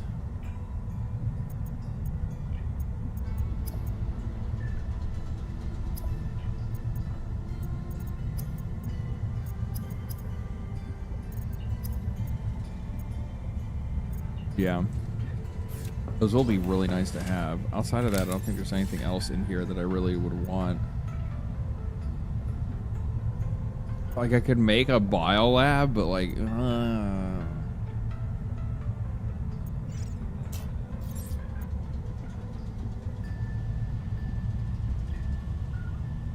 And even if I made one, I'd have to increase the energy load on this place because it's like near half, which is not good. If anything, the only other thing that I'd really probably want to create is like another generator.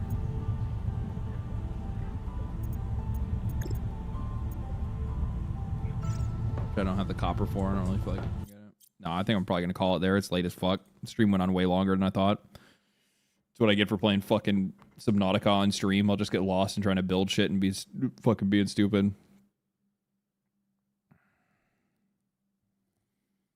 I really like Chuck as well. Farscape and Babylon 5 were fire too. Yeah, they were. They were. Fuck, even like Lost up until like what, the last season or so was like really good as well, right? I've always really enjoyed that show, even though like yes, the ending is kind of pretty fucking garbage. The characters are really good. Except for Kate. Fuck that bitch. Fuck that bitch. Never liked it. Never liked Kate.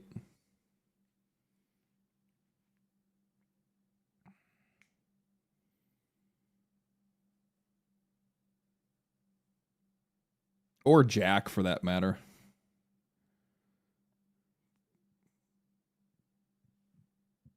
Sawyer. John Locke. Yup. Fucking Sawyer, John Locke, Ben, Desmond.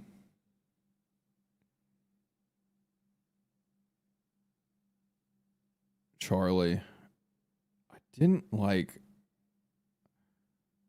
What was the Aussie's name? I can't remember her name. Whatever. Don't take my baby. Baby. It's just so fucking annoying. So fucking annoying. Fringe is an incredible show. Fringe is an incredible show. Incredible. Start to finish, incredible show. Absolutely. Like, man, holy shit, did that show take a crazy amounts of turns. You're like, what the fuck is going on? What?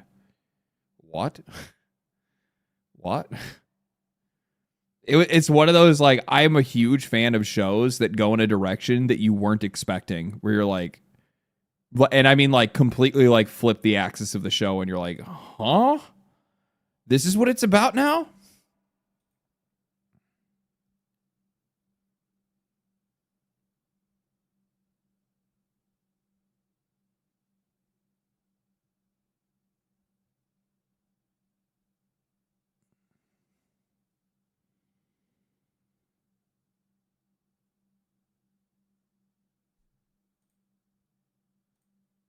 Still haven't watched the last season of Game of Thrones.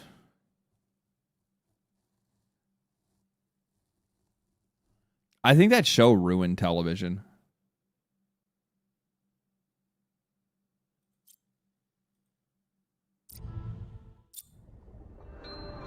Like, I'm not trying to be like Mr. like millennial contrarian, but I feel like you know, in hindsight, after watching all of it, like, even if like you just remove the last season or whatever, like, yeah, it ended horribly, right? Like, absolutely fucking, like, just god awful. Writers went off on a fucking tangent and just completely ruined the entire thing.